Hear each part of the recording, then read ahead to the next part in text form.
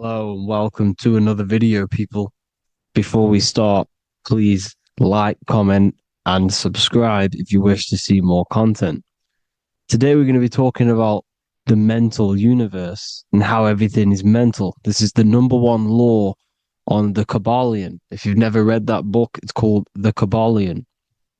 A very good book. It's the first law because this is the most important thing you need to understand is how everything exists within the mind. Behind every single one of these eyes is the same consciousness expressed in different bodies. The mind is what gives perception to what you're experiencing. Behind every single one of these eyes is the exact same consciousness, but the brain that they inhabit is giving them a different perception, a different being, a different body. Now, this is the difference between humans and animals.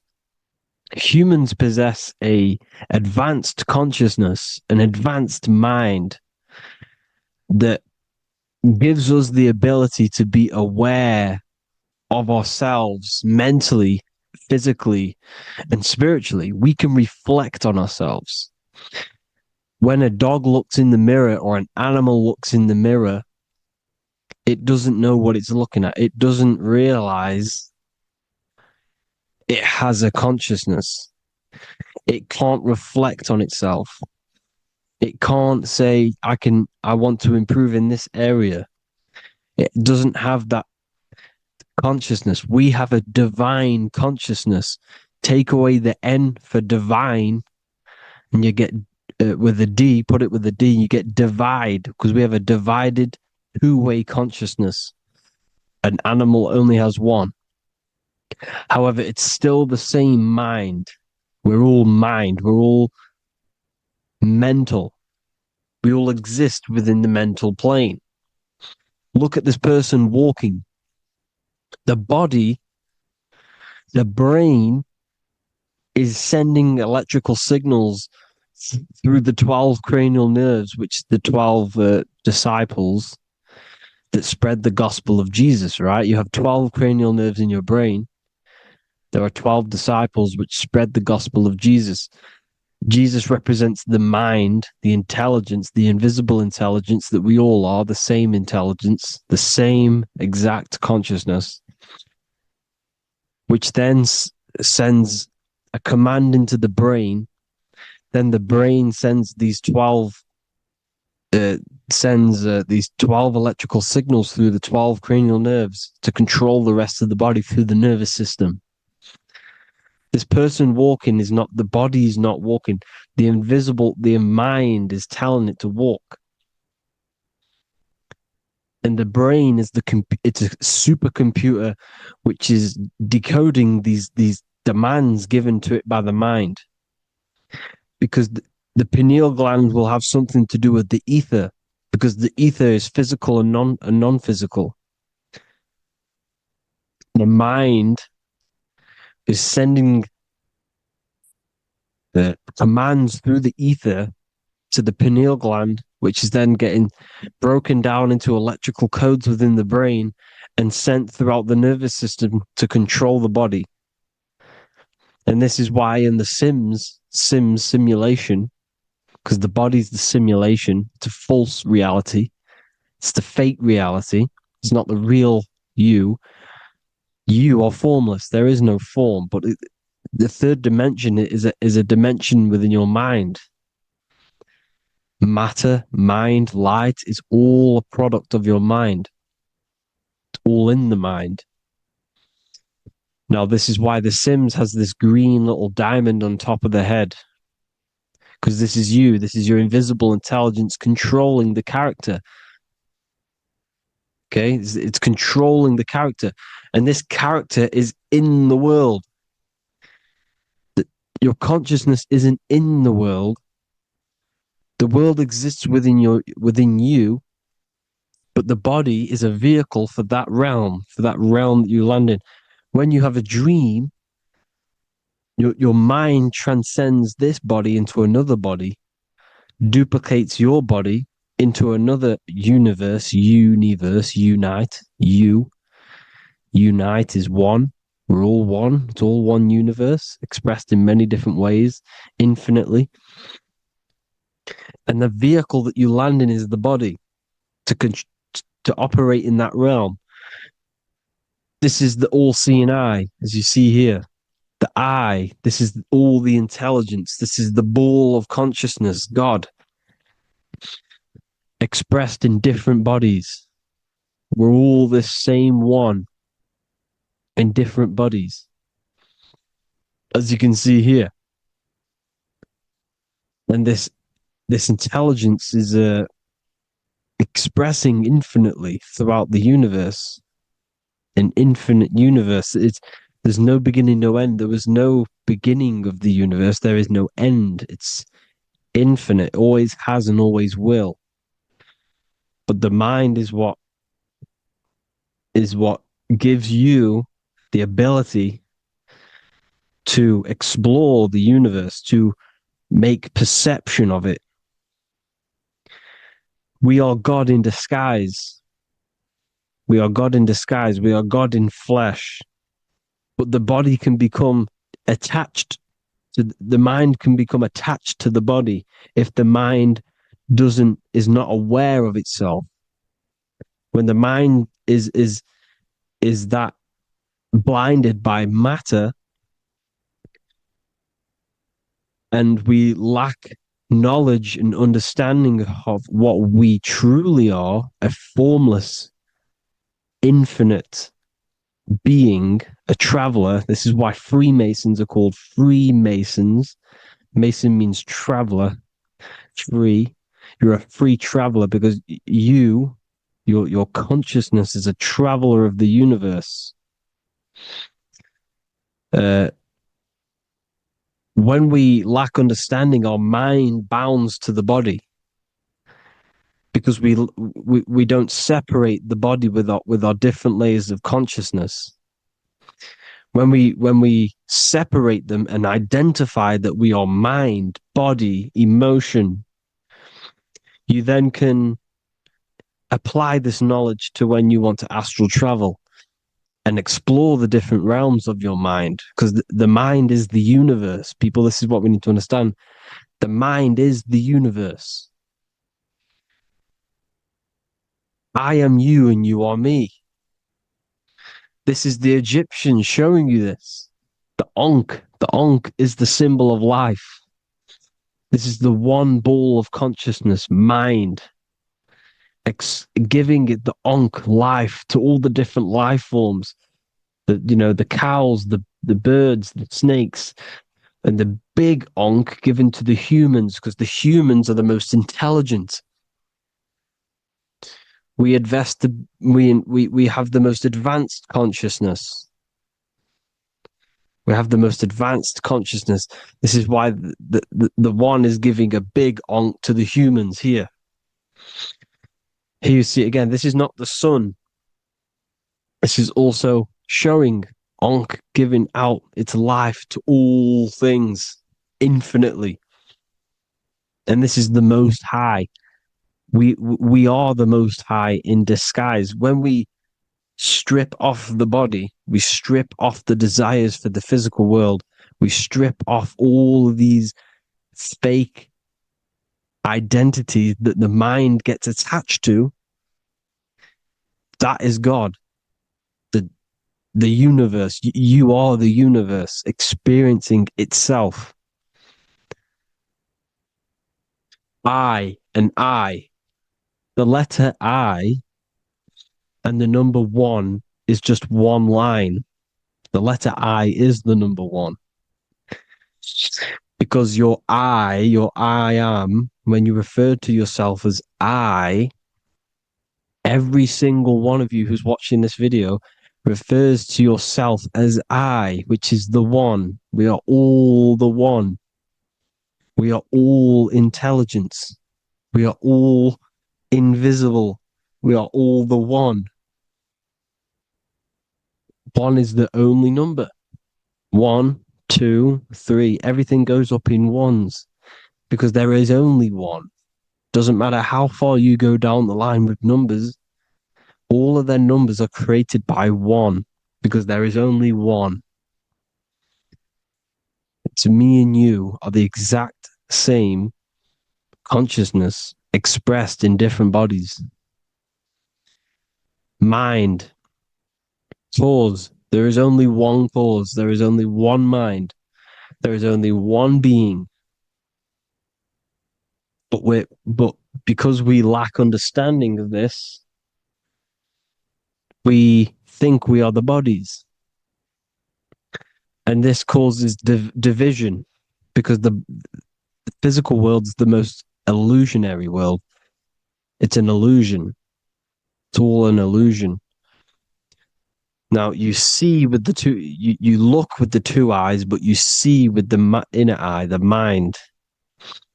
Okay, the mind is the mental plane is a shared plane, and it gives perception to what you're looking at. The mind. I'm affecting you when I speak because the mental plane is shared. We all share mind. We all express mind. When I'm speaking to you, I'm affecting you because we are mind. So the words that I'm saying, which are being manifested from my mind, are being manifested through my body into vibration, is affecting you. I'm affecting you with what I'm saying. And these words are having an effect on your mind because we're all mind. This is why you need to be careful what you're listening to, music and all sorts. Because music can also create thought loops within your mind. Because the chorus, we shouldn't be listening to choruses. Choruses are loops. And what they're saying in the chorus is being looped. And this can create thought loops within your mind. Go and listen to an old song that you used to listen to about 5 years ago, 10 years ago, 20 years ago. Go and listen to an old song, and you guess what? You will get nostalgia. Why will you get nostalgia? Because that song will trigger the thoughts that you were thinking in that time of listening to that song. So songs with choruses create thought loops, and they reprogram your subconscious mind. It's important why music is very powerful. Mind and mind, same word. See, language is the truth, people. This is why I use language in all of my presentations, especially the English language. It's riddled with occult truth. I is my me. I, you, and me, or I, one. We are not the name. We are I. Every single one of you is I because we are all the one, all mind. Now, the only thing that is truly mine is my mind. When you say something is mine, it's an illusion. It's not yours. The only thing that is mine is mind, my mind. Okay? It's my mind. It's the only thing. It's the same word, mine and mind. Like I said before, everything's one. Hot and cold is different degrees of the same thing, of the one substance, of degrees.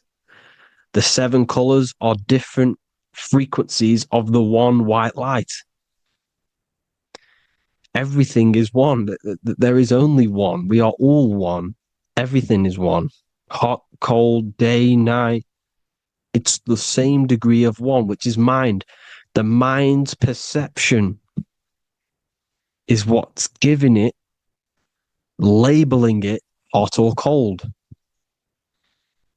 The mind's perception of colors is what is giving it red or purple, hot or cold. There is only mind. The mind gives things perception. There is only one, that is mind. The conscious and the subconscious mind. The male and the female, these are married. The subconscious mind is your hidden part of the mind. Okay, it's hidden. You can't really, you can access it through different meditations and Reiki teachings, and dreams or manifestations of your subconscious. This is how you know mind and matter are one, because your mind creates matter in dreams. Your subconscious manifests everything in a dream, in the astral realms. The conscious is what you're conscious of, what you're consciously thinking of. So me, I am conscious that I am speaking into this mic and creating this video. My subconscious mind is the hidden part of the mind, which is speaking to my heart, telling it to beat.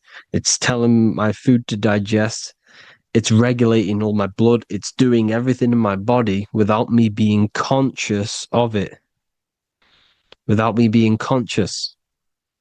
The subconscious is the feminine. The conscious is the male. The Bible, of course. Proverbs 12:4. Helpful, not helpful, an excellent wife is the crown of her husband, but she who brings shame is like rottenness in his bones.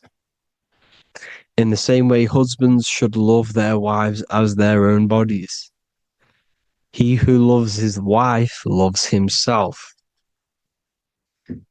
You can take that physically, you can take that literally, or you can take it metaphysically. See, the Bible's written in such a way where you can take it as your level of realization. He who loves his wife loves himself. If you love your subconscious, if you love yourself, you speak good about yourself, because your subconscious takes everything literally. If you say, I hate you to someone, your subconscious does not know the difference between me and someone else. It only thinks me, me, me. Why? Because mind is the only thing that exists. You are mind, I am mind. If I say, I hate you, you're saying that to yourself. Your subconscious picks that up and says, I hate myself. And that's telling your subconscious that's what you want. Because your subconscious manifests 90% of your behavior. The programs within your subconscious. Tying your shoelace is a program. You don't need to be conscious of it. You can just do it because it's a program. It's deeply interwoven in the subconscious.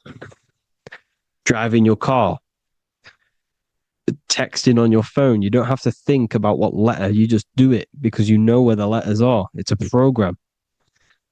Therefore, if you look after your subconscious, they are a married couple. It's your wife. Your subconscious is your wife.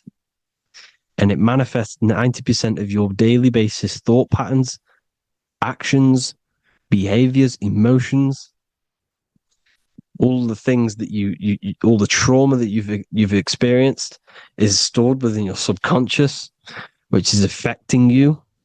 So let's say you were in a car crash 10 years ago and you had a really traumatic event, you really hurt yourself, and you had a very, very, very strong emotion that you felt of pain.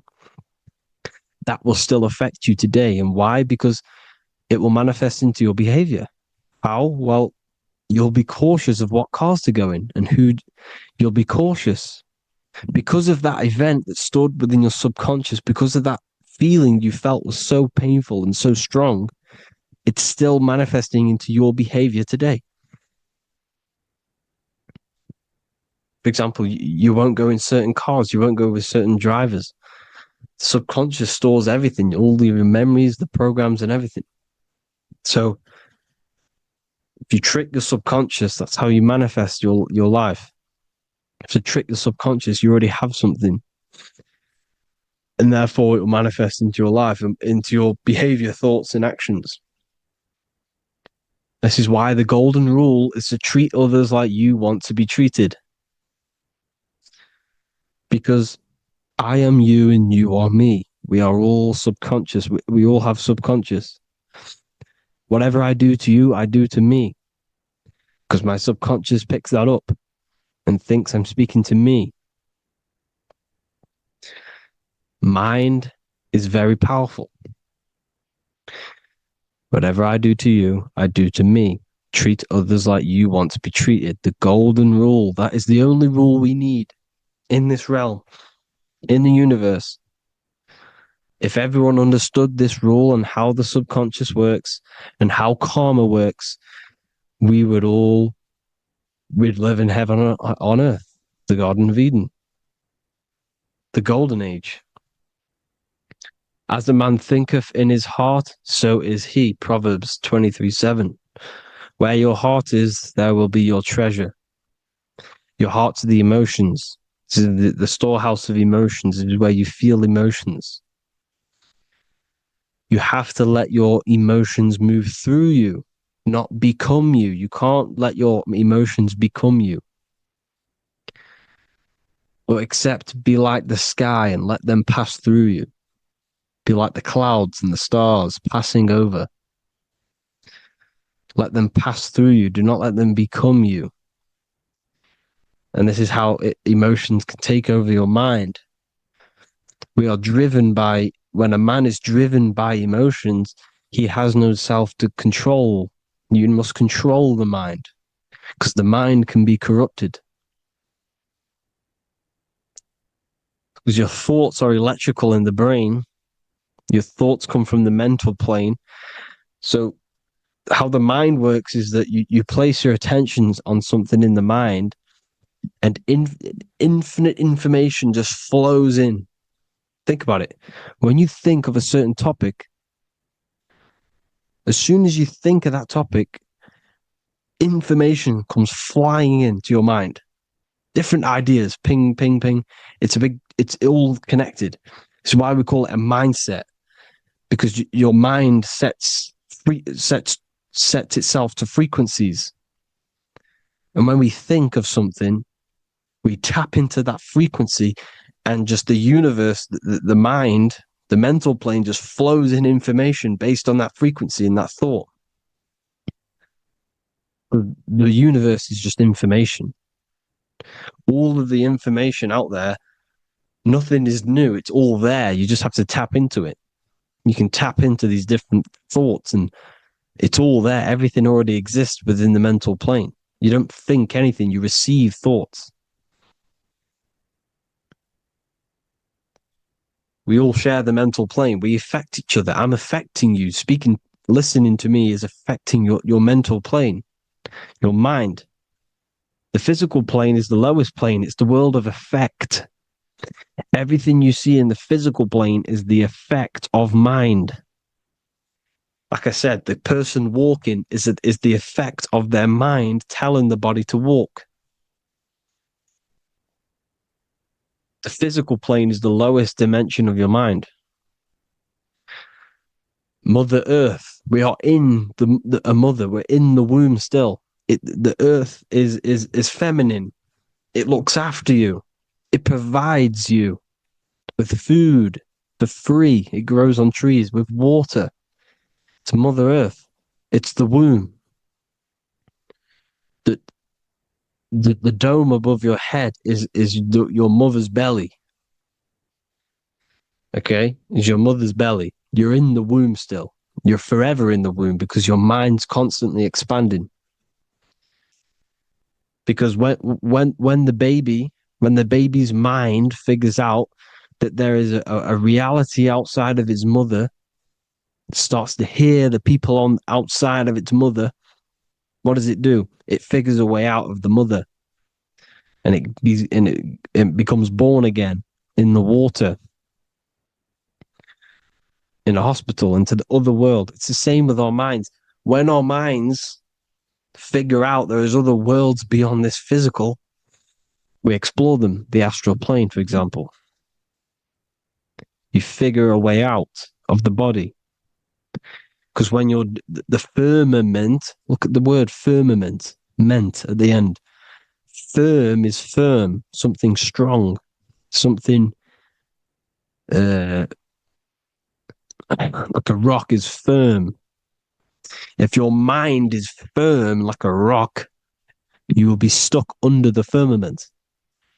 So, for example, people who are very programmed and can't think outside the box, They have a firm mind and they'll be stuck under the firmament because your mind is the only thing that's keeping you under the firmament. It's the only thing. When you're doomed, doom is dome. This is the dome, which is your head. Your head is the dome. Above your head, above the earth is the dome, the ethereal barrier. But that's just an external manifestation of your head. You don't leave the earth, you leave your body to leave the earth because your body is the earth.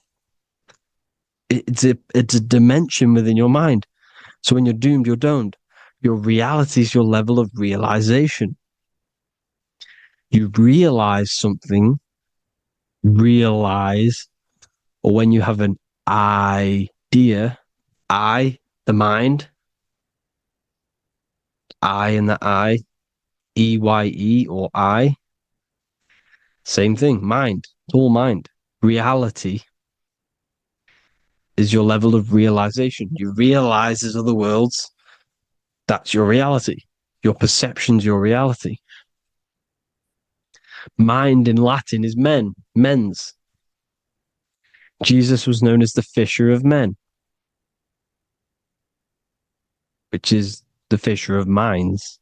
He was fishing minds worthy of knowing the higher truth, the deeper occult knowledge. Jesus figured out that we are all God. And he got killed for it because in that age they were trying to suppress this information. Jesus figured out he was God because we are all God, every single one of you, and they killed him because we're all mind. We are not the body. We're the invisible intelligence, which is God. But you are not God if your mind is attached to this physical world, to the worldly pleasures. If you master your mind and travel the depths of your mind, that is God. Mental and men. Look at the word mental. It has men in it. Men in the Bible means mind. Here you see the Masonic symbol with the eye, the mind. Looking over, everything is the one. Everything comes from the one. All the lines coming off it, giving its life to all of the life forms. Down here on the bottom, you have duality, black and white. Up here, you have singularity. One and the two. Unification and division. The lower self is divided into the left and the right. So the Bible even says, I forgot what verse it is, but it says, it's better to go through life with one eye than to have two and be cast into the fiery abyss of hell. I'm not sure what verse it is, but you can research it yourself. It's better to go through life with one eye, to be unified consciousness, dimension. No brainer. The language tells you the truth, people. Dimension. The dimensions are in your mind. Entertainment. Entertain the mind. Disappointment. It's all in the mind. Environment. The environment that you are in is a product of your mind. Within, rearrange spells high twin. Within is your mind, and your external world is mirrored from the decisions you make in your mind. Advertisement, commitment, it's all meant, it's all mind. Everything is mind. Everything. So, this is important. The collective thoughts and collective beliefs. The collective, because we all share the mental plane. And because of this is why we are in a weakened state of consciousness at the moment. because the collective thoughts and the collective minds overall are asleep and they don't believe in anything. You see, everything is true within the mind. You think of something, it is there instantly. You think of a chair, it's there in your mind. You think of anything, it's there instantly. So everything's true within the mind. Anything can happen in the mind.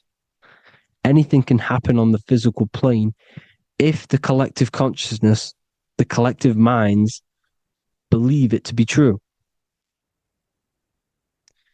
This is why back in the days, in the ancient days, you look at all the old world stuff, you see all this crazy technology, and it's because as a collective, as humanity back then, they believed that they had much more open minds. Therefore, the things manifested in the physical world were a lot more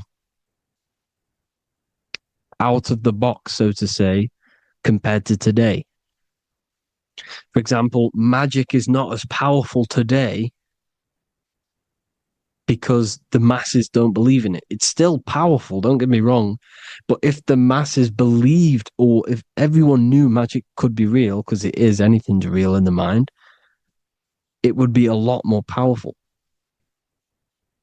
You see? So and what they're trying to do is create a hive mind worldwide. They're trying to make one religion, an external God. What happens when you worship something external? You give energy to it, because where attention goes, energy flows. Where your mind gives attention to, energy goes there. And when we all believe in external gods and give our worship and our power to these external things, we all give energy to it, which will manifest as a demon in the astral planes. It's a hive mind. They're trying to make a hive mind to summon our energy. Trying to summon our energy. And it through mind, through collective thoughts, the hive mind. They want one religion, one government, one currency, one belief system. And that will create a hive mind, which will limit our consciousness, which will limit what we can do in the physical world. Because if everyone doesn't believe in certain things, it cannot happen, because it's all in mind. Mind is so powerful. I am you and you are me. I hope you all enjoyed this video, people. If you haven't already, join the Wisdom Academy. The Wisdom Academy, we have many occult lectures just like this one. Also, we have just launched Mindwave Hub. If you want genuine frequencies, genuine binaural beats, because the ones on YouTube, the ones on Spotify, Apple Music, they're all tuned to A440 hertz, which shuts down the right hemisphere of the brain. If you want to gain access to your true consciousness, your mind, you need to balance the two hemispheres and balance the chakras. You can do that externally by listening to binaural beats. If you want true frequencies, true binaural beats to hemisync the chakras, hemisync the brain, to gain access to the different dimensions of your mind, well, you can gain access anyway, but it's going to help you if you're trying to learn this. Join Mindwave Hub. The link will be in the description. Listen to the binaural beats, meditate to them, listen to when you go to sleep. They'll massively benefit you. Thank you all, people. Hope you had an amazing, lesson. Hope you learned a lot. And please subscribe. God bless you all.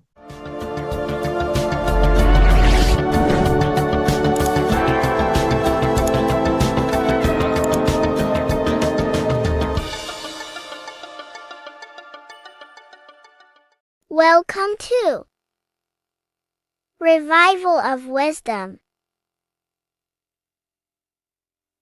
Welcome, people. We're back with another video. Please make sure to hit the like, the subscribe button, and turn on notifications to never miss a video. The Vatican is a giant key from a bird's eye view, and it also contains an 8-pointed star. The Anunnaki Sumerian gods also depicted this 8-pointed star. The sky god Anu from the Anunnaki also uses the 8-pointed star for his symbol. And even Freemasons depict an 8-pointed luminary with a ladder and a key. This is symbolizing the key to ascension up to the 8-pointed star, which is Polaris. Polaris is always depicted as an 8-pointed star. Polaris is the standstill star at the very center of our realm, which is perfectly aligned with the North Pole. The Earth is a giant torus field, and at the center is where the most electromagnetic energy is stored. This is why all compasses point to the north. Hence why a compass is an 8-pointed star, because it points you to Polaris, which is the North Pole, the center of this realm. The 8 points of the 8-pointed star symbolize the 8 points in space and time. So yes, Polaris is the portal which you ascend through if you outgrow this consciousness by aligning your chakras.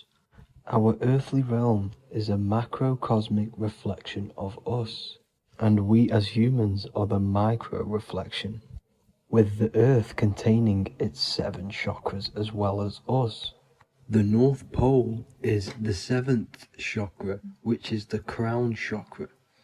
So the key to ascension is held by the Vatican, hence why it's a giant key, because they mislead the masses through their religions, which teaches the masses to look outside of themselves. As stated in the 20,000-year-old emerald tablets, written by the Egyptian god Thoth. On Earth, man is in bondage, bound by space and time to the Earth plane. Encircling each planet, a wave of vibration binds him to his plane of unfoldment. Yet within man is the key to releasement. Within man may freedom be found. So the 7 planets are associated with each 7 chakras. The lowest chakra being the root chakra, which is associated with Saturn. This is why the elites love Saturn and reflect it in all of their symbols. Because the chakras are an ascension of spiritual principles, starting from the material and ascending up to the spiritual, the crown chakra. However, evil love bondage, and they are trapping souls in the physical realm by stopping and provoking the ascension process. They do this by abusing the energy of Saturn, and Saturn is associated with the lowest chakra. The lower 3 chakras are associated with survival mode, which keeps the consciousness in a constant state of fear and only aware of its surroundings. Once you start to ascend up your chakras, you become more consciously aware of spiritual deeds. And this is the process of returning back to your true spiritual form.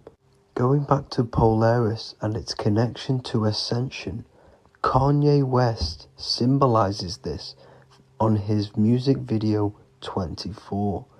As you see him rise up into the sky, you see an 8-pointed shape around him, which symbolizes the 8-pointed star, as you see the beam of light. And even NASA symbolize this in their Space Delta logos, a bear holding a key with an arrow up to Polaris, the 8-pointed star. Here's another NASA logo of an arrow from the Earth to Polaris. The series Lock and Key on Netflix is all about portals and doorways, and they have the Kundalini energy as one of their keys. Kundalini energy is the energy which rises up the spine, the 33 vertebrae, and activates the third eye. The third eye is the spiritual gland which connects humans to other spiritual realms. We are not the body. Our spirit, our soul inhabits the body. We exist physically, spiritually, and mentally. Therefore, we are multidimensional. The intellectual and spiritual inhabit the body. Therefore, this is just an avatar within this timeline. However, within each and every one of us, we all have the key to releasement, as says in the Emerald tablets. This releasement is ascension up until higher states of consciousness. As stated in the Emerald tablets, man is in process of changing to forms that are not of this world. Grows he in time to the formless, a plane on a cycle above, and another one saying, man is a flame bound to a mountain, but we in our cycle shall ever be free. Know ye, O man, that when ye have progressed into the cycle that lengthen above, life itself will pass to the darkness, and only the essence of the soul shall remain. That's it for this video. I hope you all enjoyed. Please feel free to leave a like, subscribe, and comment any subjects you want me to talk about. God bless you all.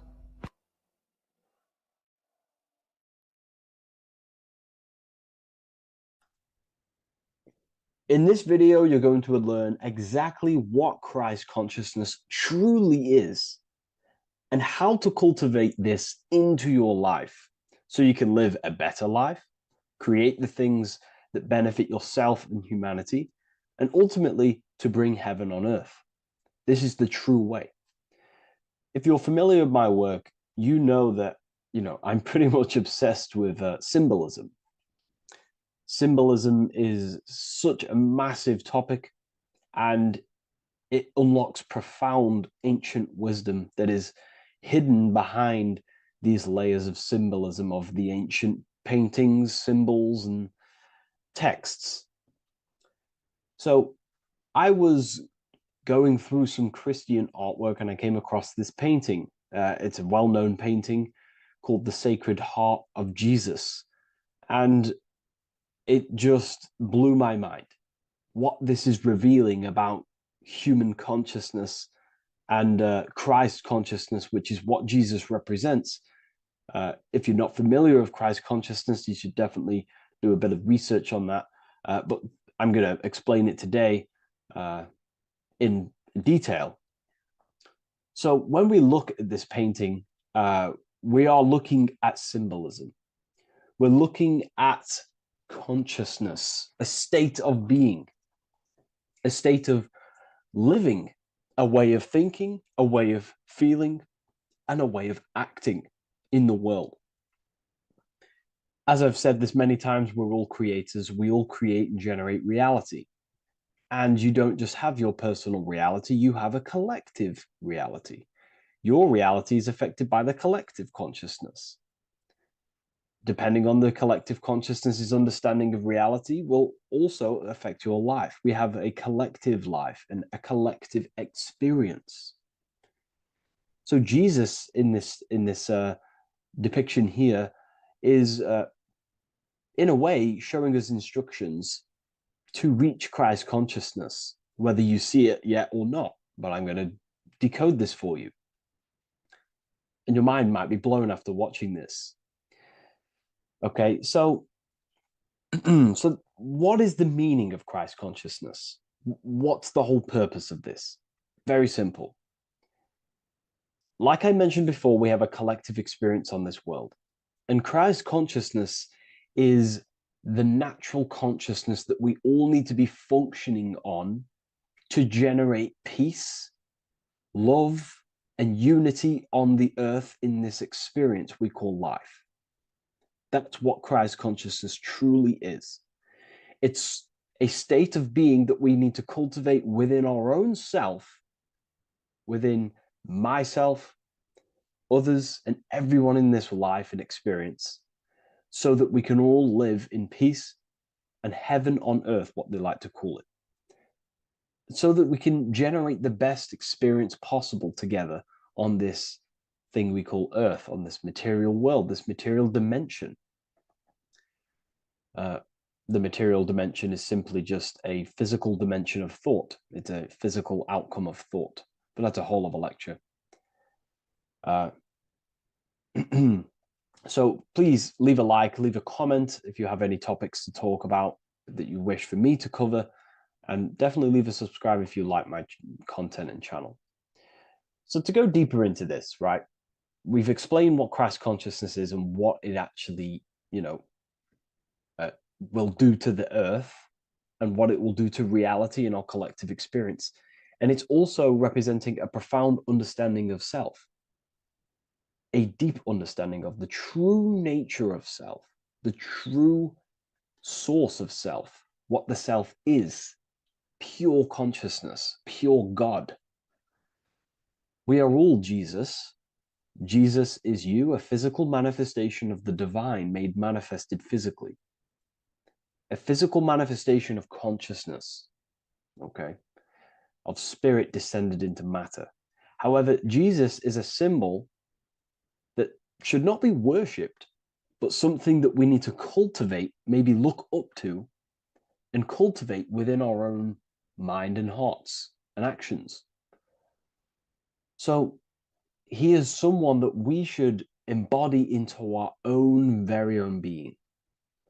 We need to reach a level of intellect, the mind, a level of emotional understanding, and ultimately this creates Christ consciousness. Okay, and now I know that was very, very vague what I just said, but I'm going to explain it a bit more. I don't want to give it fully away yet because you need some more information, more keys. So let's observe the top end of this painting. Jesus with this circular light emanating around his head is symbolic of the mind, of our thinking aspects of consciousness, the way we generate thoughts, ideas. The mind is also good at also ruling communication.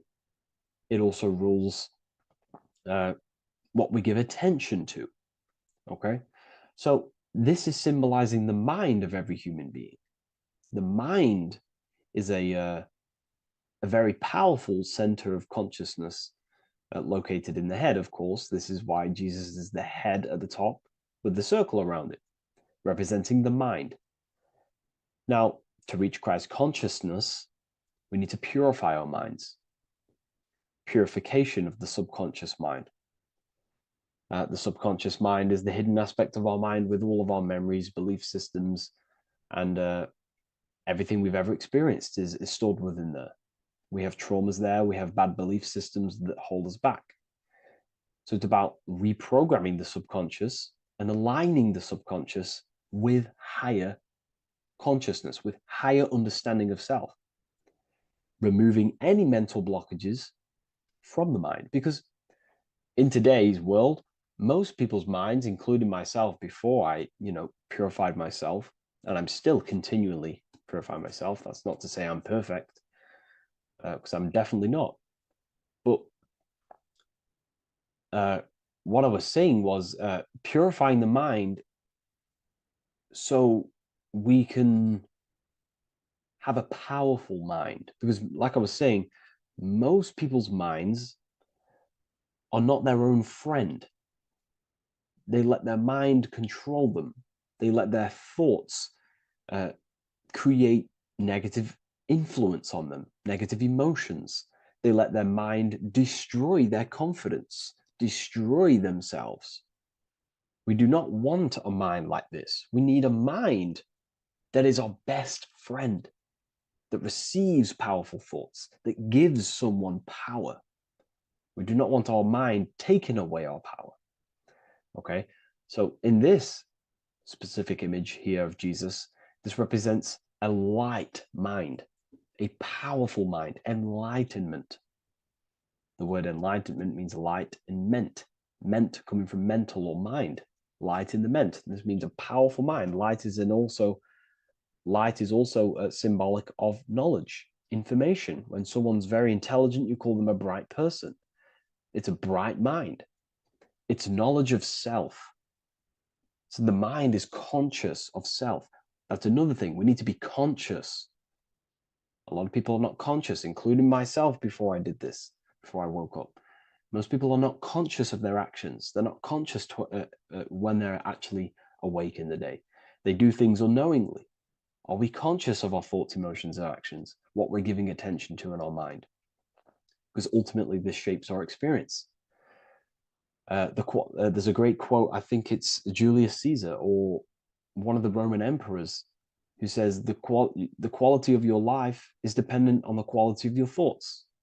Something along them lines. I don't know if I'm 100% correct there, but it's very true. Our thoughts dictate our happiness.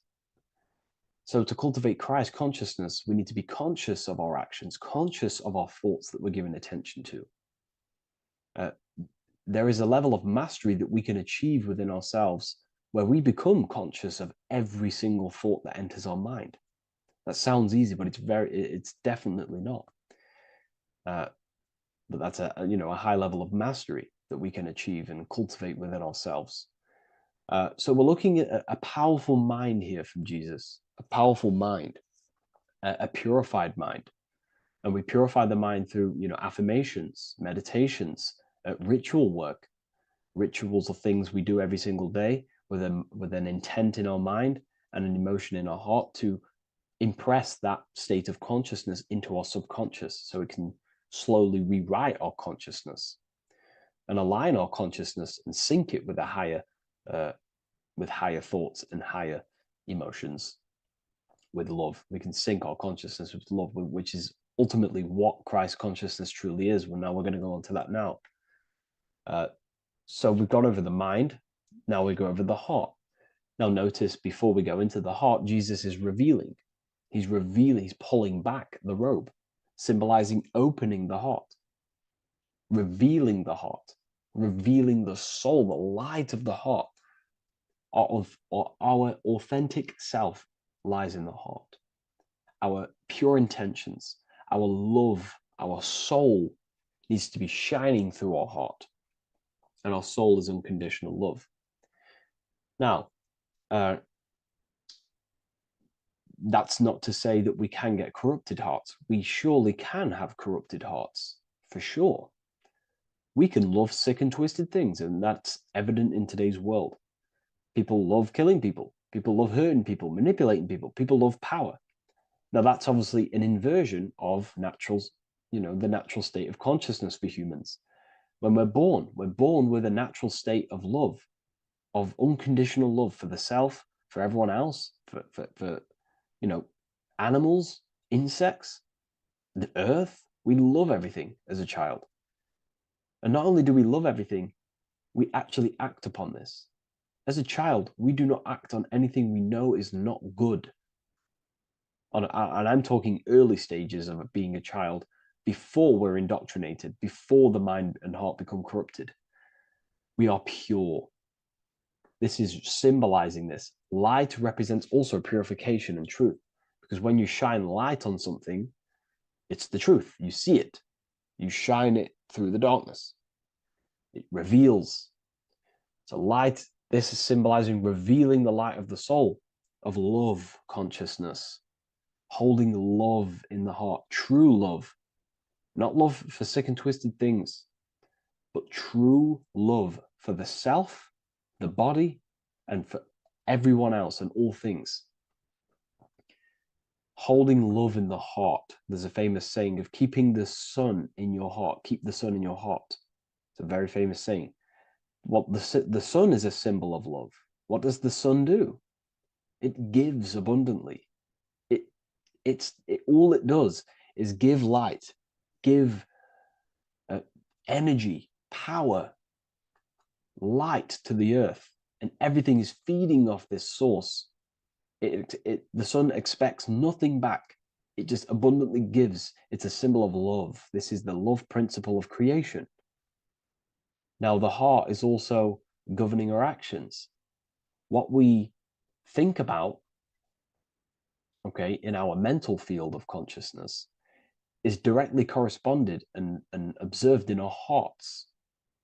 What we think about directly corresponds with what's going on and what we feel in our hearts. Okay. Thoughts produce emotions. So if we give attention to negative thoughts, there's no wonder we're having negative emotions in our hearts. So purification of the mind is also having an effect in purification on the heart. Because when we purify our thoughts and only give attention to powerful thoughts and positive thoughts that uplift yourself and humanity, then we're going to also see this change in the heart, see this emotional change in our consciousness. Okay, so this represents the purification of, a purified heart, the light emanating around the heart. Love for the self, love for one another. And you're revealing this, you're shining the heart on others. This represents, revealing your true self to everyone without suppressing aspects of self, revealing the light, not holding back the light. Because people in darkness will look at people who are spiritual and say, oh, he's into the woo-woo stuff. It's about revealing that and not caring about others. Because when you shine a light, you're also planting seeds in other people.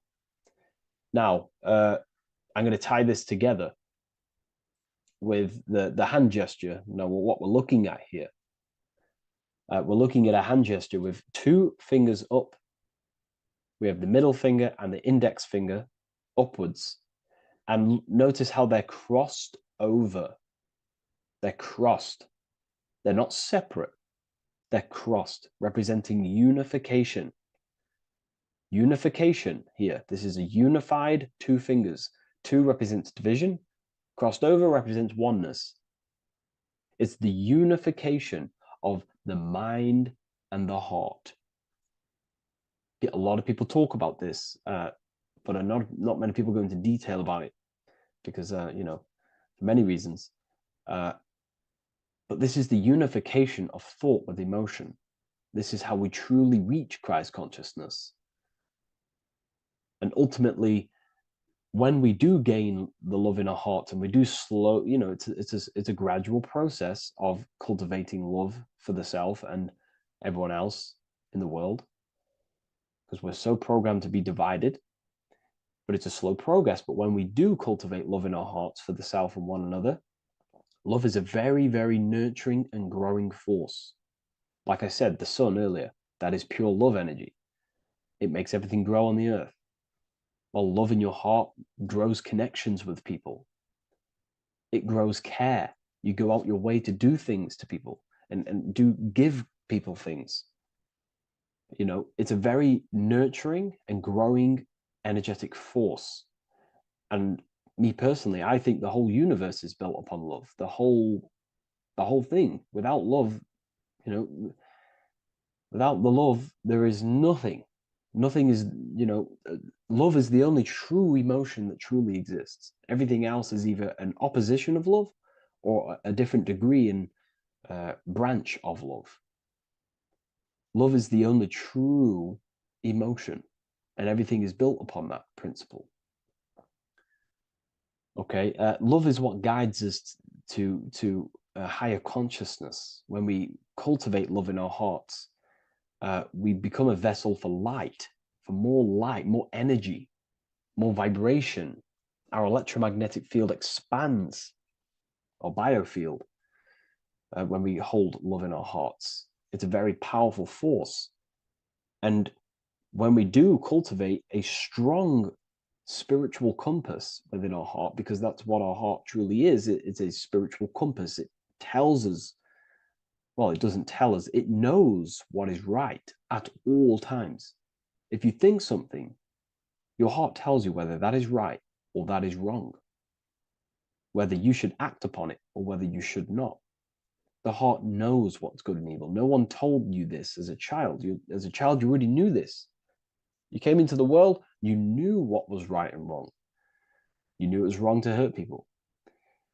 So this unification that he's doing with his hand symbolizes thinking with the love of the heart, represents thinking with love of the heart, thinking with love of the heart for the self and the collective.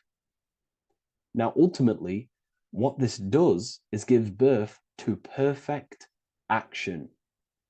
Why? Why does this give birth to perfect action? Think about it. Every time you've taken an action, why did you take the action? You probably, well, you would have thought about it, you had a feeling towards it, a care energy, and you took action. Why do we go to work?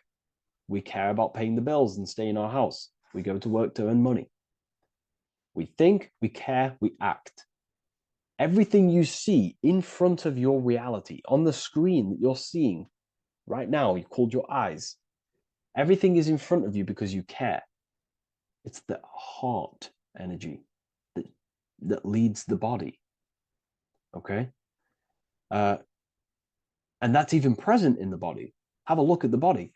We have the head, thought, then emotion, then our feet is at the bottom, and our feet take action. Thought, emotion, action. Thought, emotion, action. So even the body is basically a blueprint of how creation is manifested. So we receive thoughts from the divine planes, from the higher planes of consciousness. We receive them. That's another thing that I missed. If we purify our minds, we're basically attuning our mind to a higher part of the mental plane, and we will receive higher thoughts. We will receive thoughts that are more genius, what we like to call today, or better quality thoughts. We receive good ideas when we attune our mind to a higher consciousness. Okay, so we are like a radio. We receive thoughts based on what our mind is set to. That's why we call it a mindset. So, like I was saying, we receive thoughts through the head. We feel the emotion, then our feet take action. Thought, emotion, action. So the body's a blueprint of creation. It's beautiful when you really notice this. So this unification is about thinking with the love of the heart, which gives birth to perfect action in the world.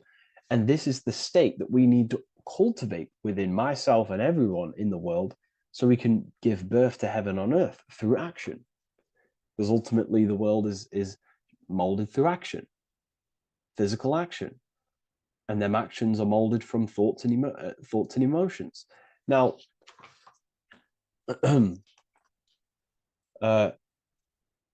just to have a little announcement, I am now opening 10 more spaces inside my symbolism masterclass. With 10 more spaces, you're going to learn about a lot more about symbolism. It's very affordable. I'll leave the link in the description if you wish, if you care about gaining more information and learning the ability to read symbols. So, what is the inversion of this? What is the inversion of this consciousness? Well, that's what we call satanic consciousness. Satanism. Satanism on its true level is the opposite, the opposing the natural state of consciousness that we are born into. It's about thinking with no emotion, thinking and acting. This is what the Skull and Bones represents here. So the Skull and Bones Secret Society, this is their main logo. Again, we have the skull, which represents thought, and the bones, which represent action. The bones take action in the physical body. We're looking at thought and action with no emotion, no empathy, no love for one another, only love for the self, the inverted love. Okay? We're looking at gray. Gray is a symbol of dullness, death. There's no emotion in gray because colors provoke emotion. When we look at a color, it invokes an emotion. Gray has no emotion. So we're looking at dullness of the emotions. I'm not going to go too deep on this subject. I'm going to create a whole new lecture for that. In fact, I think we have a great lecture inside Ethereal University on Satanism. We're going very into depth on what Satanism is and what Satanism consciousness truly is.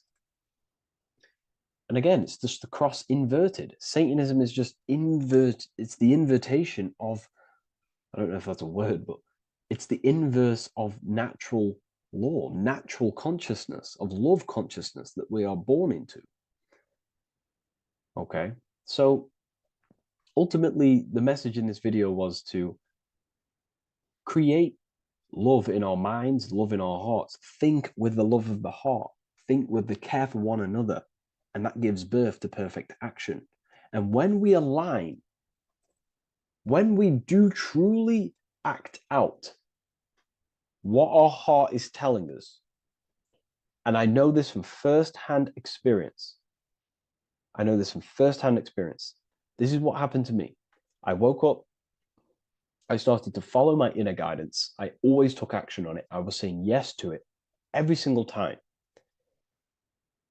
And it led me, I'm getting goosebumps actually saying this. It led me to where I am. Like that action, me saying yes to my heart, to that knowingness of goodness within me, was like a domino effect. And that domino effect, every time I did it, it was just opening more and more doors, not physically, but mentally. I was receiving more information.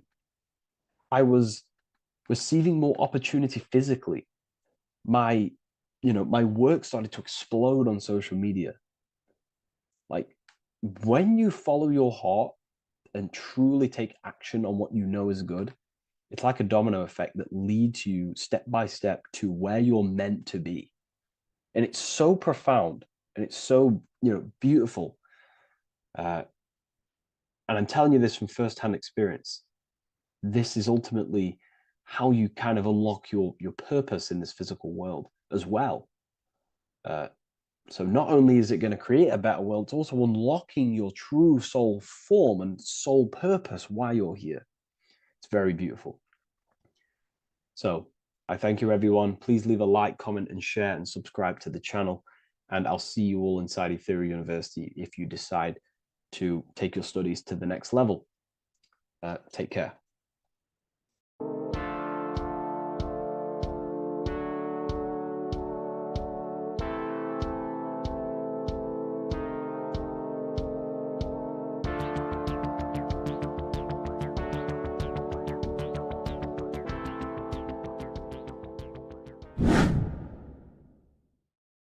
People, how are you doing? It's Revival of Wisdom, and today we're going to be talking about your birth certificates and how we are slaves to a system and how they have trapped us into this system.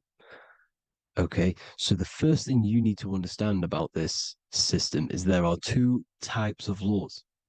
You have the law of water, which is admiralty law, and the law of the land. So the admiralty law is the law of water, and this is what money is. Money is water. This is why we say liquidity, currency, the current. A current is water, something moving through something. Cash flow. And this is why banks are called banks, because a river bank is on either side of the water and it directs the currency. You see? So money is water. And as you can see here, Ripple, the cryptocurrency, Ripple, water Ripple, and they're building a bridge over water, overseas, international banking with cryptocurrency. So money is water, and this has specific laws about water, but water is the same everywhere. You see, what the difference is with the law of the land is that you can have different laws in different lands. I can't do certain things in the UK that people can do in America, for example. You see, that's the law of the land, but the law of water is the same because water is everywhere.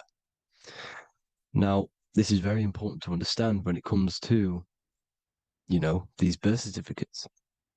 So, Pope Gregory, this is where we're going to start off. Pope Gregory in 1582 took the Orthodox Eastern sunrise calendar and changed it to his own Gregorian timeline, not a calendar, a timeline. This timeline was copyrighted by Pope Gregory under the name of the Vatican. So the Vatican owns the timeline that we are using today, 2023. They own it. They own the title of this Gregorian calendar. Okay. Therefore, anyone who is born under this copyrighted timeline, not calendar, they are subjected to Rome because Rome owns the timeline. They have a patent, a copyright for that timeline. What is on our birth certificates? That timeline. We are born underneath. We are subjected to the Vatican. This is why all birth certificates go to the Vatican. They own every single birth certificate. Okay? So when we use this timeline, we are subjecting ourselves to this timeline. Okay? Which the Vatican has a claim over. This calendar or timeline is set to sunset, not the sunrise, which is associated with death, darkness, and the moon, lunatics. You see, so this is a sunset calendar timeline. Okay, this is now, they've changed a couple things, right? They say that the new year is January the 1st. Okay, when we know this is in winter. January is winter, which is associated with darkness, death, the death of nature. So this is a death cult, people. These people are evil. They're so evil. The Vatican. And this is why we use April Fool's Day, because April is in Aries, and Aries is always the start of the zodiac. This is why Aries rules the head region. 12 zodiacs, 12 systems of the body. Each zodiac is associated with each part of the body, and this is why Aries is the head, cerebrum. But we're not going to talk about it in this video. But yes, that is what April Fool's Day is. They're putting it in your face. April Fool's Day is the real start of the year, when the sun starts to rise again, when the risen Savior is resurrected, when it's born again. This is when the Jews celebrate the Passover. This is when the Christians celebrate the resurrection of Jesus, and they eat lamb. The Jews eat lamb because we're in Aries, the new year. The sun is now born again, our risen Savior, the light of the world. So yes, this is what April Fool's Day is. It's the first day of the year, which they changed. Pope Gregory changed. So you need to understand is that you are in the womb. You are inside of a ship, because every ship, literally a ship, every ship is female. This is why they say she delivers the product, because she does deliver the product. You, the baby. Same thing with a ship. They deliver products. They are a she. And when they pull up to the bay, like you can see on this picture, they're pulling up to the bay. This is now called the birth canal. The ship is now in birth on paper. Okay, this is law.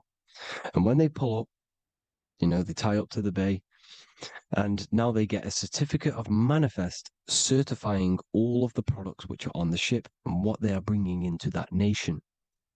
Okay, so you're bringing in this many of that, everything's on the certificate of manifest. And this certificate of manifest is also your birth certificate, because you are traveling through water when you are in the birth canal of your mother, because you are in water when you are in the womb, and you travel through the birth canal.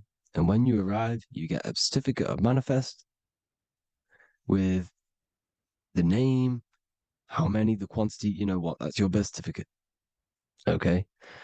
And this is what it is. We are a we're not a corporation, but we represent a corporation, which is your name in full capital letters. That is your corporation. You cannot physically tax a body, but you can tax a corporation. This is why we get charged. This is why we get taxed, because it all goes down to the corporation, which our name represents, which we are subjecting ourselves to.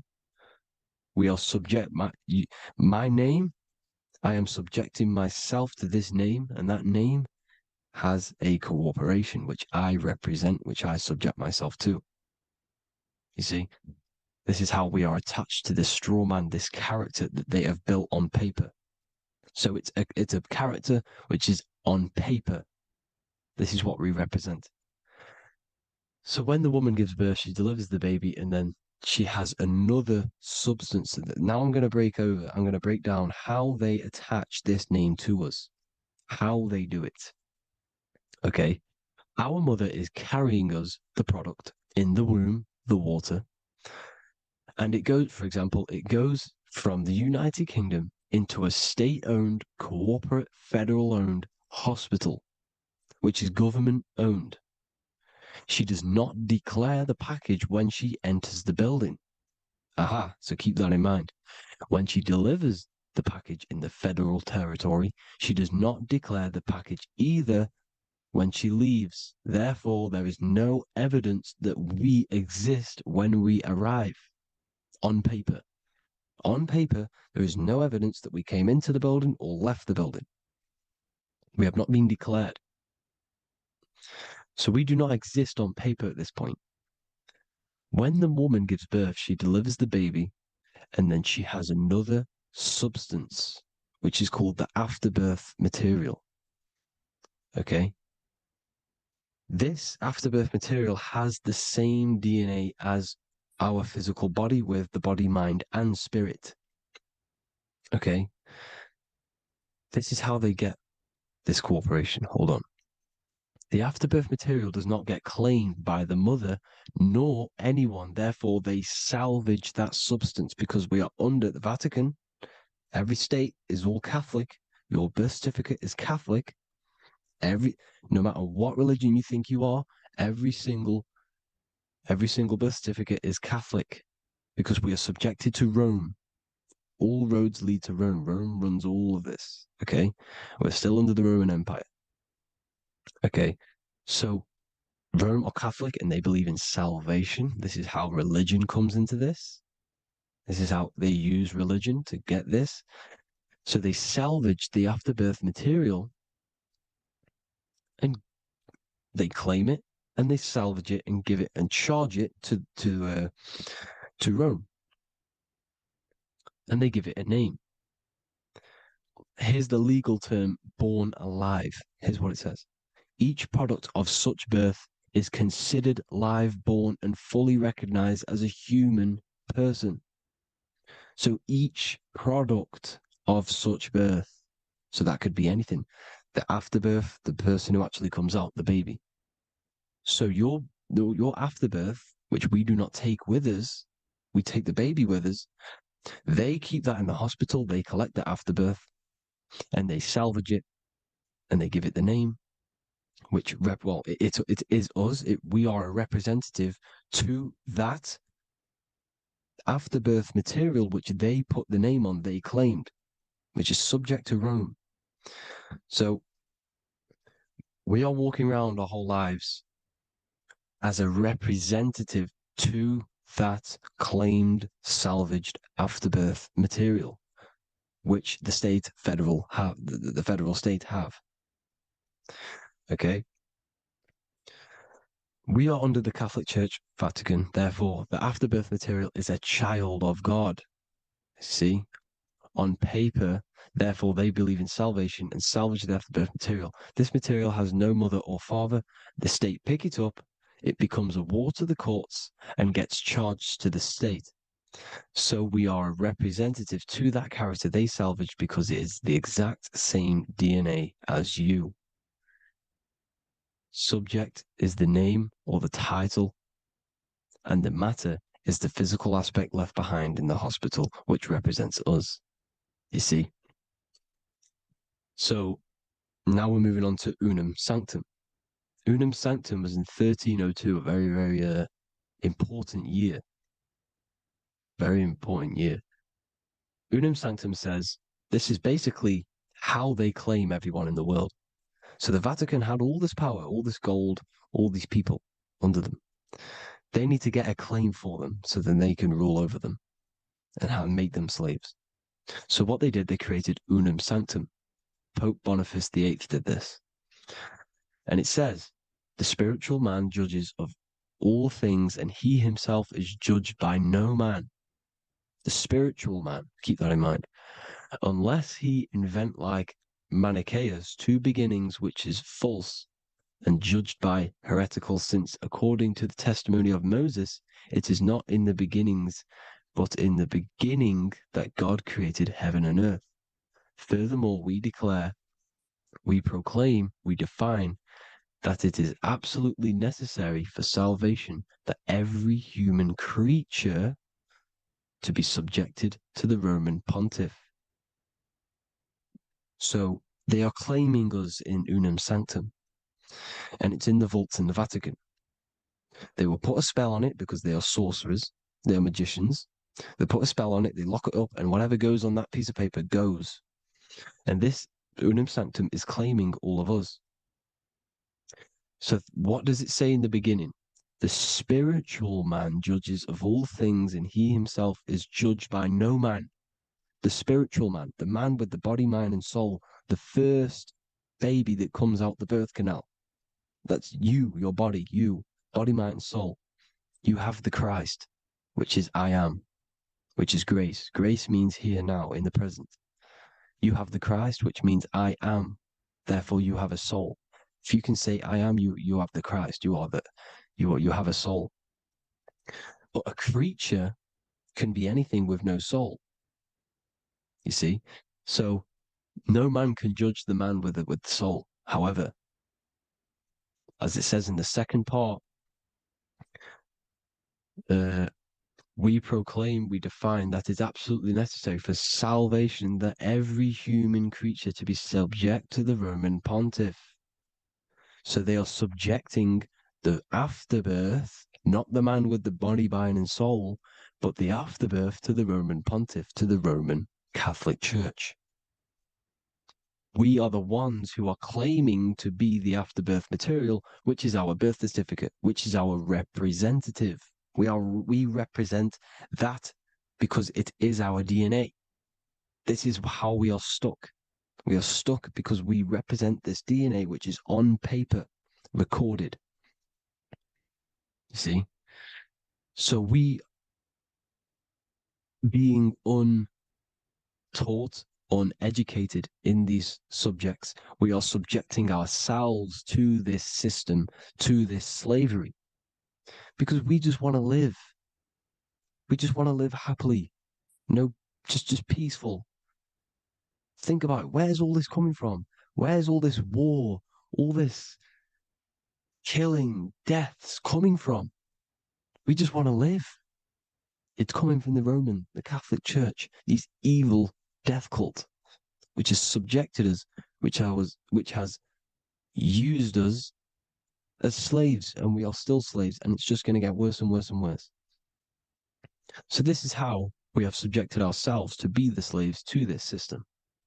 It's a lot to take in, and there's a lot more deeper stuff which goes into this. I'm just going over the surface. I'm going quite deep, but there is little details that I still need to learn myself. But this is the general how that we've been stuck to this slave system. So we are batteries, okay? This is why we get charged. When you go in a court, you get charged, okay? Because you're a biological battery. This is why cities look like motherboards, because we are feeding energy to this matrix. Okay, when we look outside of ourselves, when we give power to so-called Jesus Christ, worshipping idols outside of ourselves, where attention goes, energy flows. We are feeding the matrix with energy. By looking within, placing your attention within yourself, you are taking back your power. Because the I am is Christ. The you, the soul, is Christ. It's God. The awareness is God. Okay? However, we are subjecting ourselves to this system. We're subjecting ourselves to this system and the feeding of our energy. So what we need to look for the future is that, think about it, with the end goal is to change our DNA, is to literally make us robots, transhumanism, slaves. This is why we have smart cars, smartphones, smart watches, smart meters, smart cities. And all of this is going to be connected by the smart grid, which is 5G. This is why 5G is rolling out. 5G is going to connect all of these technologies to one. It's like a big net system. And you know why they're doing this? It's because all of this is going to be connected through this 5G, and that 5G is going to be controlled by the elites. So you say anything wrong, you do something wrong, you say the wrong thing online, they'll turn off your car, they'll turn off your phone, they'll turn off your smartwatch, they'll turn off your TV, because it's all going to be connected and controlled by the smart grid. And this is what the Great Reset is, people. But they're going to trap us inside of these 15-minute smart cities, so we can't leave the area, because they're going to use climate change as a tool to enslave us to not travel because of so-called climate change and the fumes that we are putting into the air, which is all BS. They're doing this to push these new cities, to push all of it. But listen, they're trying to get inside of your body. The only way they can do that is to get you addicted and using this technology. First, they got on the body with the smartphone. Well, first of all, we use the technology. We get used to it with it in our hand. The next step for them was to get on the body, which is the Apple Watch, as you see down here. They have now successfully got onto the body. The next thing is to get inside of the body. This is the brain chip. You see how they've slowly lured their way in, slowly got you addicted to this technology, got you dependent on this technology. And what they're going to do is that they're going to mold society to be dependent on the brain chip. So in order, for example, if you want to go and pay for food, you're going to have to get a chip to pay for the food, because it's all going to be digital money. And that digital money will be connected to the chip, and you'll need the chip to pay for things. You see? So this is how they're slowly transhumanizing us. These phones, these apps, these things which are all we are all using was created by Freemasons. Mason means traveler, because they travel the depths of the mind. They understand human consciousness. They understand the brain. They understand the mind. By the deepest root cause, they understand it. This is what Masonry is. It's the occult. So these technologies is designed by these people. This is why they're so addictive, because they understand how it works. They understand how to get people addicted, because they understand human consciousness, the brain, the body, and the mind. So this is the advantage Freemasons have over us. And these secret societies, which have gone through the orders of Freemasonry and progressed onto these secret societies, which are the evil side, because I'm not saying Freemasonry is evil, okay? But the societies which they go beyond Freemasonry, because you can go beyond the 33rd degree into these secret societies, and they use this knowledge for the bad, to enslave people. And this is what's going to happen. Transhumanism. So I hope you all learned some insight for today. Please do a bit more research on, the birth certificate and stuff like that, the straw man. And have an amazing day, people. Please like, comment, and subscribe. Peace.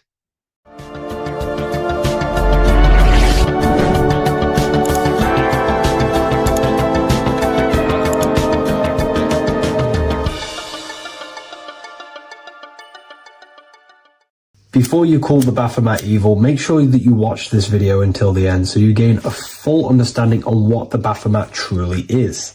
No, I am not a Satanist. I am simply an esoteric and occult researcher. I've been looking into symbolism for a very long time, and I can reassure you that this symbol does not represent the devil, does not represent any negative figure. It's a very deep, occult, esoteric symbol. What we first need to understand about the Baphomet, it is indeed a symbol. Every symbol we see around us is neutral. The pentagram, the Baphomet is neutral. It depends how you use it, whether it is used in a good or bad way. Everything is neutral. It's your mind's perception that gives it a positive or a negative charge. First of all, let's break down the Baphomet symbol. Let's look very closely at the Baphomet. We have clearly the 4 physical elements corresponding to the Baphomet. Here we clearly have the fire element, the wings represents the air, the flapping in the air, the fish scales, which is the water, and this dome figure representing the earth. The soul is incarnated into 4 bodies. We have a mental body of consciousness, intellect. We have an emotional body of consciousness, which is all to do with intuition and energy. We have a spiritual body of consciousness, our astral body, and a physical body of consciousness for the physical earth. Earth corresponds with your body, air corresponds with your mind, fire corresponds with your spirit, water corresponds with your emotions. So the Baphomet is showing you the 4 elements of the soul, the 4 bodies of the soul that we are incarnated in. Now, let's look at this moon figure. We have the moon. The moon represents the internal world. It represents what we cannot see. The sun represents our conscious mind, what we can see, what we're aware of, the physical world. The moon represents what we are not aware of. It represents our internal world. Remember, we have 2 worlds. You're an individual. You have a dual nature. Individual. You have an internal world. When you close your eyes, you have an internal voice, an internal world of thought and emotion, and an external world of this material body. The moon represents the internal. The moon on top represents the moon controlling the mind, represents the inner world controlling you. Now this is very symbolic in the occult world. If the inner world is controlling you, then you have no control over reality. This is the devil horns. You know the devil horns? The moon crescent? This represents you are the devil. You're being controlled by your thoughts, by your emotions, by your psyche. Then we have the moon below, which represents control over the inner world. We have control over our thoughts, our emotions, our impulses. So you're either being controlled by thought and emotions, or you're controlling them and having self-mastery. In alchemy, we always see this symbol of the man or woman on top of the moon, representing emotional control and self-mastery of the internal world. The journey of the occultist is to gain full mastery over their consciousness. They want to be conscious of every single thought that enters their mental field of consciousness. We get over 7,000 thoughts a day. It is possible to achieve a certain level of mastery where you are conscious of every single thought that enters your mind. This is one of the end goals of self-mastery and occultism, as this gains your personal power. When one achieves this, they are then able to direct the mind in one place and one place only, becoming more effective in manifestation and creation, because we are microcosms of the divine. We are creators. This is the gesture of as above, so below. The inner world and the outer world are mirrors of each other. The inner produces the outer. Your physical life circumstances are a result of every thought you thought in the past. The inner projects the outer. If you want to produce a change in the outside world, you got to produce change in the inner world of consciousness first. As above, so below. As within, so without. This corresponds with absolutely everything in the universe. Now we have the goat head, which represents the animal self, which represents the lower carnal mind. Lower carnal mind, which is earthbound, because a goat is on the ground. It's not a bird, it's on the ground. It represents the lower self, the beastie nature, the one that tells us to hate, to steal, to eat all the time, to consume. It's the beast within us, the beastie side of our consciousness. It has a human body resembling this, the human in the beastie nature, or we have the spiritual nature, the higher self. In essence, this symbol of the Baphomet represents the higher and the lower self of human consciousness. It represents the higher and the lower. To conclude all of this, the Baphomet is a symbol that represents the 2 paths that one can take. We can take the beastie path and become an instinctual animal, our body, or we can take the divine path of reaching our higher self. It is a symbol that represents the higher and lower self and the 4 different bodies of consciousness. In essence, this does not represent Satan or the devil. The devil represents the lower aspect of our human psyche. The war between Jesus and Satan is symbolic and allegorical for the war that happens within our mental field of consciousness. the internal war between good thoughts and bad thoughts, positive emotions and negative emotions. It is the constant war inside the battlefield of your own mind. Jesus, Satan are symbols, characters that are symbolic of aspects of your own consciousness, because the universe is mental. The only thing that truly exists is your mind. Therefore, all of these ancient spiritual texts like the Bible, the Bhagavad Gita, the Quran are all symbolic of what's happening inside of our mental body. It is the inner chaos that can destroy our life, or when we create structure and restructure our inner world, we can live a peaceful life. If you are struggling from the internal world and you want to gain mastery of yourself while learning the occult secrets, join Ethereal University, a community of like-minded individuals who are all striving for the best versions of themselves. We host live calls and we have an abundance of lectures that you can watch. Or check out the Book of Wisdom. This is volume 2. I'll leave all the links in the description. Have an amazing day.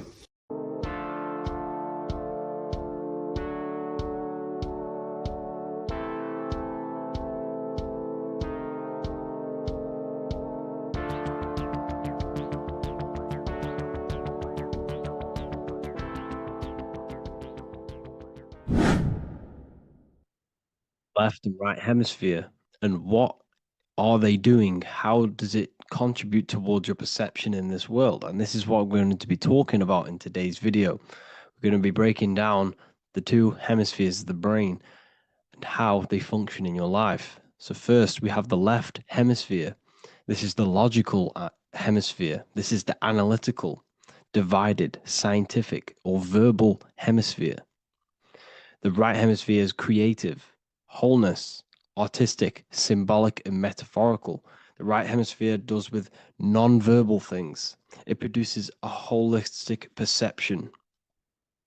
It is more to do with creativity. Because what you must understand is that we are not in the external world. The world is produced by our brain. We see with our brain. Our eyes are a part of the brain. What we touch is the brain's interpretation of electrical signals on the nervous system. What we smell is the brain's interpretation of smell through the nose. What you taste is your brain's interpretation of chemical reactions on your taste buds. So what you are experiencing is the brain. The brain is a computer creating a simulation. And you have two hemispheres which breaks down this reality. So essentially, the brain is the perception creator. It creates perception.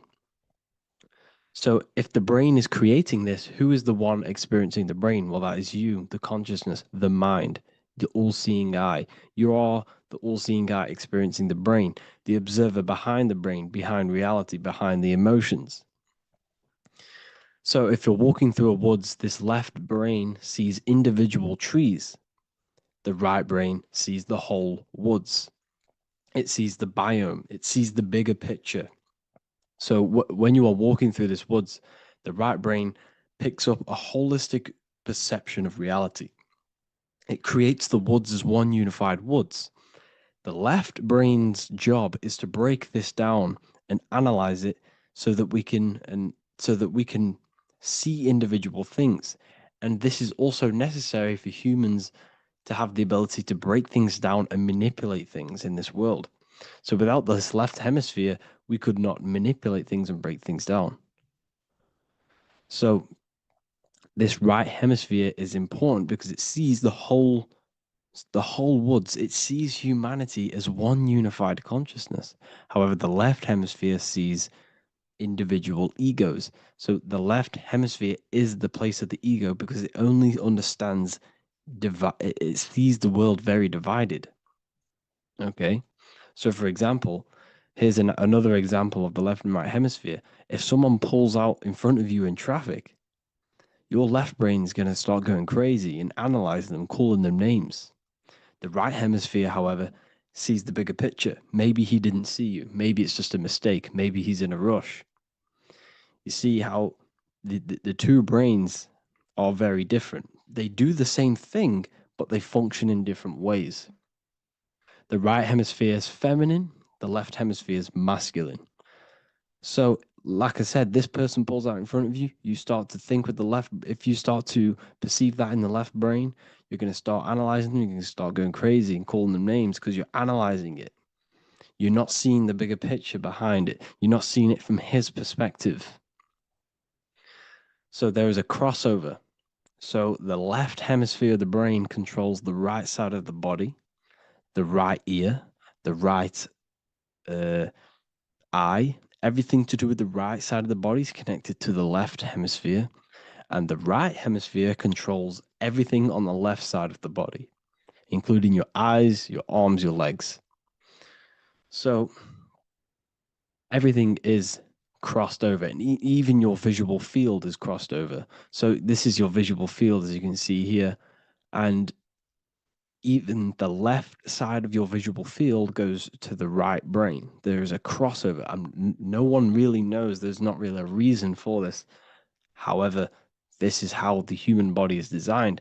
As we all know, the human body is the most advanced piece of technology on the face of the earth.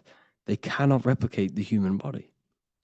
And they tell you it has no creator. This is crazy. People are that brainwashed, they can't even understand that their body is the most advanced piece of technology. Your body is so advanced, the computers that you use are mimicked of the body. Everything they create is mimicking nature, but they don't show you how intelligent nature is because they don't want you to understand you're in an intelligent design. So anyways, let's get back on track. There is a crossover in the brain, and this is why they teach you to write with your right hand. And I was speaking to someone who's in a nunnery, or whatever you want to call it. They were a nun, or they knew someone who was who was a nun, and they forced these people, these nuns, to write with their right hand. You had to write with your right hand. This is why, I'd say at least 70% of the world, or 80%, is right-handed and right-legged, because they taught us this to activate the left hemisphere more because of this crossover that happens in the body. So when we are using this right side more, we are using that left hemisphere more. Why? Why are they doing this? Well, they also called it writing. Writing is a spell, to cast a spell on you, to use that right side of the body so that you use this left hemisphere, because they want you to see the world as a divided perception. They don't want you using the right hemisphere, using that left side of the body to activate the right hemisphere to see the bigger picture and see how everything is all one and everything is created. This left hemisphere domination keeps you from seeing the connections between everything, because that left hemisphere analyzes, it breaks things down. So when we are left hemisphere dominated by using the right side of the body, we are essentially seeing everything as divided. And this is why so many people will not understand my work, because my work connects dots and connects fields of knowledge, and makes you see the bigger picture. So people who are left hemisphere dominated will see my work and think this guy's crazy. But it's all about activating that right hemisphere. So they called it writing because every word you say is molding your mind in some sort of way. The things you see is molding your mind. Everything you take in through the five senses is molding your mind. And language is a massive spell, especially the English language. They called it writing so that you use that right side. It's a spell because your subconscious mind picks up everything you say. And 90% of your daily basis behavior and thought patterns is produced by these subconscious programs within the subconscious mind. Essentially, your conscious mind is only the 10% of you. The conscious mind is just what you're aware of, what you're wearing, how you're feeling, what you're thinking. That's your conscious mind. The subconscious mind is controlling every system in your body. It's telling your heart to beat without you being conscious of it. So essentially, this is what they're programming. They're programming this system in the back of the mind, which is controlling everything through the words. And this is what spells are, because it's all about creating perception in the subconscious. So they want you to use that right side more.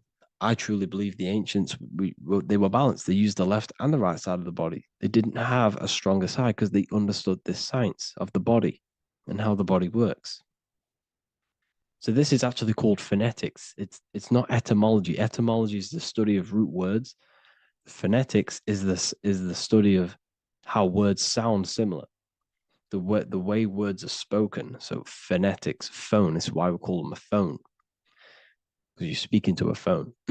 So this is write and writing, to use that right side to activate the left hemisphere more. So your hands are a manifestation of your brain. The left hand is the right brain, the right hand is the left brain. And as a child, we were always taught that when you place your hands together like this is the size of your brain, which is true because your hands are a part of your brain. They're an extension of your brain. Everything, every part of your body other than your brain is an extension of the brain. Everything's working and feeding back information to the brain because you're experiencing the brain. So another trick that you can do, or another exercise, is looking in the mirror and closing one eye at a time. If you close your right eye, if you take your top off, for example, you'll analyze your body if you close your right eye because you're using that left hemisphere. Sorry, other way around. If you look at yourself through your right eye, you'll use that left hemisphere, which will analyze yourself. You'll see individual body parts. If you close the right eye and use the left eye, you'll see your body as a whole. You won't really analyze it. This is how you can analyze yourself using these two hemispheres. So this whole system is created to keep you thinking logically and to restrict you from creating and restrict you from understanding symbolism, allegories, metaphors, and teamwork. They want you stuck in a logical way of thinking and a logical way of seeing the world. This is why when you go to school, you are told exactly what to do. You're told to think this way and no other way. You're told to do orders, do this. It's a very left-brained system because if we all started to open up this right hemisphere, we'd all see, wow, everything is all one, everything's all connected. And this is what my work is doing. I'm showing you everything is one. The physical world is an illusion of duality, but everything comes from the one source, the one mind. The universe is a giant mind. I am mind, you express mind. We all possess mind. Behind the physical body is the same mind consciousness. And we are all expressions and fractals of this infinite consciousness called mind. And this is what they don't want us to figure out, is that we are all just one consciousness expressed. It's an infinite consciousness. It's even in the squirrel, it's in the dog. All of these different animals, they're just different bodies, but behind the bodies is the same consciousness, which is mind. That's what the pineal gland is. The pineal gland is not the mind and it's not the third eye. The third eye is your mind. If you have a closed third eye, it just means you have a closed mind. If you have an open third eye, it just means your mind has expanded from beyond physical things through astral projection and mystical experiences. This is how you gain an open third eye. It's just an open mind. A mind that has astral travel, that's explored the realities within the mind. So everything they do is to keep us in a divided state. Divide and conquer, right? That's their motto. All to keep you thinking how everything is divided. Everything they've done is division. Postcodes, countries, everything is divided. Like football teams and all this stuff.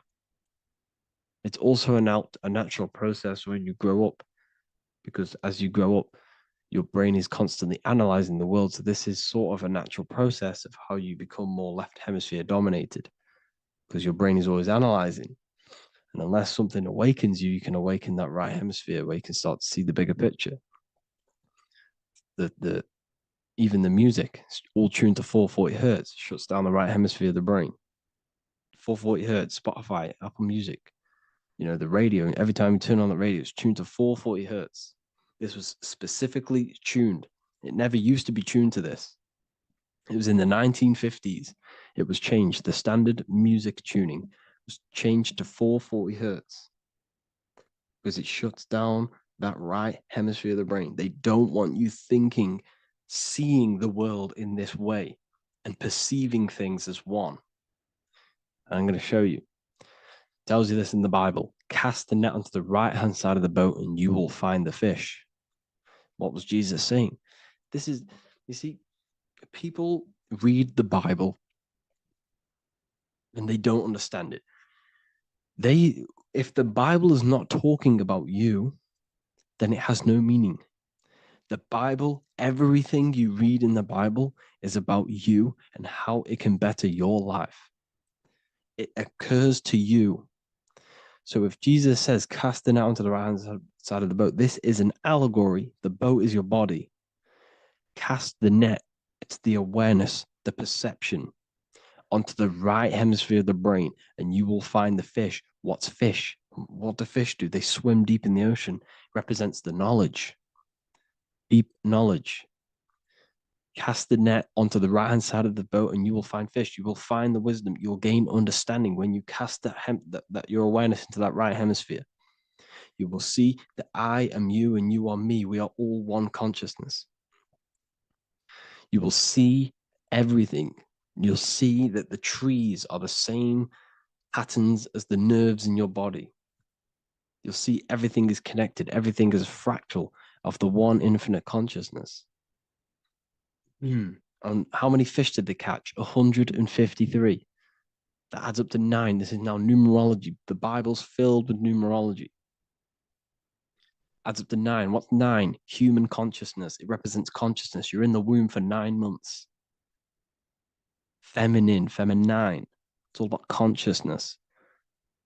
And in Revelation 14, and I looked, and behold, the Lamb standing on Mount Zion, that's the spines, the mountain, with him 144,000. 144 adds up to 9. It represents consciousness on top of the spine. You see? And he had his name the name of his Father written on the forehead. What's the Father? The higher mind, the higher consciousness within you. Where is that? In the forehead, the pineal gland. The pineal gland is the radio receiver for the higher consciousness. Because every body part of the body has consciousness. Your heart has consciousness. Your gut has consciousness. You are thinking with these different consciousnesses. You think with the gut. You think with your penis. You are thinking with all of these consciousness. And it's about raising your consciousness to the higher consciousness, which is the Father, the mind in the head. Don't think with the lower parts of the body, because that is your animal nature. Think with the higher parts of the body. It's all representing consciousness. How to activate the right hemisphere of the brain? Well, it's all to do with non-verbal things. So music will activate the right hemisphere. Make sure it's tuned to the right frequency, though. 432 hertz, 528 hertz. Any frequency that adds up to 3, 6, or 9 is good for you. Meditation, turning off the thoughts, and you raise yourself to the higher brain.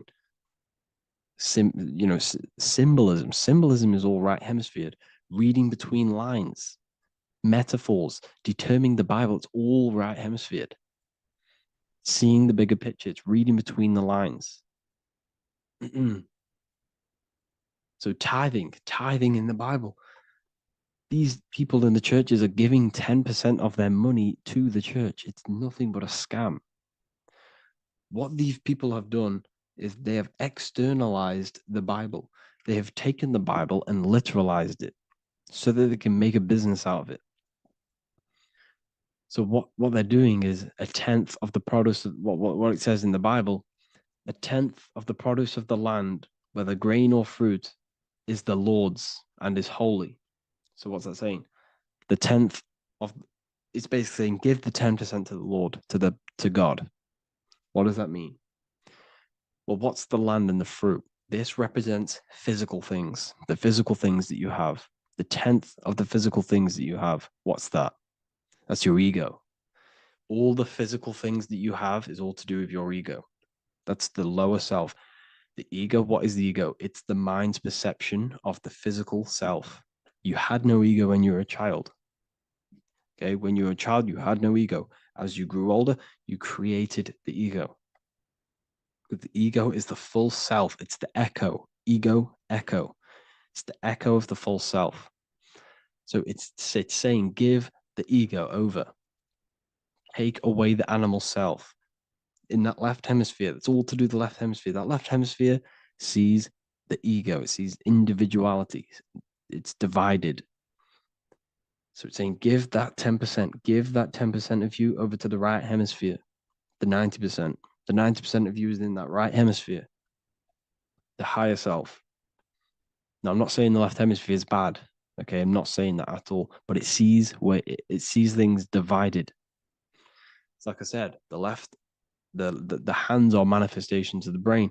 So when these Christians are praying, they're putting their hands together. What are they doing? That they're syncing the brain hemispheres. What you're doing, because everything's an extension of your brain. So if you put your hands together, you're putting the two hemispheres together.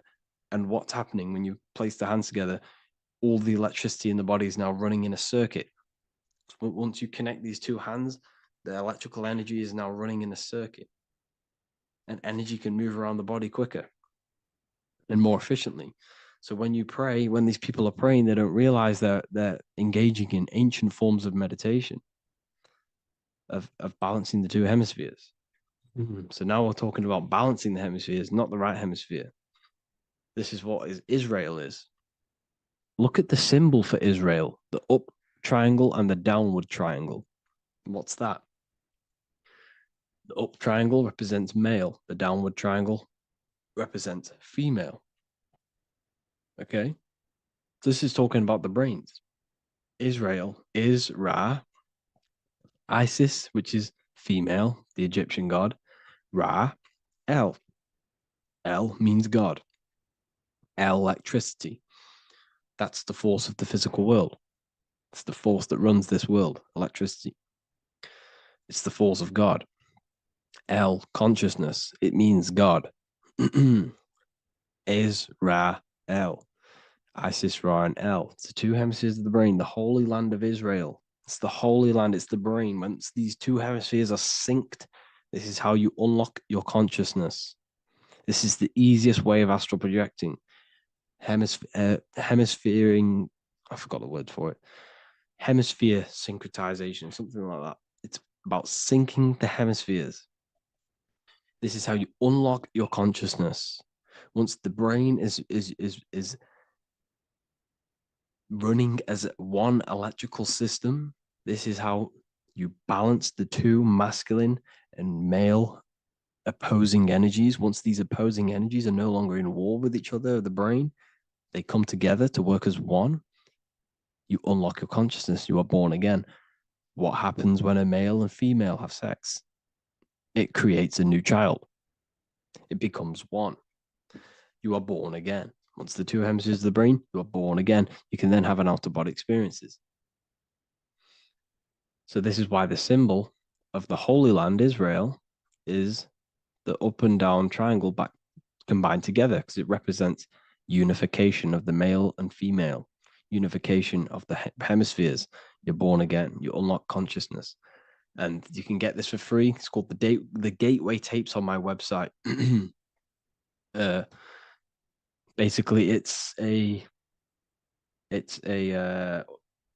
audio track from the government, and they did this in the Gateway Experience. It's a CIA document, and what they do is there are different forms of meditations you go through. I think there's about 5 waves of meditations you do, half an hour each one, and it will teach you. It will sync your hemisphere, because what does it do? They understood that playing one frequency into one ear and another frequency into the other, they understood that the right ear is connected to the left hemisphere, the left ear is connected to the right hemisphere.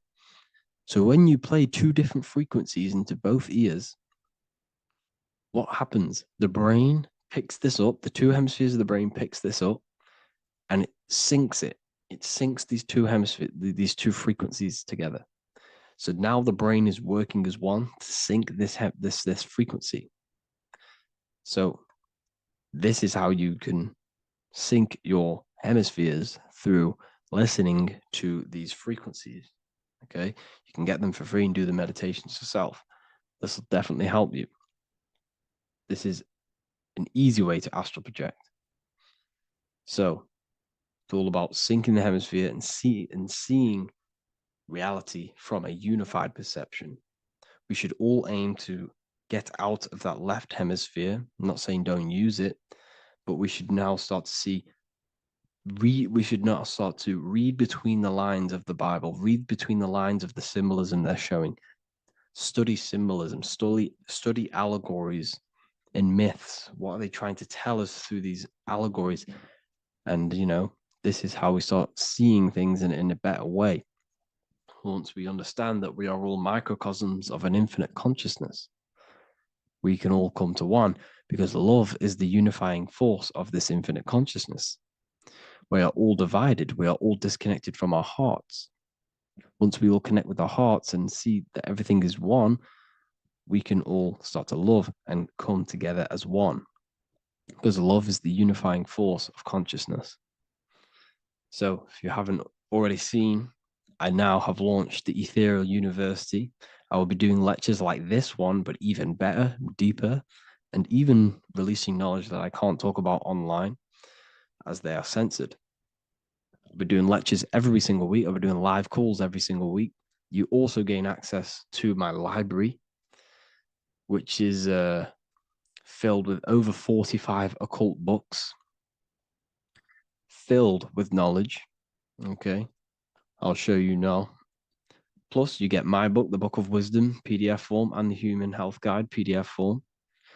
You also get all of this stuff, the health section, Q&As, Ethereal meditations. We've got some celestial studies, cosmology, numerology coming soon. You also get the brand new Manifestation Mastery course, plus the library. And there'll be new books, new lectures, new live calls every single week. Or you can get the Book of Wisdom, use the code WISDOM in all capital letters to gain 40% off. This sale will be ending very, very soon. So if you're watching this, be very quick to get yourself a physical version or a PDF of my book. You can get it in all these languages. Hope you enjoyed this video, people.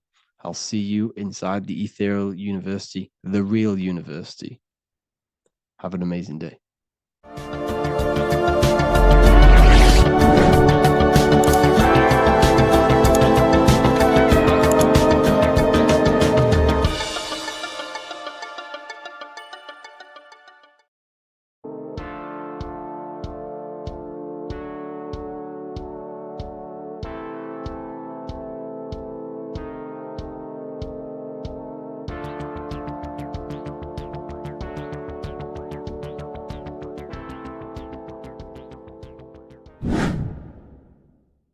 What is good, YouTube? Today we're going to be talking about the astral plane and how the cosmology fits into the astral plane. Okay, so first let's go over the astral plane and go over the different layers of reality so that you can understand reality more. You are a multi-dimensional being. You are not in these, you are in all of these realities at the same time. They all interweave into one big reality. But there are different planes. They are different vibrational dimensions. There are different dimensions of reality. The mind is the root cause of reality. We're living in the mind of God. Everything is being thought into existence from the root cause, from the universal mind. This is why the ancient Egyptians said, all is mind. We're living in the mind of God. And we are a microcosm of this mind. This is why we all have the same mind. This mind is the world of thoughts. Now, this world of thoughts is just the thought alone. For example, it is the thought of a chair. But then when you start to imagine this chair and you start to mentally see the chair, you're now manifesting the thought, the singular thought, into some sort of form. So now you're imagining the chair. You're imagining the form of this chair, which is then manifesting into the astral plane. The astral plane is the world of thought forms manifesting. So when you are imagining something, you are seeing into the astral plane. Okay? Your third eye, it is an eye because it sees the astral plane. It is seeing the other side through imagination, through dreaming. Well, we'll go over dreaming later. So the thought of a chair is a singular thought. The imagination of the chair is the manifestation of the chair. And in the astral plane, it's basically the world of all the chairs that could ever exist. So you're thinking of the chair as a singular thought, which is the mental plane. The astral plane is the imagination of that chair, is the thought, the manifestation of it. Depending on the vibrational state of the thought will depend what level of the astral plane it will go to. For example, if you're thinking about a chair to torture someone on it, it's going to go on the lower astral plane. Or if you're thinking and imagining happy things, it's going to go to the higher astral plane. So wherever your mindset is, that we call it a mindset because your mind is setting frequencies to certain things. Thoughts are frequencies. And a mindset is setting your frequency, setting your mind to a certain frequency. So when you set your mind to a certain frequency and you imagine something in that frequency, you're going to match everything in the astral plane that are on that similar frequency, just like you would in the physical world. Because we're all in these worlds right now as we speak, but we can't see them with the two physical eyes. We can feel it though. When you're around someone and you've just met a new person, for example, you can feel their vibration. And if you're not on a similar vibrational match, you will not get along with that person, or you just won't not get along, but you won't connect with that person because you're on two opposing frequencies, not matching. And this is something that you can't see, you can only feel because it's the astral plane. It exists within the astral plane. Everything in the astral plane is made out of vibrations. So if you do astral project, and if you already know how to astral project, you will see beings and people and things that are on the same frequency as you. This is why before you astral project, you need to sort your vibration out before you astral project, because you are projecting your consciousness into this. It's the mind. The mind is the bridge. It can move between realities. You are a observer. You are a observing soul which observes different realities. And the mind is the bridge between all of these different realities. The mind can choose. If you want to project into the astral, you set your mind to it, you can. Okay? So let's not get off track. The lower astral plane is where demons are. The higher astral plane is where heavenly beings are. Heaven and hell are kind of a real thing. The etheric plane is a powerful substance, the ether, the fifth element that they don't tell us about. If you type in on Google the 5 elements, they will try to remove it with wood or metal because they don't want you knowing about the ether. Ether is the energy double behind all physical objects. So the ether is very important. It is the 5th element. It is part of the physical world, but it's also part of the astral world. It is on either side. You see how they're showing you the truth in the language? Ether and either are the same word. The ether has 1 foot in the astral and 1 foot in the physical world. It's a substance that connects the physical to the astral world. It is the either. It's on either side of reality. It's on the other side. Other, either, same word.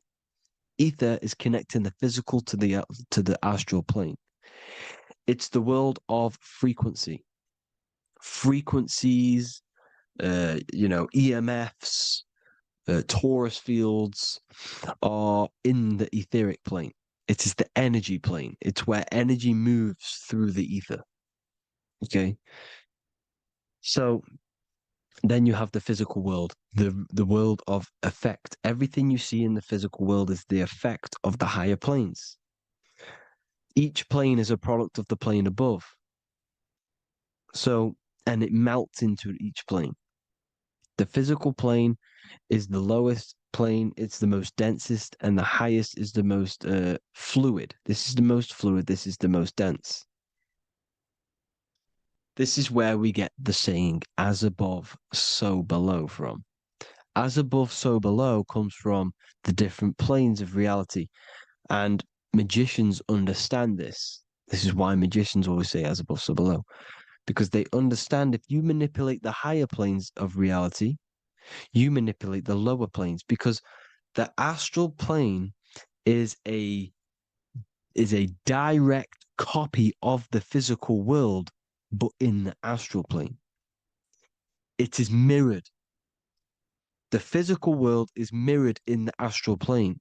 They are both the same world, but just different vibrational states of the world. Kind of. It's hard to put this in words, people. So just try and understand. The astral plane is the double.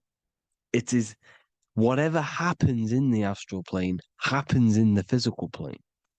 This is why magic works. This is why demons work. This is why spirit communication works. Because if you manipulate the higher planes, you manipulate the lower planes. As above in the astral, so below. Leonardo da Vinci showing you to look up, pointing up. You got to look up. He's telling you to change the mind, you change the physical world. You change your emotions, you're on the astral plane, you change the physical world. You change your reality by changing the higher planes. This is the Masonic 11, the two pillars. This is the 11, also symbolizing the two hemispheres of the brain here. But the 11 symbolizes the two mirrors. 11, 11, 9, 11. 9, 11 adds to 11. 9 plus 1 equals 11. The Twin Towers were an 11. Flight 11 was hijacked because it's a mass ritual within the astral plane. Now, we're going to go deep into that later, and I'll show you these rituals they do in order to manipulate the astral plane. So, this is what the 11 is. It's the mirroring of reality. If you contact spirits and conjure spirits, you can either summon or attract demons and spirits. Summoning is creating a spirit. You create demons. Okay. Like I said here, the mind is the root cause of reality. If you think of if you think of a traumatic event that happened in your life over and over and over and over again for years and years and years, where attention goes, energy flows. The mind is the director of energy.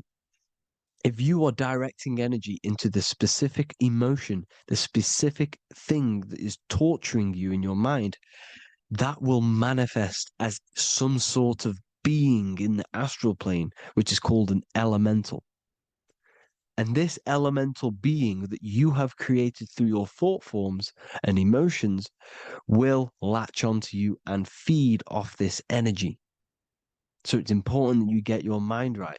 Okay, it's important you sort that you file the mind and you discipline the mind. Make sure it's only entertaining positive things, because you are quite literally creating your own demons.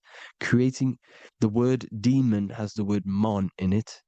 And if you've watched my videos to know, mon means moon. The moon is your mind, the sun is your soul, the earth is your physical body. Demon is mon means mind, moon is mind. You create demons with your mind. Summoning. Now, this is where the rituals come in. 9/11 was a ritual because everyone was thinking about this big fearing, the death of 9/11. Everyone was thinking about it. And all of their minds thinking about this horrific thing will manifest and summon a negative energy spirit elemental within the astral plane. That's how all of this works. This is why it was a mass ritual. Okay. Chris Brown, new album name 11/11. Release date on the 11/11. This will be my 11th album and contain 11 songs. All of these people know the occult. This is Hermes Trismegistus with the star of Saturn, the six-pointed star, as above, so below. The mirroring of reality, physical and astral. The two Masonic pillars. So as above, so below. What's above us? The stars.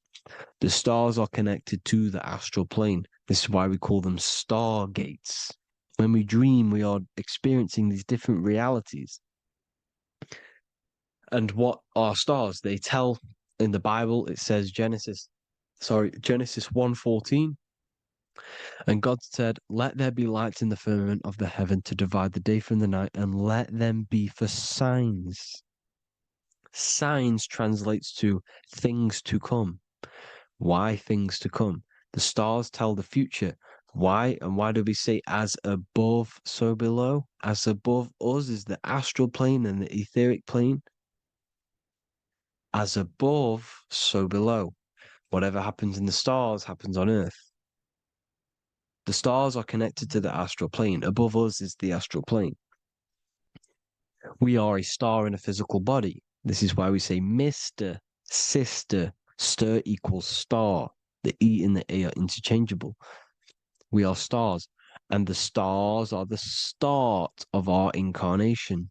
We start in the stars, same root word, and we descend through the seven energies, which are our seven chakras.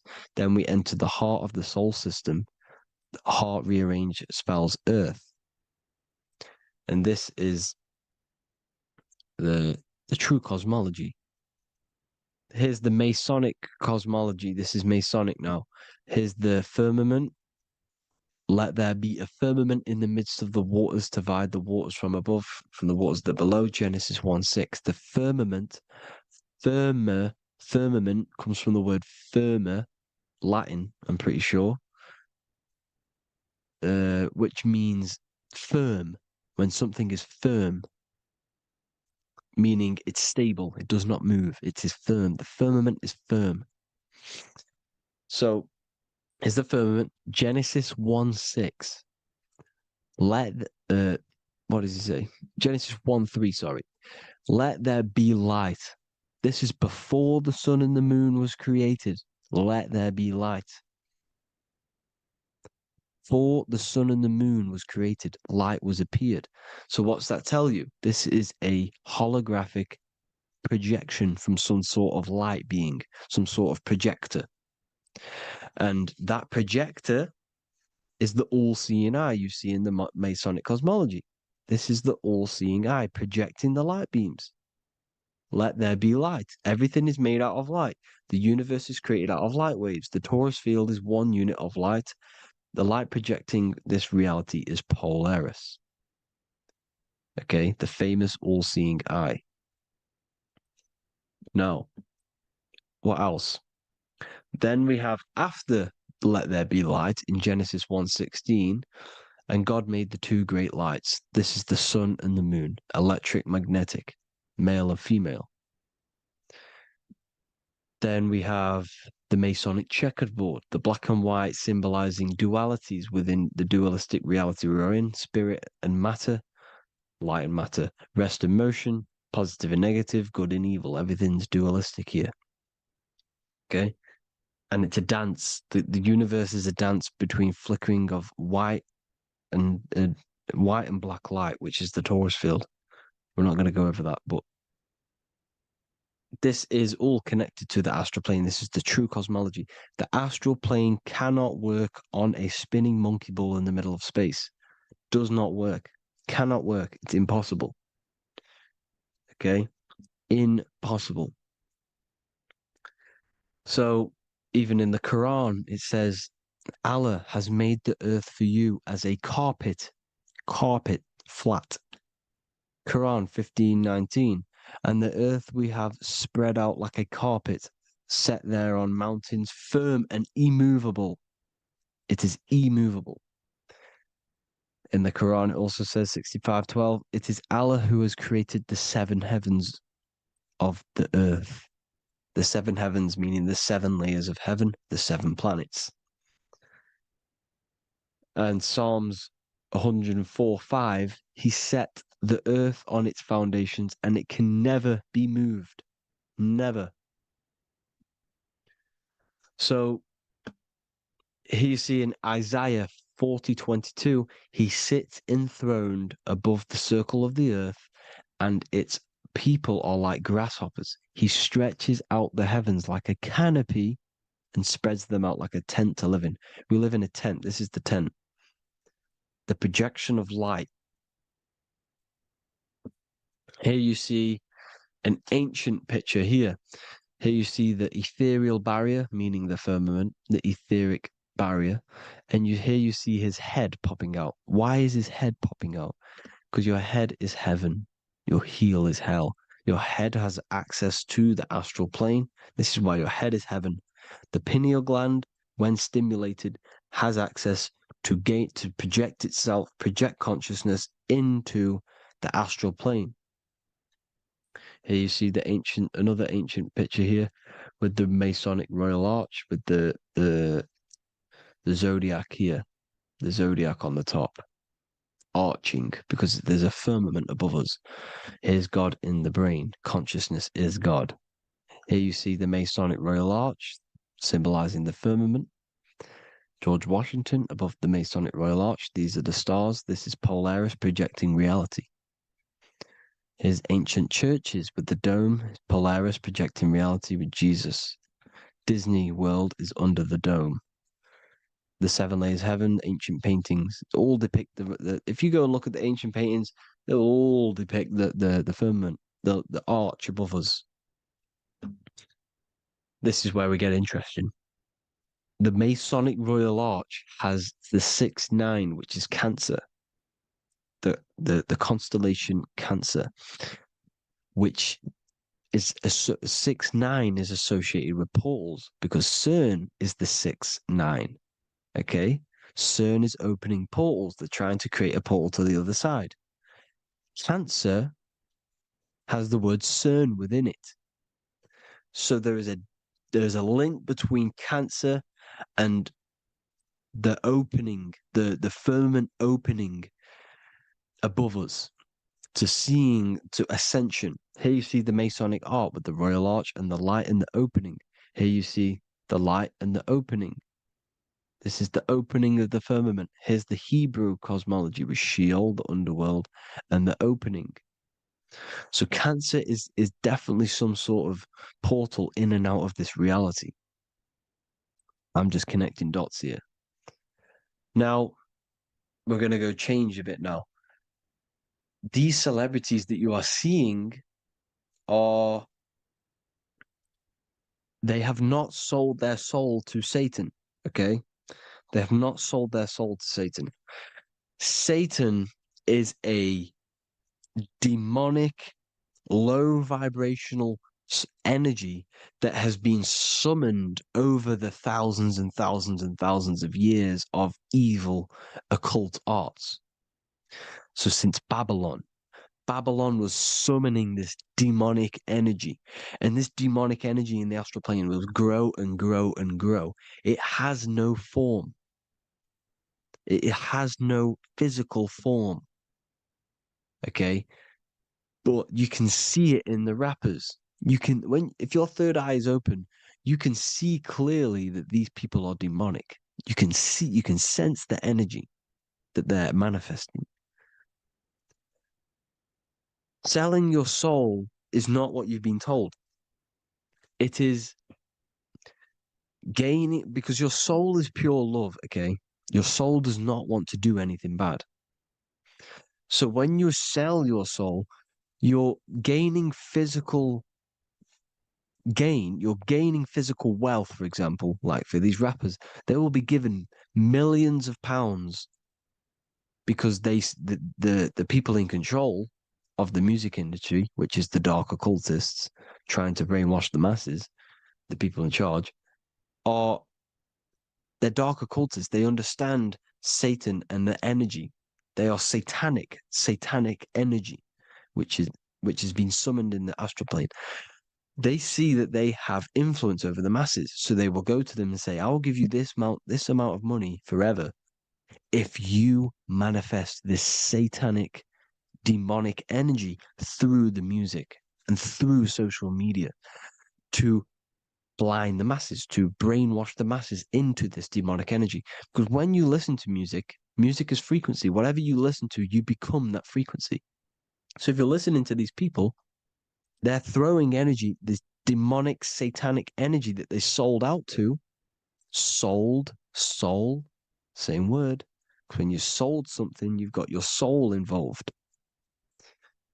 They have exchanged money, physical gain, so that they manifest this satanic energy within the astral plane and through the music, through the videos, through social media to keep us in this vibrational frequency, in this low state of consciousness. This is what it actually is. It's not, you're not selling your soul to some sort of devil. This satanic energy has no physical form in it is formless in the astral plane. It's a summoned energy. Now, the root chakra is red. This is why the devil is red, because it symbolizes the animal nature of man. When you are operating off your root chakra, you will kill, you will fight, you will do anything to survive, because it's all about survival mode in the root chakra. They want you keeping in that fighting mode, that surviving mode, so that you are manifesting this low vibrational frequency, this satanic energy, this demonic red energy. This is why the devil is red. And the devil has a tail with the red arrow pointing down because it symbolizes your light body. This is your Merkaba. Your Merkaba is your light body. Mer equals light, Ka equals spirit, Ba equals body. Merkaba, this is the devil's tail pointing down, the descension, your heel, up to your heel, hell. Ascension to heaven, head. You see? This is the all-seeing eye with the illumination coming off it. Your head, when you're illuminated. The Merkaba is your celestial sphere to portray different planes of reality. It is the vehicle of ascension. It's your light body. It's in the word Kabbalah. Kabbalah. Ka, spirit, Ba, body, La, light. Same thing. Kabbalah. Merkaba. Same thing. It's all about the light body. This light body sees different realities. So when you see the goat in the music industry, it's this satanic summoned energy that's been summoning for thousands of years within the astral plane. When it becomes to the physical plane, it will manifest through different things. A goat, an owl, Satan, Moloch, Baal, same deity, same demonic energy that's been summoning in the astral plane. And this is why the Baphomet has a goat head.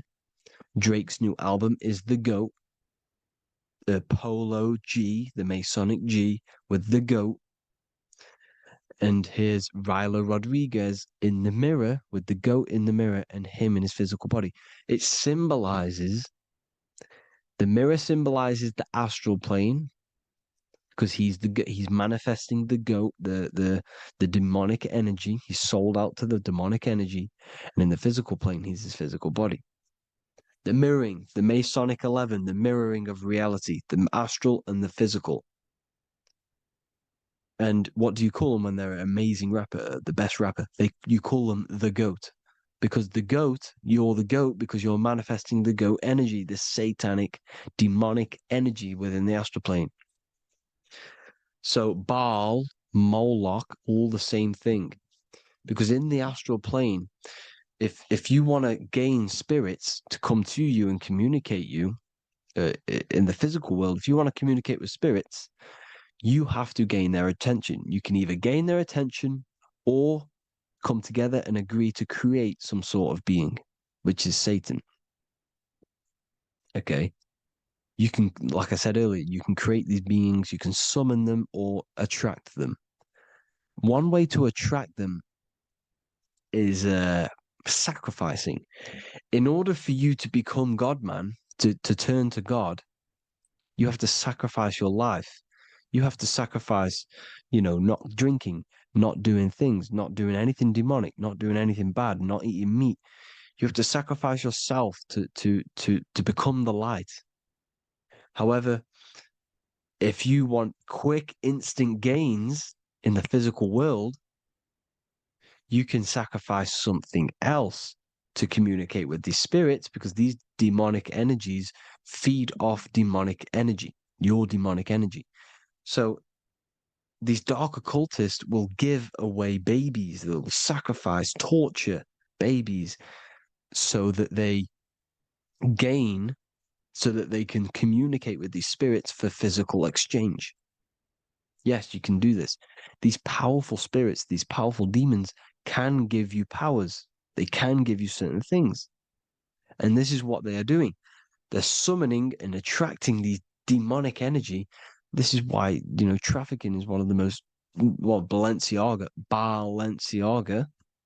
Baal is the demonic energy in the astral plane, which requires child sacrifice for his presence. Balenciaga, and they were trafficking children. They were trafficking, killing them, and offering them to the spirits. This is what they are doing. Balenciaga. It's in the name. Here you see, you can see here a stick man with two horns. The goat, obviously, it's all the same deity. Baal, the goat. Moloch, the owl, the Egyptian owl, because it comes from the owl of Moloch, which is Baal, which is Satan, all the same demonic energy. And it's on the dollar bill, a tiny dollar bill, on the $1 bill. All the same thing. Bohemian Grove, they worship the big owl, Moloch. It's all the same thing. It's all one big demonic energy which has been summoning in the astral plane. And it's trying to take over Earth, the physical plane. That's what it's doing. So I hope you all gained a deeper understanding of the astral plane and what's actually going on in the world. Please leave a comment if you can to help the algorithm. Drop a like if you like this content. And hope you all learned something today. And God bless you all. Thank you all.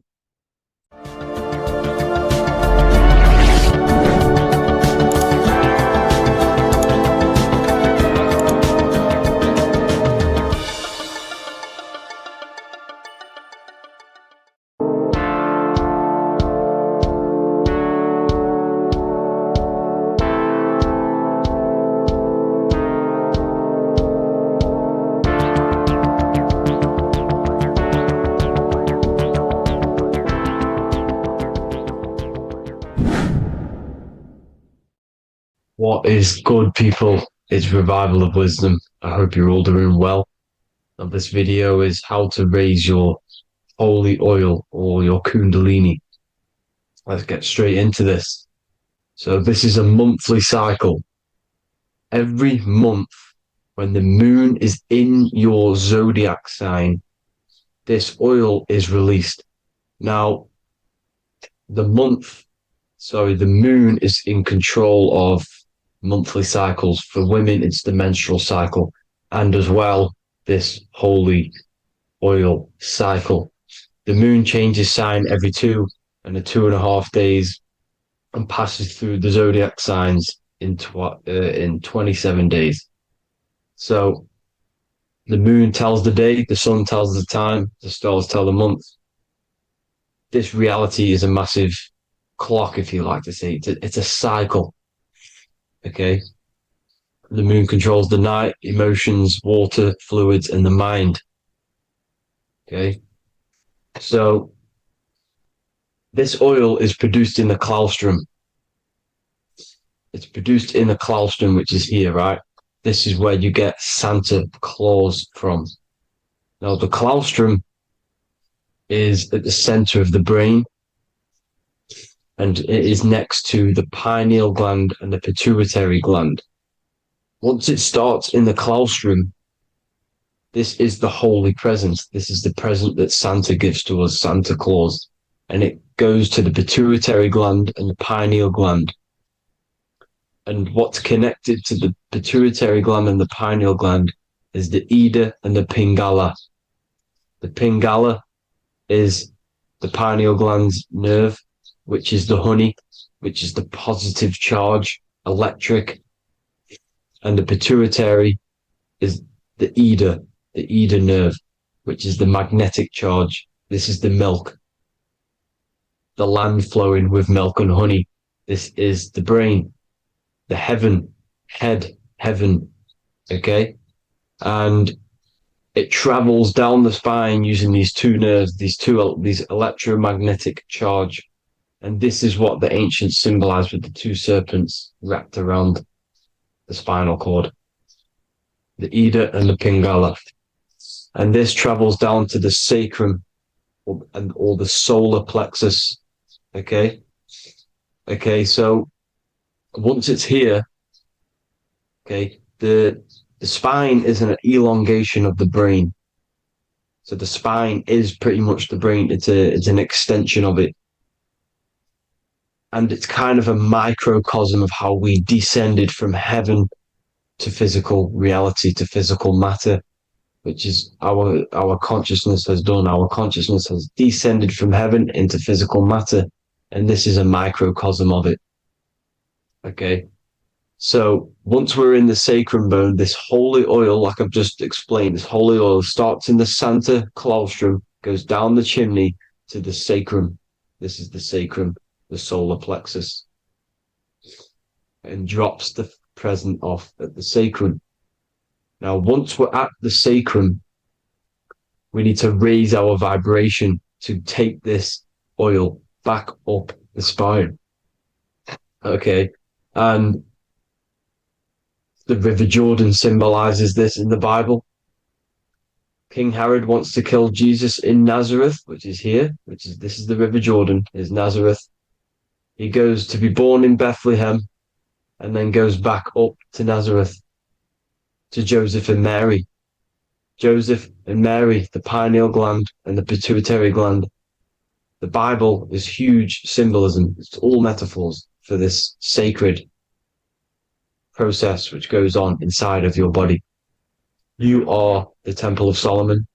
You are the Holy Land. The Holy Land is your brain. Once this oil is at the sacrum, you need to raise your vibration in order to take it back up. Once this oil has gone back up to the pineal gland, it activates the crystals which are wrapped around your pineal gland.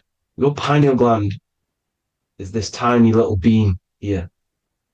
This is the claustrum. This is the pineal gland. And it's wrapped in crystals.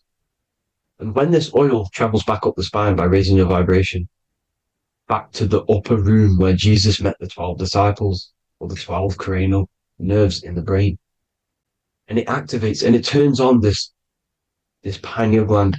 And once it's turned on, it illuminates all the cells and the nerves in your brain and turns them all on and activates the higher God man, the God consciousness, Christ consciousness. And it regenerates the whole body. This is the secret to regeneration. It regenerates all the cells in the body. And this is how the ancients lived for thousands and thousands of years, as talked about in ancient texts. They lived for hundreds and thousands of years because they knew this secret. And this fluid, this brain fluid, the secretion, or the Christos in Greek, which means gold, because this is the alchemical process from turning lead to gold. Your body is the alchemical furnace. Now, the ancients knew about this center of the brain because they symboled it. This is the Eye of Ra, and it's the brain. And this is what's wrapped around our consciousness. Our consciousness isn't wrapped around the brain. The brain is built around the consciousness. We are the consciousness. You don't have a soul, you are the soul. Okay? Now, the head, heaven, hell, heel at the bottom of your foot, that's hell. Head is heaven and hell. Simple. Now, the pineal gland produces DMT, which is dimethyltryptamine, which is known as the spirit molecule. So, let's move on. Now, when this oil travels up, back, the spine, the chimney, it crucifies at the top, which is called the vagus nerve. So when it reaches here, the optic thalamus, it crosses and crucifies once it's raised back up. And this is why Jesus dies at 33. He was crucified at 33. Because you have 33 vertebrae on the back of your spine. And then it's crucified by the cross of the vagus nerve. When this oil crosses the vagus nerve. This is the crucifixion at 33. And it symbolizes the death of the physical consciousness. You then become spirit. You then become God consciousness. Activating the Kundalini. Regenerating the body and the mind. Okay. The Garden of Eden. You are the Garden of Eden. The land of milk and honey is upstairs. The pituitary, which is the milk, the pineal gland, which is the honey, which is DMT. It even says this in the Bible. As he brought us into the place, and he has given us this land, a land flowing with milk and honey, which is also symbolized as the sun and the moon. The Bible also says, the light of the body is the eye, not the eyes, the eye. If therefore thine eye be single, thy whole body shall be full of light. This is the activation of the pineal gland by raising this oil back up to the pineal gland, to the center of the brain. Neither shall they say, see that here, or see there, for behold, the kingdom of God is within you. So he's saying, don't look out there. Nothing is out there. It's all inside of you. Everything's inside of you. You're the universe. Now, how to raise this oil back up to the pineal gland? Every month, like I said, the moon controls the cycle. The moon controls monthly cycles. When the moon is going into your zodiac sign every month, this oil goes down the spine and you must raise your frequency to get it back up. You must retain your seed. This is the most important. Your fluid, your secret, your holy fluid, your life force. You can't let that go. That life force is the reason you're alive. This holy oil is the reason you're alive because it feeds all of the systems in your body. It feeds all the systems in your body. You have to retain your seed, alkaline diet, positive thinking and meditation. Okay? When you retain your seed, you will live longer. The moment you release it, you're killing yourself. You're killing a piece of yourself every time you release your seed. Every single time. You're killing a part of yourself. Okay? Now, this could be why this could be the illumination, the single eye on the Illuminati's symbol, the Freemasonic symbol, the illuminated eye, the triangle, which could symbolize the body, mind, and spirit, but the eye illuminated. Now, in the Bible, it talks about the two trees, the tree of knowledge and the tree of life. The tree of knowledge is the tree of good and evil, which is the most important system in your body, which is the nervous system. The nervous system, the most important. The tree of good and evil. And the tree of life, which is the cardiovascular system. Now, this oil, when it's released every month, feeds these two systems, and these two systems feed everything. Now, it's important you understand that. Okay? The ancients knew all of this knowledge. The Bible's telling you this knowledge. But it's in a metaphorical way. You have to understand the context behind it so you can read it properly. Now, eating of the tree of life, which is when it talks about in the Bible, eating from the tree of life is actually symbolizing a bad diet, ejaculation. Because you're eating from these two systems. You're killing yourself with a bad diet. You're killing yourself with an ejaculation. Okay? So, that's important to understand. Now, this is Jacob's ladder in the Freemasons. Jacob's ladder, which is the spinal cord. It's the stairway to heaven. And this is Jack and the Beanstalk when he goes up the beanstalk and finds the golden egg in the grey clouds. The grey clouds symbolize the grey matter in your brain. Now, the Garden of Eden talks about the 4 different rivers in Garden of Eden. As we see here, the North Pole map, the ancient North Pole map. because the center of the earth is the center of the torus field. Everything's the torus field. Atoms are torus fields. Everything's torus fields. You are the universe. Everything is within you. The North Pole is your spinal cord. This is why they say Santa Claustrum comes from the North Pole. This is the North Pole. And the Santa Claustrum is the center of your brain. Now, there's 4 rivers which come from the Garden of Eden. There's the blood, the Christ oil, which is the oil we're talking about, urine, and saliva. These are the 4 sacred oil, 4 sacred fluids in your body. And these are constantly abused in today's society. These secret societies are targeting these fluids. Okay? This is why porn is free. They sexualize society through Disney. Go and look at some of the Disney movies. There's so many subliminal messages which sexualize these children because they want you sexualized. So you release your seed, which is one of the holy fluids in your body, especially your semen, your sexual energy. So important you retain this. So important because it's your life force. It keeps you alive. Okay.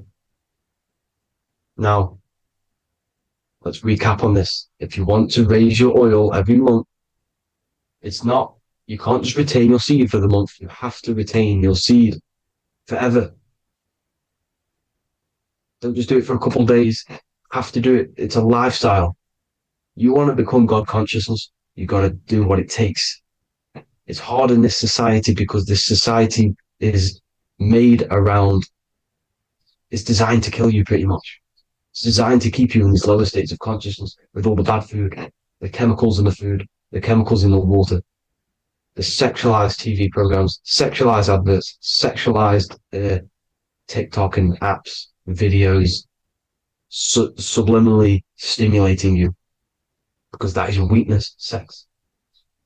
It's a weakness. Now, you have to retain your seed, meditation, and an alkaline diet. Why alkaline? Because acidic is low vibrational. This is the color spectrum. And what's the highest vibrational color? Violet. It's the lowest, red. You have to have an alkaline body in order to raise this oil. When you drink, when you have a bad diet, when you drink alcohol, when you smoke, this destroys the oil. It destroys the oil in your sacrum and it can't be raised again, can't be raised up. This is why it's so important. Without that oil, you don't live. That oil makes you live. It feeds everything in your body. It's crazy how we're not taught this. It's insane. But that is how you raise the oil, people. I hope you all gain some knowledge out of this video. And I hope this assists you on your journey, your spiritual journey. And please like and share this video. We need this knowledge out to the public to wake up humanity. Thank you all, people. God bless.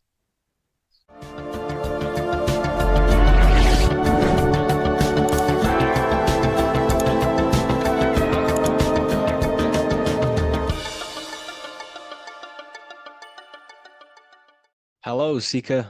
Welcome to Revival of Symbolism, a channel devoted to the language of esoteric symbolism, helping you discover yourself and expand your consciousness into new realms of thought. I'm Harry B. Joseph, also known as Revival of Wisdom. In this video, we're going to be breaking down the occult and esoteric meaning of the tarot card, the Magician. This contains many layers of symbolism.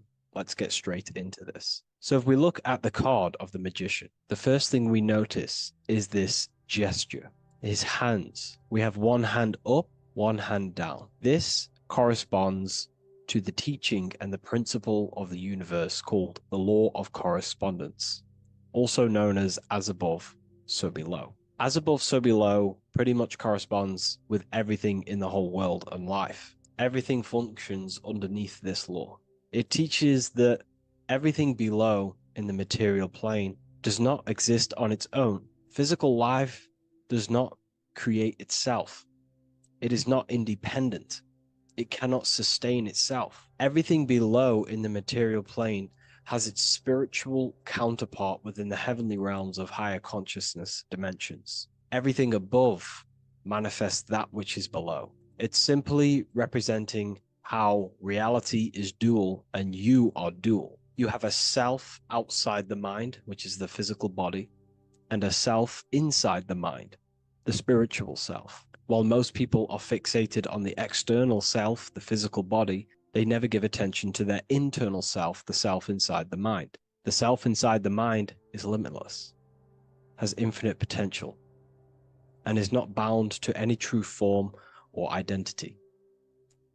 The internal self is the immortal self, the higher self. It is the self that can turn anything, any thought, into a form within the realm of imagination. This is what we call the astral plane.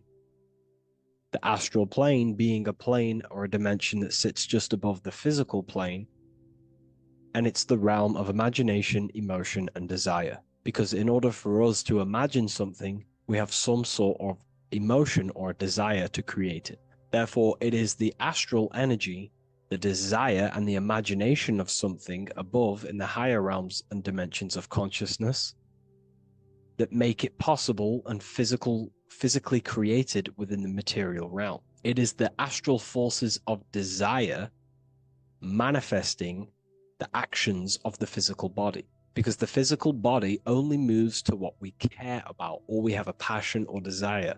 These forces, what we call passion and desire, are not just chemical reactions in your body. They are astral forces directly coming from your astral body. We think with thought. This is the beginning of all creation. We think, we imagine, we desire, then we act. It is the higher realms first, then the external realm, the material. Higher dimensions over the lower dimensions.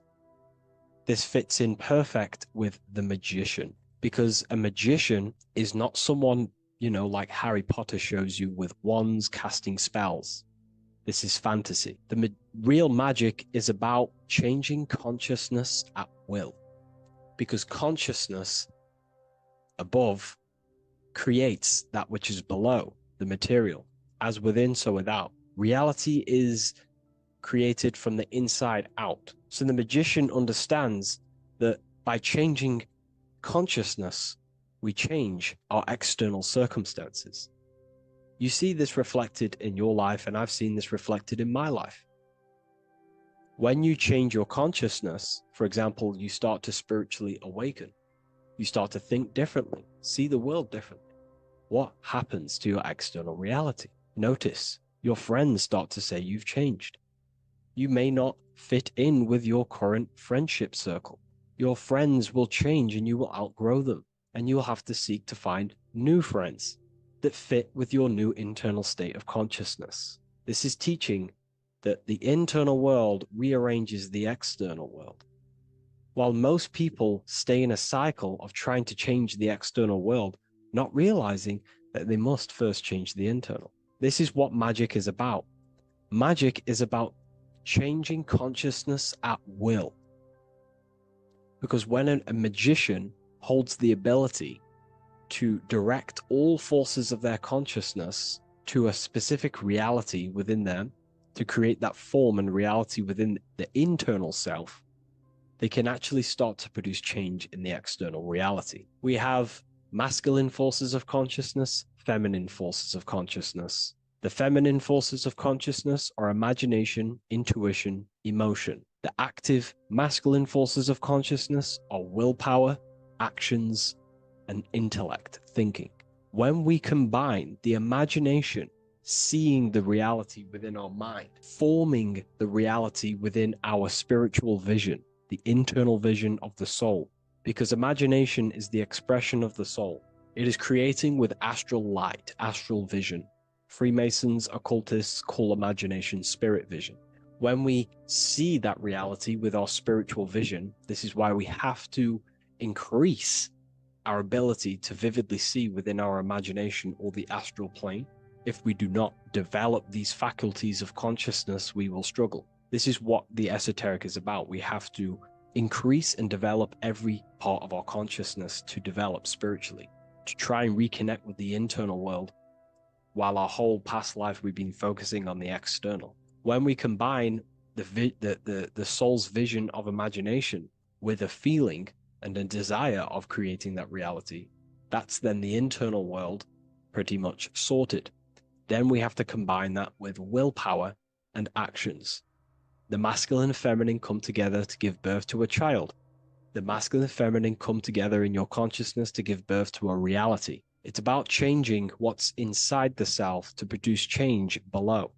This is what true magic is. Look at the word magic, magi, and the word imagination, imagination. Imagination is about working with the forces of the soul and the forces of consciousness, producing change in consciousness at will to produce change in the external. This is what this represents. Changing above so we can change below. No point trying to change the external world, because the external world is already formed. It is a form, it is an effect. So to produce true change in the external world that lasts long term, we must first gain control over ourselves and produce change internally. This is why the magician is called to gain mastery in every element of their being. They have to gain control over every aspect of consciousness and develop every faculty of the soul. This includes developing strong imagination, developing a very strong willpower. We can do this through exercises such as imagination exercises, holding one specific vision for a long period of time, meditation, thinking on one specific thing for a very long period of time. This will increase the willpower. It's also about gaining control over the subconscious impulses, the subconscious thinking patterns that seek to control us. It's about gaining control over every aspect of our consciousness. This is what a true magician is. And this is what the true spiritual path is. Developing every faculty of consciousness. It's a never-ending journey of self-mastery. If we look at the magician, we see this infinity symbol rising just above his head, symbolizing the mind being filled with higher knowledge. The mind aware of higher dimensions. You see, the mind is the cause, physical reality is the effect. We need to raise our consciousness from effect consciousness to causal consciousness to truly become a magician and a master of our reality. What do I mean by effect consciousness? Most people live in the realm of effect and reaction. Their consciousness, their mind, emotions, and imaginations are constantly thinking, feeling, and imagining the things that have happened to them. Instead of doing this, we need to change this state. Instead of reacting, we need to become the cause. Instead of thinking and imagining and feeling the realities that's already gone past and things that have happened to us, we need to change this so we use the powers of the soul, the powers of consciousness as imagination, emotion, the intellect, as causes and not reactions. This is how we truly become a magician and apply this principle of as above, so below. We need to think, feel, act, imagine, and use all the faculties of consciousness and the creative powers of the soul to cause things, to create a better future, to imagine a better outcome, instead of dwelling in reactivity, because reactivity will create a constant cycle of negative manifestations. If we sit around and moan, complain, think, imagine, feel the things that have happened to us in the past, the mind is the cause. And if the mind is in that state of reactivity, it's just going to constantly create more negativity in your external reality. This is what it's all about, as above, so below. You can see the sword here. The sword cuts through the air. The air is one of the 4 physical elements. Fire represents the spiritual body of consciousness. Water represents the emotional body of consciousness. Earth represents the physical body of consciousness. Air corresponds to the mental body of consciousness. So this sword is a symbol of a sharp mind. The mind needs to become very sharp and very disciplined and very controlled, both consciously and subconsciously. What does this mean? We have to gain control over the mind. We have to become more conscious of the thoughts that are happening inside our mental field, because the mental field of consciousness is pretty much the birth of all creation. We think, imagine, feel, then act. So we must gain a sharp intellect, a sharp mind, a sharp, powerful mind. The sword is also a symbol of power. So this is a symbol of a powerful mind, a mastered mind. This is your sword. This is your tool to create, because you are a co-creator. As above, so below literally tells you that you are God itself. The same powers God used to think everything into existence, such as nature, the stars, the human body, the macrocosm, the world. God thought the world into existence. We live in a mental universe. All creation is first thought, then manifested physically. The same powers of thought God used to create the world is the same power that you use to create your world. You are cut of the same fabric of God. You are a microcosm, as above, so below. God is the macro, you are the micro. What is the wand? The wand is not real. This is not a real wand you cast spells with, but a symbol.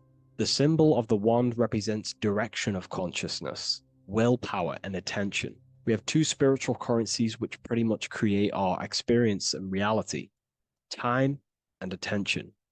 That's why we say we spend time and I pay attention. These are your currencies. These are how you create and generate reality. Moving on to Jesus and Satan, we see there's an exact same symbolism within the ancient paintings. Jesus pointing up, Satan pointing down. Satan is the egoic force within one's consciousness. He is a symbol. Satan is not a real identity or being or entity. He is a symbol of a personality and a force within one's consciousness. Satan represents the negative forces of the ego that tells you to do things that is wrong. In your heart, you know what is morally right and wrong.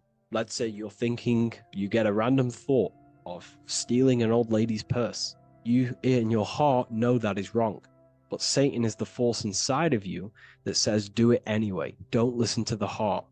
Get the personal gain. I want the money. That's Satan. Jesus is the higher mind, the aspect of our consciousness that dwells above the ego. It's the part of our heart that desires the spiritual. Our heart is the generator of our reality. And whatever we desire is what we generate. You only take action and generate your life on what you care about or what you feel. If someone's talking about something you don't care about, you say, oh, I don't care about that. But if you care, you will listen. If you care about something, you take action towards it. If your heart desires the material, you have been taken over by the egoic force of Satan. Not a real entity, a part of your consciousness, a part of your nature, the dark side of yourself. Jesus represents a heart that desires the spiritual wisdom, the things that cannot be seen. The heart must desire the things that can't be seen, because this is what gives true satisfaction to ourselves. We feel void when we chase material things, because nothing material can satisfy our hearts. So this is as above, so below. Jesus is the higher mind. Satan is the lower mind.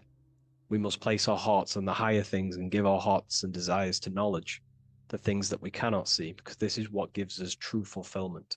We also see this symbolism in the Baphomet. As above, so below. The material realm below and the fire up here. The fire symbolizes spirit. The spiritual made manifest in the physical. This is all the same symbolism. It corresponds to everything. You can use as above, so below to determine truth. If someone tells you something, tries to make you believe it, and it does not correspond with the law of correspondence, then you know it's a lie. You can use as above, so below to manifest things. You can use as above, so below to see the world as a reflection of God. We are in God's kingdom. This is God's world, and you are creating in the world through the same powers of God, thought. You are a small version of God, co-creating a world and reality in earth. You yourself are an earth. Your body's the earth.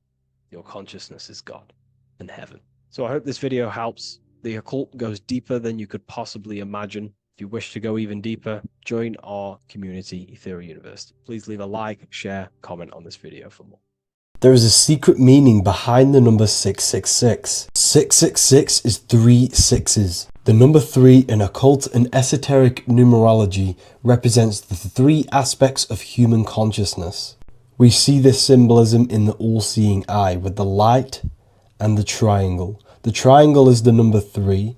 The eye represents consciousness, observation, and the light represents the light of consciousness, because consciousness is pure light. The 3 aspects of our consciousness is thoughts, emotions, and actions. Every thought creates a feeling, and the feeling creates the action. All physical manifestation is driven from these 3 aspects of our consciousness. All physical manifestation comes from thought. Every object you see around you, this screen, the phone you're on, the laptop you're using, or the iPad, was a thought in the invisible realms of consciousness. Then it was brought into physicality through feeling and action. This is because man is made in the image and likeness of God. We are all mini creators. We are all extensions of God's creative consciousness. Therefore, the number 666 represents 3 sixes. 3 is thoughts, emotions, actions. The number 6 represents the cube, because cubes have 6 sides. This material world that we experience, everything has 6 sides. Everything's created by cubes. We can move forward, we can move backwards, we can move left, right, up and down. This is the cube that we are stuck in. Therefore, 666 represents our 3 aspects of our consciousness, thoughts, emotions, actions, all contributing towards our physical self, material world, material pleasures, completely cutting ourselves off from our spiritual, true, divine self, which means 666 is representing a state of consciousness. A state of consciousness where we only operate from a place of material needs and survival things. As humans, we possess a physical material body in the physical material external world, but we also possess an invisible inner world, which is what we call spirit. When we disconnect ourselves from our inner worlds, we become lost in this materialistic way of thinking and acting, which can lead to no life purpose, a feeling of emptiness and voidness in our hearts. Humans possess the ability to transcend our animal instinctual natures and turn to the divine mind, to the spiritual inner world.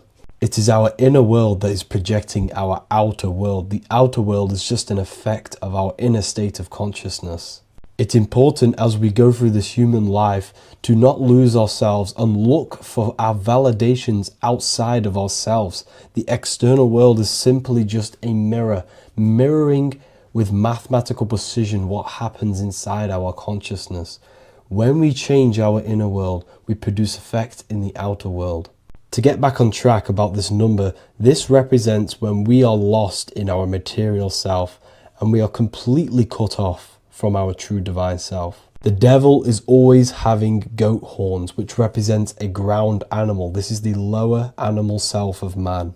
He's always red. The frequency of red is the lowest vibrational color, and it also represents the root chakra. This is all to do with survival mode and our physical needs and physical self. Red represents chaotic and intense emotions like hatred and anger. This is why the devil is always red, because it represents anger and an uncontrolled state of emotion and consciousness. You see, we've been taught in the church and all through religion indoctrinations that the devil is an external deity which influences humans. And in fact, this is nothing but a metaphorical story. The devil is a character which represents an aspect of the human mind, the lower aspect of the human mind, a facet of our own consciousness and psyche. The voice that we have in our head that tells us to do these negative things is not an external deity pushing us to do something bad. This is an aspect of our own mind. Jesus and Satan are just 2 characters which represent the 2 voices that we have in our own consciousness. In fact, the word devil was never present in the early Gospels. Instead, what was mentioned was a spirit of evil. A term spirit of evil was not meant to denote a specific deity or being, but rather any force of negativity, whether it manifests as a destructive thought, emotion, or action. The spirit of evil represents the darker sides of our mind, the part that leads us astray and brings forth negativity in our lives. The reason why they want you to believe in a devil is because they don't want you taking responsibility for your creations. They don't want you to realize that the external world is truly a mirror of your inner state of consciousness. Instead, when something bad happens in your life, you blame it on some external devil or Satan who tempted you. Everything is your creation in your life. When you realize this, you take full control and you begin to reshape your external world by changing your inner state of consciousness. Neo is plugged in on the back of the neck, which is the reptilian brain stem. The reptilian brain is all to do with survival mode, survival state. It's always scanning the environment for safety, whether that's physically, emotionally, or mentally. It does not think. It is instant.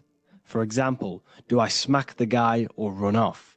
If something happens to you, like a car's coming really quick to you, you do not think about this. The reptilian brain is the animal instinct that will instantly move your body on the instant reactions.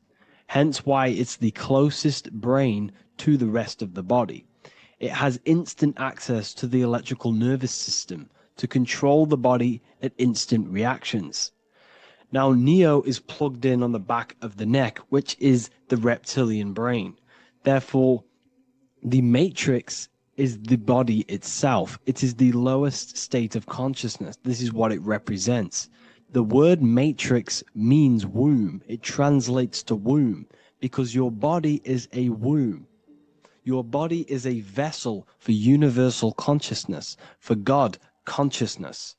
And the body is also a womb where you can be born again outside of this body by raising your consciousness, by awakening the neocortex. This is why Neo is called Neo, because it represents the neocortex. This is the higher aspect of our brain. This is all to do with new things, higher reasoning, higher thinking, new learning. You see, the brain is a receiver for universal consciousness. Now, what do I mean? It is a radio receiver. Think of it like this. You have a radio tower which emits frequencies, and each little frequency, 00.1, 00.2, 00.3, each 00 point is a different person. We are all the same universal consciousness encapsulated inside of a different vessel. This is why our body is the temple of God inside of the Bible. Your body is a sacred temple of the divine essence of the universe. However, consciousness is controlling this physical body. And I'll show you this diagram here. Consciousness consists of imagination, emotions, thought, and memory. All of these things are not physical. They're not made out of atoms. You cannot think with atoms. If I split open your brain while you are thinking of a cheesecake, I would not see a cheesecake. It's because these things exist metaphysically within consciousness. They are not physical. The body is physical. It's part of matter. It's part of time. You see the Leonardo da Vinci, the circle and the square. The square represents limitation, beginning and end, because when you draw a square, there is a beginning and end. It represents the body, the mortal self, the ego, the echo. Then you have the spirit raised above, which represents spirit over matter, mind over matter. Invisible forces create physical forces. Everything physical exists in non-physical. This is also the Freemasonic square and compass, why the square is below the compass, because the compass creates the circle, which is spirit or mind. Then you have the square, which is matter. Mind and matter are the same substance. Mind creates matter through thought. Everything in this physical universe manifested through thought. Everything began as thought. So you are spirit and matter. You have a material body and a spiritual body. And you are right in the middle. This is why humans are very, very important. Because we have an animal nature, the reptilian brain, and a higher consciousness, the neocortex.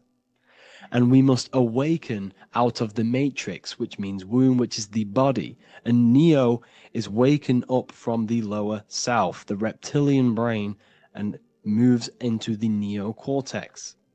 Because the brain is a radio receiver for consciousness. Now, what do I mean? I went over this before. Your consciousness is controlling the brain. The brain is a computer. And when our consciousness, our imagination, our emotion, our thoughts, and our memories are all contributing towards just survival things, food, safety, fear, all of these things, and our consciousness is locked into a survival state, we are using the reptilian brain. We're no longer thinking. You don't think with the brain, but the consciousness is thinking, which activates the different parts of the brain. When we think for higher reasoning, we use the neocortex. It stimulates the neocortex. When we think about survival, we're using the reptilian brain.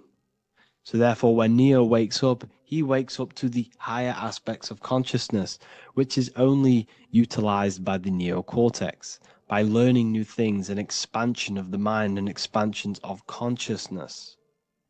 Okay? So the whole matrix is to keep you designed, well, the whole matrix is designed to keep you in a survival state, in the three-dimensional awareness. They want you constantly scanning for safety, scanning for food, scanning for emotional safety in relationships and other people. You see, they do not want you to think.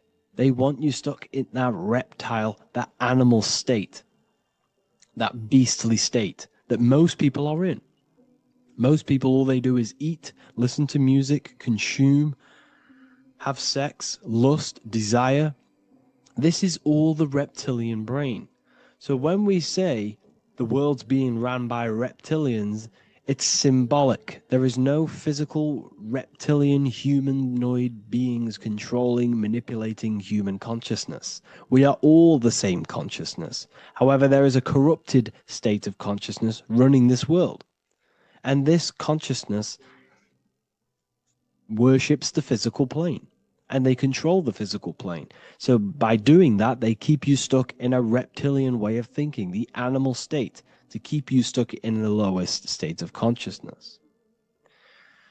Now, this is the god Osiris, which represents the reptilian brain. None of the Egyptian gods ever existed. They are all symbolic for the brain and anatomy of the human body. Osiris represents the reptilian brain. As you can see, this anatomy compare to the brain stem and Osiris statue found in Egypt. And we also see an ancient artwork of Osiris with green skin and two reptile crocodile alligators next to him, which also symbolizes the reptilian survival state of human consciousness and the activation of the reptilian brain. This is what it symbolizes.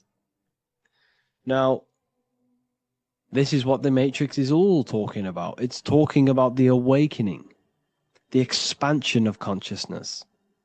The word divine is dive in because you connect with the divine by diving inward. There is no man in the sky going to save you. You must connect with the self. Know thyself. Truth comes from within. All of these things I'm telling you comes from within you. I'm just pointing it out. All of this is self-realization. A lot of people say, well, what are my sources? My sources is knowing thyself, observing thyself, using the neocortex of critically thinking, sitting down and thinking about yourself and having deep realization of yourself. You can realize that your thoughts are not of this physical world. It's quite simple. The brain does not think. The brain does not imagine. The brain does not hold memory. All of these things exist in consciousness, the one consciousness, but we are all fractal, infinite parts of. This is the eye on the triangle, consciousness being given down to the rest. This is separate. Consciousness is separate from the rest of the pyramid. The pyramid is your body. Neo is the one consciousness. This is the Egyptians symbolizing the one consciousness giving Ankh, which is life. to all the different life forms.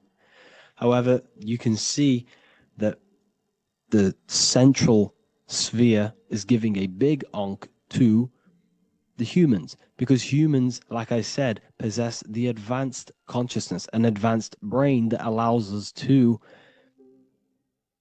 turn above our reptilian animal self. For example, we can go against our reptilian lower animal nature and turn to our godly nature. Animals cannot do that. They are stuck in instinct. They are stuck in a reptilian animal way of thinking and operating. Everything they create is to survive. We can turn against our lower nature and create for amazing things like buildings, architecture, technology. We can use our creative consciousness for anything we wish, not just survival needs. And it's the same with your spiritual journey.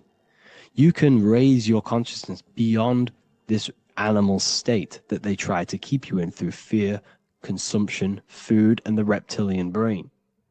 We must awaken, start to think critically, and awaken to our divinity. Because the mind, the consciousness within you has infinite potential to expand. There are infinite fields of knowledge that you can explore. The mind can never be filled. It can never, ever be full of knowledge. It always expands, and that's why you are alive. That's why you are part of this universe. That's why the science always says the universe is always expanding, because the universe exists in your mind, and the mind is always expanding into new fields of thought, new fields of knowledge and information. And that is your whole sole purpose of expansion of mind and expansion of consciousness and the exploration of the mind of God. We are living in the mind of God. You are a thought in the mind of God. You must awaken out of this body. This is why Jesus says you must be born again to see the kingdom of God. You must be born again. You must raise your consciousness beyond physical limitation and awaken to your divinity. And this is pretty much it for this video. I hope you all understand this, that this is all symbolic for consciousness.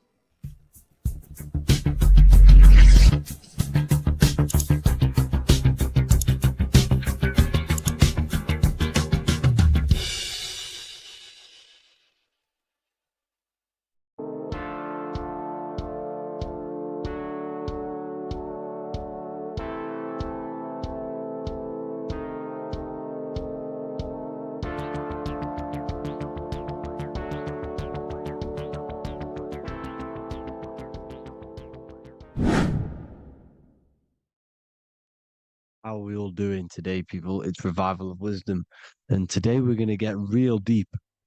This video is going to get real deep. A lot of people are not going to be ready for this sort of knowledge. Okay, you really have to do is to really deprogram the mind, because everything we've been taught is a complete lies to keep us trapped. Okay, this is really advanced knowledge. Now, let's get straight into this. All of the ancients depicted other worlds, and they called this place Midgard. Midgard is the mid garden, the middle garden. This is why the Masonic symbolism on the floor is always a black and white checkered board, symbolizing the polarity here, the good and bad, because we're in the middle garden, the heart. Earth rearranged spells heart, because we're in the heart of this system, of whatever it is, a super quantum computer, whatever you want to call it, simulation. Now, in the Quran, it talks about the 7 layers of heaven. All of these ancient artworks are depicting these different layers of reality.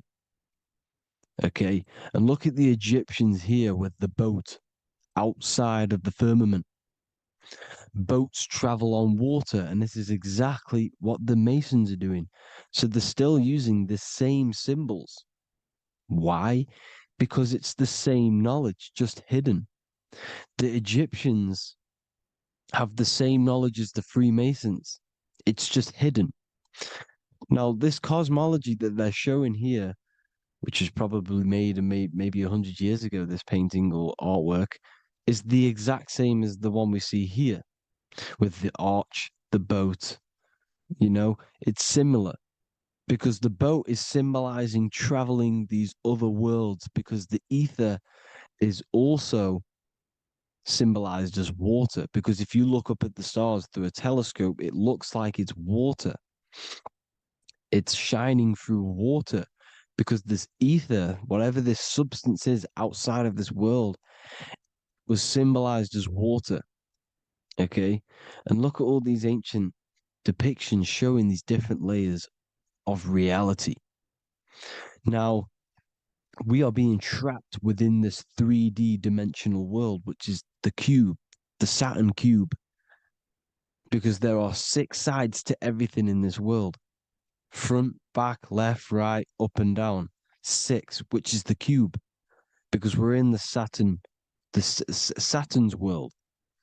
Okay.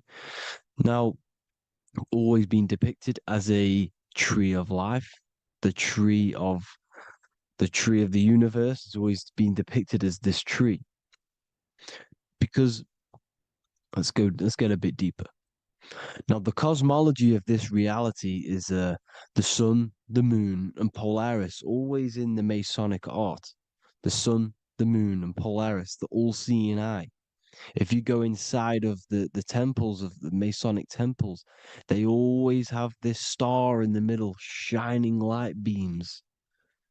Okay? Look here. The light beams coming from the big star in the middle, which is Polaris. This eye is God. It's God's light shining down from his abundance. Now, when you astral travel, you will see this big ball of light above you, and this big ball of light is God. But you cannot travel towards it until you are pure. It doesn't work like that. You have to become formless. You have to become pure before you can become one with the light. In all these Masonic artworks, it's all depicting the star in the center.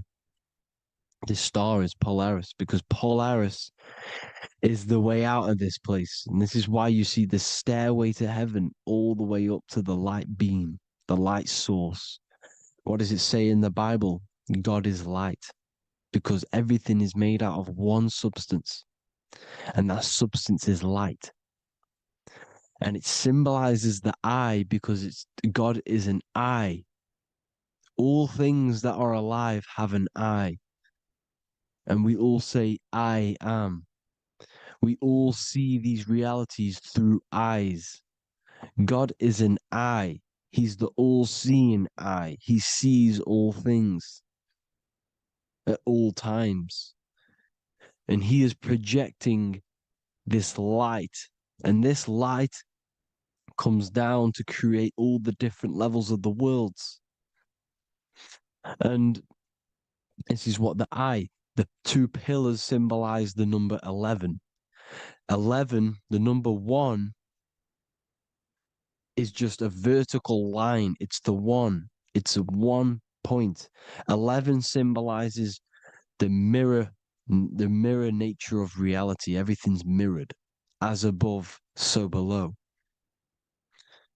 Now, the 11 also symbolizes openings, doorways. And as you can see here, an opening to the all-seeing eye. And you see here again, an opening to the stairway all the way up to the light. This light is the light of God in the astral worlds, beyond this world. Now, Polaris has also been symbolized as the UFO. They put the truth in plain sight. So, you know, in the films, how the UFOs suck people up. That's what Polaris is doing if you ascend beyond this world. If you do not ascend beyond this world, you will be reincarnated in this world. The whole thing is to outgrow this consciousness to the plane above. And I'm not just making this up. I'm going to be bringing in scriptures after this. But you can see with the Christmas tree, we always put a high, big star at the center, at the top, which is the star of Polaris, which is exactly what the Masons are doing here. The star at the top. And it's on top of our Christmas trees.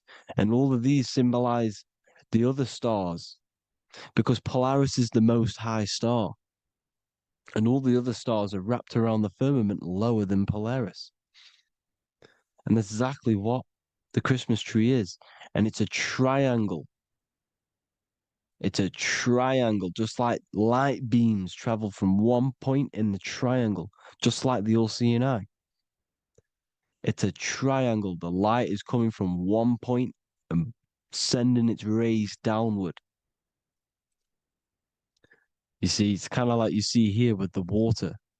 And the lower you go, the darker it gets, the more evil it becomes. And this is what the ancients would call hell. Now, this all-seeing eye is Polaris. And below Polaris is Mount Meru, the North Pole, the magnetic North Pole. The Tower of Babel, which is in the Bible. The etymology of the word Babel, Ba meaning spirit, which gives the ability to move the soul through the worlds, which is that's the ancient Egyptian description of the word Ba, meaning of the word Ba. You have the Ka, the Ba, the Ak, but the Ba is the one that gives the ability for the soul to move through the worlds. Your soul can't speak into a world without incarnating into it. Now, the Tower of Babel symbolizes Mount Meru because it's the word Ba is the spirit which gives the ability for the soul to move through the worlds. The Tower of Babel is the magnetic North Pole, Mount Meru, which gives the ability to move through these different worlds. And you can see the ancient Tibetans always showing this depiction of these different worlds coming from the center. Because we have to ascend our consciousness. It's not about how good you are to reach heaven. It's about how you expand your consciousness, you expand your mind. So they teach now that you have to be good in order to reach to heaven. It's about expanding the mind, expanding your consciousness to these different planes, these different realms. So that's what it's about. And Jesus was known as the fisher of man. Now, Jesus is a massive part of this. He was known as the fisher of man because he was fishing. He could have been fishing.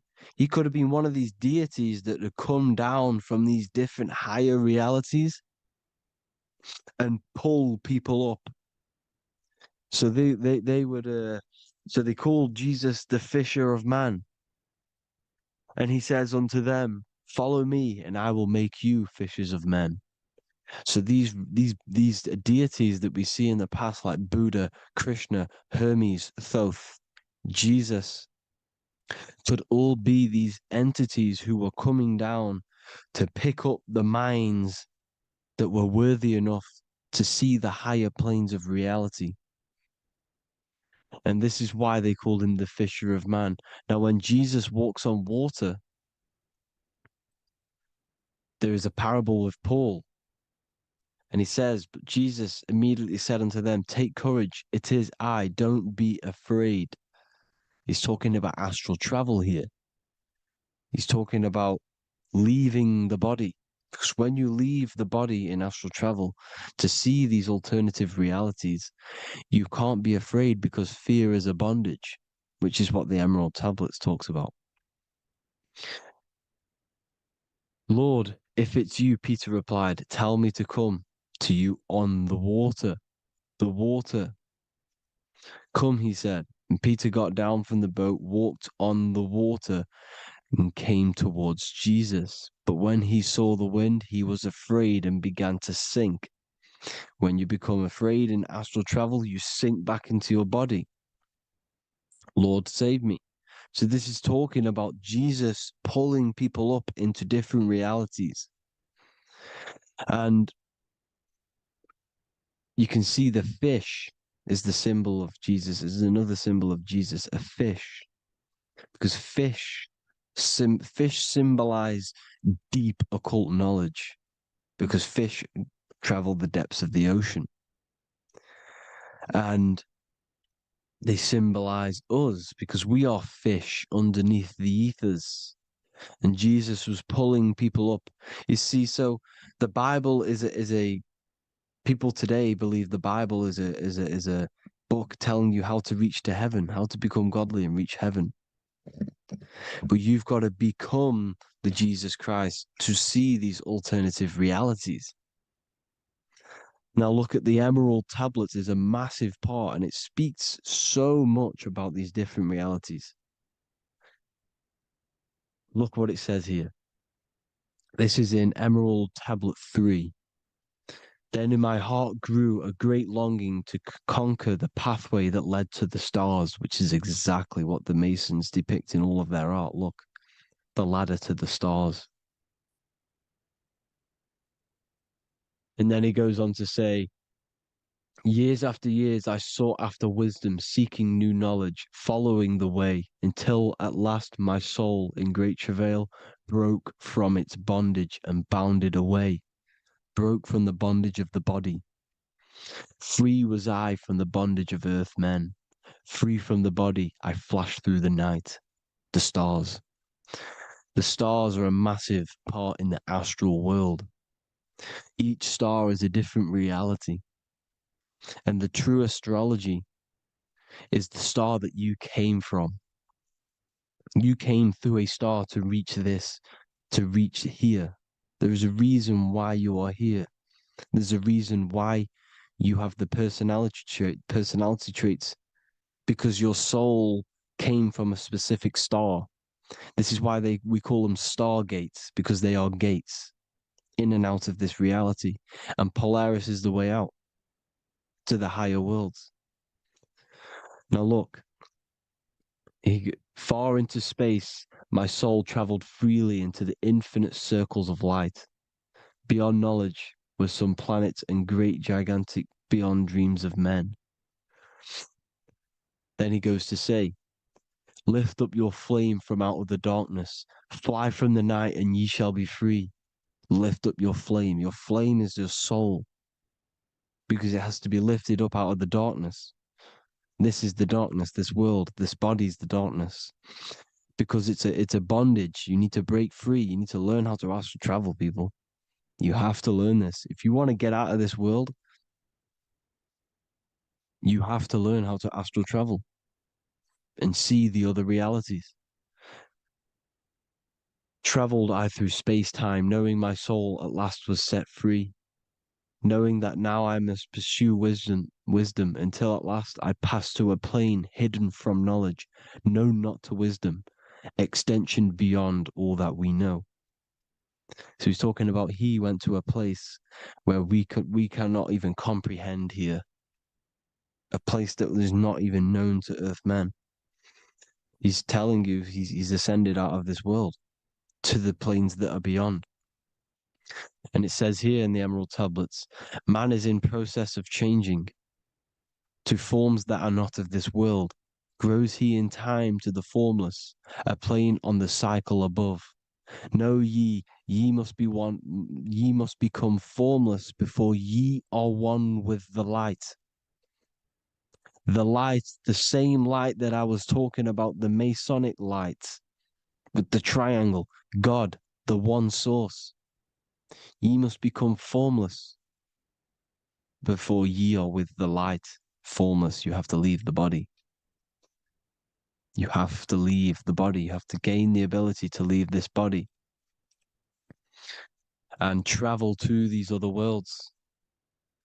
Now, it says here, not as man am I, for free have I become of dimensions and planes. In each I take on a new body.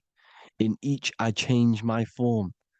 Know I now that the formless is all there is of form. You see, all things created come from the things that, all things that you see come from the things that you cannot see. All of us have the same spark of consciousness, the same I am. Every dog, every animal, every human has this same I, this same thing which sees through the eye. It's formless. It it takes this formless entity is the same entity of us. We are all the same entity in different bodies. And this entity it was represented as the flame, the cosmic flame, which is inside of all of us. And this is why the Masons depicted your spine as a candle or the Holy Grail. You would either see this or a candle with a flame on the top, because the Holy Grail is your consciousness, which is on top of your spine, which is the candle. Now, Jesus, Thoth, Buddha were all these deities which were coming down to lift people up because they were fishermen of men. And he would lift you up to the higher worlds, out of this world, to the ones above. Now, Thoth, you can see him here, he's leading the way. He's holding someone and he's leading the way with knowledge and power. He was leading the way to other worlds, out of this world. There's no point trying to change this world. This world will stay the same. It will stay the same.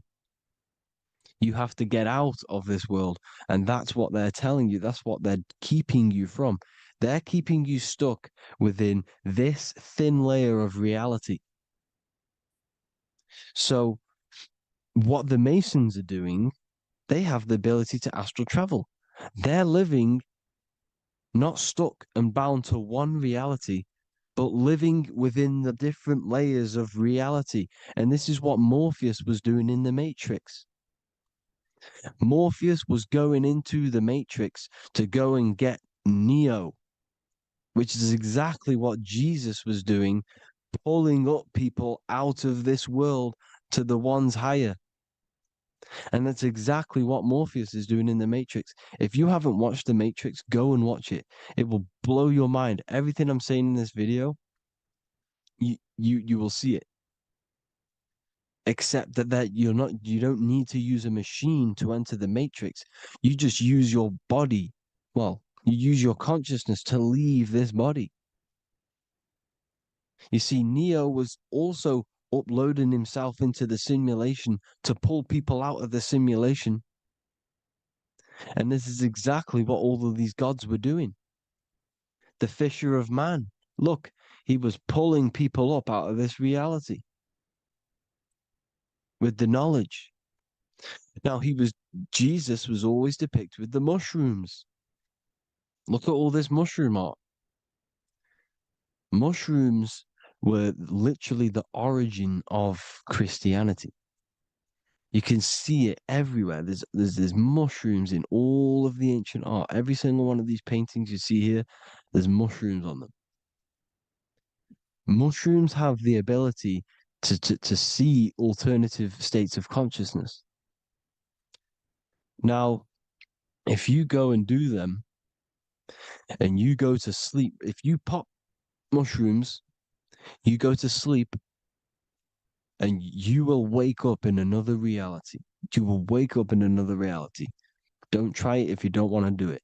But if you've got the heart to do it, do it. Eat them and go to sleep. You'll wake up in another reality.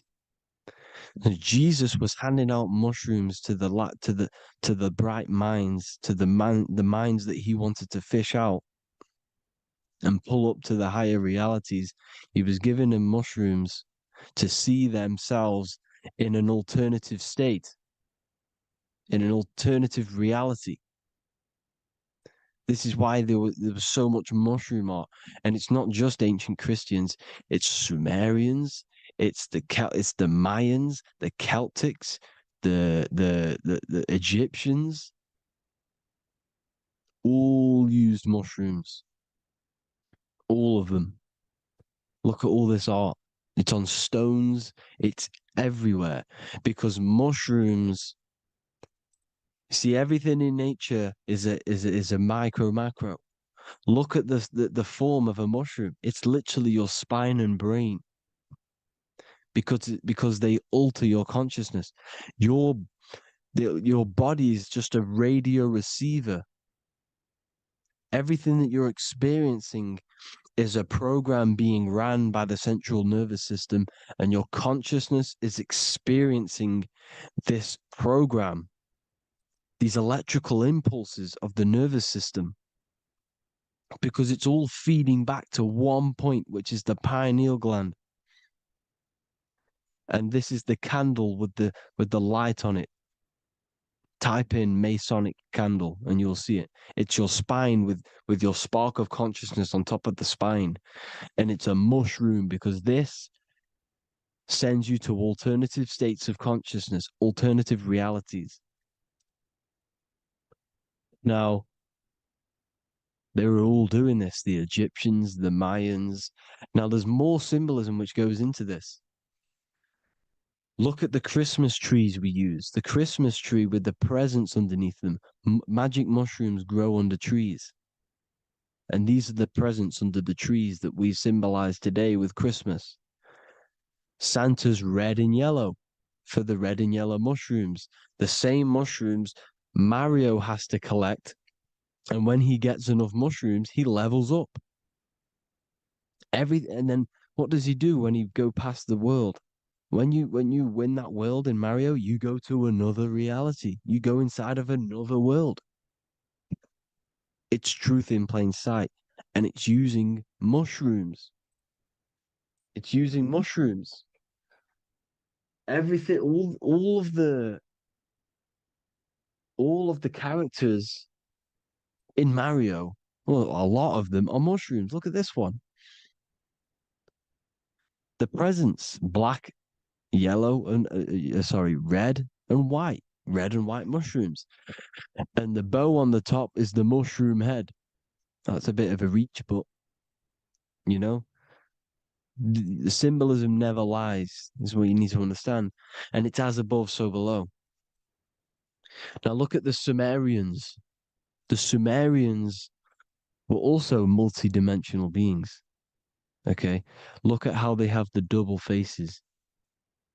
They had 1 foot in this reality and 1 foot in another reality. And look at this one, a double-headed god inside of like a portal. You see? Because and look at these with the wings, the astral travel. Birds, ancient birds symbolize the soul. Because the soul is a bird, it flies to different worlds, it flies around the cosmos. And mushrooms gave you the ability to see these alternative states of consciousness, these alternate realities. Because you exist in infinite realities. You exist in infinite realities. Now look at the 33rd degree Ordo Ab Chao badge. You get this badge when you become a 33rd degree Freemason. And it's a double-headed eagle. A double-headed eagle. And you can see this in Sumeria first. Sumeria have the same symbol. A double-headed, bird. You can see it here as well. And the Masons are still using this symbol today. And when you become a 33rd degree, 33 vertebrae on the back of your spine, above the vertebrae is your consciousness, and it's a double-headed eagle. One reality in one. You become a multi-dimensional being in the 33rd degree. And I've heard many interviews of Masons say it becomes Luciferian. You see, they speak in code. These Masons can't tell you about what they learn about, but they will speak in code. They said it becomes Luciferian. The word Luciferian is lucid. The root word of Luciferian is lucid, and lucid is lucid dreaming. alternative realities, dream worlds. You become a god. Luciferian means you're becoming your own god, pretty much. Because you are becoming a multi-dimensional being living in between the different layers of reality at the 33rd degree of Freemasonry. And look at the double-headed eagle, because the birds symbolize the soul. And they reach high, they fly high, just like the soul wants to fly high to the light, to become one with the light, like the Emerald Tablet says. Now look at Janus. Janus was another god, and he's known as the god of doorways. Janus always depicted with a double head. Janus is why we say janitor or January. And January is entering a new year. Janus is known as the god of doorways with keys, always got a key, because keys open doors. That's why the janitor holds all the keys. And Janus always has double heads, because he had one foot in this reality, one foot in another. He was a multi-dimensional being, a Luciferian, living between the different layers of reality, except from instead of being stuck in one like we are. Well, a lot of people. And that's the whole point. You see, all of this stuff is about like changing the world and stuff like that. This world will probably never ever change. It's probably been like this forever. Well, forever, for a long time. But it's about moving out of this reality to the higher states. And the Masons always depict the ladder to the luminaries, the stars, with a key, the same key of Janus. The Vatican is a key, and it's in charge of all the religions. Why is it a key? Because they're holding back the key. They're keeping you stuck within this reality, keeping you stuck as identifying yourself with the body, identifying yourself with this world. You are not in the world is within you. This is a program being ran by your central nervous system, and your consciousness is experiencing this reality. Now, this is going to be a mind-blowing video for some people. You have to have an open mind. You have to let go of all the programs. I'm repeating what the ancients are talking about and the ancient symbolism. Look at Janus with the double-headed god. He was just another god coming down, giving keys to people who had the worthy mind to be pulled up out of this reality, to be pulled up to heaven, just like Jesus was teaching how to reach heaven. But really, it's an encoded scripture. But anyways, hope you all gained some insight on this video. Have an amazing day. Please like, share, comment. All the links are in the bio for the PDF, for the Manifestation Mastery course, and all the other amazing stuff. And if you want to support the channel, I'd greatly appreciate if you became a Patreon member. Hope you'll have an amazing day, people. God bless.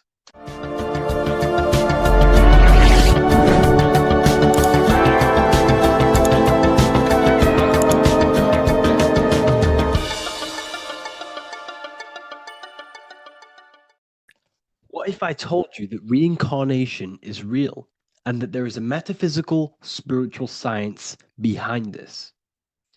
Most people leave this world just as lost when they entered it. That they carry their fears, attachments, and addictions with them, only to be born again trapped in the same cycle, repeating the patterns of lifetime after lifetime. This lecture is not just about preparing for death.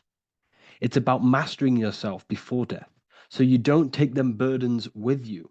Because the truth is, whatever addictions, fears, and unresolved emotions you cling to in this life, you carry with you into the next.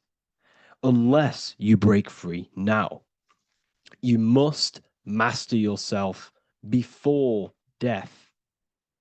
Death is not the end, it is the great passage. But how we transition depends on our mastery of the self. This was symbolized by the Ouroboros, the snake biting its tail. Every ending is a new beginning. It's an infinite cycle of consciousness. Now, your human body is basically an antenna tapped in to a stream of consciousness. Just like a radio is tapped into a specific frequency to play that radio. Your body is basically an antenna, a crystal picking up the consciousness of God. You are on an ever-ending journey, a journey of learning and expansion of the mind into new fields of thought. This was symbolized as the Ouroboros. When you die, it is a new beginning. It's a transitioning, not an ending. Everything is eternal in this universe as consciousness is formless and constantly transforms into new forms of life. Let's break down the word death. Death contains the word ether. Now, the ether can be found in the word heart or earth. Ether. Everything in this plane comes from the etheric plane. The etheric plane is the barrier between the physical plane and the spiritual plane, the astral plane. The astral plane is the screen that you have in your mind that allows you to imagine a red apple, for example. This is the imaginative plane where thought forms start to take form. Everything begins as a thought, then the thought form becomes an imagination, then energy, then physical. Everything in the physical plane is a shadow of thought, all objects manifested as thought. You came from the astral. You came from the stars. This is why we say reach for the stars. Or this is why you say you are a star. Cis star, miss star, fraud star, stir is star. And when you become famous, you become a superstar and you gain a star on the Hollywood floor. You are a star. The ether. The ether is the infinite energy source which all things come out of and return back to. This is the cycle of life and death, summer and winter, day and night, sleep and awake. The ether is the infinite energy source which all things come from and will return back to. Okay, sorry about that little error. The ether is the boundless source of energy from which all things emerge, to which all things return to. We can see this in the cycle of the sun. The sun does this wave of creation. It rises and it falls. We have the day and the night. The daytime represents our conscious mind when we are alert. The nighttime represents our subconscious mind when we are inside the spiritual realms. The nighttime is spirit, the daytime is matter, spirit and matter. Awake and asleep, conscious and subconscious. We see this in the yearly cycle. Summer is life, winter is death. Spring is the morning, summer is midday, autumn is evening, winter is the night. Everything is a macro and a micro cycle of being born out of the ether and returning back from life and death. Life and death is manifested within the cycles of the sun and everything outside of you, as within, so without. This is why we say sleep is the cousin of death. The macrocosm is death, the microcosm is sleep. Every time you go to sleep, you are essentially it's a miniature death. You're entering into spirit and then returning back into matter in the morning when the sun rises. Everything is a reflection of the macrocosm cycles. Preparation for death. The first thing we must do in order to prepare for death, for life after death, in order to stop being reincarnated in this cycle of materialism, in order to progress as a soul, because remember, you are a soul in a body. Just like the sun gives power and life to the earth, your soul gives power and life to your body. When you say I, you're referring to the soul. And your soul can be stuck underneath layers of false identifications. Who you believe yourself to be is merely a collection of subconscious programs running within your mind. Now, that's very deep. That is very, very deep. Who you think you are is a part of your thinking mind.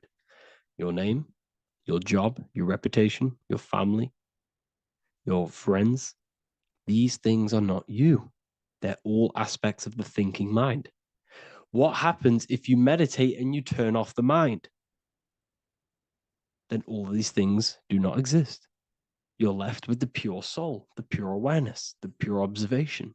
If you turn off the thinking mind, you're no longer your body, you're no longer your reputation, you're no longer your friends, you're no longer your job and your labels. You are the soul. That's the true you, the observation of the mind, not the thinking mind. The ego is the echo. It's an echo of your true self. The ego is your mind's perception of itself, shaped by experiences, trauma, emotions, and beliefs. It is merely an echo of your true soul self. The ego is not you. Your mind is not you. You are the soul. And this is the true self that we must express within our life and we must connect with before we die. Because when we die under the echo, under these false layers of the emotions, the traumas, the experiences, the addictions, the emotional attachments, when we die underneath all of this, when we don't know our true self, the soul is still hidden. The true you is hidden underneath these layers of false identification. We must remove these layers of false identifications. We must remove them. We must destroy the echo. Remember the ego, you never had an ego when you were a child. When you were a child, you were pure. You didn't, you didn't show off things. When you were a child, you were pure. You expressed yourself freely with you didn't hide anything. You didn't hide any aspect of yourself. You didn't suppress any aspect of yourself to fit in as a child, as a baby. Because the ego was not here when you came here. The ego grows with experience. The ego is a false perception of yourself while being incarnated in this material world. It's your mind's perception of itself and it's created through your experience. Remember, you are unconditioned consciousness, and your experiences, thoughts, traumas, emotions, and beliefs have conditioned your consciousness into believing you're only a physical body, but you are the soul. We have to remove these layers. How do we remove these layers? Like I said, the best thing, meditation. Meditation. There is a great meditation that you can do every single morning and every single nighttime. You can sit there and repeat over and over before you meditate. You can repeat that you are not this, you are not that, you are not this. You can label them one by one. Start with, I am not my body, I am not my job, I am not my name, and then detach from absolutely everything until you are left with nothingness. And when you start to meditate, detach from everything. Nothing matters. I am here right now. And what will be left? The only thing that will be left is the language that your mind is using. Now, this is very deep. Not many people will tell you this, but I've lingered in meditation many times.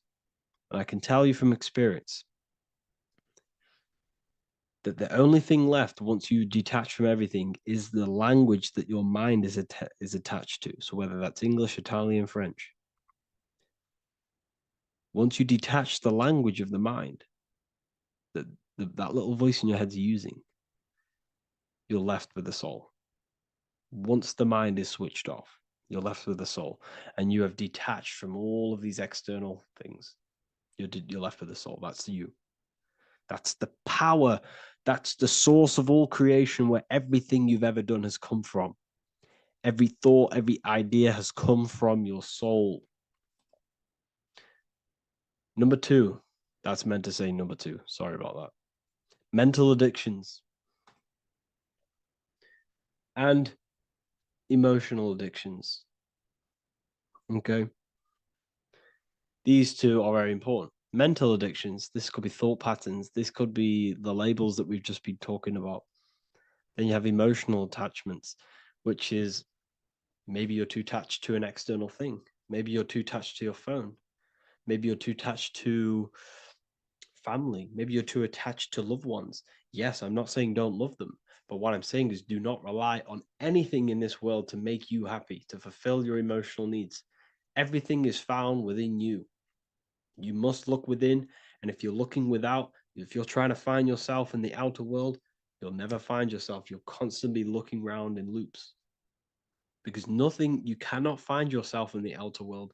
Nothing will long term give you long term validation. Seeking validation in the outer world will leave you soulless, leave you feeling empty inside and sad and depressed. You have to find yourself within. You have to detach from everything you are relying on to give you emotional stableness. You have to detach from all. Yes, love your children. Yes, love these people, but do not rely on them. Because everything in this world is temporary. Do not conform to this world. The Bible tells you this. Everything in modern society nurtures the body, but neglects the soul. They keep you addicted to as many things as possible. Smoking, you have to detach. Drugs, you have to detach. Alcohol, detach. You cannot rely on anything. This is why this path is very, very difficult to walk. But I'm showing you the way. These are the things you must do before death. You have to detach from absolutely everything. If you die and your mind and soul is still addicted to these worldly things, then you guess what? You're going to reincarnate. You're going to reincarnate because your mind is still thinking about these material earthly things. And if you are operating in that vibration, you're going to project that vibration and come back here. You have to detach. You have to master the soul and master the mind. Like I said, the matrix is designed to keep you addicted to as many things as possible. Your phone, food, smoking, drugs, alcohol, clubbing, all of these things. Everything in society is made to trap your soul and reincarnate in this world. That's why it's very, very, very difficult to walk this path. Very difficult. Matrix, matter tricks. John 2:15 to 17. Do not love this world, nor the things it offers you. For when you love the world, you will lose God. Do not love this world, nor the things it offers you. Do not conform to the pattern of this world, but be transformed by the renewing of your mind. Great quote. Do not conform to the pattern of this world, but be transformed. Let this world transform you. Learn from this, expand from this, but do not be mentally and emotionally attached. Okay? What good will it be for someone to gain the whole world yet forfeit their soul? Like I said, everything in the Bible is telling you the truth. You just got to read it correctly. This is spirituality. This is spirituality. The Bible is spiritual. It's a spiritual text. We must disconnect from everything outside of us and connect with the true soul. Here we have the Egyptians showing you the soul leaving the body. Here we have the soul here. Here we have the Masons showing you the soul coming out.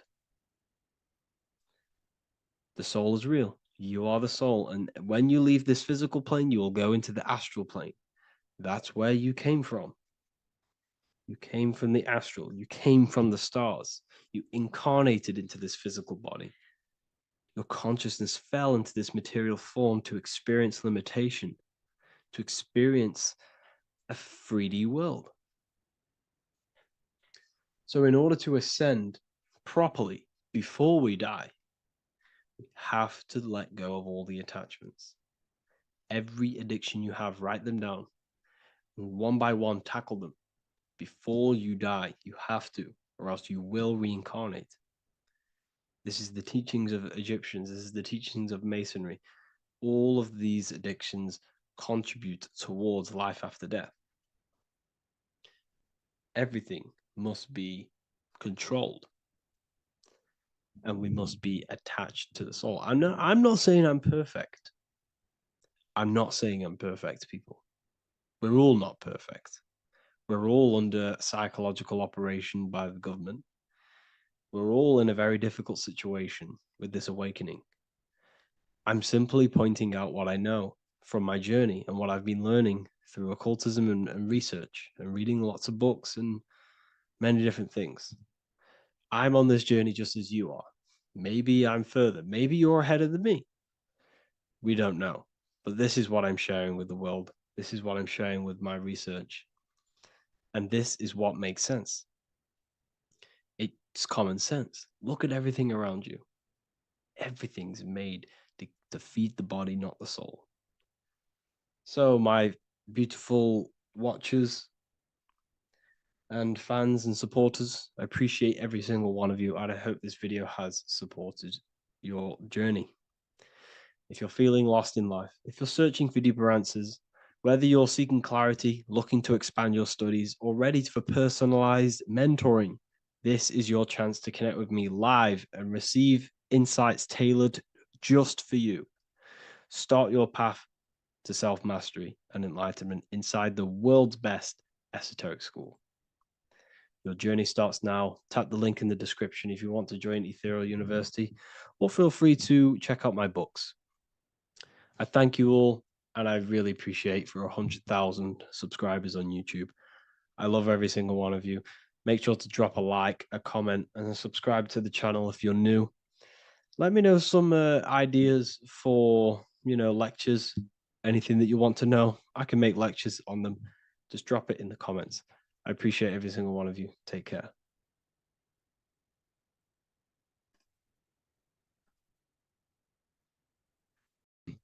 This one secret that is hidden and guarded within secret societies grants you profound power, which can fully transform your life and perspective on reality. Today, I'm going to reveal this one secret, which you probably already know, but never realized how deep it truly is. This has the power to change your life. It is the key to your potential. And if you stay with me, this power may be yours, and you could transform your life with this hidden secret that is guarded within secret societies and esoteric orders. And this secret is not really a secret, but something people overlook, that the universe is mental. Everything we experience and interact with and perceive originates within the mind. The universe is a boundless field of consciousness, a mental construct molded and shaped by thought. We do not just live in a physical world, as they want you to believe. There are hidden forces that mold the material world. They want you to believe that you are only a physical being inside of a physical universe. But this is completely wrong. You are the architecture of the universe. Your consciousness is the very fabric of reality, and you create your own universe. The universe is an infinite field of consciousness, a vast and limitless mental construct, intricately woven and shaped by the power of thought. It is a dynamic and ever-evolving field where the interplay of awareness and attention gives form to existence. Within the boundless realm, every idea, perception, and belief contributes to the creation and transformation of reality itself. Each thought holds the power to transform reality. Your consciousness is the very fabric of reality. And this is shown in the symbol of the flower of life. The flower of life is a symbol. It symbolizes the interconnectedness of all existence. illustrating how every thought is not merely a fleeting moment, but a ripple that reverberates across every layer of reality. Each action, like the intricate overlapping circles of this pattern in the symbol, extends its influence far beyond its origin, weaving a web of interdependence where every choice impacts the whole. It serves as a profound reminder that everything is connected, bound by an unseen field of consciousness. This symbol represents how one action, one thought is a ripple in the whole vastness of the ether of consciousness. To master your mind is to master the universe, because your mind is a miniature universe. The mind is the very fabric of reality. So if we gain the hook, if we gain the power and the mastery over our minds, we have now gained the power to create reality to your will and intent. You see, most people live in a cycle, and this cycle is the outer world manipulating how they feel on the inner world. People's external circumstances are creating their thoughts and emotion in the inner world of consciousness, which is producing a constant cycle of negative manifestation. For example, let's say something negative happens to me in my external world. Then I start to think negative and feel negative. What that is actually doing is manifesting and projecting more negativity, because our thoughts hold the power to control and weave our own life. Your life is a direct correlation of every thought you thought in the past.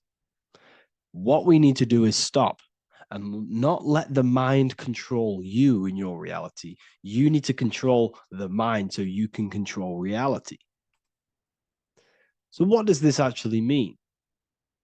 Reality is an externalization of consciousness. Consciousness and matter are one. They're not separate. They are inseparable and interconnected.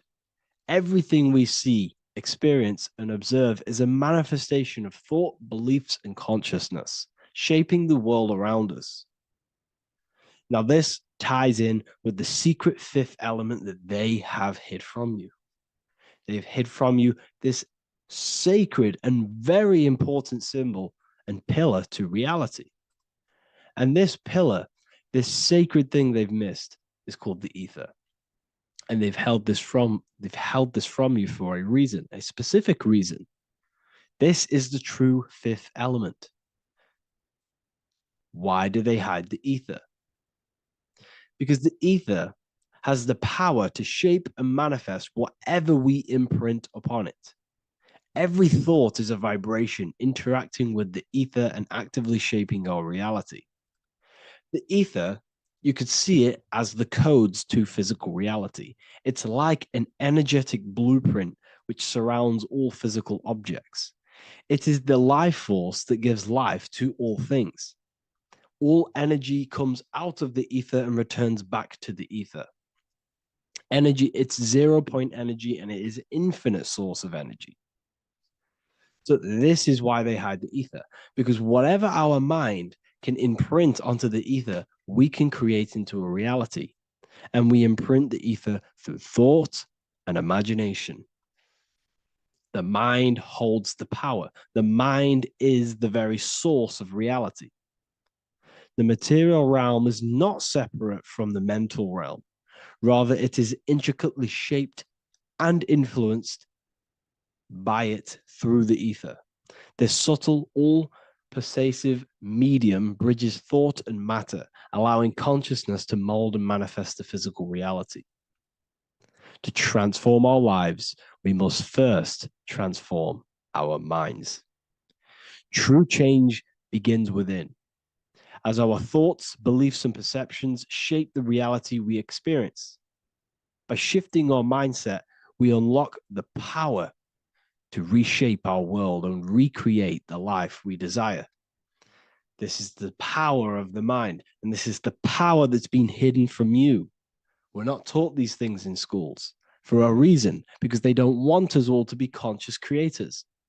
Instead, they feed you your beliefs. They feed you your thoughts through the music, through the entertainment, through the movies, through the news.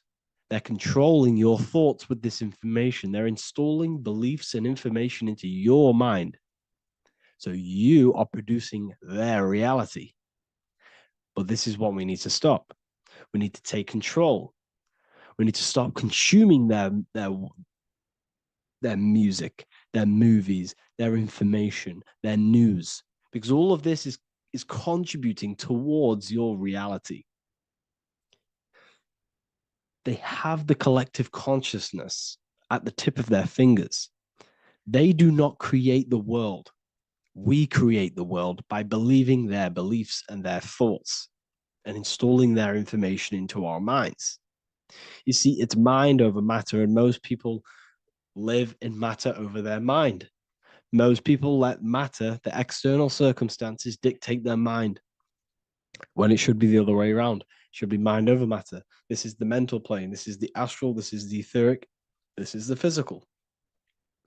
The mind holds power over the emotions, over the imagination, over the physical, and over our spirit. It holds power over everything. It's mind over matter.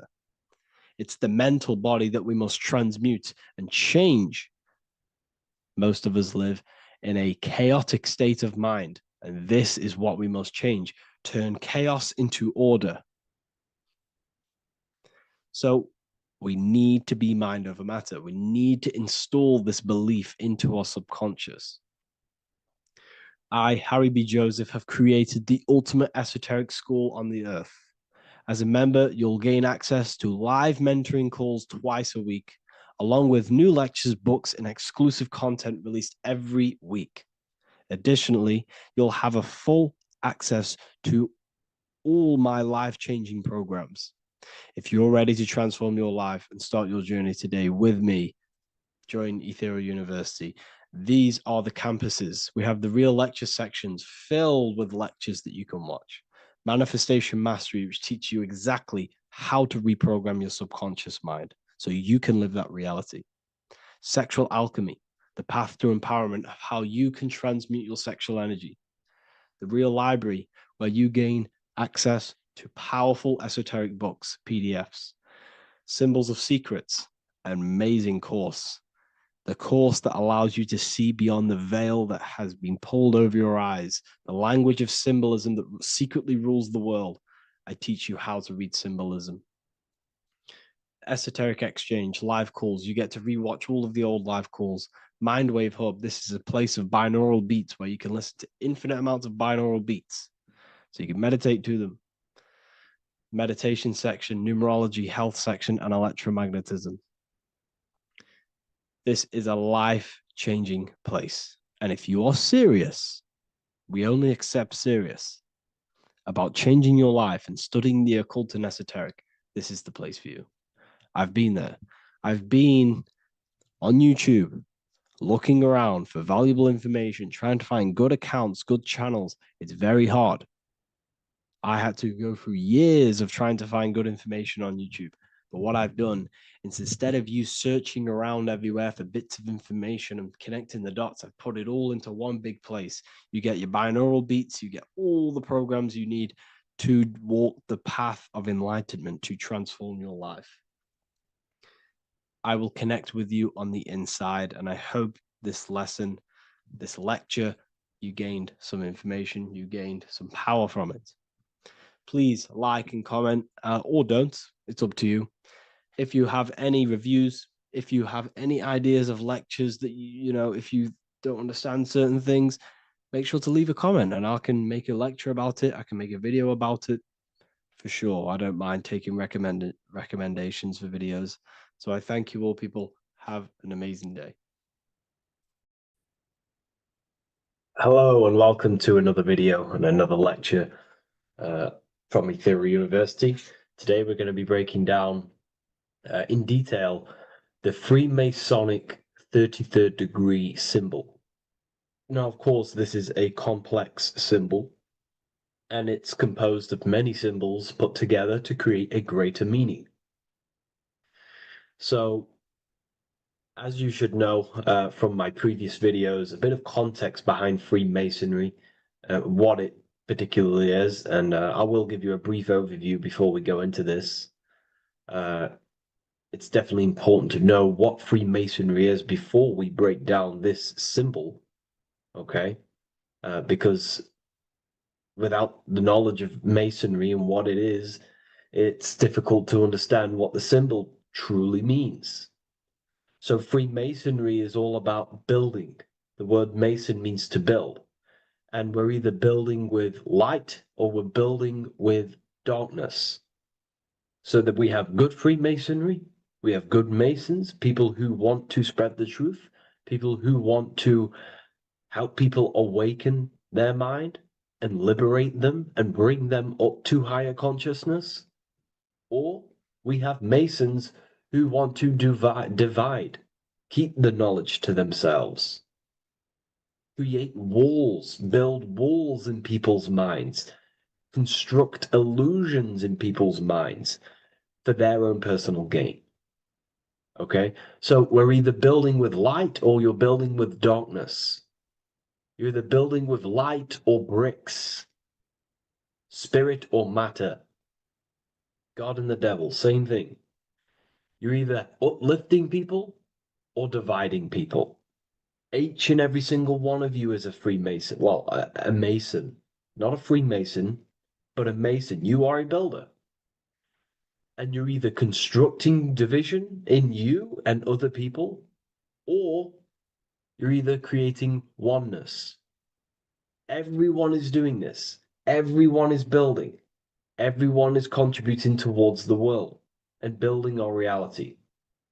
So Masonry is a craft, and that craft is to craft a better mind and heart, a higher consciousness, a higher understanding of the self, building a higher perception of yourself, getting to know who you actually are, why you are here. Every action, behind every single action, behind every single cause is choice. You chose to be here. Whether you know why you are here or whether you do not know. You chose to be here in this time, in this period of life on the earth, on this physical dimension. You chose, you, the mind of yours chose to be here in this body at this specific time. You are playing a role, you are building in this world at this specific time. So Masonry is all about getting to know the self, to know what you actually are through gnosis. Gnosis is direct knowledge obtained and extracted from direct experience. Knowledge extracted from direct experience. Knowingness. You know you have hands. You don't believe you have hands. You know you have hands. That's what knowing thyself truly means. To go within the self. To dwell in meditation for long periods of time.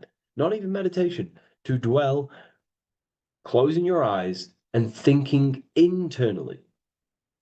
Not thinking externally about anything outside you, but thinking and questioning internally, and you shall find answers. Seek and you shall find.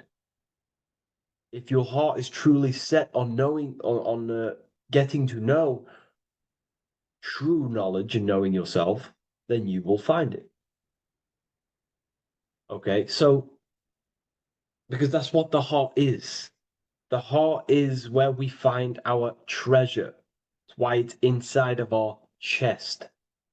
Our chest holds the treasure. What is your treasure? Your treasure is your physical manifestation. And whatever you act, whatever your heart cares about, your body follows. Your body takes action towards what you care about in life. This is why we say follow your heart, because your body follows the heart, what you care about. If you do not care about something, you do not take actions towards it. Whatever your heart loves and has that love energy for, the body follows. If you truly want to become enlightened and truly want to reach higher consciousness, then you will.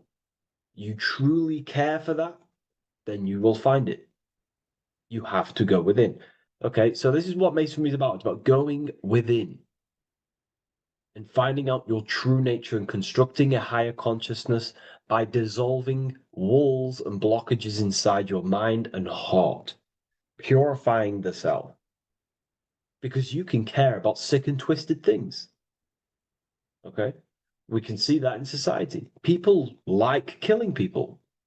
It's psychotic, but I know. So we can be corrupted.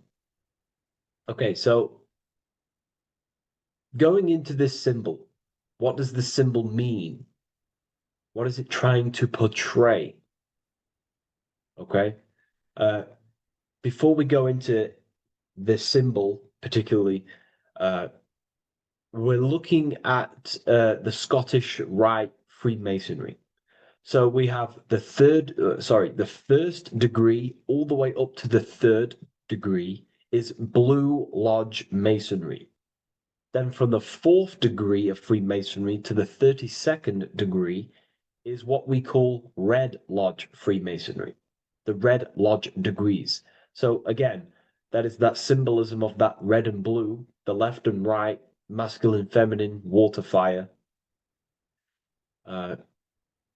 It's that symbolism again of the two polar opposites of reality, of masculine and feminine qualities, solar and lunar, the left and right hemispheres of the brain, the inner and out world, inner and outer world, the brain and the heart. These are all polarities, okay? Spirit and matter. We have to unify these. But we're looking at the 33rd degree. This is the end of the Scottish Rite of Freemasonry, and it's considered the illuminated degrees. Illuminated. This is when one gets to know the true self, the true knowledge, when one has gone within, mastered the self, got rid of mental blockages, blockages in the heart, purified the self, and they know who they are. They have higher consciousness. And in this breakdown today, I'm going to show you how they have higher consciousness through this symbolism. Okay, so I was going to say something, but I totally forgot what it was. But anyways, we'll move forward with this symbol. Oh, that's what it was. Water melts, well, ice melts at 33 degrees, symbolizing ice represents solid matter, ego, the physical body, left brain thinking, physical reality identification, identifying self with the ego, the name, the job, the reputation. That's the ice, that's solid, that's ego thinking, left brain thinking. When we identify ourselves with the body, our ego, our name, our job, our reputation, our family, that is ego. That is pure earthly survival base level consciousness. This is the degree, this is the level of state of mind that we need to rise out from and figure out what we are, what you actually are inside you. When you turn off your thoughts, what are you then? If you do not think, you are not your name, your job, your reputation, your family, your beliefs. Because when the mind is turned off, there is still something left. That is you. And that is the substance that we have to get to know through gnosis, through going within and thinking internally and dwelling within. Okay. So Freemasonry is all about learning about the psyche, the true nature of consciousness, how it functions, the mechanics of consciousness, how we can integrate universal law with consciousness. We're going to be going into that. Natural law, how we can become one with God's law. We can become one with the universe and integrate universal consciousness into yourself. Okay, so the first thing I'm going to say about this symbol, straight away, the first thing you probably notice about the symbol is the eagle. The eagle is a bird. Okay, what do birds do? They are high in the air. They are above the earth, which represents rising, rising consciousness, rising the mind out of the lower mind, earth-based survival, impulsive, reactive, egotistical mind, and we're pulling us out, we're rising from that. The earth represents that lower base survival consciousness, ego-driven thoughts, and we're rising up. The bird is free. It's free from the earth. Okay? It's free. It's elevated. It looks down upon the earth. So the eagle is a bird which represents higher view of self, a higher understanding of the self. It's elevated. We have a higher view of myself when I reach the 33rd degree. That is what it's showing you. That is what it's symbolizing. Okay? It's above the earth. It is free. It looks down. When you have higher consciousness, you become enlightened. It's impossible not to look down. You do look down on people, but not in a bad way. Not in a bad way. That sounds bad. I understand if that sounds bad, but that's not a bad way. I don't mean that in a bad way or a bad-hearted way. I mean that as when you have higher consciousness, you can see people who are living and dwelling in zombie mode, low level earth based consciousness. They think they're the body, they think they're their name, their job, their reputation, their family. So it represents looking down because I have higher awareness of myself. I know what I truly am. The water is flowing at the 33rd degree. The water melts at the 33rd degree, representing the flowing of consciousness, the flowing of the mind, flowing of light energy entering the body. Because when we reach higher consciousness, when you raise your consciousness, which is just an easier way of saying mastering thoughts, mastering yourself, we no longer give attention to negative thoughts because we understand what thoughts are and why would you let your own mind take away your own power? So again, Freemasonry is about gaining personal power, not in a bad way. Well, it can be used for bad. Gaining mental power, a strong mind. Most people have very, very, very weak minds in this world. Very weak minds. This world is a mental world. We have to gain strength in the mind. It's a mental universe. The stronger the mind, the better your reality. The less affected you are by external things. Nothing external should ever bother you. Okay? uh, so it's about gaining mental strength, mental clarity. So again, the bird is elevated, it looks down, it has a higher awareness, it sees things from above, it sees the world for what it truly is. That's the eagle. Okay? It's the higher view. This is the illuminated degrees. So we're looking at now the sword. The bird, the eagle, the double-headed eagle is standing on the sword. Very symbolic. The sword is not above the eagle. The sword is below the eagle. The sword moves through the air. On a basic breakdown of the sword, it represents power. Power. Because if I have a sword, I hold the power over you. That's what it symbolizes. In war, you have a weapon bigger than someone else and more destructive than someone else, you hold the power. So it's a power symbol. To go even deeper on this, on its true meaning, the sword, I've already broke this down plenty of times. It moves through the air. It cuts the air. It's the mind. Air represents the mind. Water is emotion. Fire is the spirit. Earth is the body. So we're looking at the mind, the power of the mind. And the eagle is standing on top of this, representing, I am conquering my own mind. I am conquering my mind. My mind does not conquer me.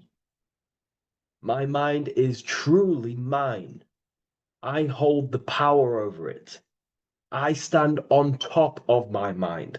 The mind does not rule me. Thoughts do not enter my mind that take away my power. I think it, I feel it, I act towards it. It's unity. My mind is the monarch. It is the command center. It is mine. I'm above the mind. That's what it's showing here. I hold full control over this mind. I hold the power. Okay? And I have an elevated view of the mind. The eagle is elevated. It looks at the earth from above. It's the higher perception of the mind. The mind has a higher view of the self. It is conscious. Most people are not conscious. Okay? Most people walk around, they act unknowingly, they don't even know they exist. They don't realize they have consciousness. They think they grew from a monkey. They're born on a spinning ball in the middle of space, and they think they're the body. That is the level of earth-based consciousness. And it's saying, I hold the power. I hold my mind to what I want to direct the mind's forces to. I create with my mind. I carve reality. I shape my reality with my mind and thoughts and my intellect, my communication. Okay? That is what we're looking at here with the sword. It's on top, meaning I control it. When you stand on top of something, you are the top. You are on top of it. You hold the power. You rule over it. When you are the boss of your business, you rule the business. That's what we're looking at here. The sword needs sharpening. It always needs sharpening. You can't use a sword forever. You need to sharpen it. The mind will not stay powerful and strong and and aligned with what you actually want unless you continuously refine the sword. The mind needs to be refined or reminded. If you stop doing affirmations, the mind will fall back to old ways of thinking. If you constantly meditate, you constantly implant the messages into your subconscious mind, you constantly visualize, you are keeping the mind sharpened with what you want in life, what you are trying to create. And the mind will continue to think with that power, with them words, with them visualizations. If you fall off, if you stop meditating, you will lose control of your own mind. Okay? This is symbolizing you have to keep on top of the mind. You have to keep control. This is what the world is. The world is like Minecraft. You ever played Minecraft? You're a builder. Okay? What do? You control the man in the world. That's what you are. You need to control this body in the world. It's all about control. You are in a game. It's like Grand Theft Auto. You don't know how to use the buttons. You're going to create chaos, and you're not going to have that much fun in the world in GTA if you don't know how to work the buttons. Same with this world. You are in a world, and you need to learn the buttons of the body, the mind, the soul, the heart, how will these things function so you can actually live a better life and create what you want in the world, aligned with natural law, of course, unless you want to walk down the path of Satanism. So this is what we're looking at with the sword. Now, moving on, we're looking at this little banner here. This says "God and my right" in Latin. God and my right. What is your right?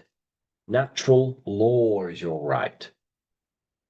What is natural law? You already know the natural laws. We all intuitively know the natural law. What is natural law? Do good. We all subconsciously, on a soul level, we know to do good.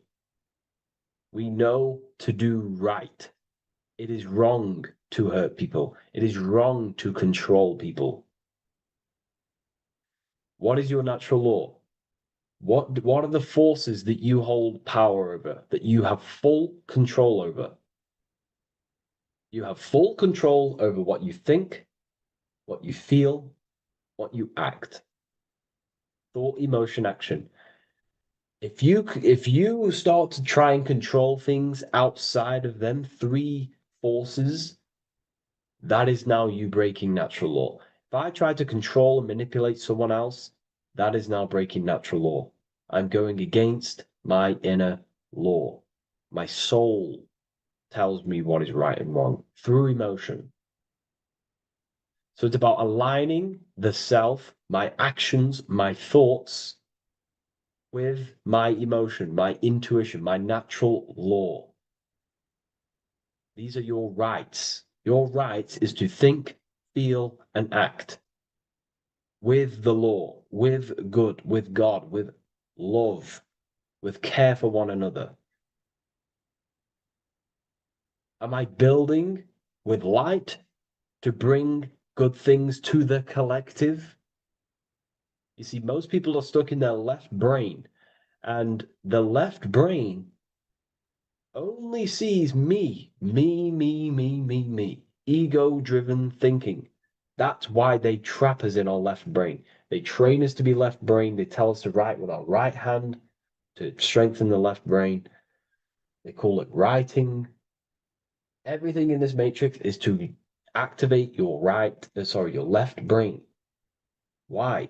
They need you in ego consciousness so you can be controlled and manipulated. So you do not recognize patterns. That's the right brain. The right brain recognizes patterns, symbolism, metaphors. They don't want you reading between the lines. They want you logical. They want you divided, because the right brain sees the whole. The right brain sees the woods. The left brain sees the trees. And that tree is your ego.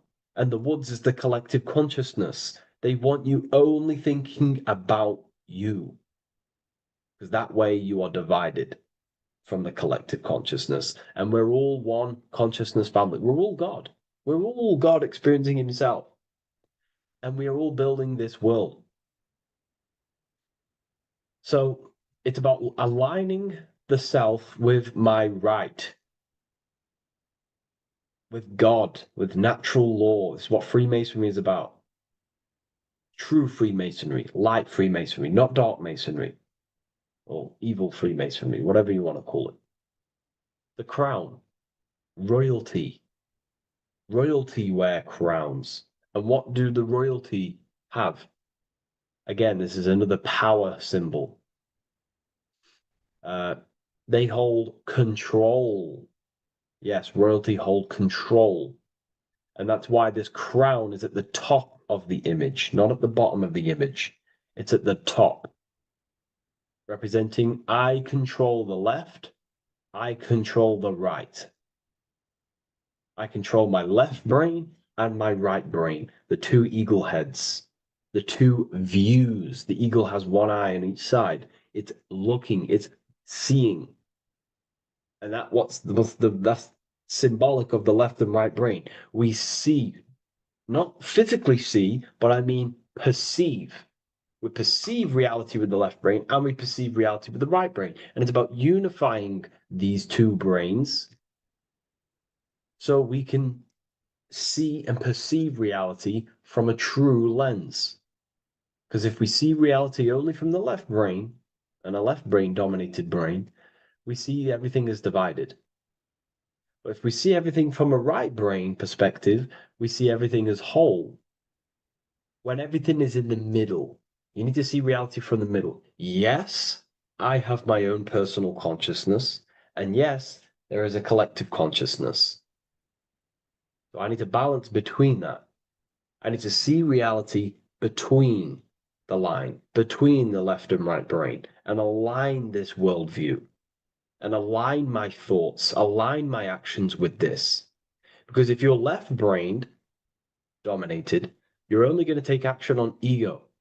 You're only going to take action on me. You're only going to think about me, me, me. But if you're right hemisphere brained, you're only going to take action for the collective, which is, yes, that's good, but you also need to think about yourself.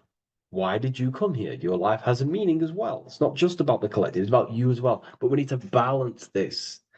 You see? This is what we're looking at. The crown is in the middle, representing the balance, the power over the two.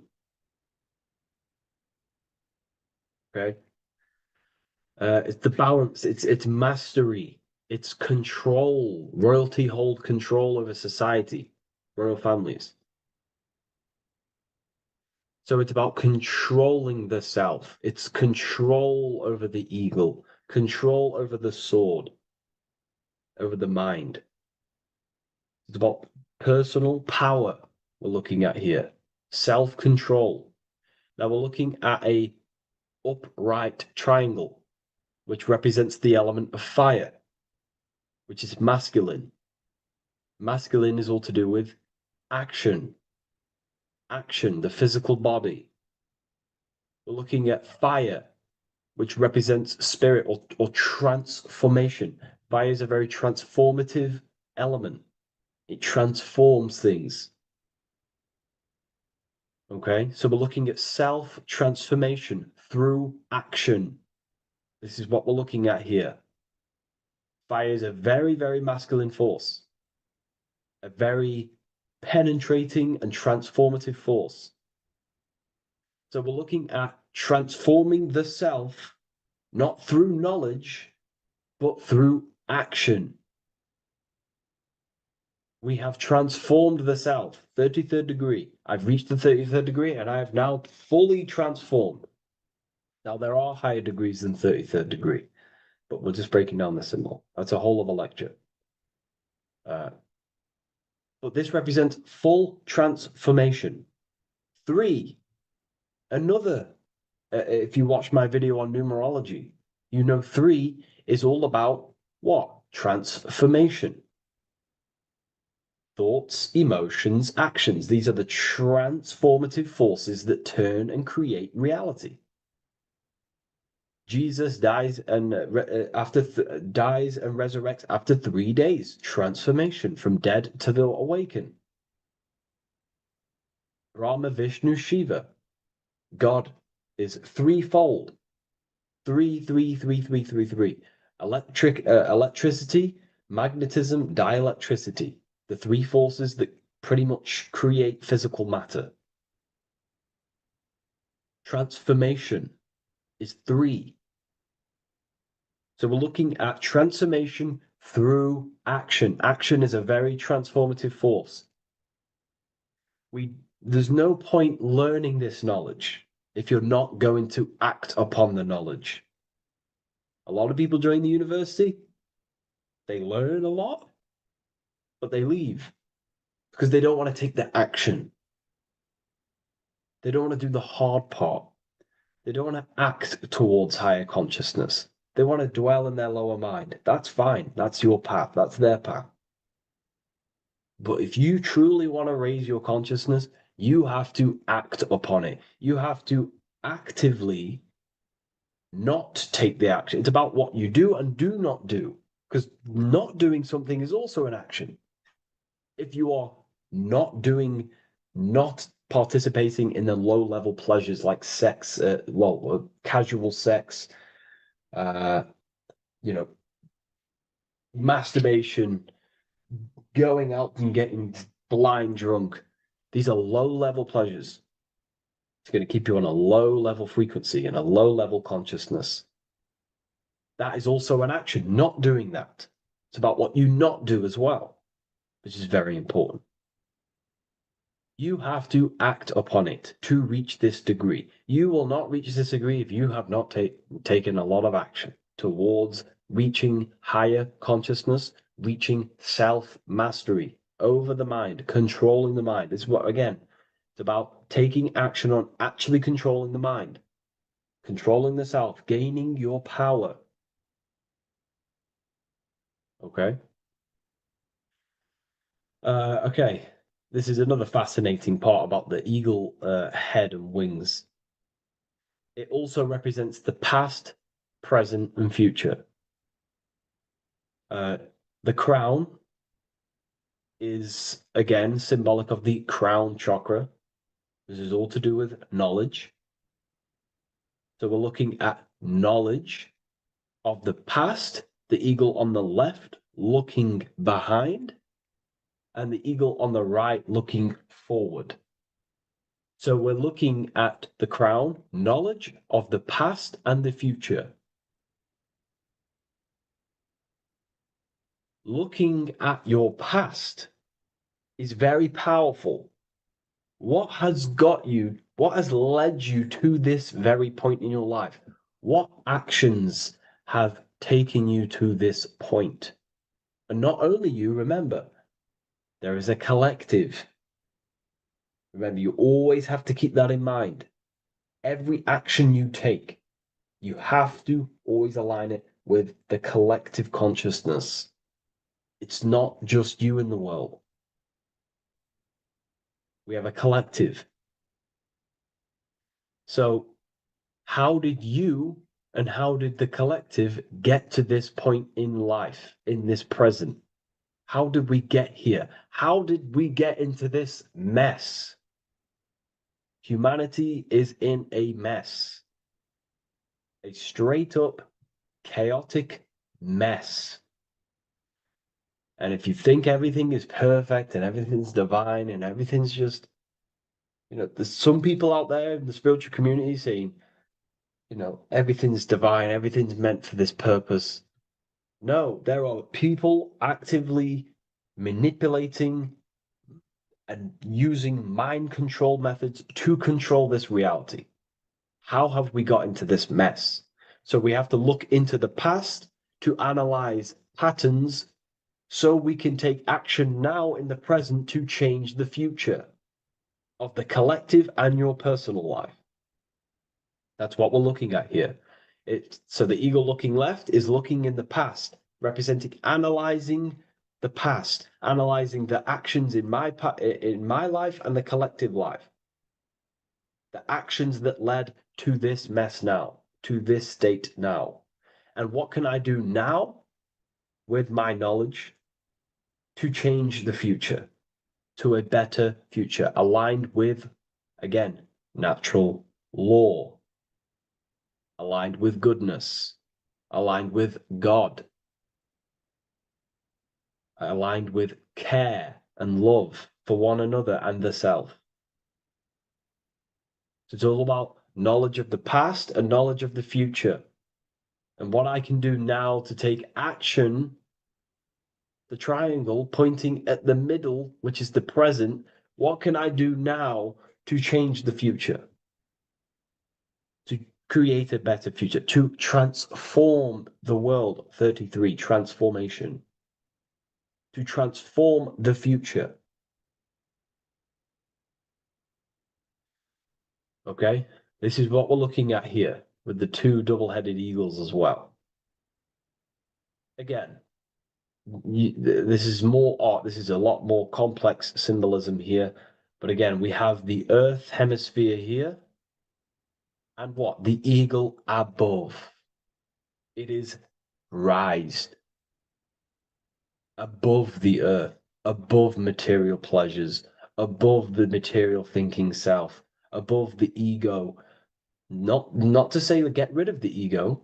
We need the ego, but balancing, control, power over the ego, power over the two hemispheres of the brain, power over my past and my future, power over time. What am I using my time towards? Time is your spiritual currency. Okay? It's elevated. It sees things from a higher perspective. It is higher consciousness. We're also looking at the astral body. Birds on a deeper level represent the astral body.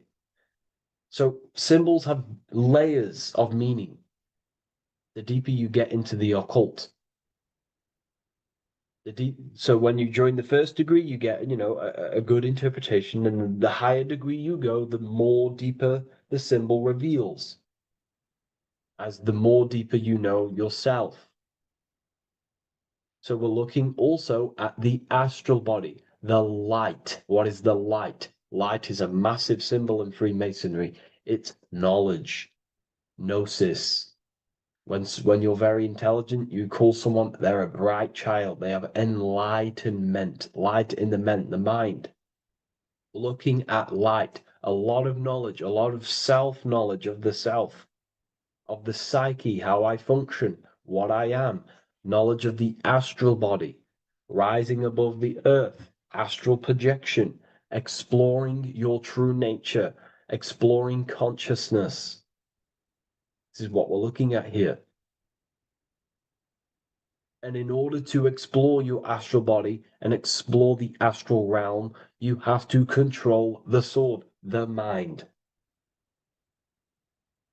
And you can then explore. You are free like a bird to fly. This is all symbolic of rising consciousness. All symbolic. So I hope this video has gained a bit more clarity on this symbol and giving you some insights. And I will see you in the next one. Thank you for tuning in today.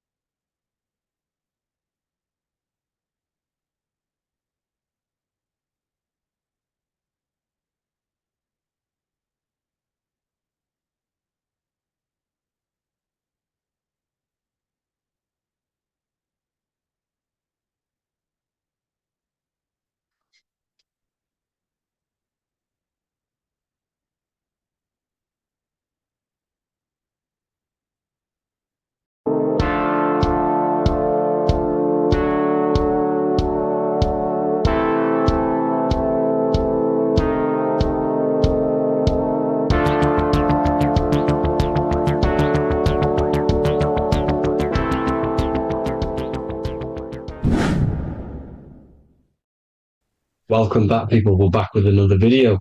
Let's jump straight into this. Make sure to tune in till the end, because this has got so much information in this video. So sit back and enjoy.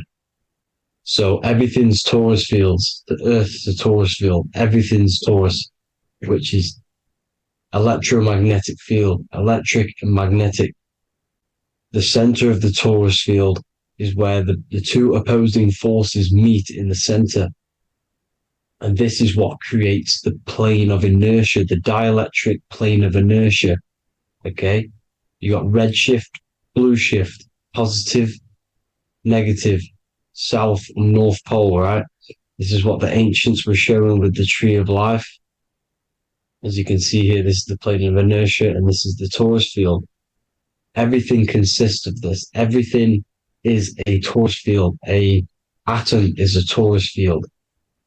Okay, now the inertia is the 0 point. So this plane is a 0 point.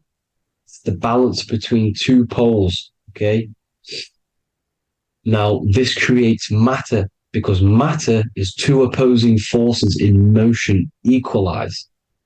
So these two forces coming together is what creates matter on this physical plane. And this is why we can't see the electromagnetic field, because it consists of one of the elements, which is either electric or magnetic. But when they combine together, it's what creates this physical plane, which is physical matter, which is light in motion.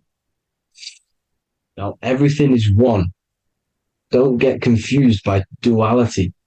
Duality is two opposing forces, but them two opposing forces are created by the same substance. It's two aspects of the same substance. So, for example, water and ice are the same thing, you know what I'm trying to say, but it's two aspects of the same substance, because all is one. The whole universe is one. All goes back to the one, which is God, the creator, or magnetism, whatever you want to call it, because magnetism pulsates. Electricity has two poles, red shift, blue shift. Okay, so red shift, blue shift is electricity, and electricity vibrates, and all vibration always comes back to a standstill point. But magnetism is what pulsates. This is why your heart pulses. You breathe, which is a pulse. This is the breath of the universe, magnetism. Now, this is why the earth is green, okay? Earth can be spelled heart. If you just move the H to the beginning, it spells heart, okay? Because the heart is the center of the torus field, which is the heart chakra for us humans, okay? We consist of the same field, as you already know. Heart being the center, which is green, which is the center of the seven colors. The center of the seven colors. This is the most powerful chakra in your body. People think it's the crown chakra, but it's the heart chakra because it's the center of the torus field. You must align them all and combine them all into one, which is the heart chakra. Now, earth is green. Nature's green. Okay, this is because we live on heart chakra, the plane of inertia. It's the center of the torus field. Okay, and this is what the Egyptians called Isis, which is nature. Nature is balanced, and nature is female, Mother Nature, because it looks after us with the fruit it grows with abundance, and the water. It's a female energy, Mother Nature, and this is the symbolism of an equal, balanced arms. This is the scales, it's balanced. Mother Nature is balanced. This is why the sky is blue, because what comes after the heart chakra? Blue. Sky is blue. We live in Midgard. This is what the ancients called Midgard. You don't have to take this tree literally. It's a metaphor. We live in Midgard, where both positive and negative duality here. Now, Mount Meru. Mount Meru was known as the center of the earth, okay, or known as Hyperborea. And this is the North Pole, the electromagnetic North Pole. But when I say Mount Meru, it's not an actual mountain. They weren't saying there was a real mountain in the center of the earth, a magnetic rock. No. The plane of inertia, okay, there's something called a hyperboloid. That's what it's called, a hyperboloid. And this is the center of the torus field. And this hyperboloid is what is in the shape of a mountain, you see? So if I go to this next one, they say Hyperborea on this map. Why do they call it Hyperborea? Because this is the hyperboloid in the center of the torus field. And this is the electromagnetic mountain, a metaphor. Mountain, what they're metaphorically saying, this is the electromagnetic mountain at the center, the double vortex, the center of the torus field, which is the North Pole. Pole of electromagnetic energy. So this is why they call it Hyperborea. It comes from the word hyperboloid. And the center of the earth is so sacred. And they symbolize this with, obviously, the North Star, which is Polaris. And this is where the swastika comes from, because it's the 4 seasons moving around the North Star. This is the Big Dipper constellation. moving around the North Star, which is Polaris. There's that pole again. Pole. Magnetic pole of the torus field. And this is where the green, emerald green, aurora borealis comes from. It comes from this center hyperboloid at the center of the Earth, where the most electromagnetic energy is stored. The center of the plane of inertia, the center of a plane of inertia. This is the all-seeing eye as well. As you can see, they got the sun, the moon, this is the Masonic cosmos, the sun, the moon, and the all-seeing eye, because the eye is Polaris, the eye of the stars. It's all a big eye. Now, the eye means a lot more as well. It's not just that. There's different ways you can interpret symbols.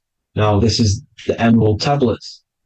Deep in Earth's heart lies the flower, the source of the spirit that binds all in its form. Okay? The flower of life is thine own place of thine spirit, and stream through the earth as thine flows through thy form, giving off life to the earth and its children, renewing the spirit from form unto form. This is the North Pole. This is what he's talking about. He's talking about the aurora borealis. Aurora borealis. It's the Earth's aura. Emerald green. Heart chakra. Plane of inertia. Green. Earth. Heart. You see? All related. Now, there's many symbolism of this. So much symbolism of the ancients. The 7 layers of heaven. 7 layers of heaven, which are the 7 planets. Okay? These planets are the solar system. It's the solar system because we are the soul. We are the sun, the soul. And we're inside of a solar system, which is the 7 planets. That's why there's 7 layers of heaven. Okay? The rings of Saturn, the rings of the planets are moving around us. Okay? So, this is what the ancients were depicting in their cosmology. Now, this is the Hebrew cosmology of the Earth. This is the Mayan cosmology of the Earth. You see, it's all an enclosed system. We live inside of a giant torus field. All is atum. It's what the ancients said, ancient Egyptians said. All is atum. Atoms are torus fields. Don't be tricked by the modern science today with the current model of an atom. It's completely wrong. They're hiding the torus field. They're hiding the electromagnetic field, which is in everything. Absolutely everything is in motion, and motion comes from this field. And you see, this is upside down, but this is I think it's pretty sure it's candles, but the 7 candles, the 7 planets, the 7 Elohim. You see, it all goes back to the stars and the heavens. Now, this is how the Earth really works, with the stars on the outside of the cosmic egg, and then the torus field spinning around the sun and the moon, the positive and the negative charge. The sun gives you energy, the moon takes your energy. The moon controls monthly cycles. Moon is mon. This is etymology. Mon, month, money, demon, monster. Stir is star, moon star. We are all stars. Youngster, minister, superstar, Hollywood star. We're all stars. We come from the stars, which is heaven. Our soul comes from the stars. You see? We are the universe, the image of man is made in the universe. We are a microcosm of the universe. The universe is a macro, we are micro. We consist of everything. The body, mind, and spirit. The sun, the soul. Moon, the mind. Earth, the body, mind, and spirit. We have 12 systems in the body, which are governed by the 12 zodiac signs. Starting at the Aries, which is the ram, the ram of God, all the way down to Pisces. And Capricorn, kneecap. It all goes back to the stars. We are the stars. We are the universe. Everything is inside of us. Everything. Like I say, the Temple of Solomon, the Temple of the soul, and man. The soul, the temple is the body. The soul is the soul, and the man is the mind. The temple of the soul and the mind. Body, mind, and spirit. We consist of the 5 elements. Air, spirit, water, earth, and fire. We consist of everything. We are the universe. We're made in God's image, which is the universe. You see? Now, Everything goes back to the stars. The ancients worship the stars because the stars govern everything. They govern the systems in the body. They govern your life. This is why your zodiac is so important, your sign. Each zodiac has a specific element associated with it as well.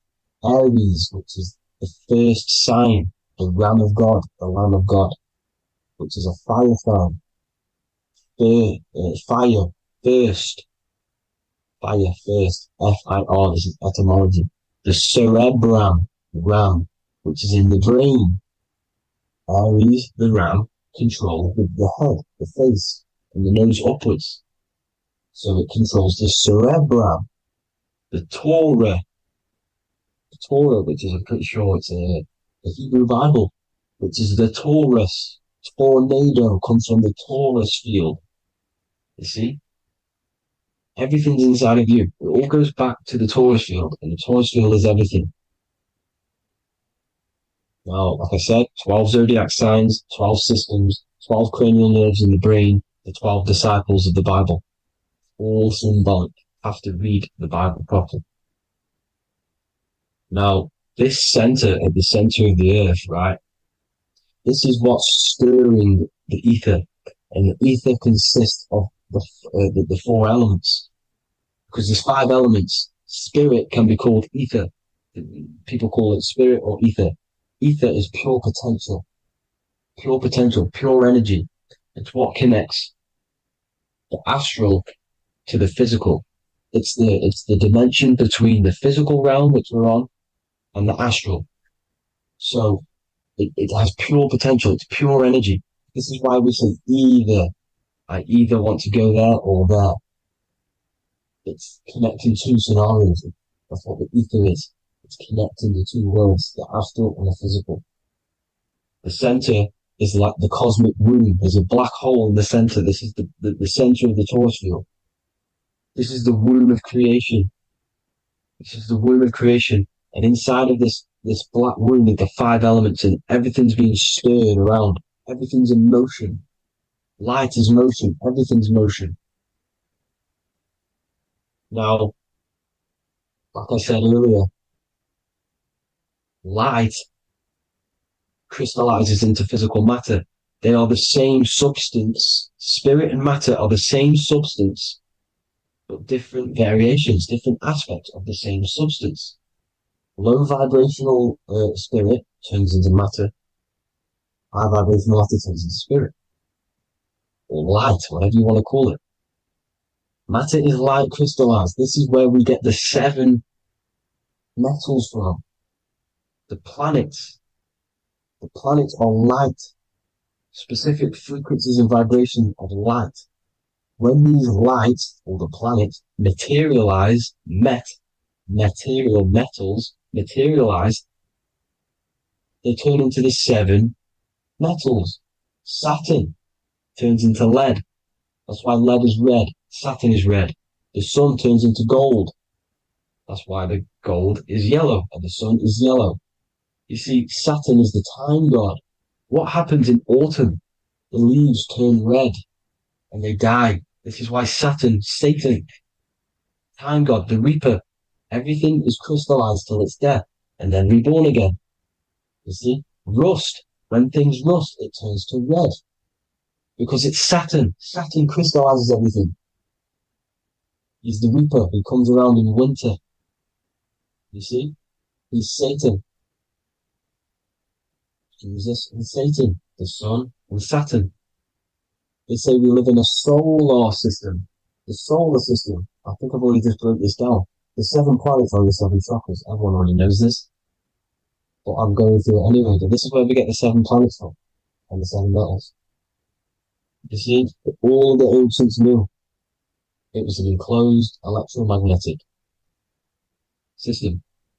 It's not a spinning ball in the middle of space, people. They want you to believe this so you get stuck in this material world.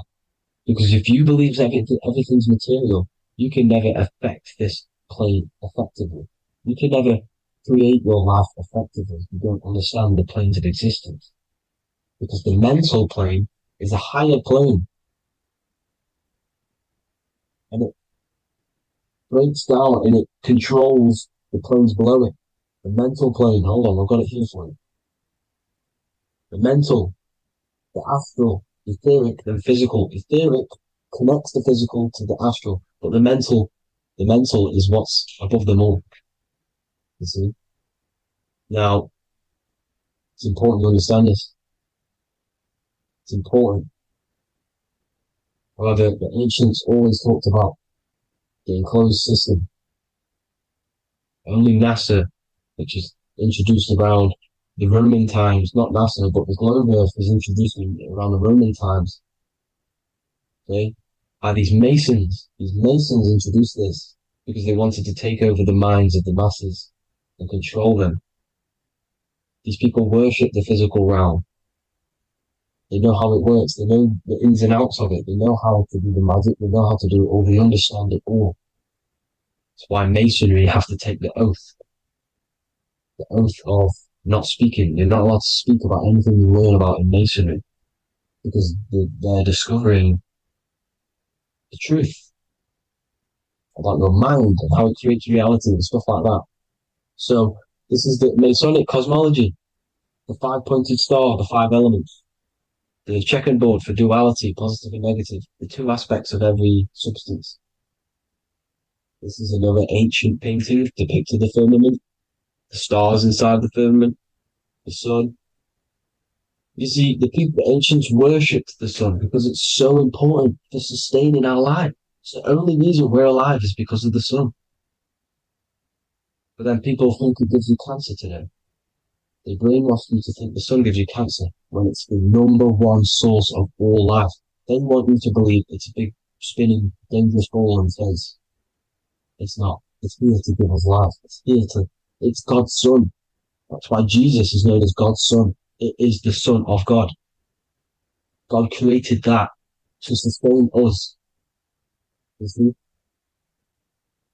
So it's important you understand the true cosmology of where you are, because if you don't know where you are depleted of all of your morals. You're depleted. You're demoralized. You're lost. You don't know where you are. You don't know where you exist. Okay? Once you accept the globe model, the heliocentric model, you will subconsciously think that you come from nothing. This is why they implemented the evolution theory just after the globe model was introduced by Charles Darwin. Charles Darwin came in after the globe model. He's a Mason. He was another Freemason, and implemented evolution where we came from monkeys because they want you thinking less of yourself so they can manipulate your mind. You see? They want to manipulate your mind, and they have done since you got here. Since you came through that portal, you were manipulated from that day to believe this, believe that. The true cosmology, the truth will set you free. You will understand things better. You will feel better in yourself when you know the sun is here for you. You'll feel better in yourself that you know that you didn't come from a monkey. You were created as a human, a manifester, a creator. You're so intelligent. Your mind is amazing. It can manipulate matter, mind over matter. See? Thank you all people for tuning in. Tap in with yourself. Love yourself. Find the truth. Spread the truth. Nothing dies. Nothing in this creation dies. Everything's energy. Everything's light. Light can never die. You're a light being. That's why it says Hu. Hu man. Hu is light in Hebrew or Latin. Either one of the two. You are light. You're a light being. You never die. Ever, ever, ever die. Ever.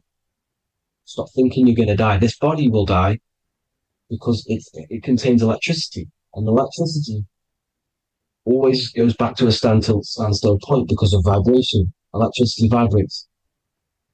You are pure light. You will never ever die. Thank you all people. God bless. Make sure to like, subscribe and share.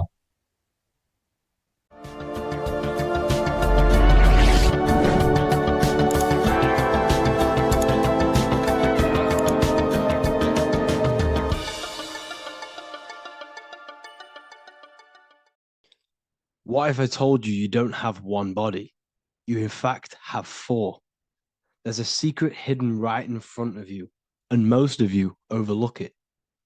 And by learning these teachings today, this will change your perspective on life, on yourself, and completely change the conception of yourself.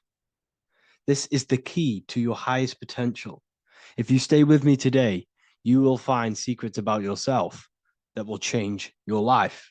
But I warn you, once you step this path of esoteric knowledge, there's no going back. Once you see, you can't unsee. So stay with me, and we will discuss the 4 bodies of your soul and how you can master yourself to reach your highest potential. The first thing we must understand is that there is a sun. And just like the sun gives life to the earth, there is this life force within the sun that gives life to all matter. We must understand that matter itself is dead. It has no life potential. It has no ability to create or destruct anything. All of the life comes from above, from the sun, from the life-giving power of this infinite energy source we call the sun. No matter what model you believe, the sun still gives power to this physical realm, giving life to all of the crops, giving life to animals, giving life and growth to all things that the rays come in contact with. This is a macrocosm process. We must understand the teachings of as above, so below. This means that the macrocosm repeats itself in a microcosm form. Now, what do I mean? Humans are made in the image and likeness of God. You are a miniature version of God, a spark of the divine consciousness made in human form, in physical form. Just like the sun gives life to all physical matter and growth to all crops on the earth, your soul is a miniature sun. And your soul is giving life to the body. Your body is a miniature earth, which also goes through the cycles of the 4 seasons of the sun. We feel different in each one of these seasons. It's because our body does not only go through these cycles externally, but these cycles happen within ourselves, within consciousness. Your soul is the sun. The sun you see in the sky is an externalization of your soul. Your soul is the life force. You are the soul, not the body. And like the sun gives power to the earth, the soul gives power to your body. So first, let's look at the etymology of the word sun. The word sun comes from it's a Latin word solis or sol, which means the sun. Sol then became soul, sun, soul. And in fact, S-O-N and S-U-N in the old etymology dictionary mean the exact same thing. They are interchangeable. So when we look at the symbol of the sun, we look at a circle and a cross, which represent the 4 aspects of the sun, the 4 seasons of the sun: summer, winter, spring, and autumn. These are the 4 states of the sun. Like we said, this is why we get this symbol. You have the 4 states of the sun, which represent the 4 bodies of the soul. Now, this is where we get deep. Like I said, the sun you see in the sky is a macrocosm of your soul, an externalization of your soul. Just like your sun has 4 seasons, the 4 seasons within us are the 4 bodies. Our soul is incarnated and split into 4 sections. We have a mind, we have a physical body, emotions, and spirit. These are all interchangeable and they are all linked. In ancient alchemy, we have the exact same symbolism of the 4 stages of alchemy. But in this case, they're symbolized as the 4 elements: earth, water, air, fire. In this ancient alchemical symbol, we have the pentagram, with the top one representing the soul, ether. Our soul then has the 4 bodies, with the human here. We have the man, the eagle, the bull, and the lion, We see this on the tarot card, the Wheel of Fortune. The man, the eagle, the bull, the lion. We see this in Matthew, Mark, Luke, and John. The lion, the bull, the man, and the eagle. We see this with depictions of Jesus. Jesus, the man, the bull, the lion, and the eagle. These represent the 4 fixed signs of the zodiac. Taurus, the bull. Scorpio, the eagle. Scorpio was symbolized as an eagle. It's an ancient symbol. Now it's been changed to a scorpion, of course. Leo, the lion. Aquarius, the man. These represent the 4 fixed signs, which are 4 different elements. Taurus is an earth sign. Scorpio, a water sign. Leo, a fire sign. Aquarius, an air sign. Taurus is the earth. As above, so below. The earth is the physical body. Leo is fire. Fire is the spirit. Scorpio is water, which is the emotions. Aquarius is the mind, which is an air symbol. Air is the mind. That's why we call people airheads. Okay? So what we're actually looking at here are the 4 aspects of our soul. We have the sun in the middle and the 4 bodies of the soul. This is what Jesus is symbolizing. Jesus represents you. God made flesh with the 4 aspects of the soul. The 4 gospels are all depicting Jesus in 4 different ways according to the different body of consciousness. The Wheel of Fortune are representing the 4 bodies of the soul. This represents the 4 bodies. Now, how are they 4 bodies? They are 4 dimensions of consciousness. The mind is not made of the same substance of the emotion. The emotion is not made of the same substance of the physical body. The spirit is not made of the same substance as the physical body also. They exist in 4 dimensions of consciousness. They are 4 bodies of our soul. And the most important teaching here is what I'm actually getting to, is the powerful one. This is what gives you power. Most of us live in chaos. Our mind is thinking of doing something. Our emotions are feeling something else. Our body is lusting and wanting to do something else. And our spirit's energy is completely off. Most people live in unbalance. None of these 4 bodies are working together. This is why we produce chaos in our lives. When these bodies are in balance, are not working together. So in alchemy, they symbolize the 4 elements, which are the 4 bodies of consciousness. These are the furnaces with the fire. They represent transmutation of each body. We have to sync these bodies. We have to sync the mind with our emotions, and our emotions with our actions, the physical body, and with our spirit. These 4 key bodies need to be in line in order for us to create consciously in our life. Because each one of us is a creator, a miniature version of God, creating our own earth, creating our own material reality. And in order for us to create consciously and with effect and power, we must have these bodies unified so that we can create consciously and not create chaos. So this is very, very important. And this is a secret teaching found in all ancient societies. But this is what the hidden symbolism of astrology actually is. The sun is our soul, and the 12 zodiacs are 12 aspects of our soul. And we have the 4 aspects of the 4 main bodies. This is what we're looking at. We're not looking at the sky. We're actually looking at aspects of ourselves, aspects of our soul that we must master and transmute in order to become our highest potential. So I hope this makes sense. And it may take a while for you to fully understand this, but the key knowledge in order for you to understand any of these teachings that I've gone through today is the major, major teaching of as above, so below. What is above is below. What is within is without. Your inner reality projects the outer reality. What is inside of you is outside of you in some form or way.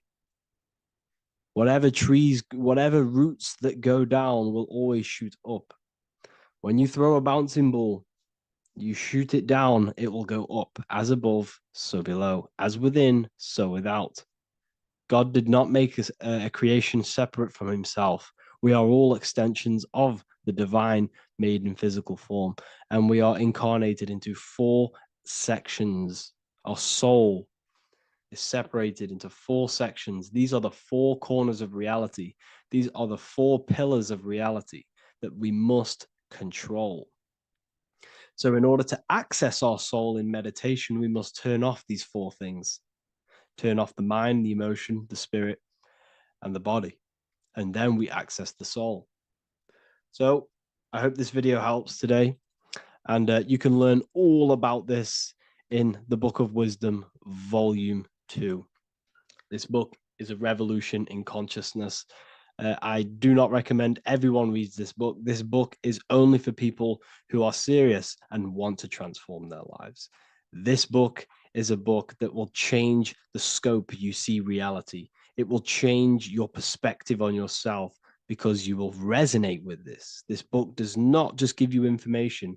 It gives you a sense of well-being. It gives you truth, and you will find your power from this information.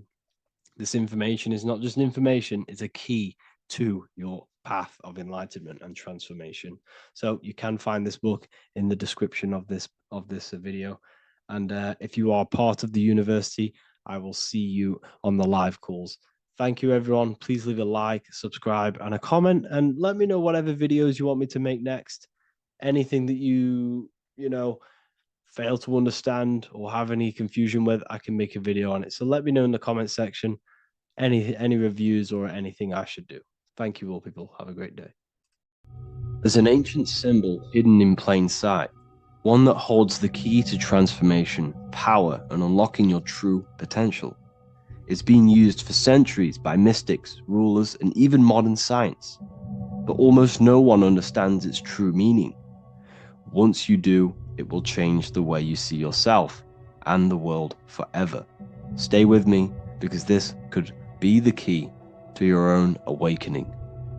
The symbol of the snake, or the serpent, is a very powerful symbol that refers to something within you, that we all are on this journey.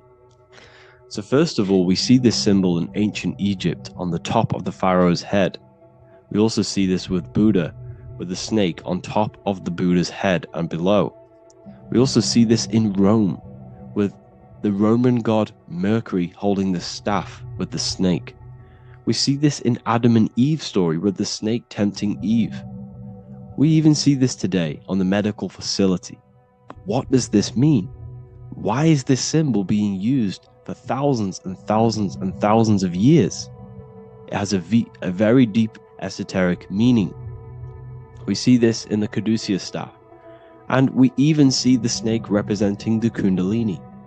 What does the snake actually mean?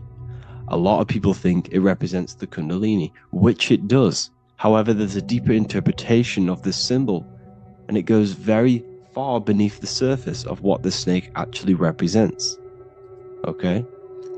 So first of all, when looking at symbols, we need to observe what the snake does in nature.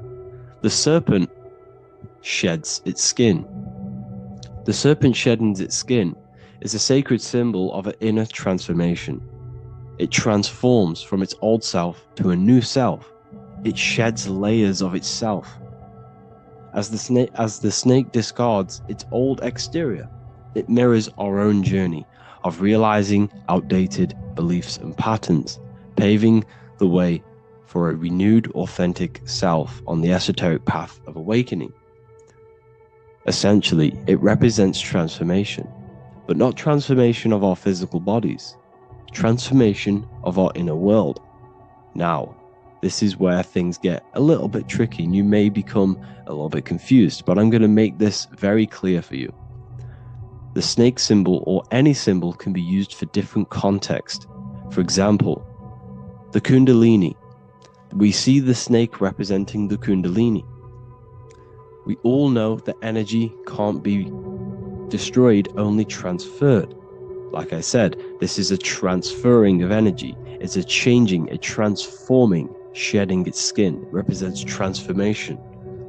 Sexual energy is energy, and we can transform the sexual energy into a Kundalini awakening to activate dormant brain cells in our brain and to activate the human light body, which is the spirit.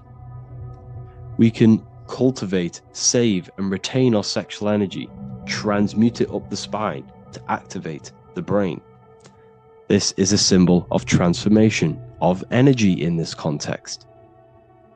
However, when we go to the emergency services, this does not mean the same thing as the Kundalini. The snake in this context represents transformation of health. When we are picked up by the emergency services, we are looking for a transformation. We are unwell, and now we need to transform to well-being. This is why they use this symbol. It represents transformation, especially with the pole and the snake climbing. It's climbing, it's transforming from the bottom to the top, shedding its skin, shedding old layers, transformation. We see this in the Bible with the snake tempting Eve to eat the apple of the tree of knowledge of good and evil. Well, what does this mean? Where's the transformation in this? Well, this is a very hidden one. The transformation takes place in Adam and Eve's consciousness and their mind. They go from a pure, whole state of consciousness, from being tempted by the snake, and they eat it and they transform into knowing the good and evil, into the dualistic ways of thinking and the dualistic meaning of this world. Let me rephrase that. They understand the dualism of this world, and they now understand the two good and bad ways of thinking. They know the knowledge of good and evil, of duality. They shifted from a whole state of consciousness into their consciousness being split into good and evil. This represents the journey of every single soul that incarnates into this world, including yourself. When you were a child, you were whole. You had no understanding of good and evil. But as you grew older, you eaten the fruit. You grew to understand the knowledge of good and evil. Your consciousness split from a whole into a separate and divided way of thinking and divided understanding of the world. We suppressed aspects of ourselves to fit in with society norms. And we just limited ourselves with limiting belief systems. We knew the knowledge of good and evil. Our consciousness split from a whole state. This is what Adam and Eve is symbolic of. We see this with the Roman god Mercury, with the snake. Mercury represents intellect, communication. He's always flying in the air, which represents the air, the mind, the intellect. He's holding the snake to represent transformation of the mind. This is what we call mental alchemy, turning base metals into gold, turning the unenlightened aspects of our mind into enlightened ones, turning our negativity into power and control. We see this with Buddha, and Buddha is all to do with transformation of the inner world, transformation of the mind and the soul and the emotions. And it also represents the Kundalini. We see this in ancient Egypt. We always see the snake on the head, representing the place where the third eye is, representing the intellect or the mind, the mind's eye, the third eye, whatever you want to call it. This is the place of the invisible intelligence within us. This is our mind or intellect. And this is the transmutation of the mind. This is why the snake is on the head, representing the transformation of the mind, going from the unenlightened into the enlightened, going from the uncontrolled to the controlled mind, so that we can control the very fabric of reality. I've kind of just given that away. Why is this important? Humans are creators. We're the architects of creation, endowed with the divine power to channel the fourth dimension, which is the imagination, into reality. Each thought and intention is a seed. When nurtured with focus and clarity, transforms the unseen into the tangible experience. This creative process bridges the gap between the ethereal and the material. Humans are creators. It's impossible for you not to create. Whether you're doing this consciously or subconsciously, you've been creating your whole life, turning non-physical thought into physical reality. We are creators. However, the mind cannot create in a state of chaos. The mind cannot create with limiting beliefs. The mind cannot create with thoughts that come and destruct our minds. The mind cannot create consciously and effectively if there are impulses within our mind and we have no control over the mind. So this is where self-transformation comes from within. This is where the snake comes in. The snake represents the transmutation of our mind from the uncontrolled to the controlled. In this context of the Egyptians with the snake on their head. It's all to do with mental alchemy. In the occult tradition, the mind is seen as a delicate instrument that demands constant vigilance. Left unchecked, it reverts to archaic and destructive thinking patterns. Like a finely honed blade, it must be continually sharpened through discipline and self-refinement. In this unending process of unveiling and mastery, we learn to shape reality, harnessing the power of our thoughts to manifest the highest potential. It's all to do with mental alchemy, and this is how the snake is connected to you. And what the snake represents to you, it represents the transmutation, the changing of ourselves, of our consciousness, so we can gain control in this 3D world. If we lack control, then we'll constantly be manifesting chaos. Now, there are 3 ways that we can transform our world, and we can slowly transform our mind. Now, this is not an overnight process. It takes periods of time of purification. And number 1 is affirmation. Let's say we have this dirty cup of water, and we have a tap of water. And in this tap, it's pouring in more water, clear water. Over time, if I keep pouring clear water into this cup, it's going to slowly purify this cup. And then in the end, it will look like the cup on the right. It's the same with your mind. The cup represents the limiting beliefs, the negative thoughts, the negative mind, the uncontrolled mind. But if we keep repeating affirmations over and over and over again, such as I am disciplined, I am powerful, I am limitless. Over time, this can purify our subconscious and we can gain control over the mind, and we will become conscious of the thoughts that we are giving attention to. The second way is meditation. Meditation allows one to develop an off switch for the mind, providing a sense of control over it. Over time, we gain the ability to filter our thoughts and become more conscious of the ones we choose to engage with. Meditation, over a period of time, will give you this button that allows you to filter out negative thoughts. If you have a negative thought in your mind, you'll be able to become conscious of this and redirect your mind's attention. This is all about self-control, because remember, we become what we think about. The snake represents the transmutation of the self. And another way is visualization. Visualization allows your subconscious mind to experience the reality you desire, accepting it as truth. As the subconscious becomes more immersed in this imagined reality, it works to manifest it into your conscious experience. Your visual eye, visual eye. You're using the mind's eye to see and mold your future. That's what imagination is for, to create in your future. You can become your future now in your imagination. And this can slowly purify your consciousness, slowly purify your mind, which will then, if you do all 3 of these over periods of time, you will see great transformation from the inside out. And your outer world will start to mirror your inner transformation, because it's as within, so without. You change your inner world of consciousness, of thought and emotion, you'll change your external reality and your circumstances. So I hope this lesson has gave you a great understanding of what the snake actually represents. And Now that you see it, you will see this everywhere. Every time you see a snake, you know it represents the transformation.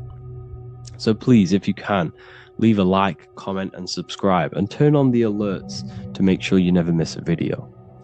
And if you have any video suggestions, feel free to make a comment and I can make a lecture on it. I appreciate you all watching this video today, and I'll see you all inside my university if you're inside, and I'll see you all in my Telegram if you join, and I'll see you in the next video, of course. Thank you and take care. In this video, we're going to be talking about the evolution of consciousness. You are born human, however, you possess consciousness, which is the awareness behind your being, the awareness behind your thoughts, the experiencer behind your five senses, the experiencer, the observer behind your thought, emotions, and senses. You are an eye, an invisible consciousness looking through a lens, which is your body. Your body produces this physical world that you experience. Your brain produces this world. Your brain and body is a technological computer. However, you are an infinite, ever-expanding consciousness behind this physical body. And there is an evolution of consciousness, a cosmic journey of expansion. And this is why we see so much pyramid symbolism in the occult and esoteric world, and especially within Freemasonry.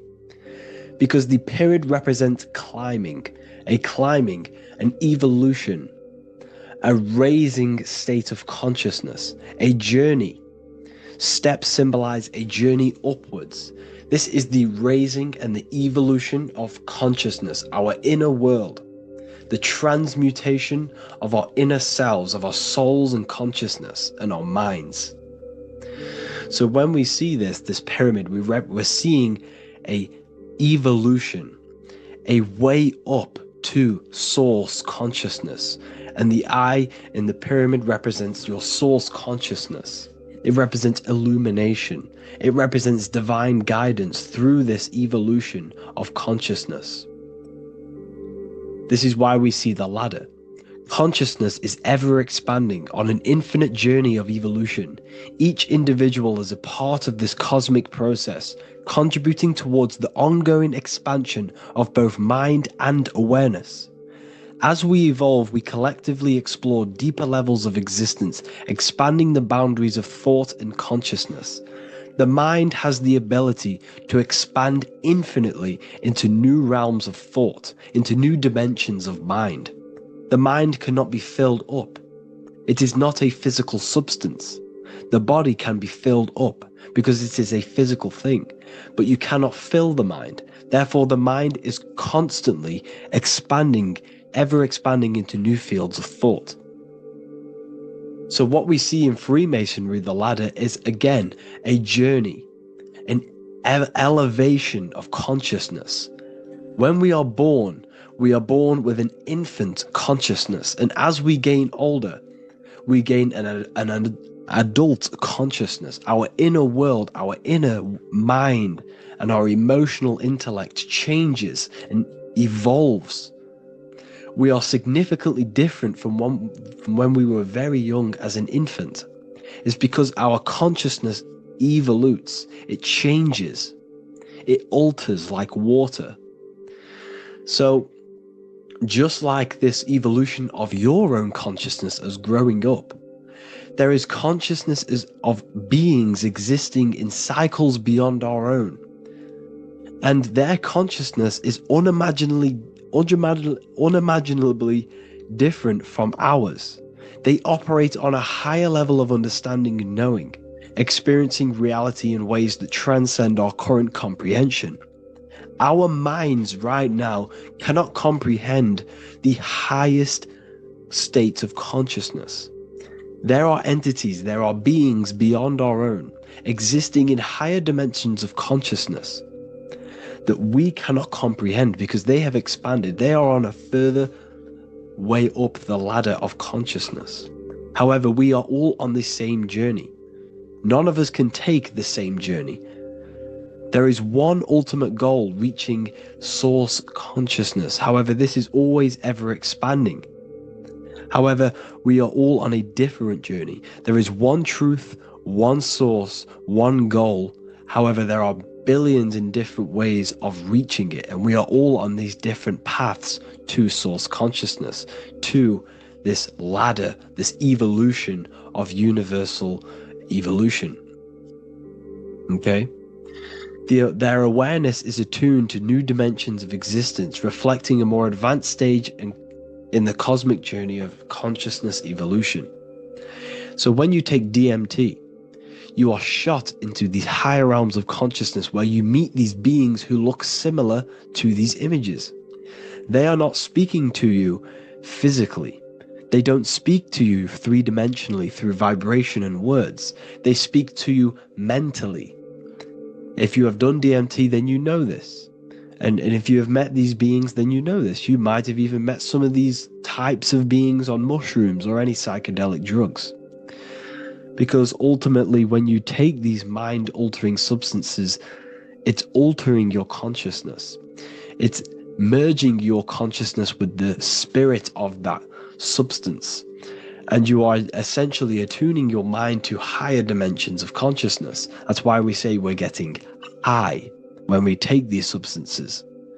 Therefore, when you meet these beings on DMT, you are essentially meeting beings who are attuned to higher dimensions of consciousness, and they speak to you mentally. They speak to you telepathically through thought, because the universe is mental. Everything exists within the mind. The way you are now, your physical existence, is a state of mind. Mind, thought creates matter. Spirit and matter are two opposing ways of thinking.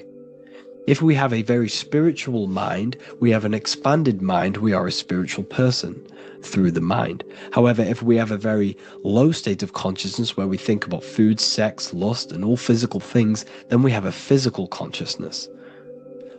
Matter and spirit are two opposing forces, two ways of thinking. The mind attunes itself to different levels of understanding in different dimensions. So, essentially, this is what we're looking at. The body is a vessel for the fluidic, formless consciousness, a temple that houses the essence of our awareness. While the five senses are limited to perceiving only the physical plane, the mind transcends these limitations, capable of perceiving the full scope of reality. It is through the mind that we access deeper truths beyond the material, tapping into boundless nature of existence. Physical existence is a thin band, a thin layer of reality. It's like 0.001% of reality. And your five senses are only tuned into this layer of reality. But the five senses are, by design, only allowed to perceive physicality. But the mind has the power to expand beyond this physical five sense state. The mind has the power to expand and evolute. It is a conscious decision whether you want to take this path or not. You can stay in a three-dimensional way of thinking, or you can expand your consciousness from within. It's not an external journey. There is no God going to save you. You must save yourself. Therefore, behind every single one of these eyes is the same source consciousness. However, we are all different cells in a different journey. The organs in your body, the cells in your body are all alive. They all possess same consciousness, universal consciousness. However, we are all on a different journey of evolution. As above, so below. As the baby is in the mother's womb, when the baby becomes conscious, there is a world outside of its mother. What does it do? It presses and seeks a way out to be born in the other world outside of its mother. It is the same with your consciousness, your mind. When your mind becomes aware that there is realities beyond the immediate surroundings, it seeks a way out. And this is exactly what I'm doing to you now. I am now expanding your mind and telling you there is other ways of reality. There is other dimensions of consciousness which you can access through inner transmutation, through different ways of thinking, spiritualism, and meditating and connecting with yourself and detaching from external things, we can upgrade our consciousness. Your body is a womb.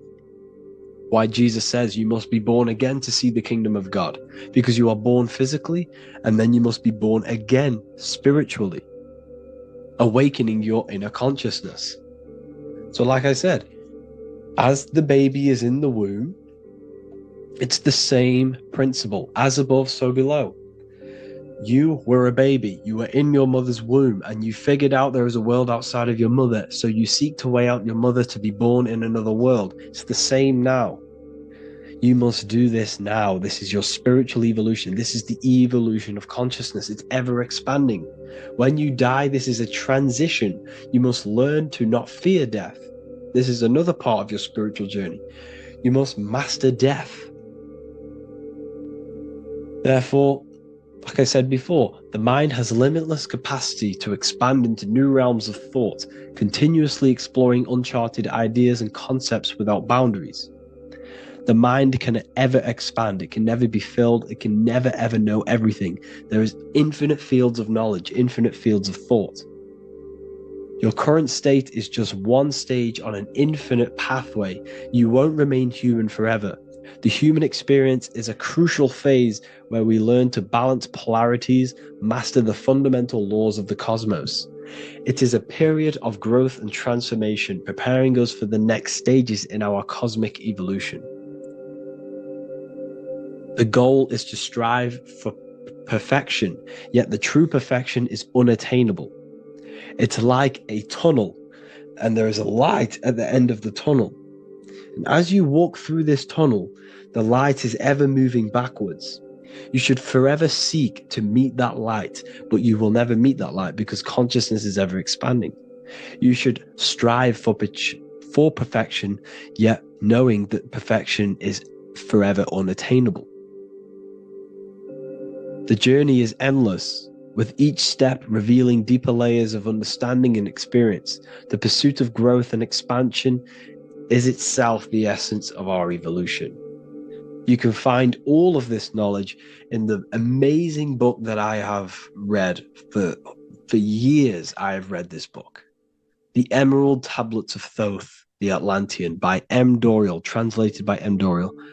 I'm telling you now, this book, now that I've told you this, you have some context on the book. The whole book is about evolution of consciousness. He's talking about higher dimensions beings. He's talking about how you can transcend this physical plane. It is truly the most amazing book you will probably read. One of the best spiritual texts you'll see. It's hard to understand, so you must read it over and over again. And the more your mind progresses, like for me, I read this every couple months. And the more I learn about consciousness, the more I expand my own consciousness. And every time I read this book, I pick out something new that just completely blows my mind, because you can only understand this book to your level of consciousness, to your level of understanding. So now that I've told you all this information, go and read this book and it will absolutely blow your mind. And so will the Book of Wisdom Volume 2, which is now available. I released it the other day. I'm just going to read a page out now. This page is called Spirit and Matter. The Earth is not merely a dense, lifeless rock drifting through space. It possesses spirit, a living essence that animates its form. But what do we mean by spirit? Spirit in esoteric terms refers to the energy, the life force, animating the principles infused in matter. So essentially, what this page is talking about is how everything has spirit, consciousness within it. You are the middle, you are spirit and matter. You have the ability to expand your mind to the God self and raise above our animal instinct, our material self, and know the divine and expand. Animals cannot do this. Animals are not self-aware. Humans possess self-awareness. We can observe our consciousness. We can say, why do I exist? We can look in the mirror and know that we need growth. And this is what Anunnaki means. Anu means above. Anu was the supreme god of the sky, which is a metaphor. He represents spirit above heaven. Anu came down to earth and married Ki, the goddess of the earth, which represents matter. It's a myth, it's an allegory. Anu married Ki and gave birth to the Anunnaki. Spirit came down and infused with matter and gave birth to the human, which is you. You are spirit infused in matter, Anu and Ki, Anunnaki. You are the Anunnaki. And this is just one of the teachings in my book. Honestly, this book is absolutely amazing. If you truly, truly want to expand your consciousness, give this book a read. And obviously, if you're inside the university, I give you this book for free, a paperback version. If you join the university, follow the steps inside of the general chat, you'll be able to download this book, or sorry, not download it, order a paperback for free. All you have to do is pay for the shipping. You'll also gain amazing knowledge inside of my library, where your mind will just be overblown with the amount of esoteric books. There's over 45 rare occult books, plus you get a PDF of the Volume 1 and Human Health Guide. You get reoccurring updates where I expand on symbolism, occultism, where you will just feel absolutely amazing once you understand esotericism in yourself. You'll also learn how to create the dream reality that you want with the Manifestation Mastery course, where I teach you how your consciousness creates reality. You'll have a real lectures where I post lectures on symbolism, occultism, esotericism. There's a conscious community and live calls and Q&A where you can ask me questions and I'll answer your questions. I just want to say thank you to everyone who has joined the university. Thank you for even liking and watching this video. Any support I just appreciate every single one of you. Please, if you can, leave a comment and a like on this video and let me know any videos you want me to make in the future. And I will start uploading a lot more to the YouTube. So yeah, thank you all for tuning in today. Have an amazing day. Hello and welcome to another lecture from Harry B. Joseph, also known as Revival of Wisdom, the author of the Book of Wisdom series from revivalofwisdom.com. In this lecture, you will learn how to decode Freemasonic symbolism, gain a deeper understanding of yourself, expand your awareness of consciousness and reality, and receive guidance to navigate life with greater clarity. So today we're going to be breaking down this particular piece of artwork, this Freemasonic artwork, and how this relates to you and reaching a higher consciousness. Ultimately, this is what it's about, okay? Freemasonry is considered a craft, and this craft is crafting a better brain and heart, crafting a higher consciousness, crafting a better self. Why? So we can operate in the world at a higher degree, operate in the world more efficiently, live a better experience in the world, and getting to know thyself, okay? So we're going to start from bottom to top, because this is important. Every placement of this symbolism is on purpose, has meaning, especially the placements of the symbols, okay? So we're going to start from the very bottom of the artwork, which represents lower down. When we're looking at symbolism, especially occult symbolism, that's what the word occult means. The word occult means hidden, hidden from the eyes. It has its roots in the word oculus. I'm pretty sure that's Latin, which means eye. So the word occult comes from oculus, which means eye. And the word occult means hidden from the eye, the unseen, studying the unseen aspects of self. We're studying the brain. We're studying consciousness. We're studying the body, the heart. We're studying the self, the hidden aspects of the human psyche and the hidden aspects of self. Okay? Because ultimately, this is what gives you power in the world, depending on how you use that power, whether for good or bad. depending on the consciousness wielding that power. This is why we say knowledge is power. But I would actually say knowledge of self is power. Because when you know how you function, you gain power. You gain personal power. You gain mastery. Ultimately, this is what Masonry is about. Self-mastery. Crafting a higher consciousness. So at the very bottom of this artwork, we have a checkered board with a coffin. The coffin is the beginning of the artwork, the very base. This is the foundation of consciousness. The coffin symbolizes unconsciousness, the state that myself was in, maybe yourself, before we woke up and before we came conscious of our spirit, before we came conscious of ourselves. That ignorant state of acting without purpose, acting unconsciously, experiencing the world and not actively living in the world, simply reacting to external circumstances. This is an unconscious state where one is ignorant. 80% of the world is in this unconscious state. And this is symbolized as the darkness, the tomb. Look at how the tomb is fully blacked out, representing dull, no emotion, it's dark. This represents the darkness of self. The spirit is buried. The spirit is in the tomb. They're not even aware that they possess consciousness. They think they're the material body flying on a ball millions of miles per hour through space, and the sun is, they think they're a monkey evoluted. They've never questioned themselves. They stay in ignorance. They're in the spiritual darkness, okay? And they're furthest away from the light. Look at the top. This is the light sources. They're in the darkness, okay? They're in spiritual darkness. They're in ignorance. And they're in division. Their mind has no power. Their thoughts contradict themselves. They say they're going to do something, but then their mind tells them, oh, I'm going to fail. Or I want to do this, but my mind says this, and I believe this about myself.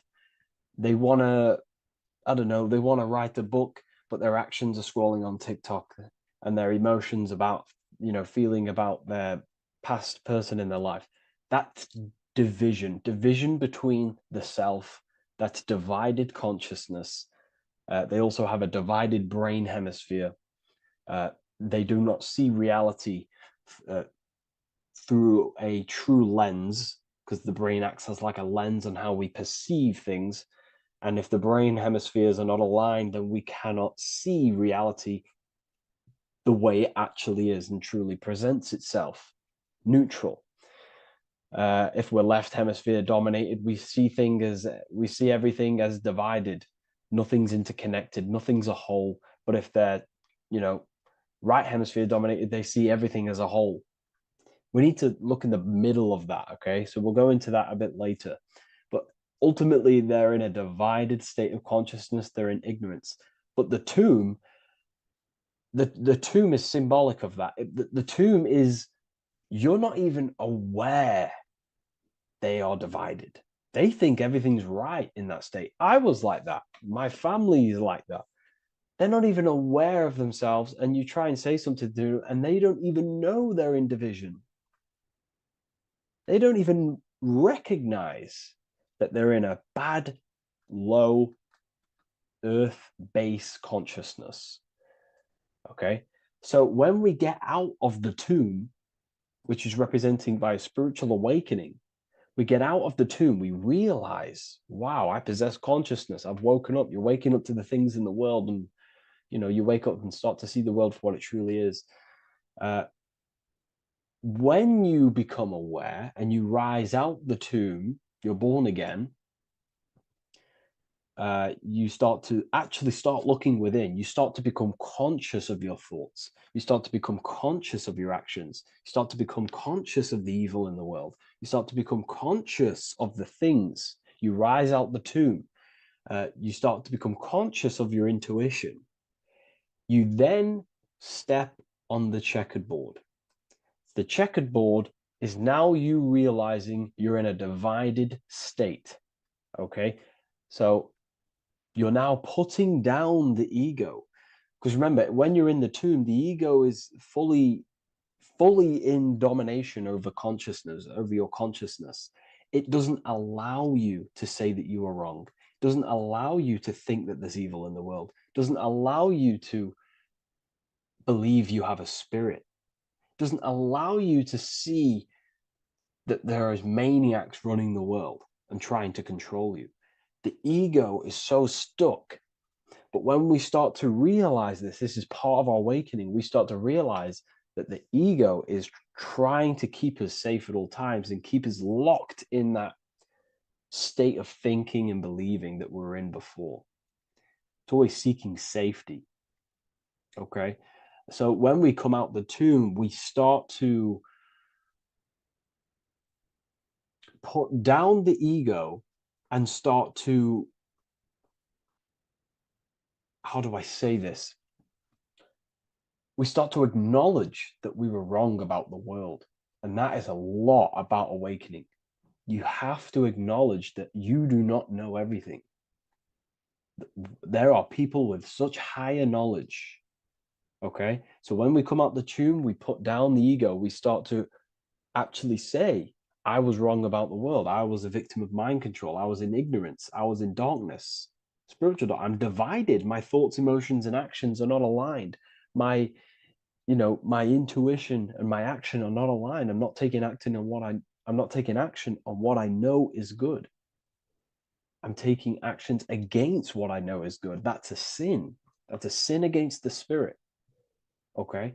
So when you acknowledge this, you acknowledge you're in division, you then take the first 3 steps, which is the Freemasonic Blue Lodge degrees. These 3 steps. Okay? Ultimately, this checkerboard represents illusions as well. You're in an illusion. Okay, this is why we see it heavily used in the music industry. It represents base consciousness, base level awareness, 5 sense thinking. It represents you versus me thinking, walking down the street and thinking everyone's trying to hurt you, and it's always you versus me, judging people in your own mind. That's low thinking, lower thought. And not to notice squares. Squares are an unnatural state. They're an unnatural shape. We do not see squares or 90-degree angles in nature. It's the lower mind. So it represents base consciousness, base level awareness, only aware of the physical body, only aware of the 5 senses, never looked within. That is the base. And this is the foundation we have to rise up to the light from, up to higher consciousness. So this gives us a strong foundation when we realize this about ourselves, that we were in division. Our thoughts, emotions, actions were not aligned. Our brain hemisphere was not aligned. I'm not thinking with love of the heart. Okay? So that is the state we're in. Now, hopefully that's cleared things up about the chessboard. Before we move on, please leave a like, maybe a comment if you wish for me to discuss anything in the further lectures. Please smash the like button, and it would really help me out. And share this with a friend who is interested in the occult. Okay, so the steps are the first steps of the Freemasonic degree, the 3 Blue Lodge degrees. Now, this can be represented as the number 3, a very powerful number, a very symbolic number. Number 3 is the 3 expressions of consciousness. How do we express consciousness? How does consciousness express itself? Well, there are 3 ways. We think, consciousness thinks, consciousness feels, and consciousness acts. They are the 3 expressions that we express our awareness and consciousness. So we're looking at thought, emotion, action. We're also looking at the 3 brains.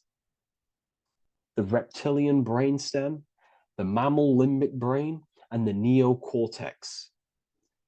The reptilian brain governs basic functions of the human body: breathing, surviving, scanning the environment for threats, automatic responses, eating, scanning for food. base consciousness. That's the reptilian brain. That's what most people operate their lives in, including myself before I woke up. I'm not trying to sound big-headed, but this is the truth. Ignore my tone of voice, ignore my voice, focus on the words I'm saying. You know, if you're judging, that means you have divided thinking. It's always you versus me. So we need to get out of that thinking of you versus me all the time. That's lower consciousness. That's animal thinking. That's earth thinking. We're unified. We need to reach a higher consciousness and do not waste our mind's potential on low-level earth divided thinking. Okay? So we're looking at the reptilian brain, the mammal brain, and the neocortex. Now, the neocortex is ultimately what makes us human. It allows consciousness to operate on a higher degree, okay? This is what makes you human, the neocortex. The neocortex. The reptilian brain, like I just said, governs natural survival instincts and the respiratory system, things along them lines of basic awareness, basic functions to operate and survive in the world, in the physical plane. And the neocortex is what allows us to critically think. Okay, it's what allows us to be human, be aware of ourselves. Okay, not. I don't think animals have neocortexes. Don't quote on me on that, but this is the part of the brain that makes us human. And it allows us to think deeply, to create masterpieces like we can. Humans have massive potential in creation. Look at the world we live in. This is because of the neocortex. It allows us to critically think and self-reflect.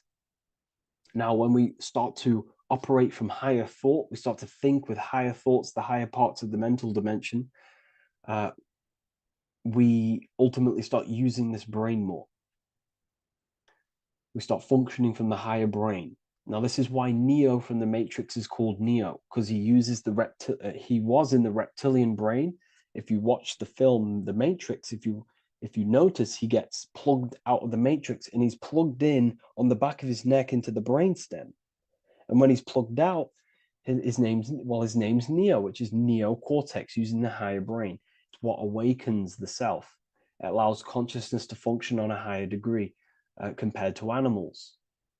Okay, so we're looking at thought, emotion, action. We're becoming conscious of thought, emotion, action. Becoming conscious, what am I thinking, what am I feeling, and what am I acting in the world? And what can I do to master these, to operate more efficiently in the world? How can I use these towards higher consciousness and use these actions, these thoughts, emotions, actions to reach a higher state of awareness of self? So when you go through the first 3 degrees, you enter the doorway. Now, this is symbolic of a doorway. Now, looking at this with a right hemisphere dominated view, you would see a doorway, right? The right hemisphere sees this as a holistic doorway, right? You see a door, you're going to, you enter the stairs, you go through the door, right? But the left hemisphere is now going to dissect and analyze each individual little part of this, right? So the right hemisphere sees the trees, the left hemisphere sees the woods. So to dissect this down on a right hemisphere, going back to the right hemisphere, we're entering the door. The door is symbolic of entering the unknown. You're entering a higher consciousness. You're entering the door. You're going beyond. See, this is the earth here in the background. This is the darkness. The darkness represents the abyss, the unknown. You're entering in the self. Okay? This door represents entering in the self, questioning internally. Most of us think externally. We have to, obviously, to operate in the world, but we never give time to think and question and reflect internally. What do I mean? Closing the eyes and questioning the self. Who am I? Where am I from? What's the voice in my head? If the voice in my head stopped using the language that I speak, what is it then? It's about going within, into the darkness, what you cannot see, and finding the light. Okay? It's about entering within the self. This is a doorway to higher knowledge, higher consciousness, higher self, and really digging deep for what you truly are beyond your human form. Okay? So we have, most importantly, I'm not going to go over every single one of these symbols here. I'm going to go over this on a basic, well, not a basic level, a very detailed level, but it's not going to go over every single symbol. We have a left pillar and a right pillar. The left pillar has the sun next to it. The sun is more electrical energy. It's very dominant. It's a very powerful, masculine force. This represents the masculine quality of consciousness. The masculine qualities. We have many masculine qualities, such as actions, physical actions with the body. We have thinking. Thinking is a very masculine force. We have the left brain, analyzing brain, the brain that's very logical, that's trying to figure things out. That's the masculine pillar. Okay. So this is the masculine qualities of consciousness. It also represents what we can see, the sun. The sun allows us to see, to visually see in the world. So the sun represents the external world, the world outside the self. When we close our eyes, we have a self, an internal dialogue, an inner voice. We have an inner world, outer world. This represents the world we take physical action in, the material external world outside you. Okay? The world we can see. And then on the right pillar, we have the moon, which is associated with feminine qualities of consciousness. Now, the moon is in the night, what we cannot see. The moon is the nighttime. The darkness symbolizes what we can't see. So it's representing the internal world, the world of the self, the immortal world. Okay? The self in the mind is immortal. When you close your mind, you go in the mind, that self inside you is immortal. In the mind, you are immortal. Outside the mind, you are mortal. You will die. This body will die. Okay? So this is representing the internal world on a holistic understanding. It's also representing the right brain, the feminine brain. It's also representing intuition, emotion. They're linked. Intuition and emotion. They're a feminine force. Also, we're looking at the heart, the right pillar. So everything that is feminine falls under this right pillar. Now, don't get confused. I know a lot of people can get confused about what I've just said. So this represents the inner world, the outer world. It also represents everything masculine and feminine.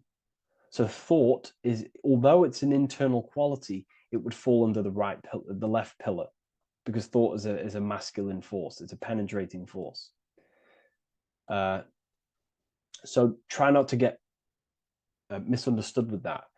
On a holistic scale, it's also represented inner world, outer world, and how they are reflections of each other. Now, these pillars, they're the same height, they're the same structure, but just different in sun and moon, which represents their reflections of each other. Their reflections, the inner world reflects in my outer world. My external world, what I see outside of me, is a reflection of my thoughts and my internal world. So the inner reflects the outer. The inner reflects the outer. As within, so without. So, we're also looking at the right and left brain. I've already gone over that. So, what we need to do is build the bridge between the two to reach higher awareness of self. Because ultimately, remember, we're still divided. We came from the checkerboard, we entered up here, we've just entered within the self, we started questioning the self. We're still divided. We need to build the bridge. And this is what they're crafting in Freemasonry. The bridge, the arc, the agreement, the great work. This is the crafting of aligning the left and right brain. We're also aligning intuition, feminine, with the actions. Because ultimately, the higher self is always guiding us. That's our true spirit guide. Our true spirit guide is our higher self. And the higher self ultimately exists in a higher dimension. This is going to sound crazy to some people, okay? But who you are is not your human body. And your higher self does not communicate through the language of the human material world. It doesn't communicate through English, doesn't communicate through thoughts. It communicates through intuition and communicates through dreams and symbolism. So it's all associated with the right pillar. This is the things we can't see. The higher self is always guiding us to awakening and to our purpose on the earth. Okay, so this left pillar also can symbolize what we're born into the world with, our circumstances, our external world. What are we born into? You know, our family, our current financial situation, where you're located in the world.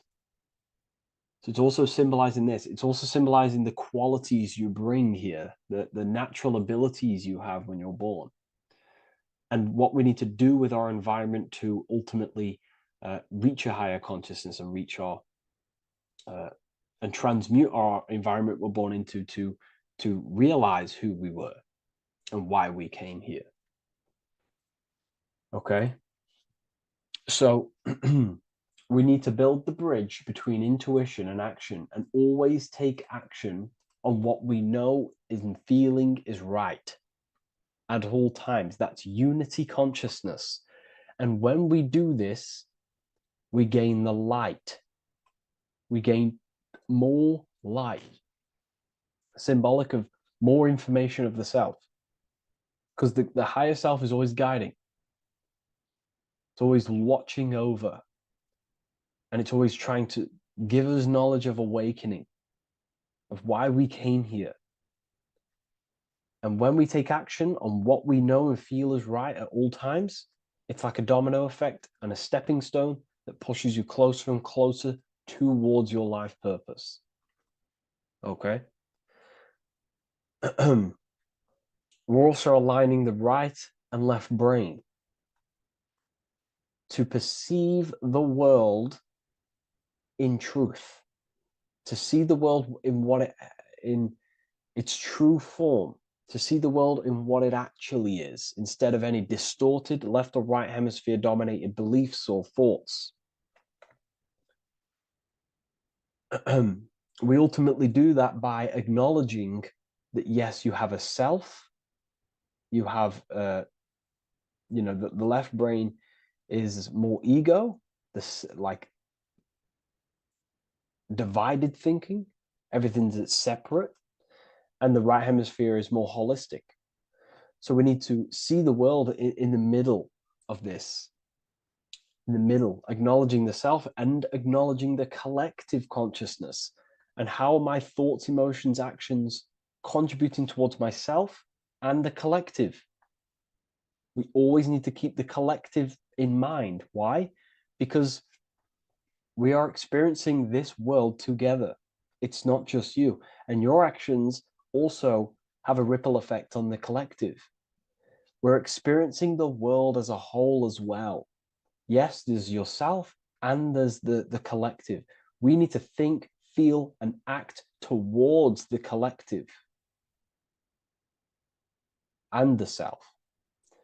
So aligning our brain hemispheres allows us to do this. It allows us to think holistically and individually and see reality in this. And when we do align the left and right brain, what do? We gain higher insight, the eye. We build the bridge between the left and right pillars. We gain the eye. The eye is what? Insight. The eye requires light to perceive and see the material world. So this is symbolic. This is the inner eye, the inner self, consciousness. And when consciousness has light, which is symbolic of truth, knowledge, light is a massive symbol in Freemasonry. And light represents knowledge of self, information. And when we gain information and knowledge of self, when we align our left and right hemispheres, our actions take action on our intuition, we gain higher light, higher knowledge of self, ultimately. And this is why we also have the square and the compass. Okay? We have a square and compass here. The square and the bottom, base consciousness, also representing masculine qualities. This is the masculine qualities because squares are masculine. And the compass creates circles. So we have the circle on top of a square. Circles are divine. This is oneness. The circle is one line. The square is 4 lines. It's divided. So we need oneness over division. We need to unify the masculine and feminine qualities. Masculine, feminine qualities, okay? This is in the middle because the compass would fall on the right pillar and the square would fall on the left pillar.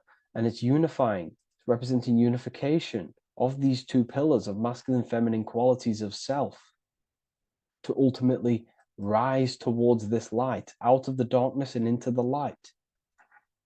Okay? Let's go back. The G. This is very important. This is one of the most important teachings I could possibly give you about the G. The G is the generative principle, is what generates things. And the force within you that generates things is care and the heart energy. The heart ultimately expresses our actions. We think, if we care, we act. Everything in your external world is in front of you because your heart cares. You care about the video and gaining knowledge. You're now here watching this video. That's the care energy expressing actions. So in order for us to truly get out of this divided consciousness, we have to go through the G. We have to go from base consciousness, the square, divided, we go through the G, because we have to care.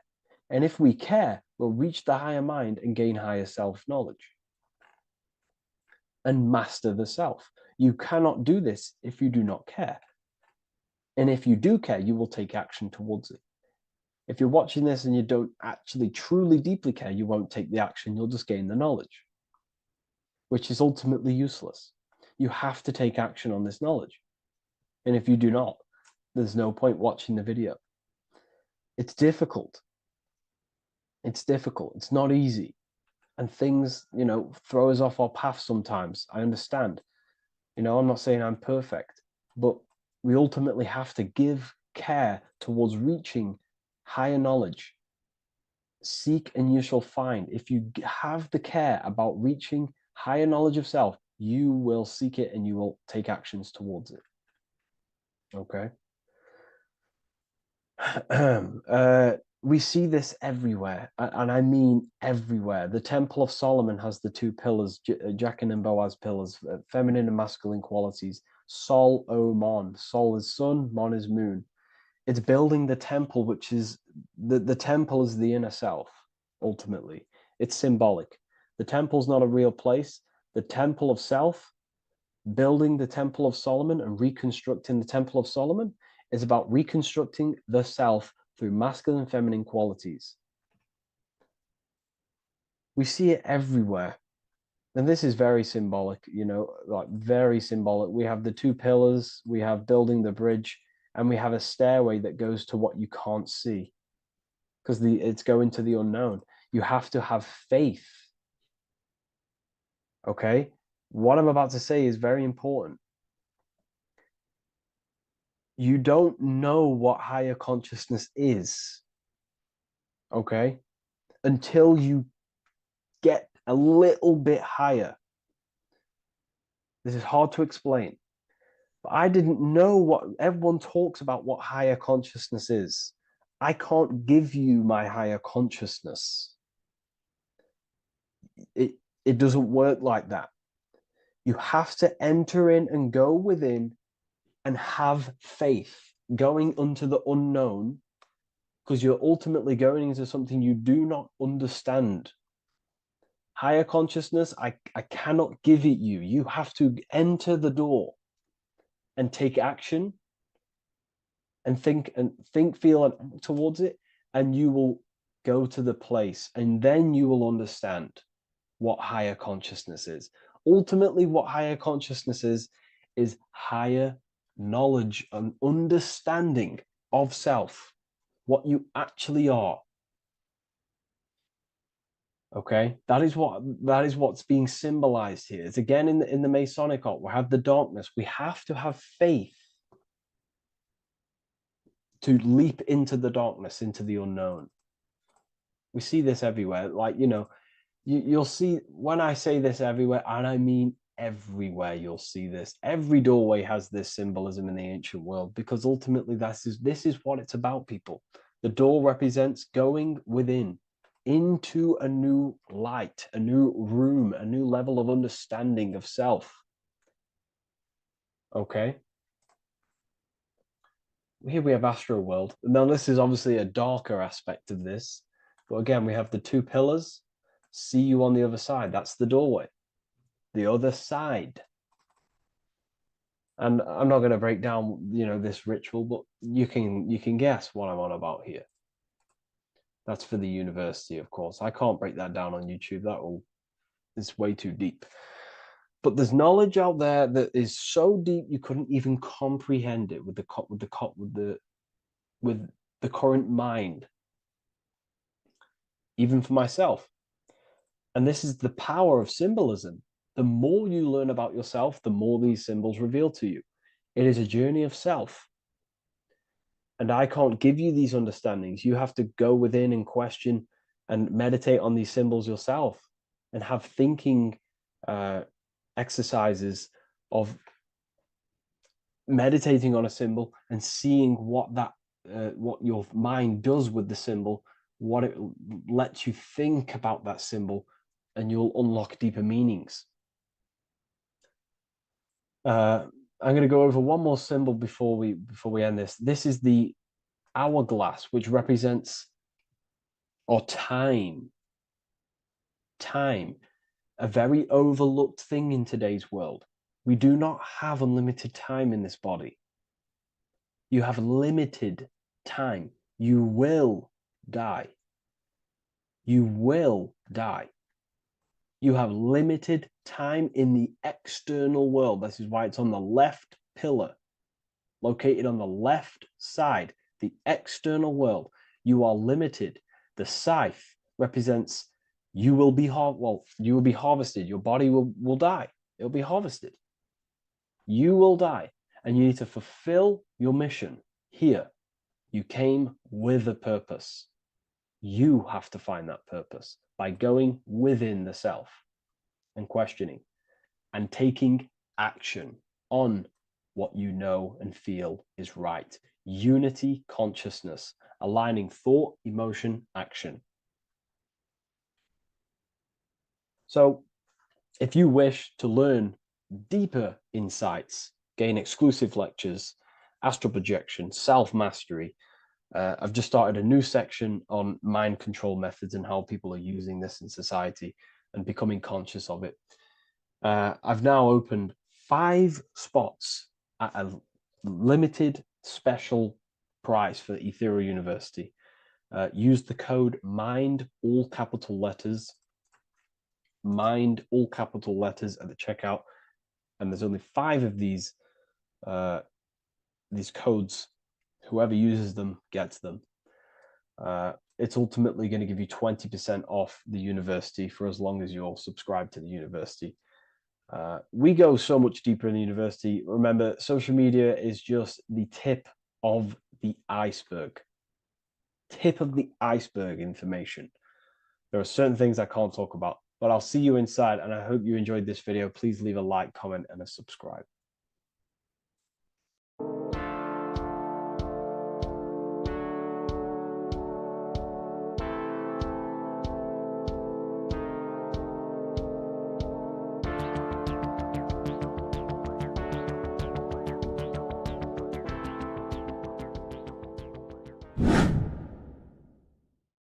What is good, people? It's Revival of Wisdom. Today we're going to be talking about Saturn. I've done this video in the past. However, this video is going to contain a lot more in-depth explanation of Saturn. So the 33rd degree Mason, Manly P. Hall, said, Saturn is the key to crystallization, physical matter. Light is matter, matter is light. They are interchangeable. Low vibrating light turns into matter, high vibrating matter turns into light. And Saturn is the god of this world, this physical world. He crystallizes light into matter. This is symbolized as the Masonic checkerboard, matter and spirit, matter and light, light and matter. He's also the god of time, destruction, justice. He creates and destroys, because all things in time die. He creates and destroys you. So,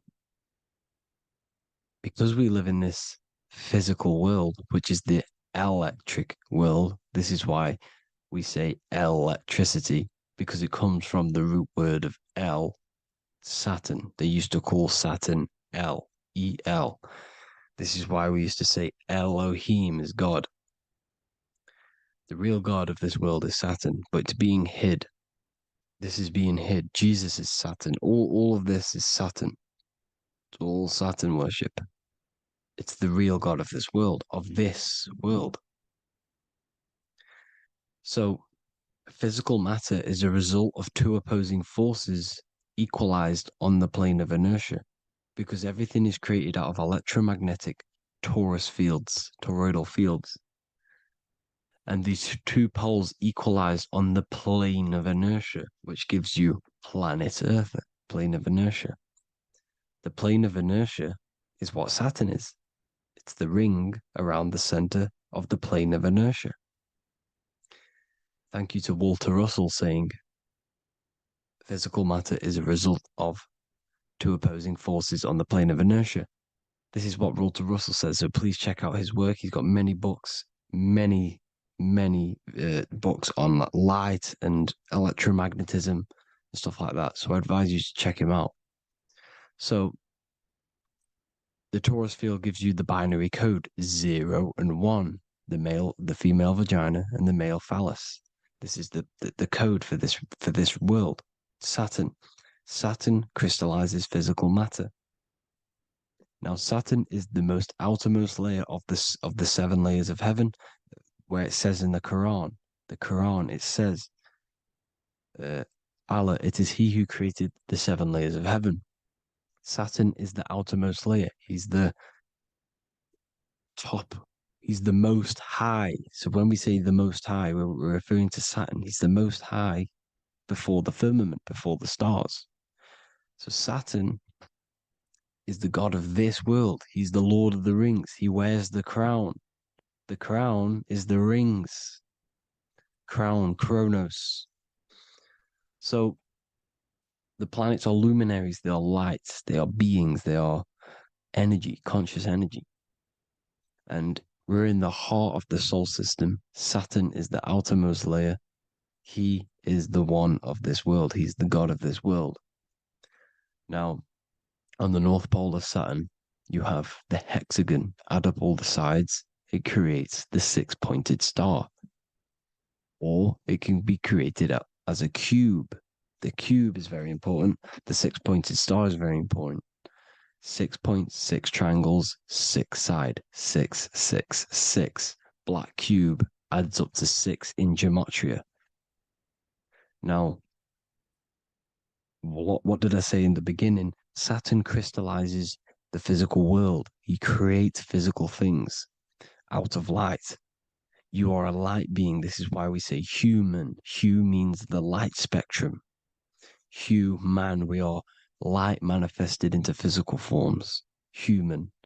And we are incarnated through Saturn. Satan, same thing.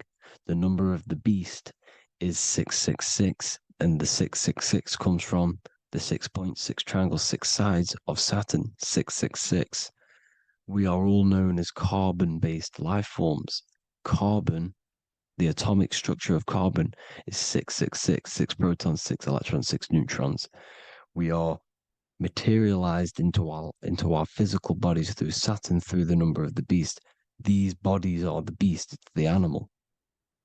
The divine, the Christ, is the consciousness within, because you are a physical, spiritual being combined into one, hexed into one. Hexagram. This is a hexagram. You're hexed into physical matter, spirit and matter, light and dark, combined into one. Now you contain of the mark of the beast, the mark of your body. Your body's the beast. It says in the Bible, Satan, who is the God of this world. This world. There are many different worlds, but this world is run by Saturn, and it says that in the Bible. Saturn is Satan. It's the same thing. And look at the crown of thorns are wrapped around the heart. The soul is in the heart. The mind is in the brain. The soul is wrapped around the rings of Saturn. You're wrapped in physical matter. This is what it's showing you. This is symbolizing the rings of Saturn wrapping you. And the cross on top is the cross of the cube. The cube, the black cube of Saturn, unfolds into a cross. So Satan, who is the God of this world, Corinthians 4:4 in the Bible, Satan, who is the God of this world, has blinded the minds of those who don't believe. Saturn blinds your mind because the God of this world materializes you, and he blinds your mind when you incarnate into physical matter. When you enter this soul system, not the solar system, you hit Saturn first. He materializes you. And look at the symbol for Saturn. This is the symbol for Saturn. All of the planet symbols are created out of the Holy Trinity. The Earth, Moon, and Sun. Body, mind, and soul. The sun is your soul, the moon is your mind, the earth is your body. Your body's made out of the 5 elements. The sun is your soul because the sun is life force, gives life to everything. Your sun is a soul. Your soul is the sun of your body. The moon is the mind. The moon is the moon of your body, the mind of your body. Intelligence. So all of the symbol of the planets are created out of these. The Saturn symbol is created out of the Earth cross, matter, and the moon crescent, moon, mind, matter over mind. This is why Satan, who is the God of this world, has blinded the minds of those who don't believe. He blinds your mind. Look at the symbol, it's showing you. The Saturn symbol is matter over mind when it should be mind over matter. So we descend into a soul system, into our 666 Saturn carbon suit bodies, and we are matter over mind. Then we have to move up the spine to go back up to spirit, to mind over matter, where you manipulate your own reality. Now look at this. It creates the number 5. 5 is the number of change. You're moving from this side of the number sequence over to the right side. You're moving from the spiritual into the physical world.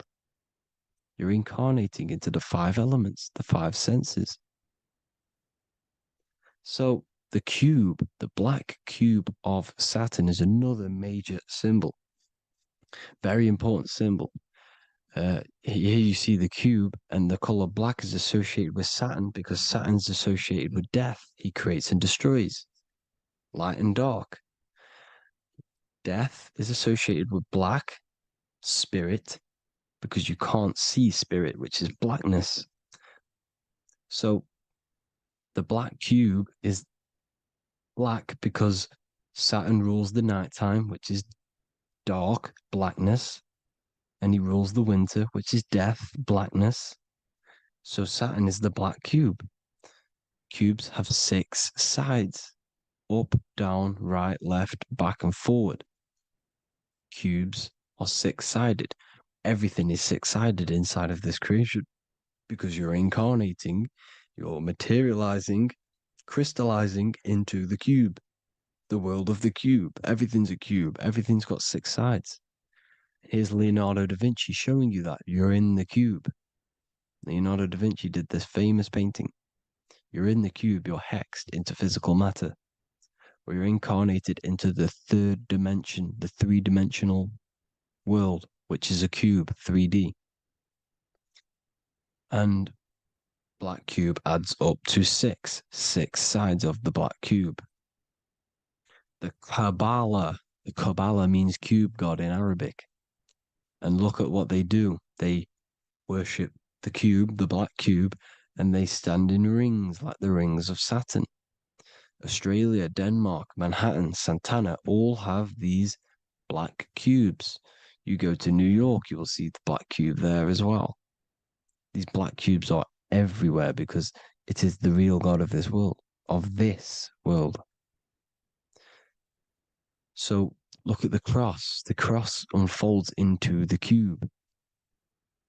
Xbox, Nintendo GameCube, Sega Saturn, anything to do with a simulated gaming reality, they put Saturn in it because we're in the simulation of Saturn. This is a simulation. And this is why they reflect this through the Xbox, GameCube, Sega Saturn, anything to do with gaming, simulations, is all Saturn. Because we're in the cube of Saturn, the black cube. We're in the GameCube, the Xbox, the Sega Saturn. As above, so below. So they reflect it through the simulations that they create inside of this simulation. Cubes have 8 points for the 8 points of time and space. 8 is the number of time. Everything's cycling, infinity. So look at the cube. The cube is symbolized as in Judaism. The Judees have the black cube. They wrap themselves in a black band and they cover their eyes into blackness. The black cube, for the black cube of Saturn, they use the star of Saturn and they worship their god on Saturn Day because it's all Saturn worship. Look how the Saturn god is wrapped around with these thorns or leaves, just like Jesus is wrapped around his heart. And Jesus on the cross is us on the cross. We are in the cross. We are in the cube. The cross is the cube. And the cross is even in the Saturn symbol. This is another symbol for Saturn. There's 2 symbols. You got this one, the one I've just broke down. Then there's this one. This is the cross of Saturn, the cube god, the simulation, the game cube. Now, Chronos is another word for Saturn. Chronos means time. When you clock into work, you go to the Chronos machine. Well, I did anyway. And I'd tap my card on the Chronos because Chronos is time. Anything to do with time is Saturn. He creates and destroys. Look at the artwork of Saturn with the sand, the time. Look at this, how he's cutting off the baby's wings. He's crystallizing the spirit into matter. He's cutting off your wings.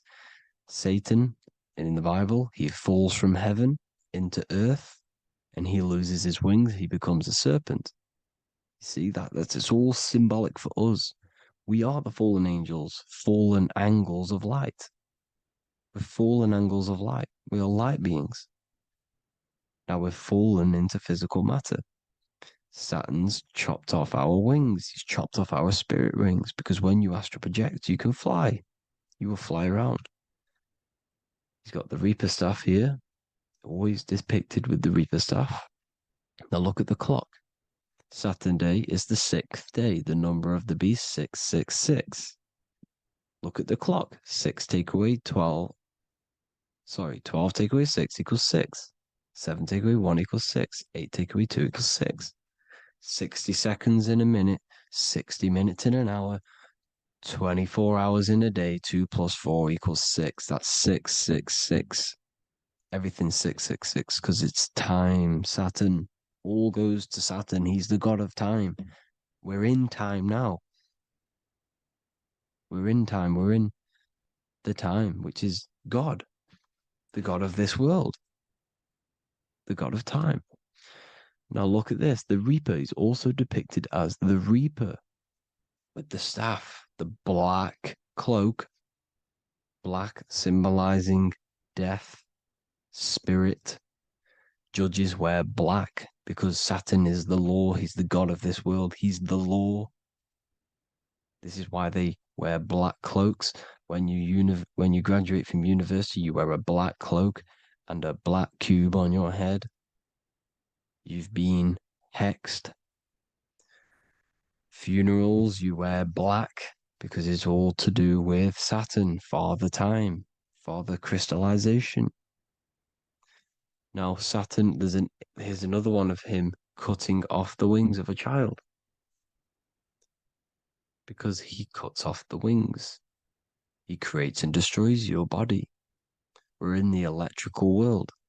Everything that is electrical vibrates. All vibrations have to come back to a standstill point, which is death. This is why your body dies. Your atoms stop vibrating. Herona. Look at the crown. The crown is the corona. Corona means crown. And look at this is an alcohol brand for beer. You can see the staff of Saturn in the symbol with the moon crescent. Corona, which is the crown, Saturn, the crown on Saturn, the rings. And then you've got the staff. It's all Saturn worship.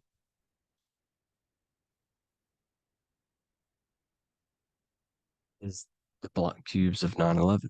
2 black cubes. This was a ritual for Saturn. It's all ritualistic. And look at the Star of David, the Star of Saturn. It's not the Star of David. Creates IXXI, the sigil of Saturn. IXXI means 9/11 in Roman numerals. 9/11. It's all a ritual for Saturn, and they have the 2 black cubes of Saturn. Now look, XX. There's more symbolism of Saturn now. We're going deeper. XX is more symbolism for Saturn. The sigil of Saturn is XX. As above, so below. Same with the Star of David. You split it in the middle, as above, so below. As above, so below. XX. This is a Knights Templar Cross of Lorraine. XX.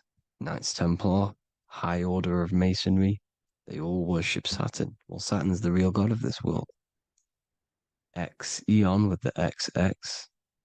XXL magazines, which is all to do with famous rappers and stuff like that. When you die, you put XX on the eyes because it's Saturn. He's the Reaper. Is Jesus with the XX crown with the thorns around his heart, around his soul, with the cube on the top, the cross cube. Lucifer with the XX Cross of Lorraine. Jay-Z with his alcohol brand, XX Cross of Lorraine. The X Factor with the rings of Saturn. All Saturn worship. The seal of Melchizedek is also Saturn. This is the cube. This symbolizes the cube with the 8 points for the 8 points of space and time. And this is the cube. It's another ancient symbol for Saturn. Here you see the star of Saturn with the Melchizedek symbol around it, which is all to do with Saturn. Here you see an altar, the Holy Grail, the Melchizedek symbol on it, and they're worshipping it. This is why we wear rings, wedding rings for the rings of Saturn. It all goes back to Saturn. Earrings. The 8-pointed star of the ancient Sumerians is all Saturn. It's all Saturn. So the ancients, the symbols of Saturn goes on forever. It's in all of the major corporations. You can see it everywhere, the rings of Saturn. Toyota is an obvious one. Internet, Nike, Target, Sega, Saturn. It's all Saturn worship. All Saturn worship. Because he is the real god of this world. Here's Kanye West's album with a Saturn here. Here's Michael Jackson's album saying X, escape. There's the X again. The X, escape. You have to escape this reality. Maybe that's what he's pointing at. Here you see it on the dollar bill. The star of Saturn. Here you see it again on the dollar bill. So that is it for today's people. I hope you all gain some insight on Saturn. Please like, comment, and share if you can. Subscribe if you like the channel. Please have an amazing day. God bless.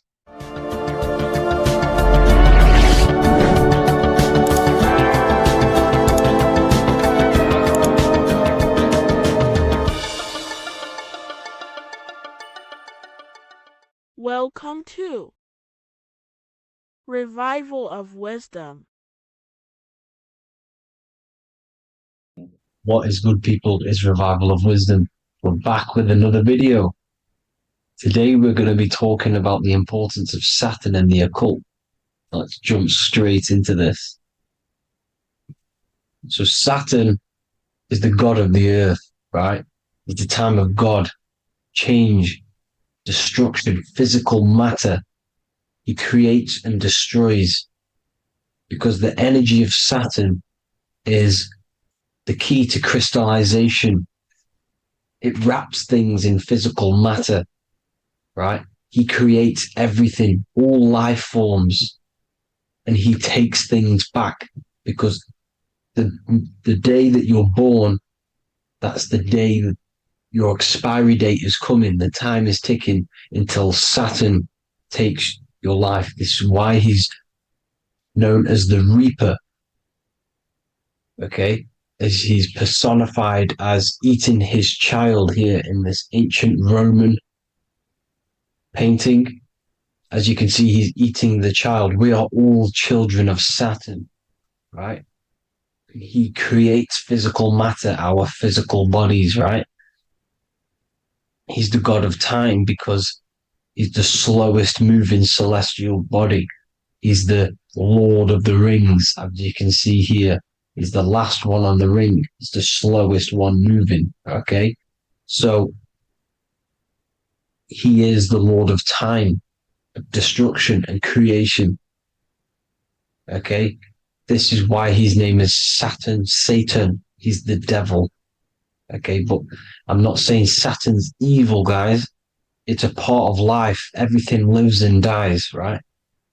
He's the key to crystallization. Now, as we have the clock here, our god Saturn, or Chronos in Greek, just means time. He's also the god of time, as I've already said. 60 seconds in a minute, 60 minutes in an hour, 24 hours in a day. Add 2 plus 4 equals 6. 60 seconds, 60 minutes, 2 plus 4 equals 6. That's 666. Okay? And as you see on the clock, 6 take away 12 equals 6. 7 take away 1 equals 6. 9 take away 3 equals 6. 6 is the number of Saturn. It's associated with Saturn, right? He's the god of time, of justice. Everything goes back to the Reaper in the end. Everything lives and dies. Now, the artwork of him. He's always got the Reaper staff. You see, it's personifying death. Now, when you see this, the Romans were not saying Saturn was a real person, a real god in human form. No, this is personification. This is what the ancients always did. They personified, just like the Bible. It's all personification.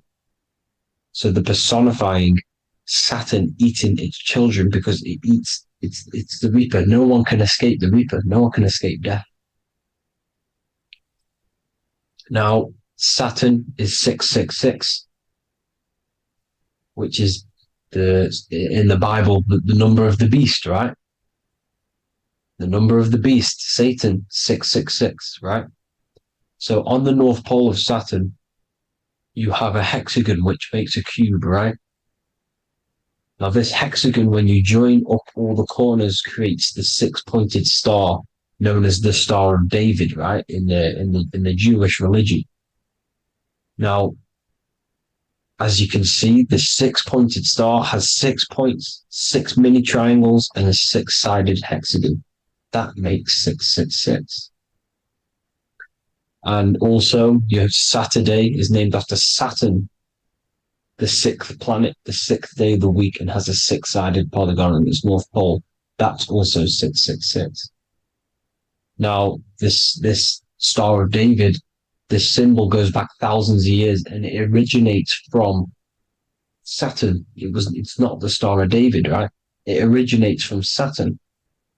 It symbolizes the physical and spiritual aspect combined into one, which makes us humans, right?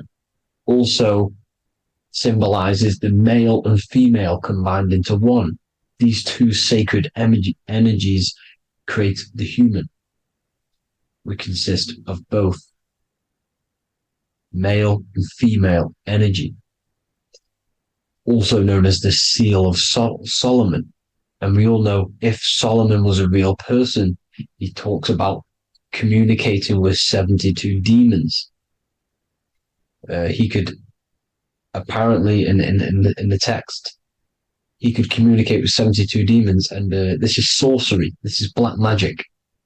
Now, this symbol is associated with hexing people. When you place a hex on someone, that is a form of witchcraft, which a hex is just a curse. When you're cursing someone, this is black magic.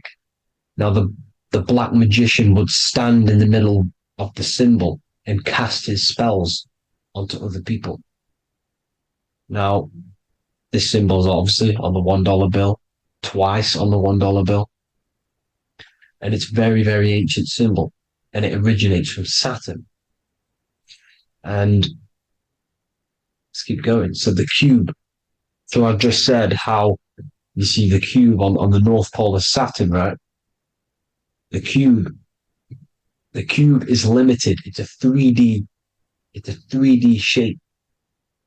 It symbolizes limitations to the physical 3D dimension, the third dimension, the physical realm which we are in. Now, as you can see, the color associated with Saturn is black, right? Black is infinite potential. Black is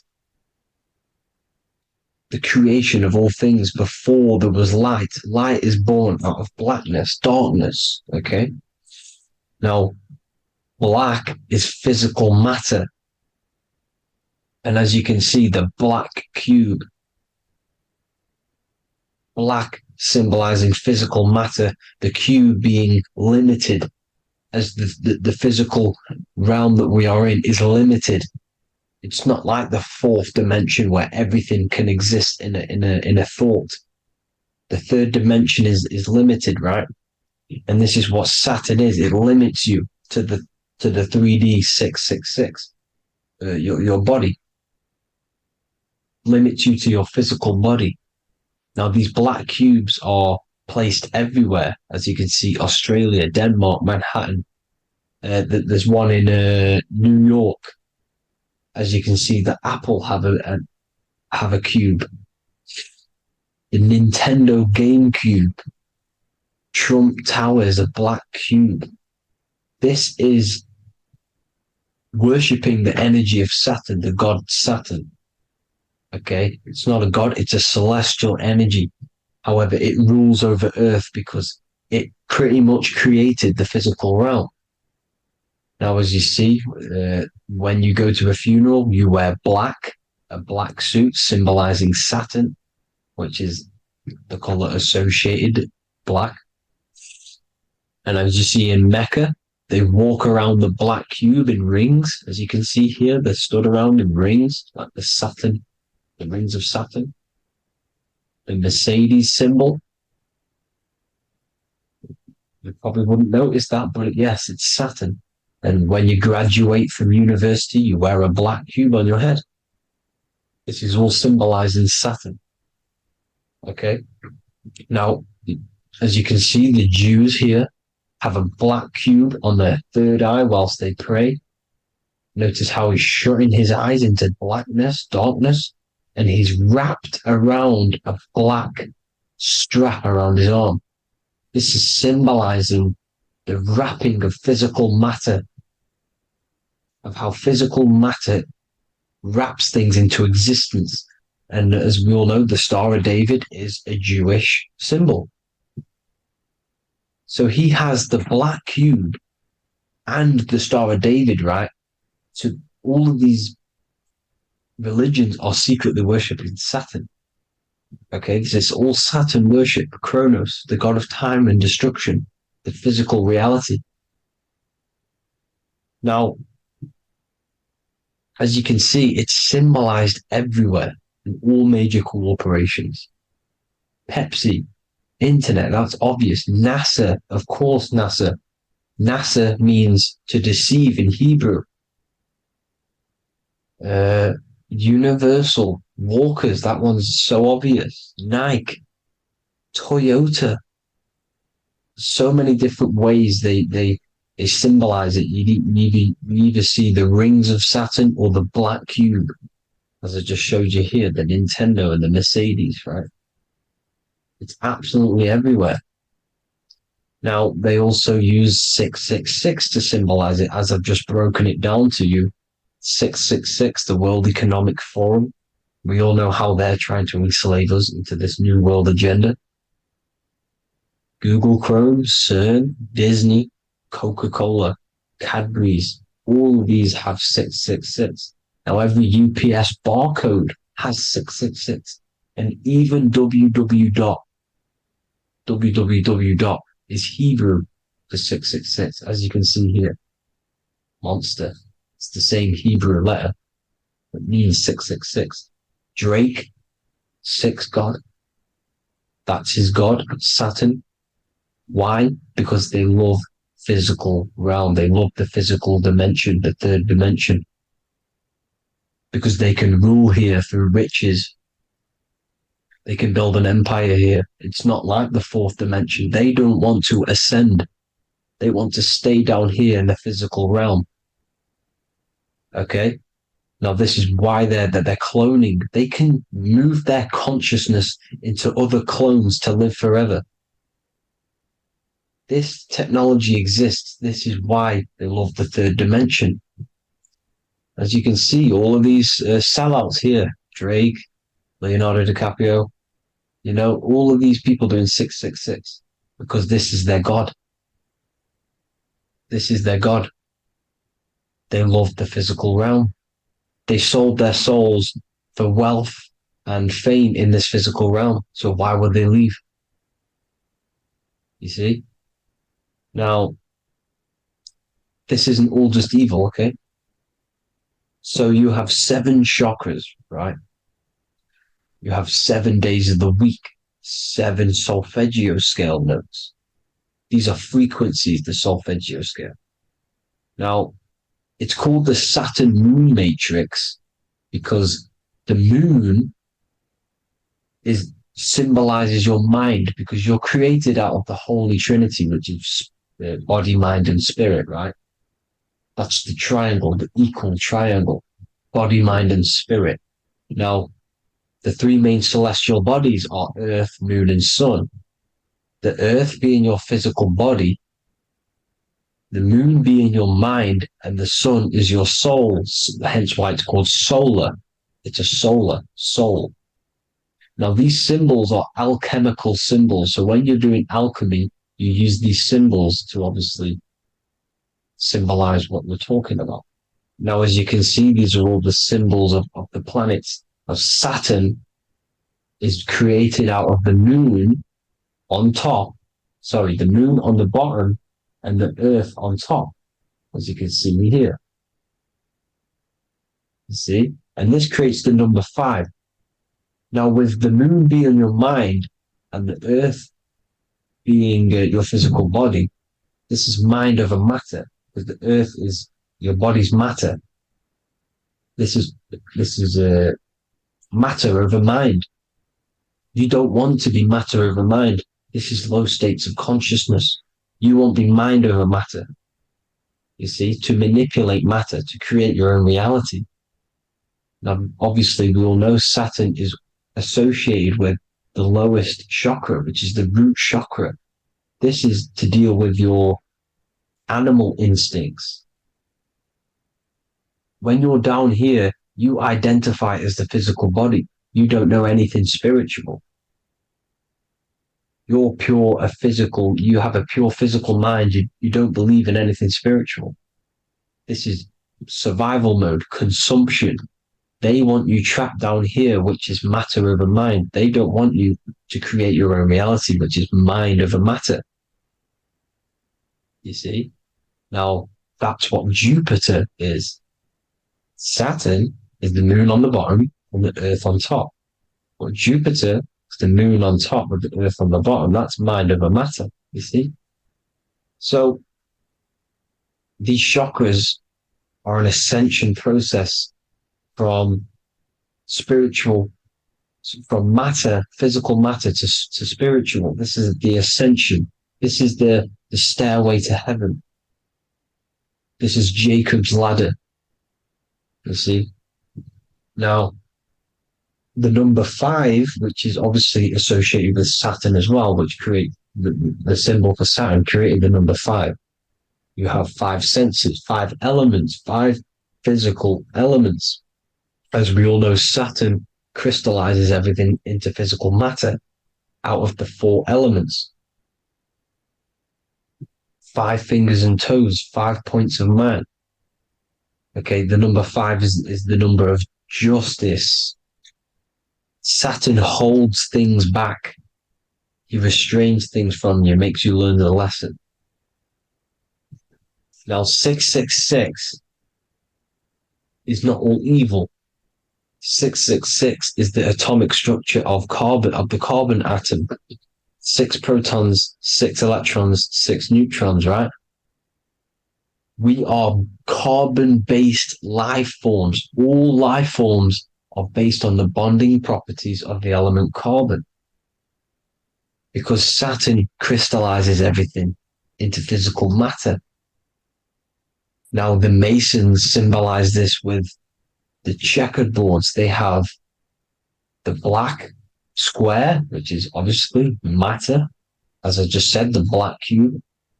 And spirit is the white square. Because white is eternal light. White and light. You see? Black is physical matter. Now, this is what we are. The point of our soul is to transmute from matter to spirit. But these are interchangeable. This is the constant cycle between spirit and matter, spirit and matter. High vibrational matter turns into spirit. Low vibrational spirit turns into physical matter. You see? Now, we are carbon-based life forms. This is what 666 is, the number of the beast. When I say we, the physical body is the beast. It's the animal. It's the carbon suit to operate in this physical dimension, in this physical realm. See? It's the vehicle used to operate in this physical realm. But your mind isn't from this physical realm, you see? The brain is the physical manifestation of the soul. Okay, so as you can see here, the spine is an extension of the brain. Everything goes back to the brain. This is literally what your physical body is. You see, this is the nervous system, and everything reports back to the brain, and everything's controlled from this control center. And this spinal column, at the top of the spinal column, is your third eye, which is known as the pineal gland. And this is the seat of consciousness. It's the center of consciousness. That is your true self, pure consciousness. This body is just a physical body. This body is mortal. This body runs out, but your consciousness lives forever. They don't want you knowing this. This is why they keep you down here in your lower chakra. They want you to believe everything is just physical. They don't want you to believe in the spiritual side of reality. Because this way they can manipulate you, right? They want you matter over mind because they know your mind creates reality. They know your mind is the root cause of reality. You manifest your own reality from the inside out. So this is why they control your perception of reality. They control your information in order to manifest their new world order. You, who are ignorant to knowledge and wisdom, you who are ignorant are manifesting their agenda because you accept their information and their perception of this reality. Now, this is why they tell you the globe model, the heliocentric model, to trap you into physical matter. Now, if you understood about this true form of this realm, you'd understand that there's a spiritual side behind everything. The spiritual side, something has to exist. The root cause of reality is higher planes of existence. It happens in the mind before it happens on the physical plane. You see? They don't want you knowing this. They want you matter over mind, which is the symbol for Saturn. Moon over Earth. The Holy Trinity.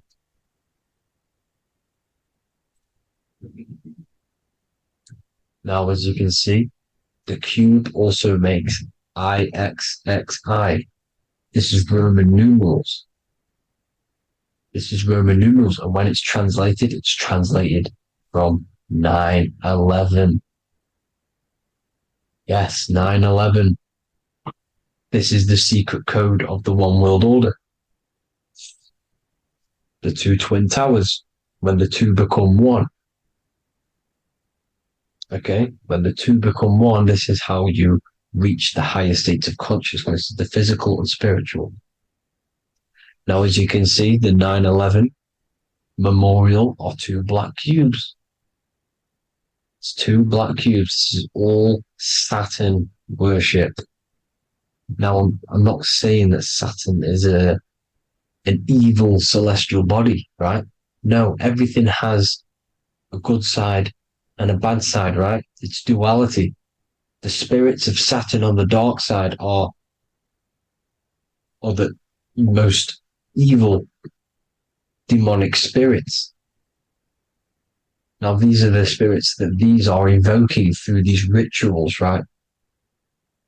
Yes, 9/11 was a massive ritual. It's a satanic ritual, okay? Now, we all know Elon Musk. Elon Musk is coming with the mark of the beast. And English gematria, this equals 666, right? 666, as I said, is the number of the beast. You are the beast, your physical body. You see how the Bible twisted things up to make things more confusing, right? But it's there. You just have to have the knowledge to be able to read the Bible properly. As we all know, we had this virus. I'm not going to say the name because I'll get flagged. This virus adds up to 666 because this is all part of the New World Order.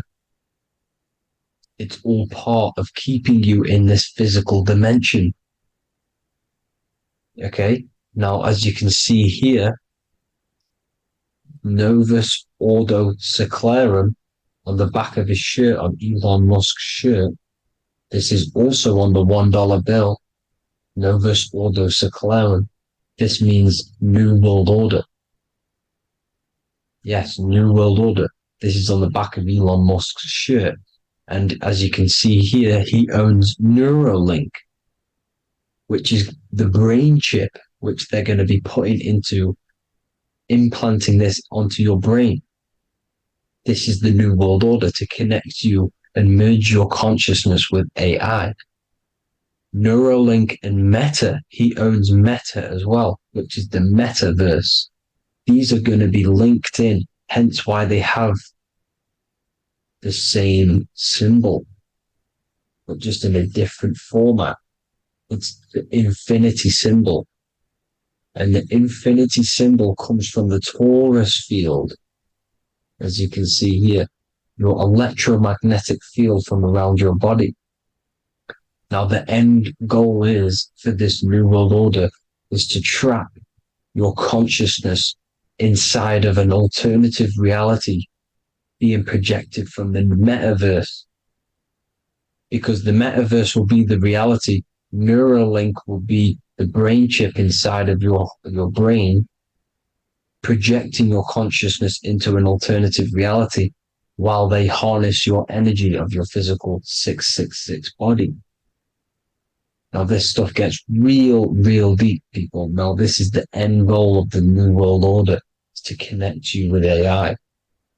This is why they're trapping you and keeping you in these lower states of consciousness in the Saturn-associated root chakra, so you don't find out about the spiritual side of reality. Because if you knew the truth of this reality, you wouldn't connect to AI.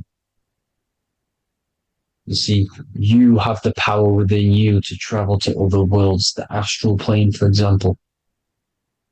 You travel to different worlds when you are sleeping. Okay? They want you to know it's just a dream. However, their end goal is to trap your consciousness and feed off your energy, spiritually and physically. Okay? I don't know why these people are just pure evil.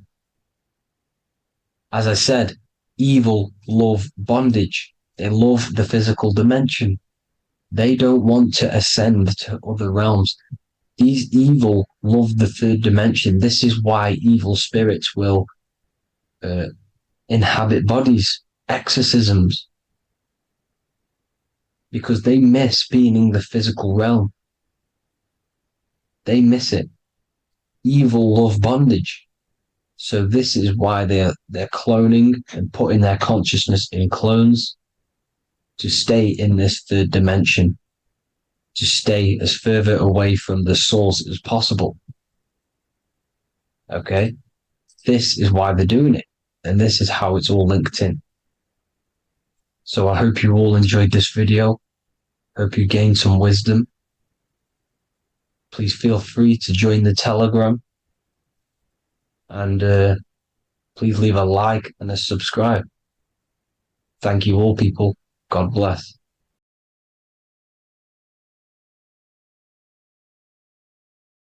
Geometry.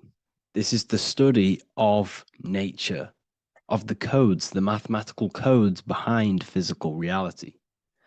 So today we're going to be going deep into geometry and the true esoteric internal geometry, the geometry that no one really talks about, and how geometry relates to human consciousness.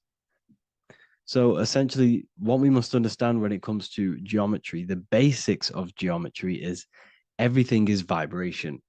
And this vibration is vibrating on a certain frequency. And this certain frequency creates a geometric shape, which is why in nature we see all of these different geometric shapes. all matter takes form in shapes. So if we put sand on a plate and we vibrate the plate on a specific frequency, we see that the sand goes into specific geometric shapes and patterns. So essentially, matter is energy condensed. It's energy vibrating on a low frequency, vibrating at a certain frequency. So matter is condensed energy. And each geometric shape is manifesting and showing a specific energy. Some shapes carry more energies than others. For example, the cube is what traps energy. A square is what traps energy.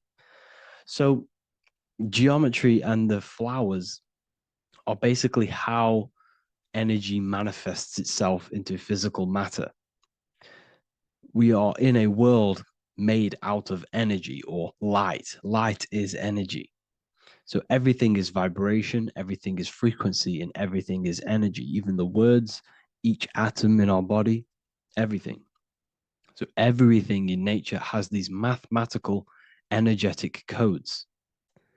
So geometry is basically the study of nature and the shapes that are in nature and their energetic principles. Because like I said, matter is energy. So this is what we call cymatics, when we place water in a petri dish and we shine light on top and we vibrate the water. And we can capture, this creates certain patterns. Each frequency, like you see here, has its own pattern. So what we are seeing here in the physical plane is essentially energy condensed into physical reality. We see it in the turtle. We see it in every single form in nature. Now, external geometry and normal geometry, we normally get taught that this is God's way of creating physical reality, which is essentially true. However, it's far more deeper than that. Far, far, far more deeper. Okay, so what geometry truly is, it's not God's codes to reality. What we must understand is what the brain truly is. And what we must understand is that we are not in the world. We are not in the universe. The universe is us ourselves, and the world is produced by our brain itself. Okay? So the way you must understand how the brain works, so what you visually see, so geometry is to do with what we visually see. And what we visually see is heavily connected with our eyes, which are an extension of the brain. The eyes are the brain. And essentially how we see is energy enters the eyes, and each eye goes to the optic nerve. And this energy is transferred into electricity, which travels to the back of the brain, to the visual cortex of our brain. And this is where the image is produced, what we see. Therefore, the world outside of us is truly inside of us. It's a projection from within the brain. The brain is an energy condenser, a decelerator, an energy decelerator. Everything outside of us is basically formless energy. It is formless energy vibrating at a certain frequency. So what the brain is, it's sucking in this energy, this light, and turning that frequency, that code, that light code, into a physical reality. It's condensing the energy and turning it into a visual image inside of the brain. Therefore, everything outside of you is not what it looks like. Everything outside of you is basically energy, infinite energy. And our brain is condensing this into a physical reality and projecting it outwardly, which you experience your visual field. Okay? And the ancients knew this. So this is basically called the sigil of Lucifer. Lucifer is known as the light bringer. Lucifer in Latin means to bring the light. This is the sigil of Lucifer, which shows the visual field and the brain. We also see this in the Google Play symbol. It's a powerful symbol showing you the visual field, which is basically a symbol that tells you that reality is inside of the brain. The brain is what produces reality, but consciousness is not produced in the brain. The brain is essentially a consciousness downloader. It's a computer and it's a reality simulator. The body is a simulation of physical reality. You are inside of the body experiencing the body simulation. The body produces this reality. It's a piece of technology. So Lucifer is to bring the light. Lucifer is the light being produced in our brains. Okay? So this is why they say Lucifer can tempt you. Lucifer can be the devil because it represents physicality. It represents the false light. Lucifer can trick you because it represents the physical world can trick who you truly are. So now that you understand how the brain is basically an energy decelerator and it creates and simulates a reality to your consciousness, you are no longer a person in a universe. You are the universe itself experiencing itself.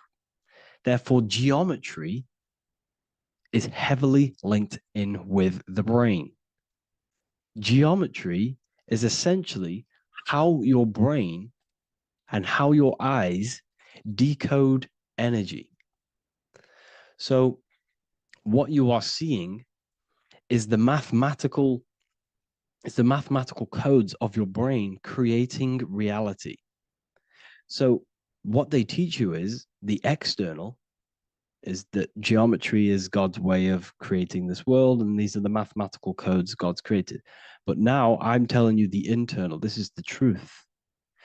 Geometry is how your brain mathematically condenses energy and light into a physical reality. So therefore, your brain is a computer program. So now geometry is nothing outside of you. Geometry is not something created by something else. It's created by your brain. Your brain produces these patterns through mathematical codes by breaking down energy into physical reality. And this is why you see geometry in everything around you. This completely changes your view on geometry. It's in your ear, it's in your face, it's in everything. Geometry is everything. Okay? So now that you understand this, now, as we were talking about the visual field earlier, the ancients knew about this. The ancient Egyptians knew about this. We can see this symbolism inside of the casket, the Egyptian casket. See, this crossover represents the visual field. This represents the back of the brain. This is the left hemisphere, the right hemisphere. And now some of the most simplest teachings in geometry is that straight lines are masculine and curved lines are feminine. And we even see this in the human body. The feminine human body is curvy and the masculine human body is liney. And even with the genital reproductive area, we have a line and a curve, 0 and 1, the binary code of all creation, 0 and 1, because that's basically all that exists. Nothingness and one, nothingness and God, nothingness and consciousness. That's all that exists. Now that I've told you that, the basics of geometry and the line and the curve and the feminine and the masculine, what do we have here? You see this stick here? This is a curve. And what's the right hemisphere? The right hemisphere is the feminine, the feminine energy, the feminine aspect of our brain. Then we have a straight line. This is straight lines. Now this represents the left brain. So the Egyptians are showing you the left masculine brain and the right feminine brain because of the curve and the straight line. And this is the visual field, the crossover. So there's a crossover in the brain. The left eye is connected to the right brain. The right eye is connected to the left brain. Okay, so the left eye is connected to the right brain. The right eye is connected to the left brain. The solar and the lunar. So, like I said, everything outside of you is basically energy. Your body is basically a holographic avatar, condensed energy produced by your brain. There's nothing actually outside of you. Your five senses are electrical threads of light. And when you touch something, this is basically electrical signals in your nervous system, which are reporting back to the brain. Therefore, what you touch is actually, you're not touching. The feeling that you feel when you touch something is not the true feeling. That's your nervous system you're feeling. You're feeling your nervous system in the brain. It's electrical signals to your brain. So the five senses do not decode, well, what you're experiencing as the five senses is not outside of you. This is your brain interpreting electrical signals. You don't experience the world, you experience your nervous system and your brain. The nervous system is an extension of the brain. So this is the truth. This is not woo-woo spirituality. This is true consciousness science that I'm teaching you here. Okay? So nothing is truly outside of you. It is a universe. You yourself are the universe, the fabric of the universe itself. The only thing that exists outside of you is essentially energy. That is it. And your body and your brain condenses this energy into reality. So when we look into architecture, why is architecture, the ancient architecture, so important? Because what did I tell you at the beginning? Shapes and physical matter is condensed energy. Each shape holds specific energy. Some shapes hold more energy, emit more energy. Some shapes condense energy. Some shapes transfer energy. Each shape, each geometric shape has an energetic principle because matter is essentially energy. So when we look into cathedrals and the ancient buildings, they were filled with geometric patterns, geometric shapes, because they understood the energy principle. Architecture is basically solid energy. It's physical energy. If we create this pattern here is an energy code. And if you stand next to it, you're going to gain that energy. It's going to be imprinted on your body. So essentially, they filled their buildings with high energy geometric shapes. Points, triangles, pyramids are very, very energetic. This is why you have crystal pyramids made, organite pyramids. They're always in pyramid shapes. That's why the Egyptians built in pyramids, because pyramids hold high energy. They emit high energy. So this is why you see all these different geometric patterns. Okay. So in the real reality, in the energetic plane, this building would basically look like this: lines and grids of energy. Okay. This is what it would look like in the energetic plane, a blueprint of the energy body. So as you see here, these are the different frequencies in a petri dish, of water in a petri dish. And you can see they are specifically aligned up with these specific patterns. You can see geometry even within geometry. It's fractal. So essentially, when you would stand inside of these buildings, they would imprint the energy of the building in your body, because your body is healed through energy. You have an electromagnetic field around your body.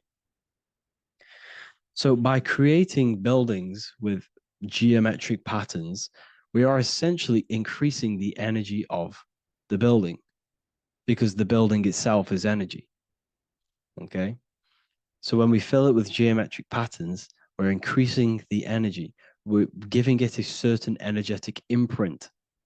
So when you stand inside of that building, you're being imprinted with that energy. Okay.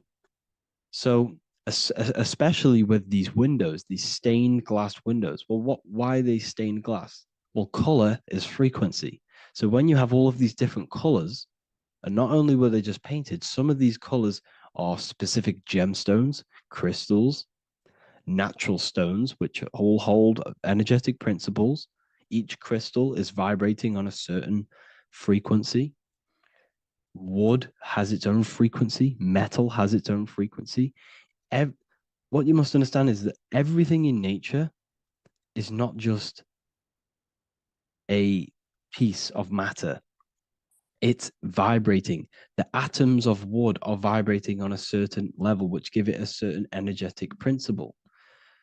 Each crystal is vibrating. The atoms of the crystal are vibrating on a certain frequency, which give it a certain energetic principle, quality. So each thing, this is why the ancients were obsessed with natural stones, natural things, crystals, natural metals, and they wore different metals, different things like copper on their bodies, because they understood the atoms of these natural things are vibrating, which give certain qualities to you if you wear them. So you're not wearing it, you're basically putting that frequency onto your body, because they understood this is energy. If I put copper on my body, I'm not putting copper on the body. I'm putting the frequency and the energy of the atoms onto my skin. And that frequency of them atoms are going to vibrate my skin, that frequency, and heal my body. So this is why this is so important. So each building is an energetic code. Okay. So when you stand in these buildings, it can heal your body. This is why when people walk into these ancient churches, they feel like they've met God. They feel a certain way. They feel so amazing when they enter these churches. They feel holy, for example. It's not because God's there. It's not because these man in the sky dwells in these holy places. It's because the energy of these buildings affect our consciousness. They increase your energy. They raise your vibration. They heal your body. They heal your cells. They imprint the water in your body, especially with these stained glass windows. Like I went a bit on a tangent there, but these stained glass windows were encoded. Well, they use different gemstones, different lights, different colors. And when the sun would shine through this window, well, what's the sun? The sun is light. Light is energy. The sun's light would go through this filter of the window of the crystals and the different gemstones and the different colors, and the sun's light would be encoded, imprinted with these crystals, with these colors and these natural glasses, which have healing energetic principles. And when you are inside that building, the sun's encoded energy of the window would be imprinted into your body, into your energy field, and it will heal your energy field, and it would heal your body, your cells on a cellular level. Because your body is what? 60 to 70 to 80, some people say 80% water. And water is encoded with vibration. If you say certain things into water, it gives it a specific geometric pattern, like I broke down in the beginning. If you say love to a water and then freeze it, it will go to this. If you say hate, it will go to a distorted pattern. So when you are in these buildings, you're being imprinted by the energetic codes of these buildings, the energetic principles of the windows, of the structure itself. The ancients never used to build in squares. Their buildings, their insides were never square rooms, because they understood squares trap energy. They always had pointed roofs so energy can escape. So there's many little things that we need to look into geometry.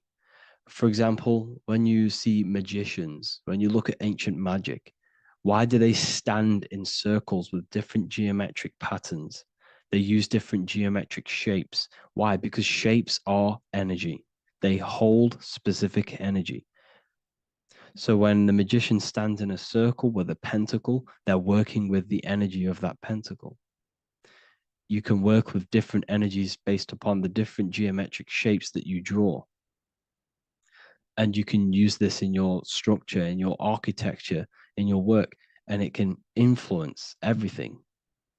So this is the true geometry. I hope you gained a deeper understanding on geometry and how it relates with you and your consciousness. Like I said earlier, your brain produces geometry. It's basically how your brain decodes energy. It's not God, how God creates this reality. And no, you're in this reality. You are the reality itself. Your body produces the reality. Therefore, geometry is one with you. So therefore, if I play with the geometry of the buildings, for example, like the government have, everything's in squares. If you look outside, everything's a square, everything's a rectangle. You go to a city, Every window is a rectangle. Every building is a rectangle. You live in a box room. Everything is boxed and squared off in this reality, in this modern society. Why? Because they're trapping energy. The cube is the most simple geometric shape, which basically condenses energy and it traps energy. And if you subconsciously see squares all the time, your phone's a square, your TV screen, everything's a square, your keyboard, your desk. Go and look at the ancients. They never used to build in squares and cubes. And if you go into nature, you'll never see squares and cubes. Nature doesn't create squares and cubes. Everything in the modern society is squares and cubes to simple your consciousness down, to dumb your brain down. So the ancients built very, very complex structures. Why? Because they understood what we see affects our brains, because our brains decodes reality and creates reality. If you see a sophisticated building, this is going to give you a sophisticated mind and raise your IQ levels over time, subconsciously. I'm not saying if you look at this building, you're going to become smart. I'm saying if every single building in your environment, ment is mind, mental, every single building in your environment was this complex and complicated, it would increase your IQ on a subconscious level. It'd make you more complex, make you more intelligent. So they've dumbed everything down. They've dulled everything down. Look at everything. Everything is being dulled down. So anyways, I hope you all gained a better understanding on this. If you want to gain more occult knowledge and esoteric knowledge, make sure to read the Book of Wisdom, Volume 2. If you're inside the university, you can get this book for free. Go to the general chat area and follow the instructions and you can order yours for free. Truly life-changing stuff. Because the issue is with the world is that no one really understands who they are, what they are, and why we are here. That is the issue for people's depression, for people's wrongdoings. They don't understand who they are, what their emotions are, what their mind is, what their body is, what reality is.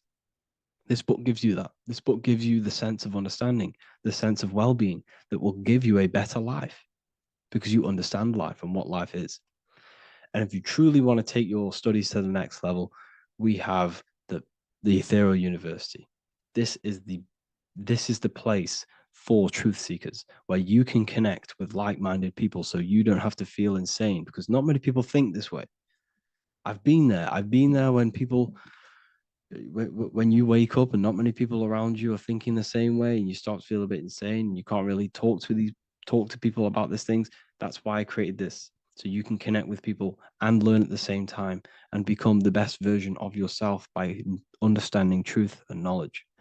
If you join, you'll gain access to free live calls every single week, every single Saturday morning. We do live calls. You can ask me questions and all sorts. So make sure to leave a like and a comment.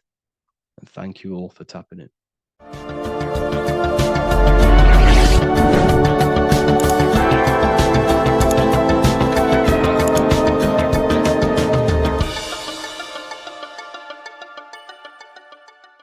Welcome to Revival of Wisdom.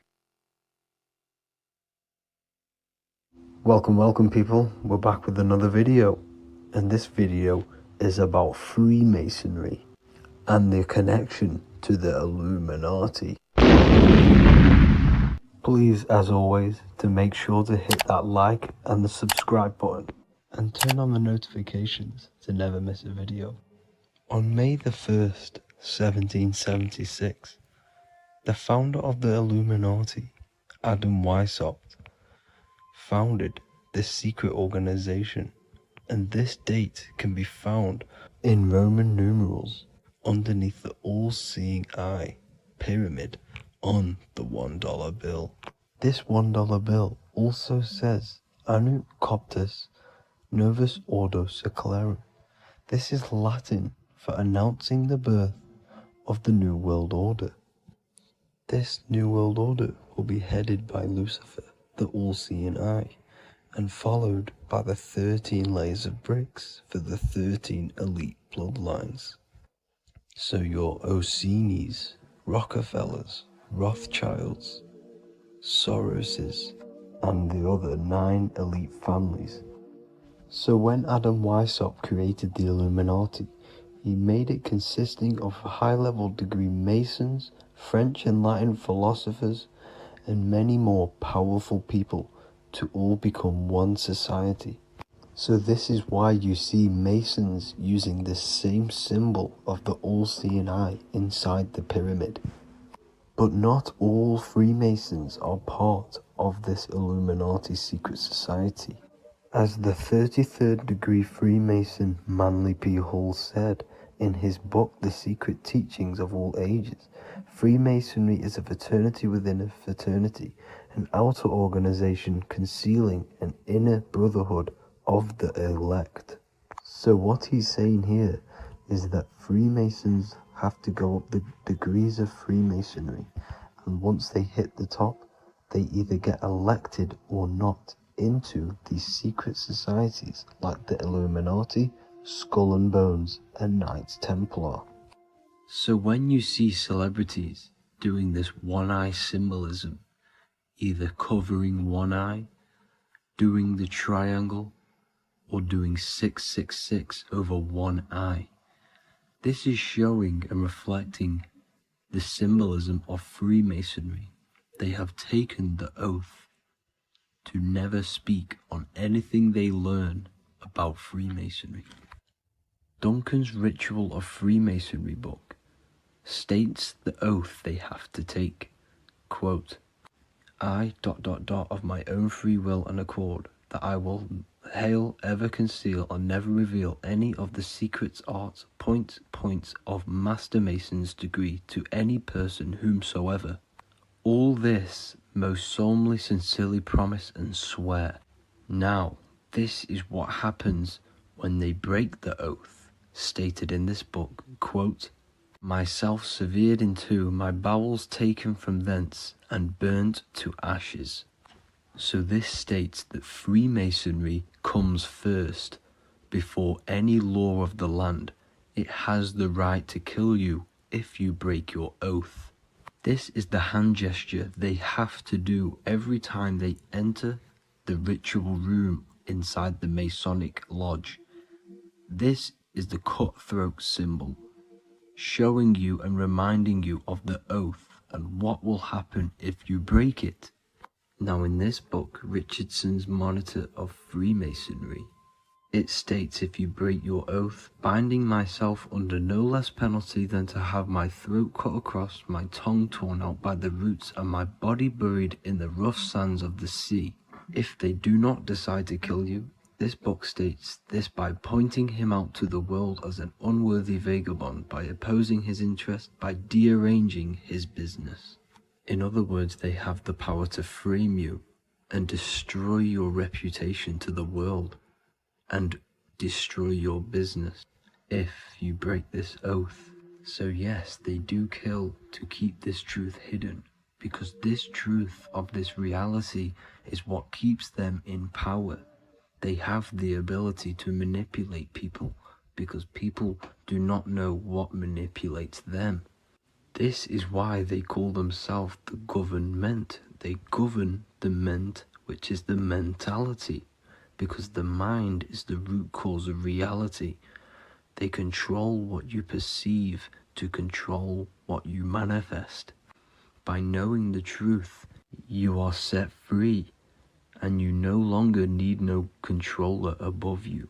So this is why they are willing to kill and do whatever it takes to keep the truth concealed within these high-level degrees of masonry and these secret societies. However, going back to Manly P. Hall's book, it states, part of the symbols are displayed here to the initiate, but he is intentionally misled by false interpretations. So this is saying even Freemasons are intentionally misled and told lies to conceal the truth, to make sure the truth is hidden in the high degrees of masonry. So that's it for this video, guys. Thank you all for tapping in. Please leave a like and a subscribe. God bless.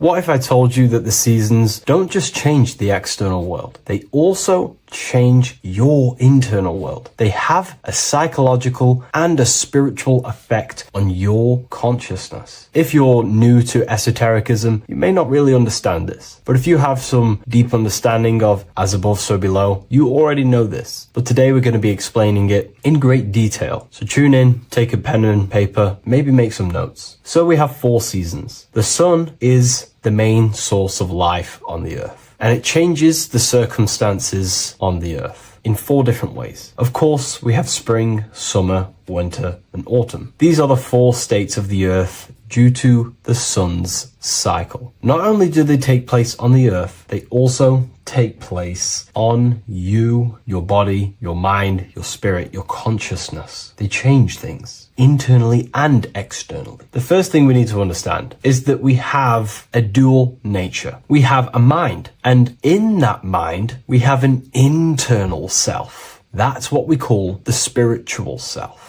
It is the individual that exists within their own mind, within their own consciousness. It is the self that imagines, thinks, feels. That's the spiritual self. And internally, that self is the true self. When it's detached from the false identifications, of course, such as the ego. But the true self dwells within the mind, and that's the immortal self. That's the self that will never die, never perish, that will always be there and it always has been there. The internal self. But on the other side of the mind, the outside of the mind, we have this, what we call our physical human body. This is our external physical body. So outside of us is a physical reality, but inside of us is a spiritual non-physical reality. Inside of us cannot be measured. Outside of us can be measured. So we have an internal world and an external world. I think this is the reason why the word individual has the word dual at the end. Dual meaning opposing or two. We have a dual nature. Inner world, in the mind, and a self out the mind. And the mind acts as some sort of doorway. It is a doorway into ourself. So in esotericism, this is what it's all about. It's about we work with the internal world. We try and figure out who we are from the inside out, not who we are outside of us. Because we realize that the external world is nothing but a crystallization of what's happening inside of us. Our lives are a result of every single thought that we thought in the past. So let's not get off track here. Let's carry on. As I was discussing the seasons, we have an internal world in the mind and a self outside the mind.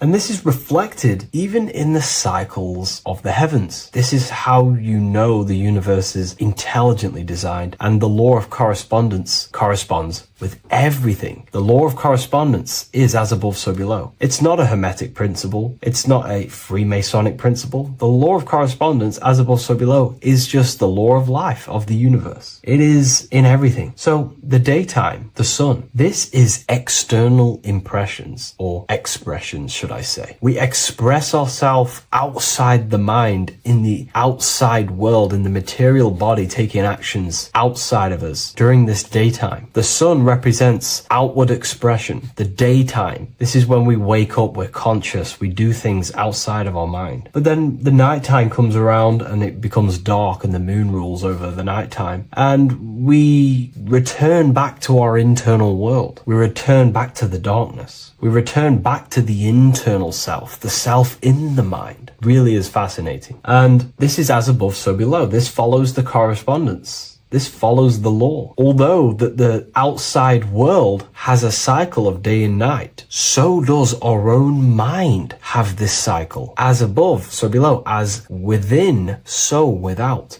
What's happening outside of us is also happening inside of us. The mind is also going in a cycle. Because in the daytime, the mind wakes up and we express things externally. But when the sun goes away and the electromagnetic rays of the sun are not very strong, our brainwave decreases, our body activity decreases. It slows down and we return to the internal self. The body switches off and we return to the internal self in the mind. We enter in the doorway of the mind and return to the internal, the spiritual self. And when the body is less active, this is when we are more connected to the internal world, our spiritual true self. So as above, so below corresponds with the day and night, the sun and the moon. The moon represents our internal world, the world inside our mind, the self inside the mind. And the sun represents the external self. in the external world. So not only are these cycles happening in nature, the darkness outside of us when the sun goes away is the same darkness that we go within ourselves when we go to sleep. It's the same cycle. Our bodies are in the cycle of the external world also, as above, so below. But then we can even take this even further. This fractals down even further. If we look at the cycle of the yearly cycle of the sun, which is what we call the 12 zodiac signs, we notice that these 4 seasons also take place in every single cycle of the day. So a yearly cycle can be seen as a big version of a daily cycle, or a daily cycle can be seen as a smaller version of a yearly cycle. For example, if we look at Aries, which is spring, this is when the sun springs everything back to life in the spring. This is when the crops start to spring up and start to grow again. But we could see that at 6 a.m. in the morning, when the sun rises and just cracks over the horizon and starts to bring light into our day. Aries is associated with the morning time also as spring. Morning time is a smaller version of spring. Then we look at the summertime. The summertime is midday, when the sun is at the top of the middle of the sky. This is when the sun is most powerful, most radiant in our day. This could be seen as the summertime. Then when the sun starts to set, this is associated with autumn. Autumn time is the sunset. Then the winter time is associated with the nighttime, the midnight, when everything's very dark. So a daily cycle is basically a smaller version of a yearly cycle. And just how I explained how the cycle of the sun outside of us also happens inside of us with our consciousness falling asleep when the sun goes away, is also happening to us on a yearly cycle also. So the daytime is associated with the summer and the nighttime is associated with the winter. The winter is like the inhale. The summer is like the exhale. It's the breath of the universe, just like how we breathe in and out of our lungs. Everything takes this rhythm and polarity, okay? So winter is associated with the self and the world inside of ourselves, inside of our mind, the spiritual self, the internal. Because the winter is when the sun's rays, electromagnetic rays, are not very powerful. And this decreases brainwave activity, making us more connected to our internal world, inside the mind. But the summer's the complete opposite. The summer is when the sun is very, very powerful.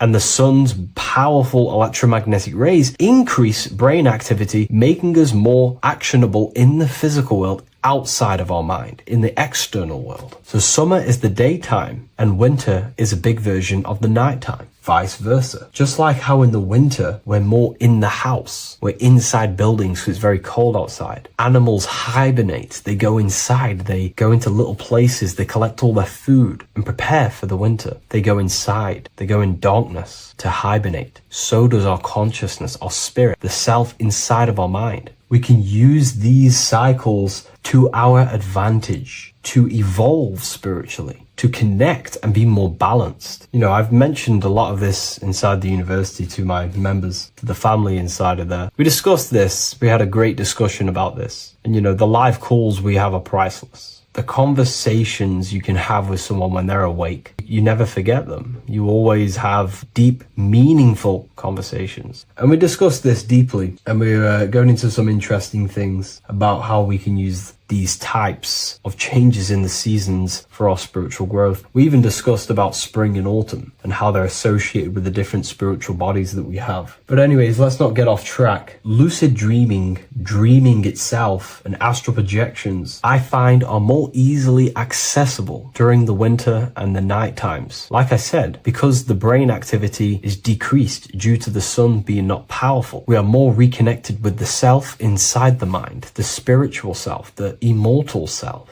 Wintertime is a great time to work on yourself, to start to gaining discipline, to meditating, to really working on the subconscious. Because spiritual work is harder than any physical labor. You really got to dig deep within yourself and be honest and true with yourselves. I think this is the reason why, you know, a lot of people convert to spirituality from religion. They come into spirituality and then they go back to religion because they realize spirituality is it's difficult. You have to be honest with yourself. You have to really face the traumas, the negative aspects of yourself, the dark side of yourself, and bring it to light and transform it. And that sort of work is a lot more difficult to do than any physical labor. So the winter time is the time that we go inside ourselves. We reflect a lot more. We need to work on ourselves, on our mind, on our negative habits, on our dark traits, on our things that we have been pushing away and not controlling. The winter time is that time we can really start to connect with the internal self, work on our imagination, work on our mental willpower, work on all of these things like lucid dreaming, astral projections, and purifying ourselves, removing any mental barriers, any negative belief systems that may be subconsciously holding us back. It's easier to access the subconscious in the nighttime and in the winter, especially the winter. That's why I made this video, because we're in autumn now. We're transitioning into the winter. So I thought I'd share this with you all. And it's important to understand that you are a microcosm of God. Like I said, the law of correspondence associates with everything in the universe, people. Everything. And that's the best thing with the law of correspondence. And I've been using this for the past 3 to 4 years, right? The law of correspondence has determined and filtered out so many lies that was given to me, that's given to you, that's given to everyone in the world. The law of correspondence is like a filter. If someone gives you a piece of information, for example, gravity, and it does not apply with the law of correspondence, then you know it's a lie, because it's a universal thing. What happens inside of me also happens outside of me. What happens in my astral world happens in my material world, more than likely. As above, so below corresponds with everything. The same structure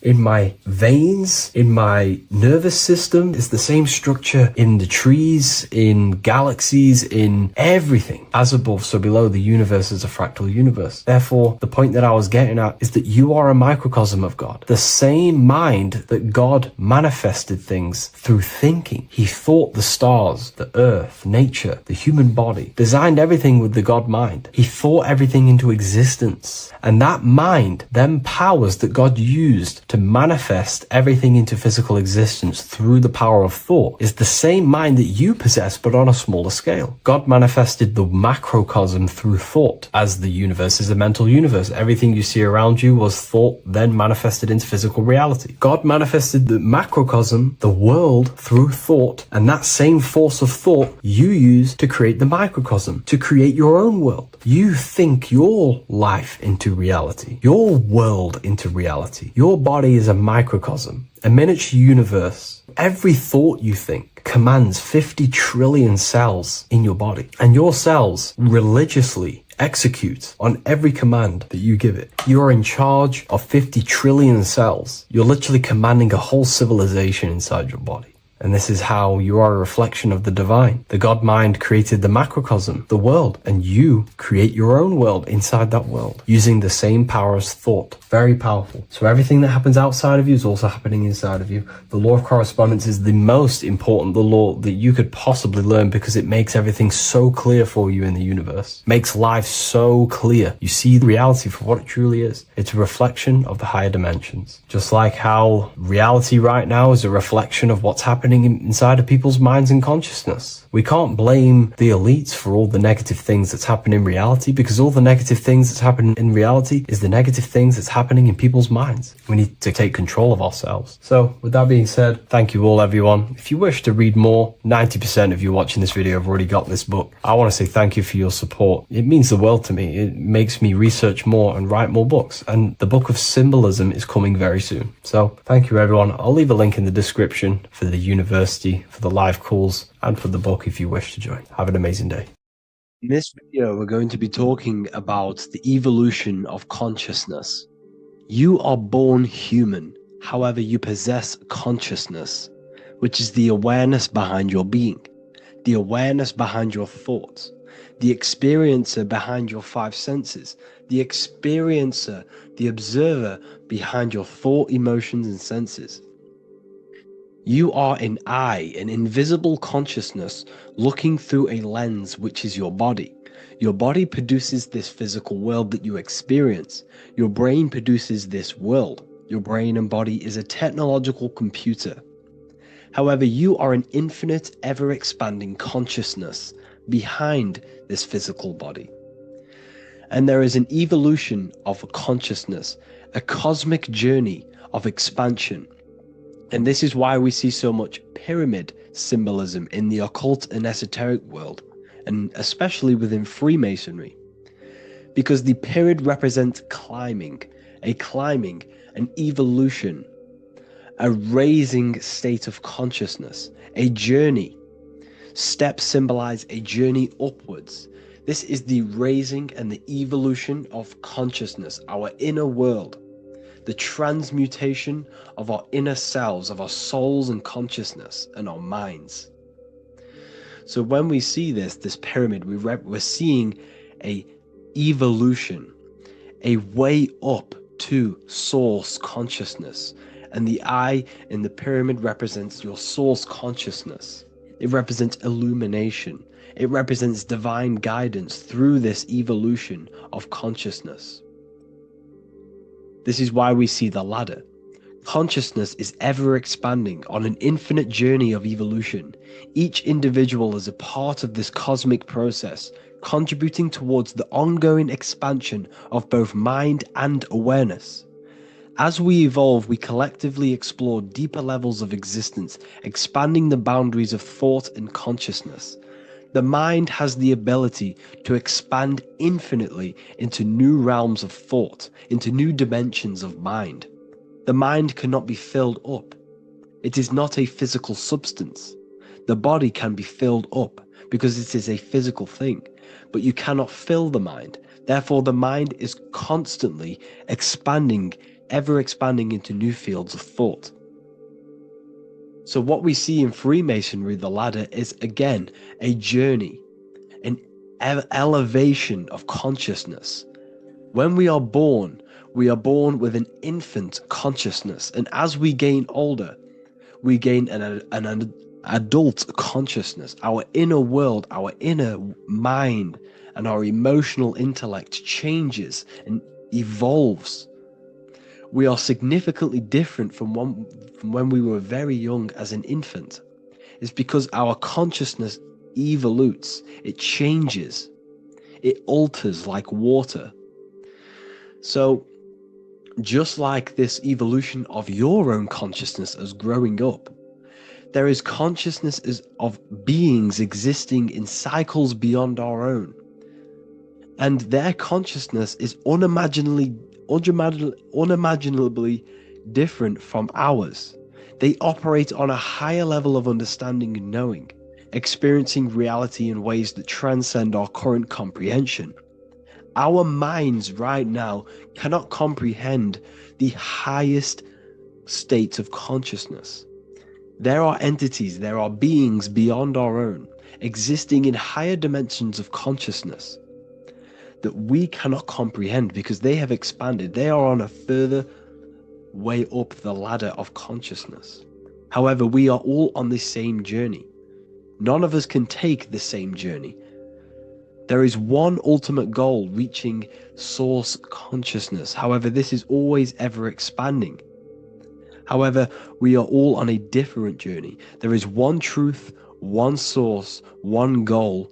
However, there are billions in different ways of reaching it, and we are all on these different paths to source consciousness, to this ladder, this evolution of universal evolution.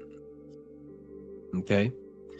Their awareness is attuned to new dimensions of existence, reflecting a more advanced stage in the cosmic journey of consciousness evolution.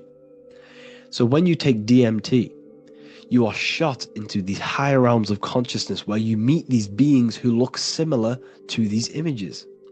They are not speaking to you physically. They don't speak to you three-dimensionally through vibration and words. They speak to you mentally.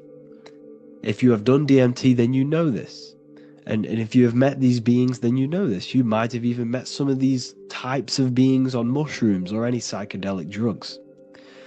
Because ultimately, when you take these mind-altering substances, it's altering your consciousness.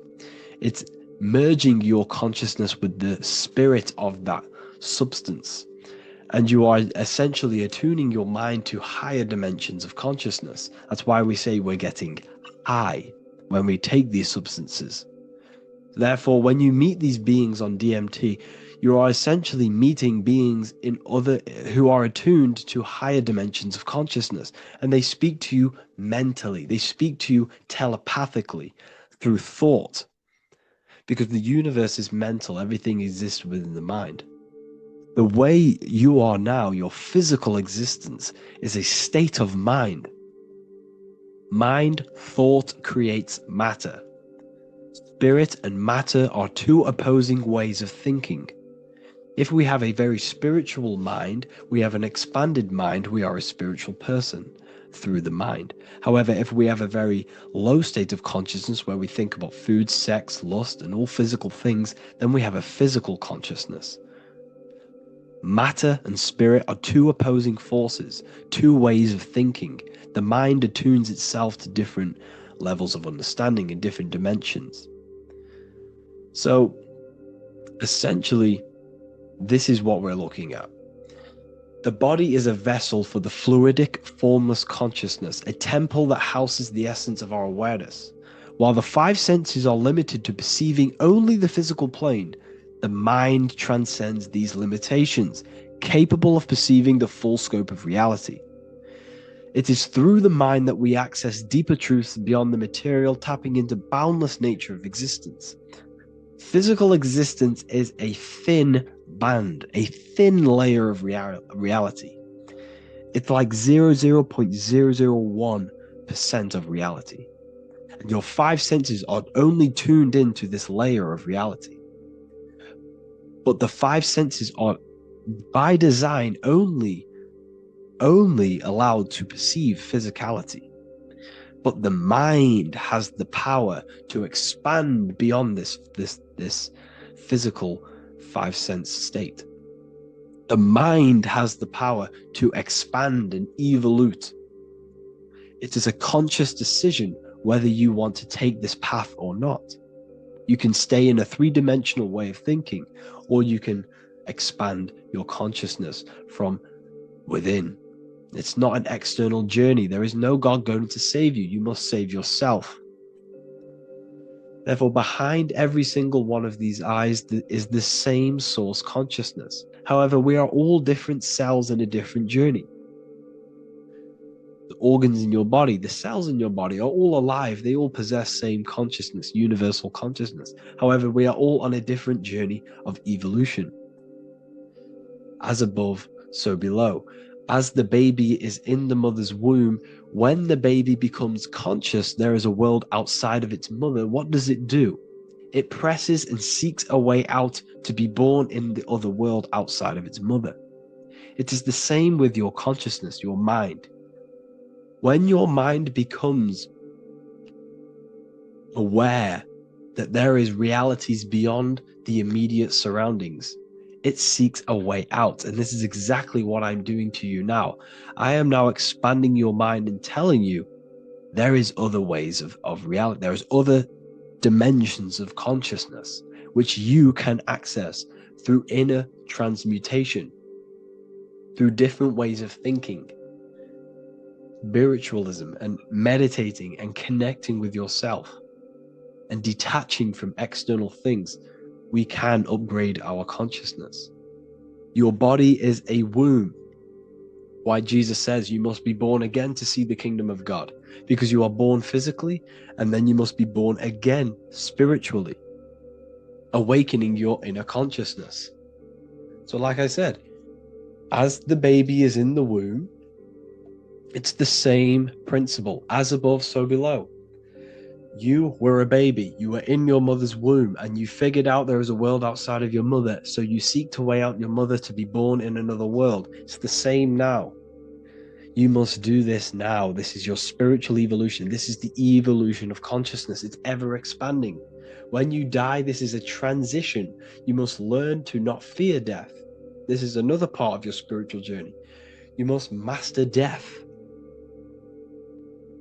Therefore, like I said before, the mind has limitless capacity to expand into new realms of thought, continuously exploring uncharted ideas and concepts without boundaries. The mind can ever expand. It can never be filled. It can never ever know everything. There is infinite fields of knowledge, infinite fields of thought.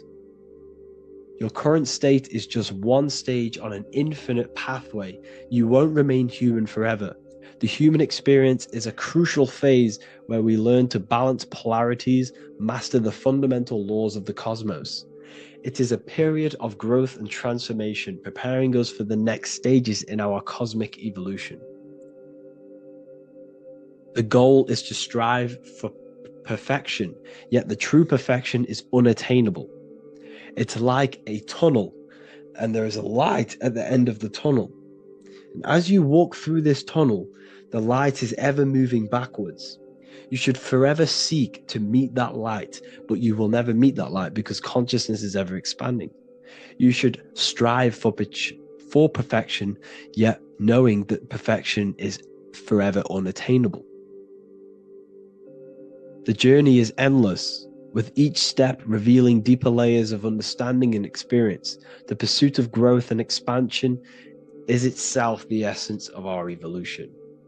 You can find all of this knowledge in the amazing book that I have read for years. I have read this book, The Emerald Tablets of Thoth, the Atlantean, by M. Dorial, translated by M. Dorial.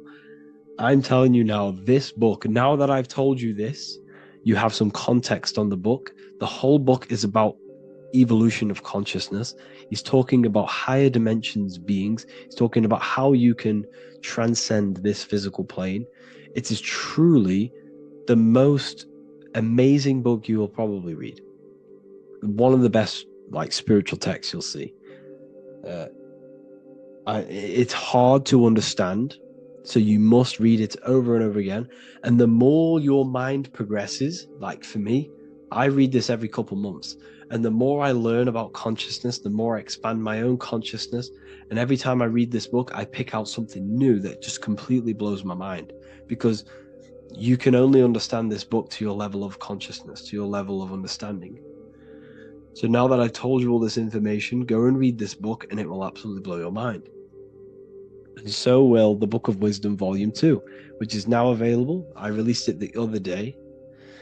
I'm just going to read a page out now. This page is called Spirit and Matter. The Earth is not merely a dense, lifeless rock drifting through space. It possesses spirit, a living essence that animates its form. But what do we mean by spirit? Spirit in esoteric terms refers to the energy, the life force, animating the principles infused in matter. So essentially, what this page is talking about is how everything has spirit, consciousness within it. You are the middle, you are spirit and matter. You have the ability to expand your mind to the God self and raise above our animal instinct, our material self, and know the divine and expand. Animals cannot do this. Animals are not self-aware. Humans possess self-awareness. We can observe our consciousness. We can say, why do I exist? We can look in the mirror and know that we need growth. And this is what Anunnaki means. Anu means above. Anu was the supreme god of the sky, which is a metaphor. He represents spirit above, heaven. Anu came down to earth and married Ki, the goddess of the earth, which represents matter. It's a myth, it's an allegory. Anu married Ki and gave birth to the Anunnaki. Spirit came down and infused with matter and gave birth to the human, which is you. You are spirit infused in matter, Anu and Ki, Anunnaki. You are the Anunnaki. And this is just one of the teachings in my book. Honestly, this book is absolutely amazing. If you truly, truly want to expand your consciousness, give this book a read. And obviously, if you're inside the university, I give you this book for free. A paperback version. If you join the university, follow the steps inside of the general chat, you'll be able to download this book. Or, sorry, not download it. Order a paperback for free. All you have to do is pay for the shipping. You'll also gain amazing knowledge inside of my library, where your mind will just be overblown with the amount of esoteric books. There's over 45 rare occult books, plus you get a PDF of the Volume 1 and Human Health Guide. You get reoccurring updates where I expand on symbolism, occultism, where you'll just feel absolutely amazing once you understand esotericism in yourself. You'll also learn how to create the dream reality that you want with the Manifestation Mastery course, where I teach you how your consciousness creates reality. You'll have a real lectures where I post lectures on symbolism, occultism, esotericism. There's a conscious community and live calls and Q&A where you can ask me questions and I'll answer your questions. I just want to say thank you to everyone who has joined the university. Thank you for even liking and watching this video. Any support I just appreciate every single one of you. Please, if you can, leave a comment and a like on this video and let me know any videos you want me to make in the future. And I will start uploading a lot more to the YouTube. So yeah, thank you all for tuning in today. Have an amazing day. As above, so below. This is one of the most crucial teachings within esotericism, occultism, or what we like to call it today, spirituality. I don't like calling it spirituality because it's not spirituality. I teach human consciousness. I teach the science of you and your consciousness alone and your being. And in order to fully understand you and this world around you, you must understand this number one principle of as above, so below. There is many misconceptions of this, and there is many simple teachings of this, but I'm going to break it down today from the most simplest to the most complex, and you will see the connections between all things. This is the most important lesson you could ever learn, and I'm going to teach it you today.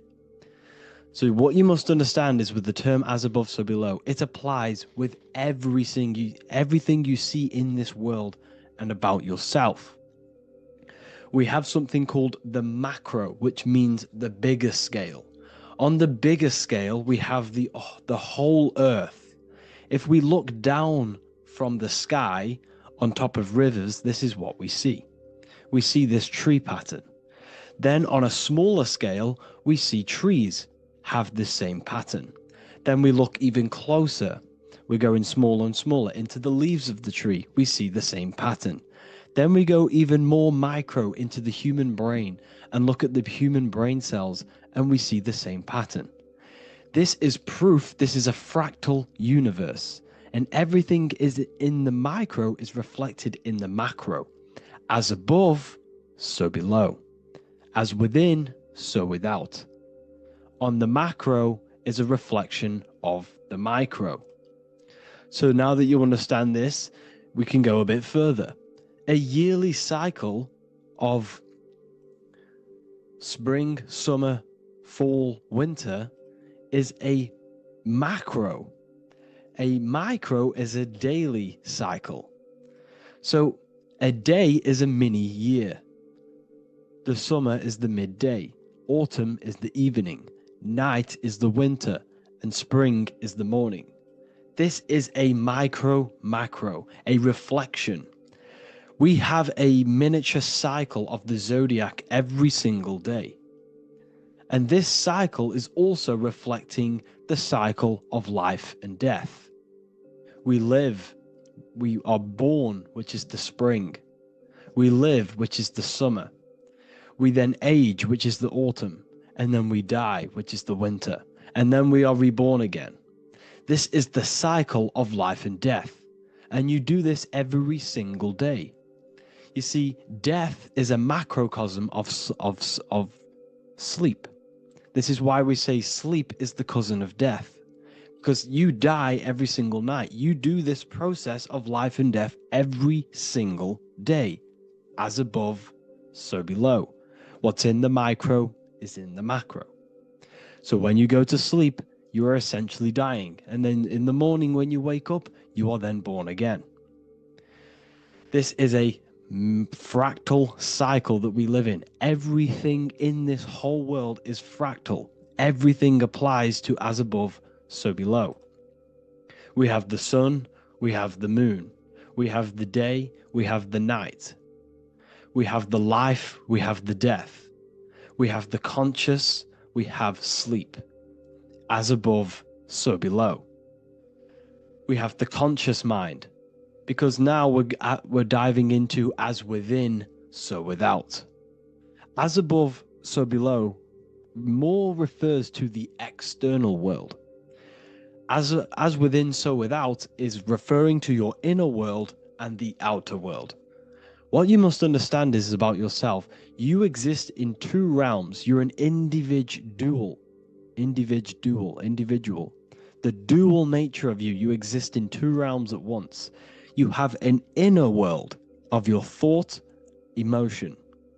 This is the inner world that no one else can see but yourself. And you have an outer world with a physical body which everyone can see. So you exist in two worlds. You have the inner voice, you have the outer physical voice, which I'm speaking to you with now. But I also have an inner voice, which no one can hear, only but me. So you exist in the light and you exist in the darkness. The sun represents your external self, your physical, conscious mind. The moon represents your shadow self, the inner self, the psyche self, the spirit self. There is an as above, so below. The sun is within you. The moon is within you. Everything is within you. Now that you understand as above, so below, what is your body? Your body is a miniature earth. Let me repeat, your body is an earth. Your body is the earth. Okay? Because like I say many times in all of my videos, you are not in the world. The world is you. You are the universe. Your brain is a computer creating this reality. What you see with your eyes is produced in the back of the brain called the visual cortex. You don't look into the world, the brain produces the world. The body produces the world. When you touch something, you're not actually touching something. This is the electrical nervous system. When you touch something, what you feel is actually electrical signals on your nervous system reporting back to your brain. Therefore, when this body dies, you leave the earth because this body is the earth. Okay? As above, so below.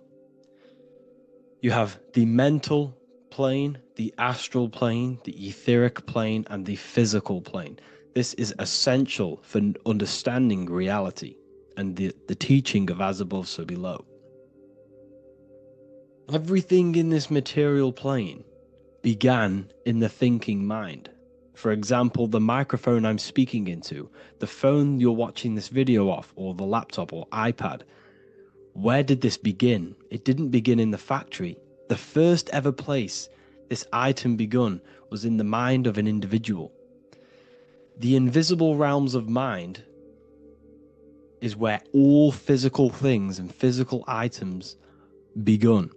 Essentially, this physical plane is the effect of the thinking mind. This world is the world of effect. It's the world of outcomes. When you see something, it is already manifest. It is already being manifested. It is an effect. And in the effect of the cause, which is the thinking mind. Therefore, the mind creates thoughts, which is the mental plane. Then after thoughts creates imagination, which is the astral plane. These two are spiritual. They are non-physical. So spirit kind of means non-physical. Then you have the physical planes, the etheric and the physical plane. As above, so below.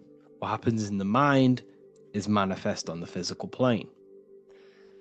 Like I said, the phone that you are holding, it was a thought, and then it brought down into a physical reality. As above, so below. You change the mind, you change your reality.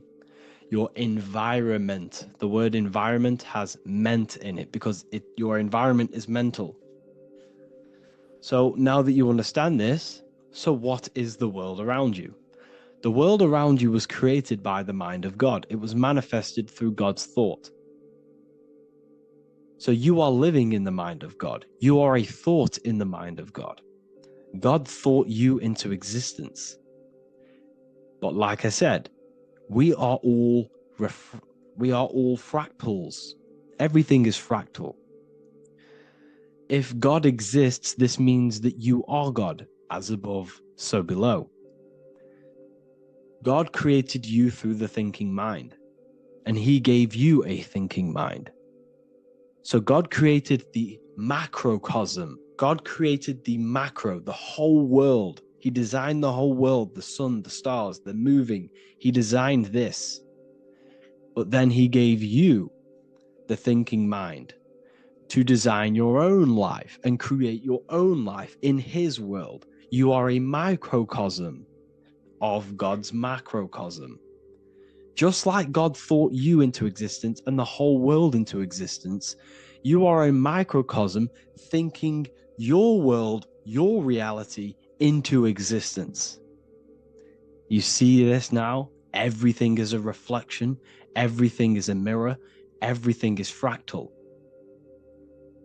So in order for you to change your reality, you must change these higher planes. Your thought and imagination are the two key aspects of creating physical reality. Every object you see around you was begun in these higher planes of the non-physical, and they were brought out of spirit into physical matter through the thinking mind and physical action. So now we're going to get a bit deeper. The brain is not the mind. Now that you understand, we have spirit and matter. As above, so below. You have a non-physical side of reality and a physical side of reality. The mind is the spiritual brain. The brain is a physical manifestation, a physical effect of the mind. The mind uses the brain to operate in the physical world. And it's the same with the heart.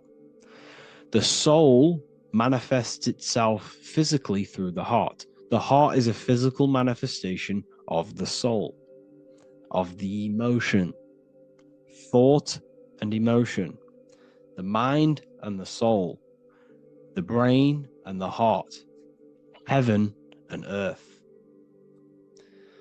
So you have the inner world and the outer world, the spiritual, non-physical, and the physical.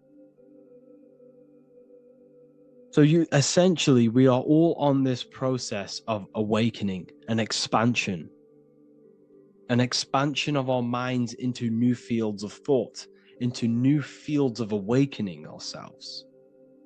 Because essentially, we are born into this world. But you are born many, many times. You can be born physically and you can be born spiritually. Like I said, everything is fractal. So just like when the baby finds out that there is a world outside of its mother, what does the baby do? The baby seeks a way out of its mother, and then the baby is now born into a new world, a world outside of its mother's womb. It's the same with you and your spiritual process. As your mind becomes aware that there are other realities beyond your physical body, it then seeks a way out. And this is why you are probably watching my YouTube, because you are now on the path. Something within you has guided you to this path of knowledge, truth, enlightenment, and expanding your consciousness. And it is your soul who brought you here. Your soul speaks through emotion, like guidance. Emotion is the language of the soul. When you feel very bad, this is your soul telling you you're not in the right place. You're doing the wrong things. Because the soul is always unfolding its purpose, which is expansion and learning. That is it. The mastery of the self and the learning of the mind is the only thing that counts in the end after this life. So you are on a journey of expansion, of learning, creating, and spiritual rebirth. As above, so below. What does this body tell you? When I see someone overweight, I don't see the overweight. I don't see the body. I see the mind. I see an undisciplined mind. I see a mind that lacks self-control. I see a mind that seeks external validation. That's what I see when I see an overweight person. I don't see his body. I see the result of his mind. Because what does the Bible tell you? You shall know them by their fruits. It's the same saying as above, so below. You shall know them by their fruit. The fruit is their manifestation. Your body is a direct correlation and manifestation of your mind. Your inner world projects your outer world. As within, so without. As above, so below. Now, what do you see when you see this man's body? I see discipline. I see strength, mental strength, not physical strength. I see mental resilience of pain. Because all of this man's mental energy has been manifested physically within his muscle.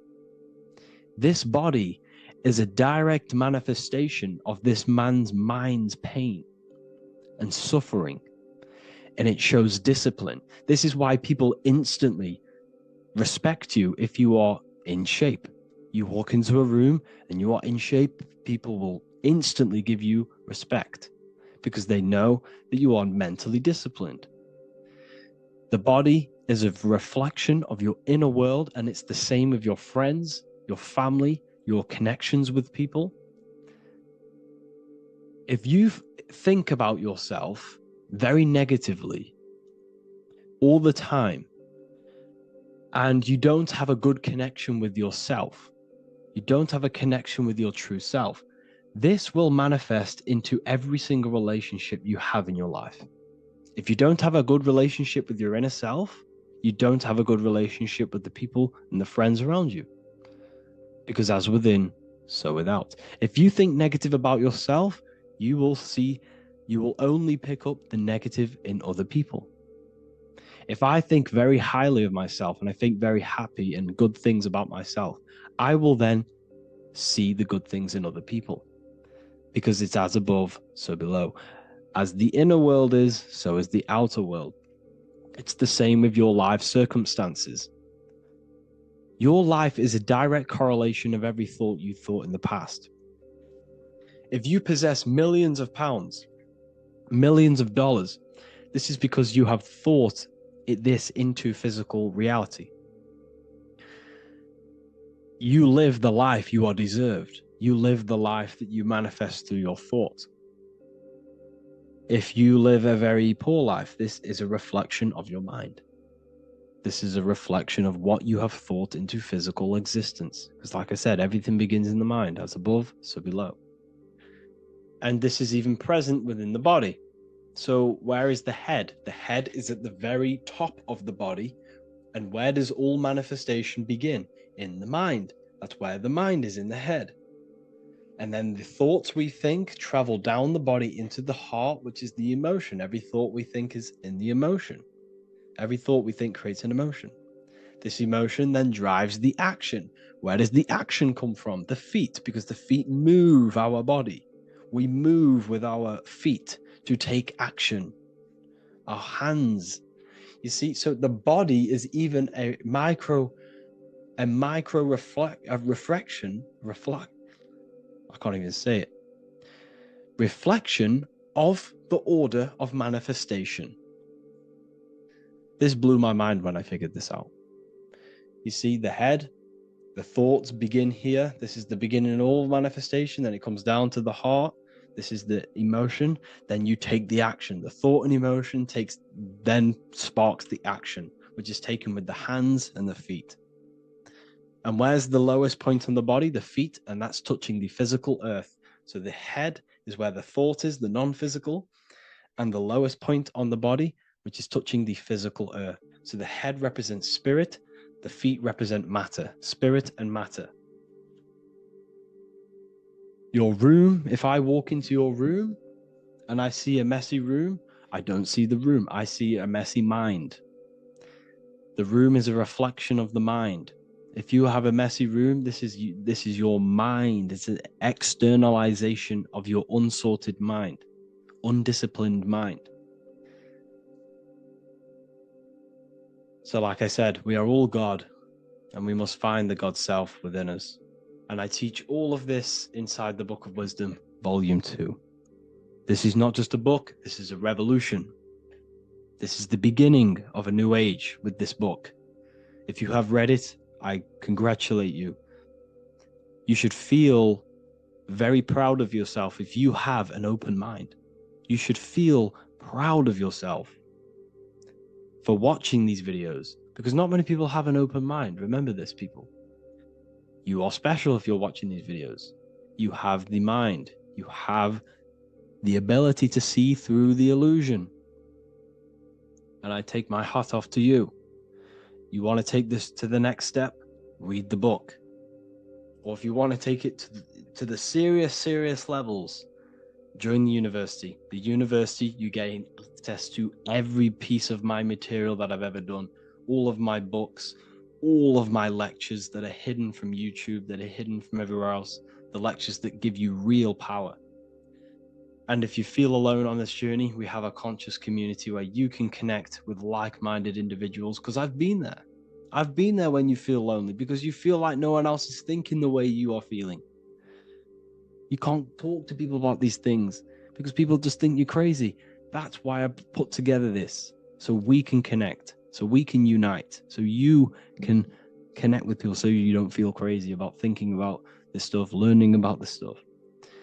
And if you truly want to level up your life, people, and take your studies serious, this is for you. We do live calls, we do lectures. There's a whole library filled with books you can read. It's the perfect place for the truth seeker. I thank you all for joining. Please leave a like, a comment, a subscribe. Let me know any future videos you want me to make in the comments. Thank you all. Have an amazing day.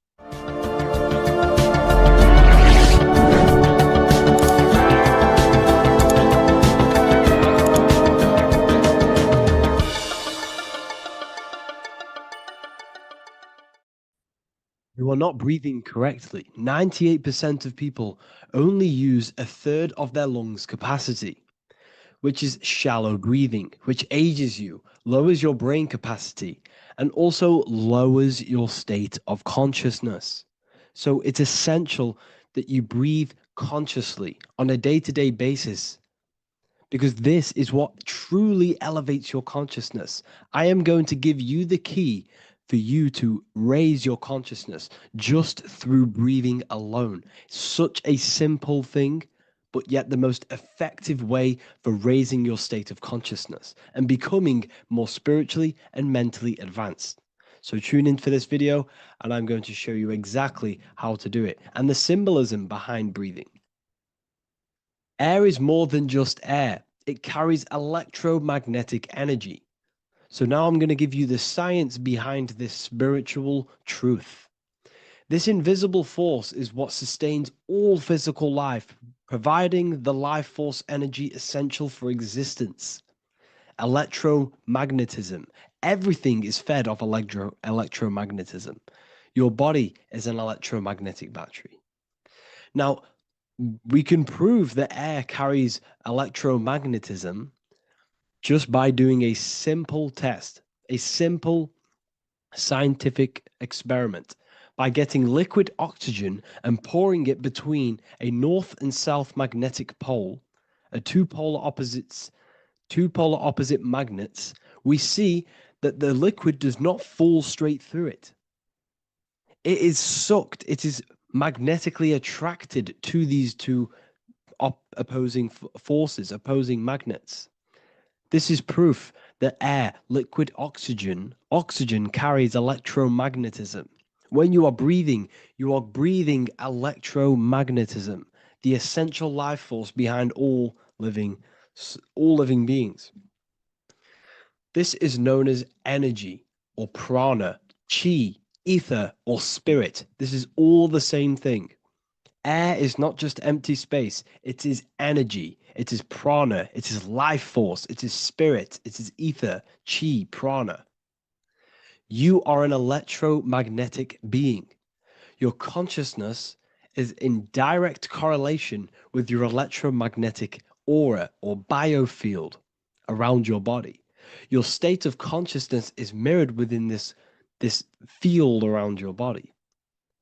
Now, your breath, when you breathe in, you're breathing electromagnetism or life force. Breath is the vital link between the physical and the spiritual, bridging the body with the soul. Through breath, we connect with both tangible world and deeper, the unseen realms of energy and consciousness. Breathing deeply and properly elevates our consciousness, enhancing the brain's functions, heightening the sensitivity of our five senses. It also brings a profound calmness to the mind, creating a state of clarity and inner peace. Like I said earlier, breathing properly is the fastest way to elevate your consciousness. It is the fastest way because breathing, when you stop breathing, what happens? You lose physical consciousness. Your body will shut down if you do not breathe in this vital electromagnetic energy in the oxygen. If your body does not get this for 5 minutes or however you can last without breathing, this makes you lose physical consciousness. Your body will not survive without this essential life force energy. Therefore, air is one of the most overlooked things. This is why we see the symbolism of Buddha having a big belly. Why does he have a big belly? Because it's symbolizing breath work, proper spiritual breath work, the certain teachings of breath work, of when you breathe in through the nose, you have to breathe in through the nose. You don't want to breathe in through the mouth because the nose acts as a filter which catches dust particles and filters out the air before it enters the lungs. The mouth does not do that. The nose is for breathing inward. We breathe in through the nose, and when we breathe in, we breathe into our belly, not our lungs. When we breathe into our belly and our belly expands outwards, we are then moving this energy down from the nose down the spinal column. And when we breathe back out, the belly goes in, which is raising the energy up the spinal column, back out through the mouth. This is the true way of breathing because when we breathe, we are moving energy. We are moving electromagnetic energy. When we breathe in through the nose, the energy travels down the spinal column. And when we breathe out, we are raising this energy back up the spine, some of it going out the mouth and some of it reaching the brain, activating dormant brain cells in the brain. But when we breathe, we need to make sure we are using 100% of our lungs capacity because the lungs is what transforms this special energy into consciousness, physical consciousness. So this is why Buddha has a big belly. It's not because he was fat. It's not because he was overweight. It's symbolism. It's symbolism of breath work. So try this. Do this for 2 minutes while you watch this video. Breathe in through the mouth as hard as you can until you no longer can fill any more air into your lungs and belly. Breathe it into your belly, not your lungs. And breathe out through the mouth. Do this for 5 minutes or 2 minutes, however long. I promise you, breath affects your consciousness. You will notice the difference. If you do it quicker, the quicker it'll affect your consciousness and you might go lightheaded. But that lightheaded is you activating your spirit, your energy body. So try this just when watching this video. When you breathe consciously, you are renewing both your energy body and astral body, aligning your consciousness with a higher state. This practice feeds new life force energy into the body, revitalizing and enhancing your overall well-being. Like I said, your brain requires the most amount of oxygen. When we have shallow breathing, this is reducing the brain's capacity. Because when we are not breathing properly, which 98% of people are only using a third of their lungs capacity, we are essentially only using a third of our consciousness because your breath is directly correlated to your consciousness, your state of consciousness. When you breathe in through the mouth, out through the mouth, out in through the nose, out through the mouth, consciously and deeply for 5 minutes, you will notice that your senses are more powerful and sensitive. Your brain is quicker.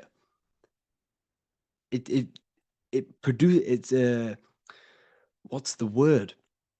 It processes information quicker. You become quicker. You become a superhuman, and you feel more spiritual because it activates your spirit, your astral and energy body. So when we meditate, it's definitely important to breathe in through the nose and out through the mouth as deeply as possible to align with a higher state of consciousness.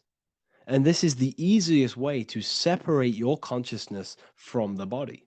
When you breathe in deeply for long periods of time, while meditating, while taking no thought, when no thought is present and you gain a rhythm of deep breathing, this is the gateway. This is the gateway to opening your consciousness. Because when you stop thinking, other aspects of your consciousness can open up. All of our lives we've been thinking, which is blocked off the higher states of consciousness. So breathing is very, very important. It affects our overall well-being. And this is Yahweh, the in and the out of breathing. When we breathe in, this is Yah. You can hear it. It sounds like Yah. And when we breathe out, that is Way. This is the name of God, apparently. But God is within you. You can connect with God. You can connect with source consciousness within you by breathing, by raising your state of consciousness through breathing and meditation. This is why the Bible tells you the Spirit of God has made me, and the breath of the Almighty gives me life. You are consciousness. You are God. You're an extension of God's consciousness. Job 27:3. As long as my breath is in me and the Spirit of God is in my nostrils. The Spirit of God is through breath. John 20:22. And when he said this, he breathed on them and said to them, receive the Holy Spirit. The word spirit means breath. In Greek, Hebrew, Latin, it all means breath or wind or air. The Holy Spirit is a certain way of breathing, a breathing technique that elevates your consciousness, that sinks you up to a holy consciousness, an elevated state. That is the Holy Spirit.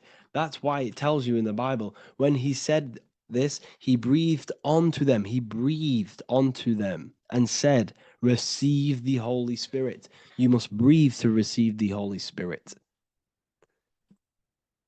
When you breathe, you are renewing the body's energy.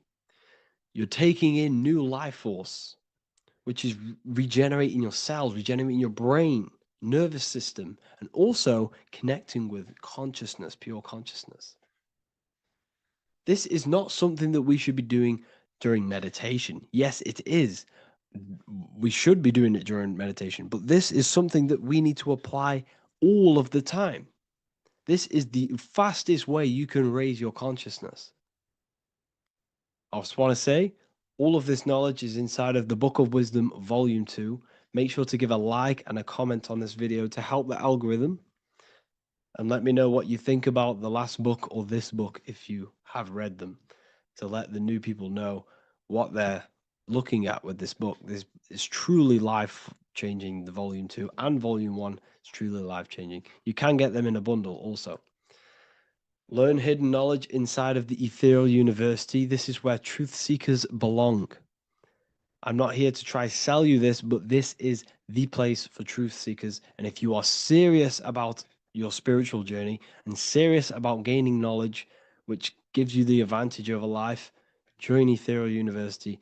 This will definitely help you. Thank you for watching this video. Please leave a like and comment. Make sure to give me any suggestions on videos you want me to make in the future. Thank you all.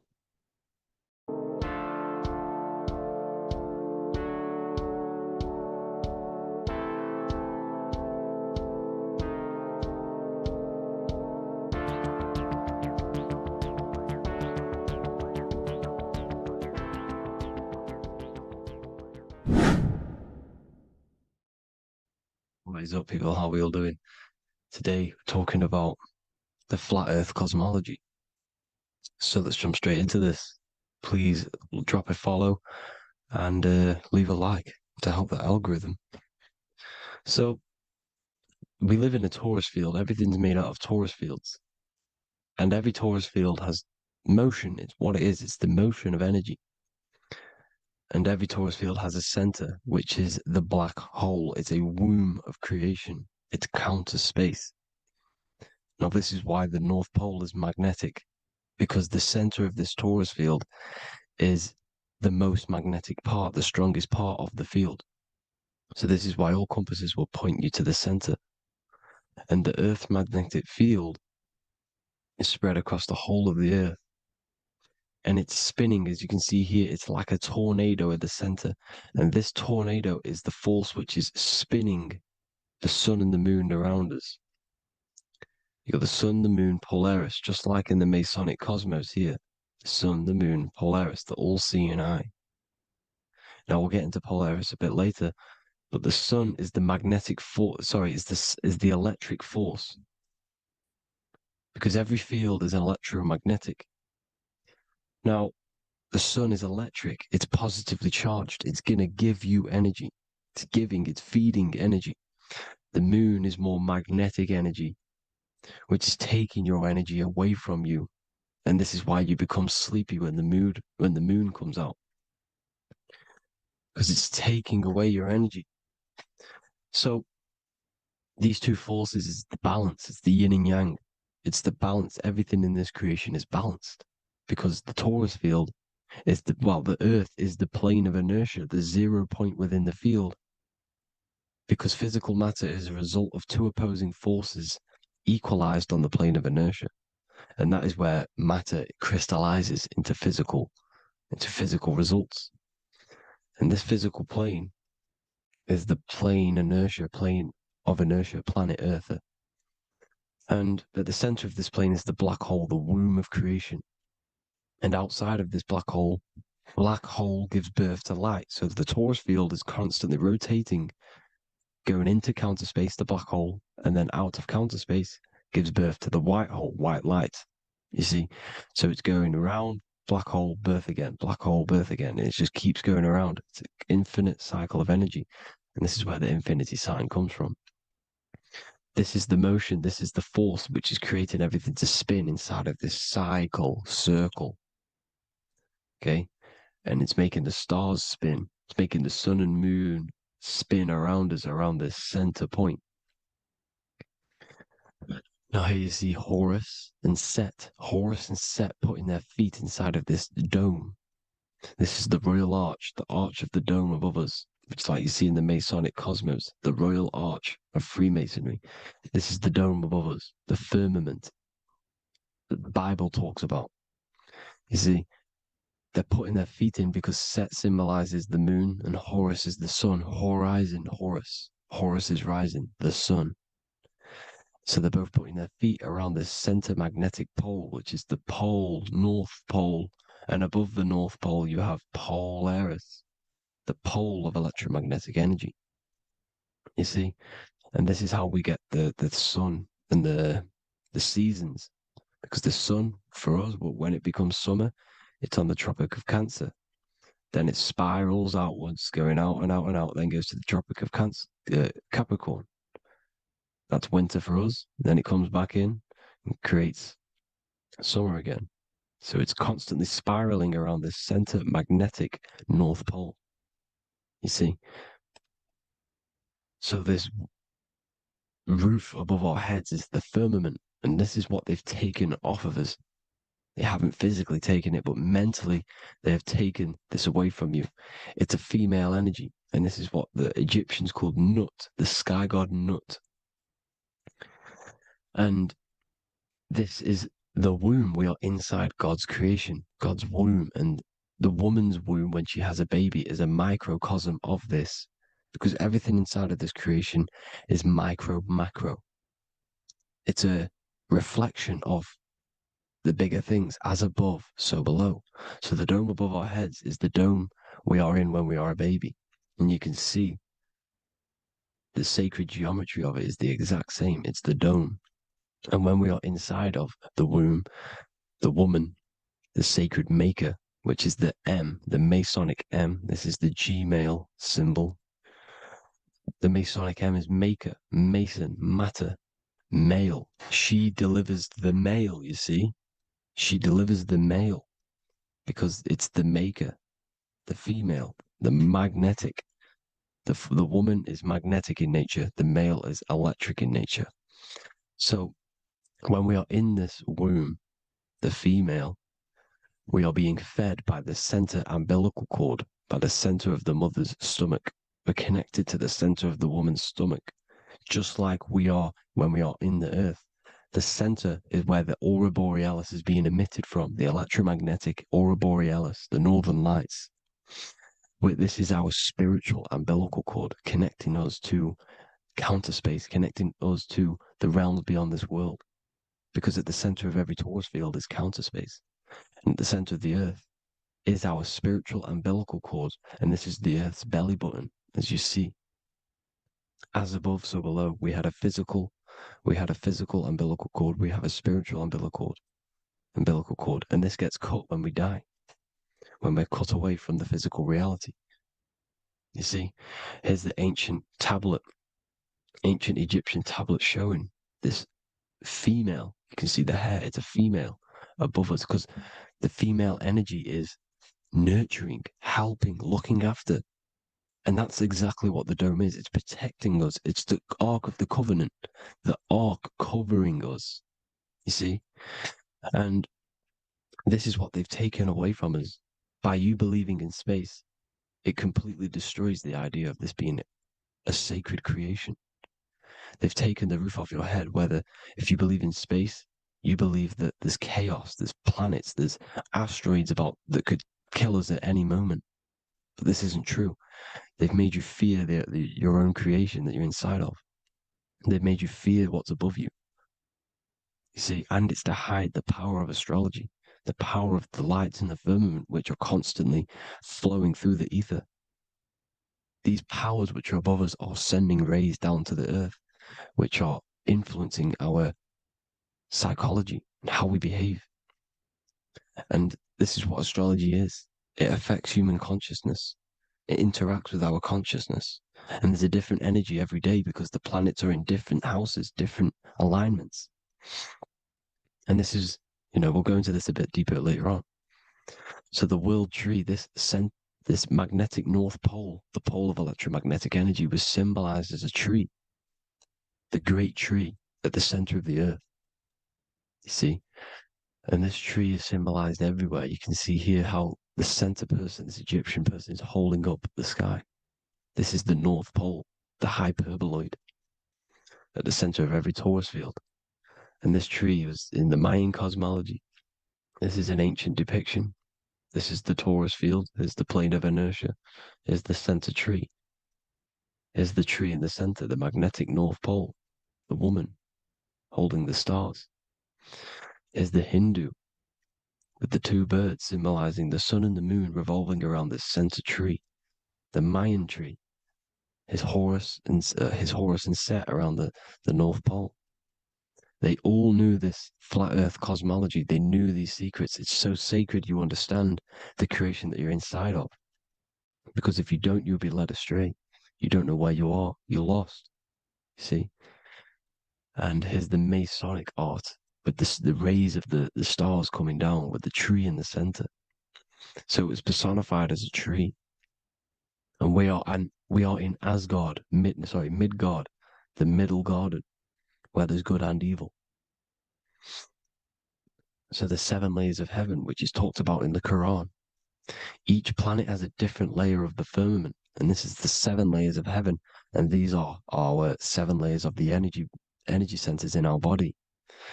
So we start in the stars, so we are stars in a physical body.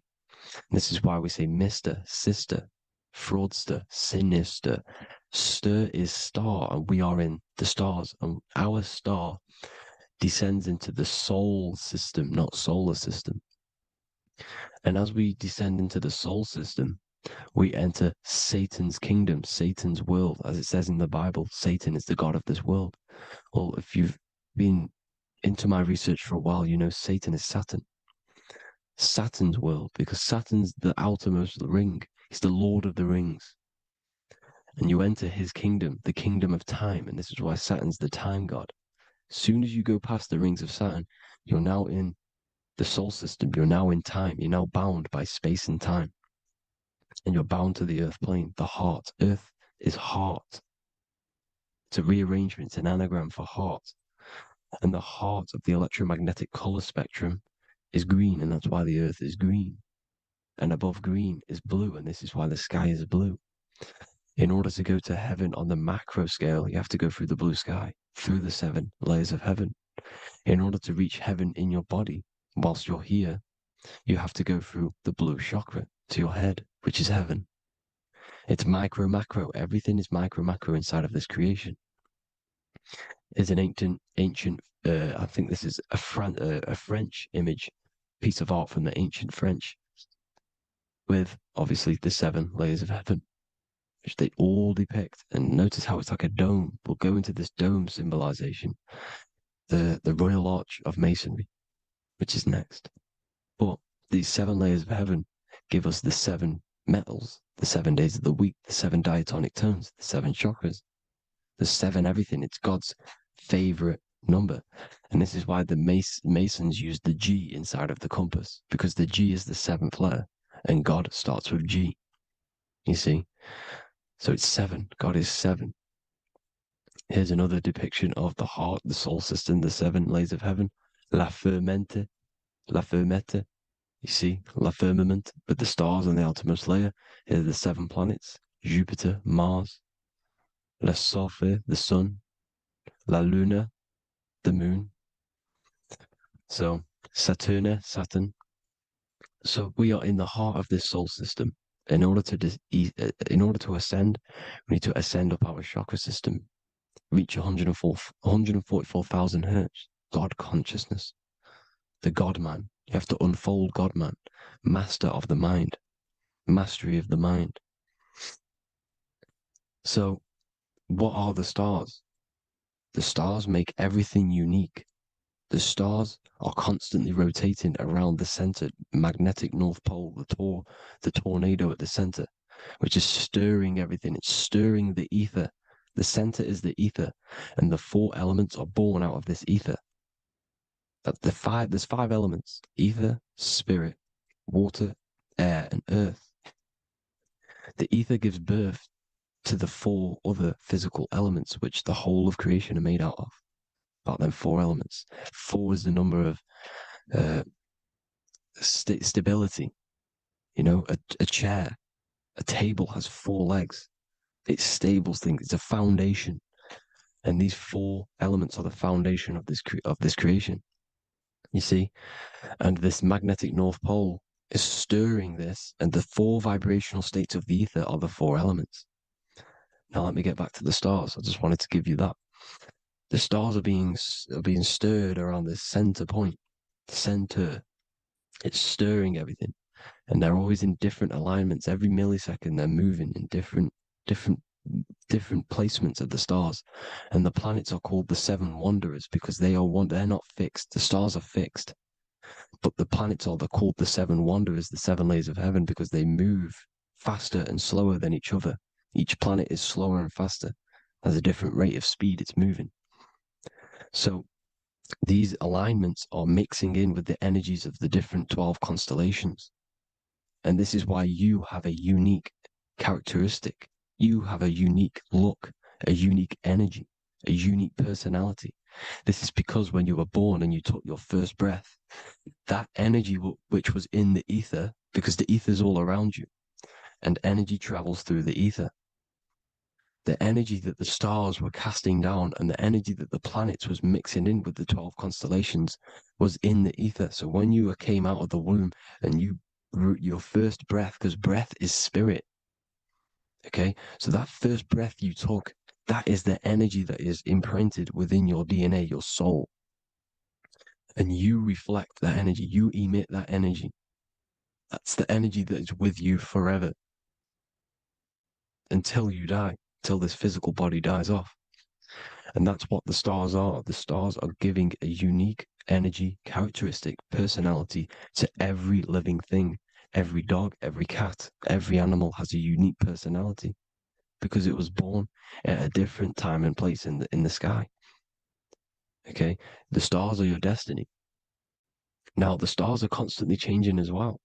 If you look at stars through a telescope, they're constantly changing and forming different forms. You can see here, it looks like water. It looks like light through water because it's the ether above us, a sea of ether. And this light is being emitted through it, and it's just constantly changing, giving different energies, each star. So this is why this is what the zodiac is. It's the expression of energy. It's the expression of the stars. And each constellation has many different personality, different energies, different traits. Each planet has different traits, depending where your planets are, depending what energies you hold. No same person, no two person have the same energy. There's no one. It could be similar, but no one's the exact same. It's because of the stars. The stars are never in the exact same split place. The planets are always in different houses. So here's some Royal Arch symbolism. Here's the Royal Arch of Masonry, as it says here. The sun and the moon, the constellations. Here's Cancer, the 7 planets, the 7 stars. Here's the Royal Arch. This is the firmament. Here's the duality. Black and white, duality, good and evil, rest and motion, dielectricity, magnetism. See? So this is what the Royal Arch is. It's symbolizing the cosmic dome above us. The womb we're in. We're inside God's womb. And here's George Washington, the Freemason, inside of the Royal Arch. You see? With the G, the Masonic G, God, 7. Here you see another depiction of George Washington with the stars in the dome above his head, his Polaris, the sky vault, Polaris. We'll get into that later. Go inside of all of your ancient churches, you will see the dome. Go to the Vatican, you'll see the dome. All of your ancient churches have this dome because it's the dome above your head. The ancients knew this. This was known. We did not live in space. It was known back then. They all knew. This is Crown Court, which is one of the most important courts in the UK. You can see it's clearly so much Masonic symbolism. You've got the 4 pillars of Masonry. The Royal Arch is like an arrow pointing upwards to Polaris. His Disney World is under a dome. In his Polaris, the sky vault.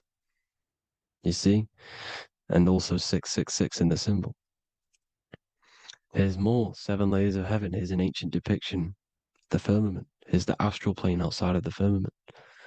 The Royal Arch. You see? It's everywhere. Here's Polaris, the 8-pointed star. Polaris is in between the sun and the moon. It's at the center of the Taurus field. And Polaris corresponds with the pineal gland as well because it's the all-seeing eye. See? So is Polaris, the 8-pointed star, which is at the very top. It's the very center. It's on top of the North Pole. And it's an 8-pointed star that's always symbolized as an 8-pointed star. Here you see the Vatican. The Vatican is a giant key with an 8-pointed star. See, it's a key. Here's the dome. Here's the Space Delta, the USA Space Delta logos. Here you see the Egyptian god looking from the center of the North Pole, looking upward to an 8-pointed star, Polaris. An arrow pointing up to Polaris. Here's another, the bear holding a key with an arrow up to Polaris. 7 holds the key to Polaris. Here's an eagle holding a key above the North Pole to Polaris. Polaris, and here's another one. There's another bird, like a dragon, holding a key to Polaris. Because Polaris is definitely something to do with leaving this creation. Okay, maybe, I can't say for sure, but maybe it's to do with ascension, and this is why the Vatican hold the key to the 8-pointed star. And this is why the space, well, we all know space is a lie, but they're showing Polaris and its sacred symbology. Maybe it's to do with something leaving this creation, going to another. Here's some North Pole symbolism. As above, so below. See the The 4 seasons are the Big Dipper constellation going around Polaris. This is Polaris, this is the Big Dipper constellation, and this is the swastika. This image gives us the swastika because all the symbols we use are created in nature. They're created somehow in nature. This is how we get them. As above, so below. This is the map of the North Pole with the 4 rivers looking like the Big Dipper constellation. It's the Masonic, here's the ancient cosmology with the 4, you see the 4 islands, Mayan cosmology, 4 islands. This is the alchemical symbol for Earth, 4 sections. The windows, because the center at the North Pole is a window to another dimension. The 4 lucky 4-leaf clover, which is supposed to be lucky. It's just it's truth in plain sight. And here's Hitler looking at 2 flat Earth maps. So this swastika has been used for thousands of years, thousands and thousands of years, and it's symbolic for the most sacred land on this plane, the North Pole. Shambhala. Do some research on Shambhala, people. It's a it's a Hindu mythology about the sacred lands at the center of the earth, and it's known to be full of enlightened beings, and it's all symbolized at the center. You can see their paintings of Shambhala. It's all at the center, the North Pole, and it's known to be the most godly place ever because it takes you to a portal to the higher places, and maybe this is something to do with Polaris, connecting you to this sacred land at the very center. But anyways, people, thank you all for tapping in. Hope you all learned something. Have an amazing day. Please follow, subscribe, like, all the links in the description for the courses, the PDF. Please have an amazing day. God bless.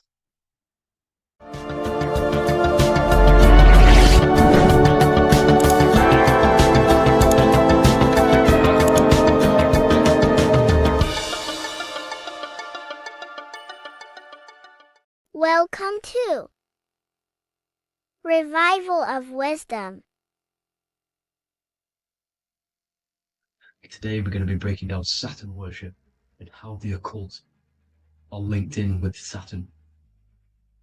Okay, so first of all, let's start with the celebrities. All these celebrities are doing 666. Okay, covering the one eye, which also symbolizes the all-seeing eye, which is another occult symbol. But we're focusing on the 666, the 6 with the 3 fingers. Also, we have CERN with the 666 within their logo. Also Disney, okay, as you can see here, 666 within their logo. Pepsi, Coca-Cola, and even Cadbury's.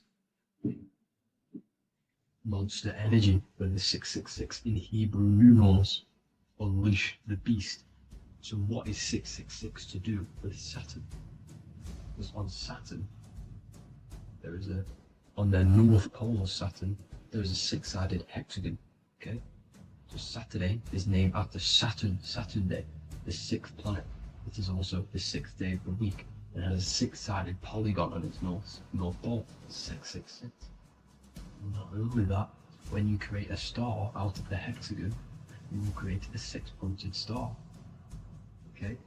With 6 triangles within the star, and a 6-sided hexagon, which all adds up to 666. Okay, so this is why all these symbols contain 666.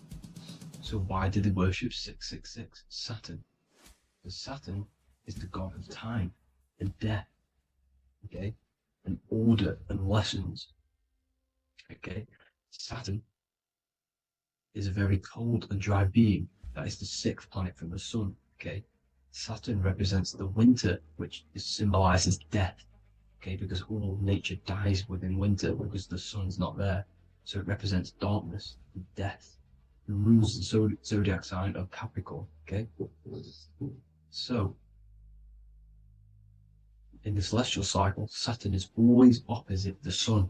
So it's the opposite of the sun. So they're worshipping this energy which is death-like.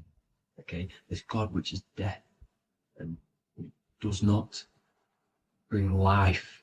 Okay, also is the god of time. Okay.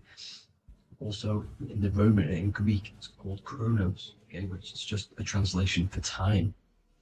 It's also known as the Father Time, aka the Grim Reaper. Okay, the Grim Reaper, keep that in mind, we'll come back to this.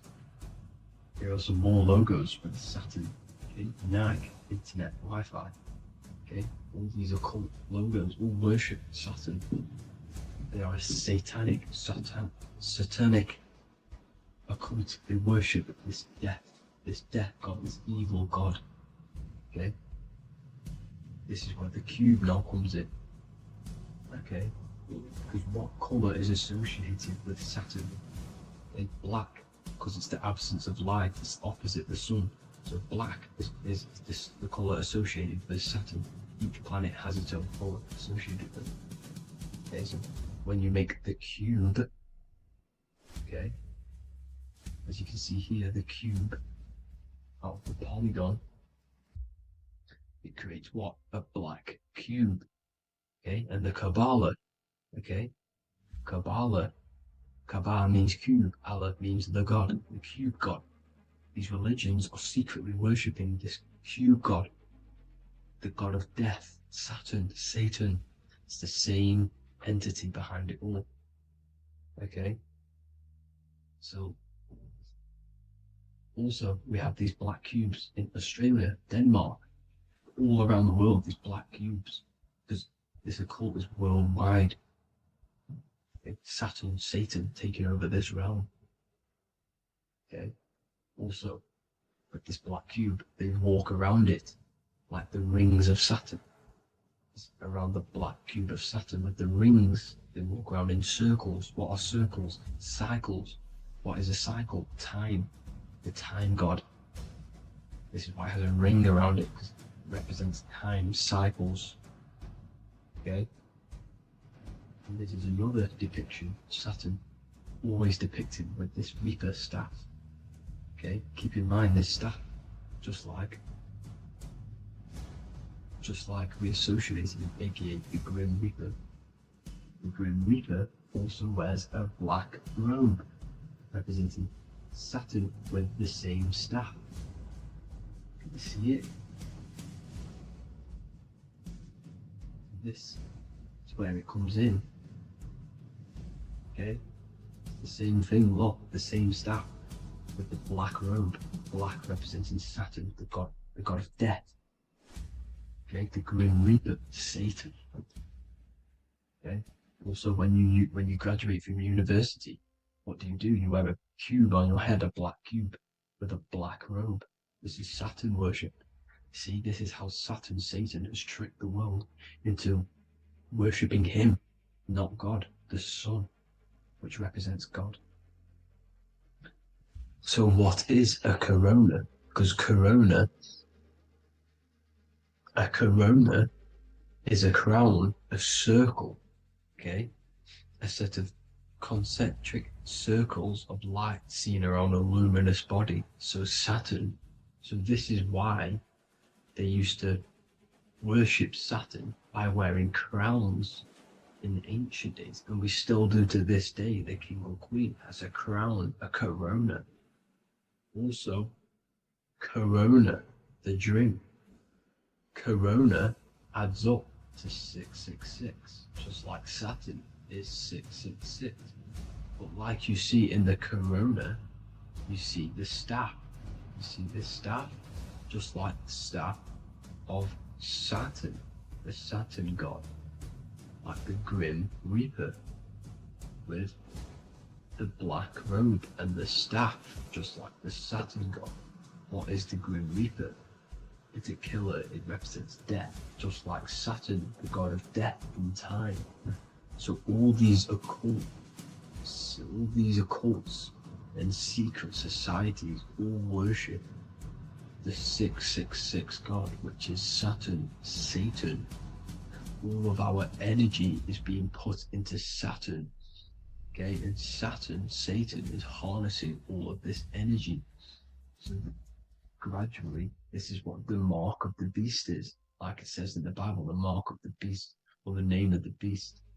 Here is wisdom, let it know that he hath understand and count the number of the beast, for it is 6. It is the number 6 of a man, and is 600, 6, 666.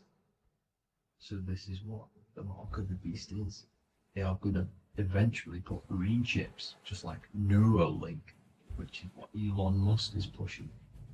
Okay, so this chip is the mark of the beast, and it's going to be implanted to our hands or brains. Okay, and they will manipulate our consciousness, and it will manipulate our DNA, and it will directly connect us to AI, and AI is linked in with Satan, as the demons and the people who rule this world are in love with AI. They want to connect humans to AI. And this will control our consciousness completely and give all of our energy back to Satan, this deity that they all worship. Just like when you get married, you wear a wedding ring, the rings of Saturn, over the finger, which represents the sun. So you're basically seeing Saturn over the sun. The sun is the Son of God. It represents the sun, represents God. So you're putting Saturn over the sun. So thank you guys all for tuning in. I'm going to leave you guys here. Please leave a like, comment some topics that you want me to talk about. And please subscribe for more amazing content. God bless.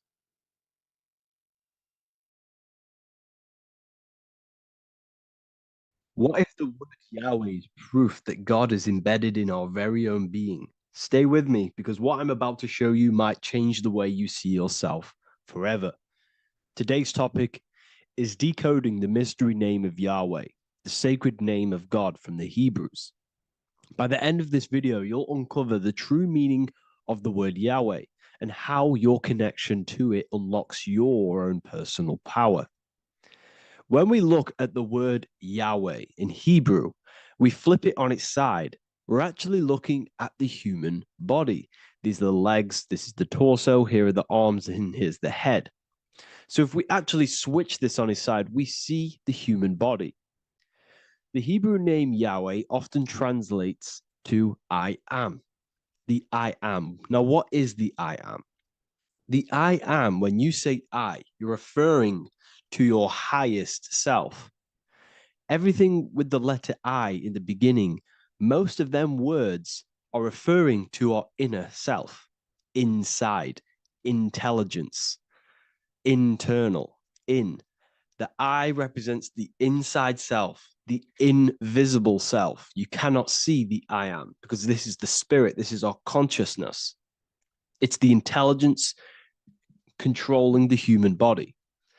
When you say I, you're not referring to your name, your job, your reputation, your ego, or your thoughts. You're referring to the observer who is beyond the thoughts, the one who's observing the thoughts. That's the soul. Look at the word Yahweh, Yahweh, the sacred name of God. Yahweh can be observed in the natural rhythm of the human breath. When inhaling, we subtly hear Yah. When exhaling, we hear Way. Do this yourself. Breathe in through your nose, you'll hear Yah. Breathe out, you'll hear Way. And in fact, the letter H, H, when it's pronounced, it carries the soft sound of wind or breath, a gentle exhale that mirrors the very essence of life, giving air. Breath is the spirit of life. It's what connects us with consciousness. If we stop breathing, we lose consciousness. The body shuts down. We're breathing the spirit of breath. We're breathing in the spirit of life. It's the very essence that gives us physical existence, and we're constantly staying connected to this breath at all times. Now let's look at Yahweh. 1, 2, 3, 4. There are 4 letters. The Tetragrammaton is the 4-letter Hebrew name for God. Okay? Tetra, meaning 4. We have 4 Gospels of Jesus. Jesus is depicted with a cross with 4 sections. Jesus has the 4 sacred animals around the side of him, always depicted with these four: a bull, a bull or an ox, an eagle, a man, and a lion. These are the four fixed signs of the zodiac. Aquarius, the man; Scorpio, the eagle; Leo, the lion; Taurus, the bull or the ox, which are related to the elements.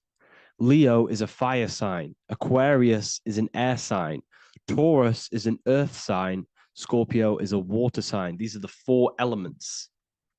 And the four elements correspond to the four bodies of consciousness, as we see here. This is fire, this is air, this is water, this is earth.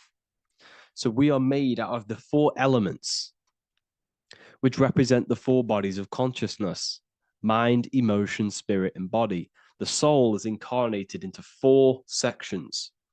Hence why Jesus has four gospels. Hence why Yahweh is a four-named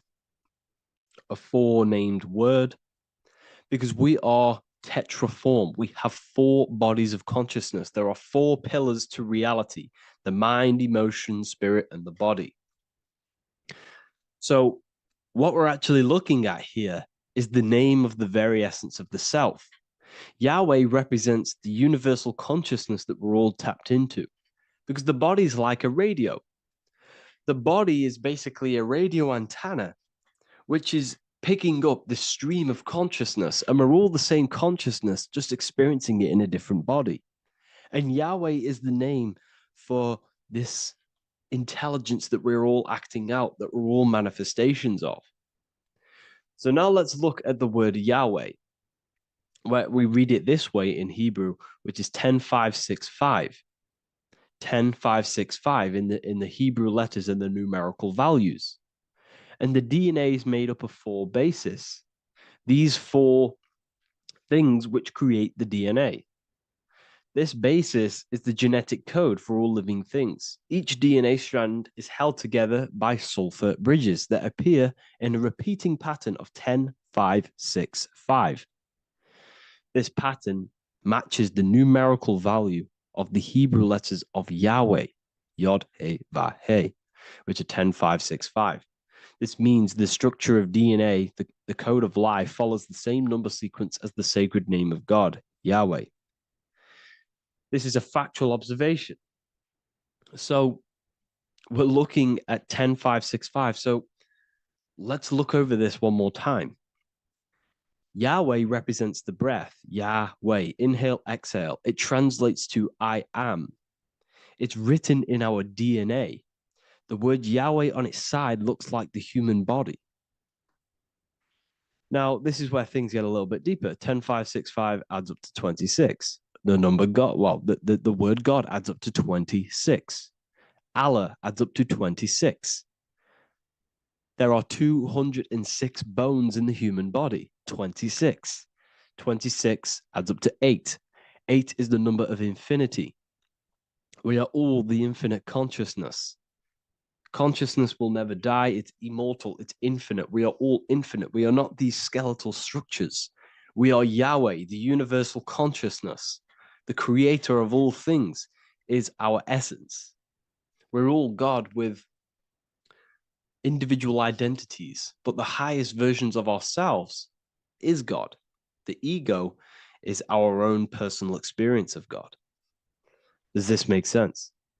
So in conclusion, Yahweh is not the name of a separate God from us, but rather the reflection of the divine consciousness manifesting through the human form. The human body is like a receiver acting as an antenna that tunes into the infinite intelligence and life force we call consciousness or God. This means that rather than being external, the divine presence is within us, expressed through our very existence. It's very interesting when we look into this, and what religion has done has flipped all of this knowledge. All of this sacred knowledge has been externalized. They've externalized God so that we worship God and we view God as something separate from the human experience. They do this so that we don't find the God within us, so that we don't find that we have the power of creation. The mind is the creative force of God. The body is the will to act out that thought. They don't want us to figure out that we are creators and we're all creating our own earthly experience. We're all projecting this reality. And they don't want us connecting with the divine intelligence within us because they want to be the creators. They want to keep this knowledge. They don't want the masses to wake up to this powerful knowledge. So what they've done is that they've taken the scriptures, they've externalized it so that we start worshiping and giving away our power to these external things. And when God is external, we start to fear God because we start to think that God has power over us. He can send us to hell or heaven. So this is what's going on. They've been externalizing this for thousands of years to keep us in a suppressed state. Okay? Humans are very advanced because we possess self-awareness. We possess the ability to move our awareness and our thoughts outside of the instinctual nature. For example, a cat or a dog. These things can only live in their instinct. They live based on instinct. They smell, they eat. That's pretty much all they do. But humans, we have the ability to rise above that nature and turn to our infinite selves, our higher selves. We can move beyond our instinctual nature and create very advanced things. That's why humans are made in the image of Yahweh. We are literally God in human form. So this is what we all need to realize. And I hope this video has helped. Please leave a like, a comment on inside of the description. I'll have some links to my books and my university. The people who have read them have just absolutely changed their lives. You could probably see that in the comment sections if someone leaves a review of the book. We also have Trustpilot. But yeah, I thank you all. And I'll see you in the next one.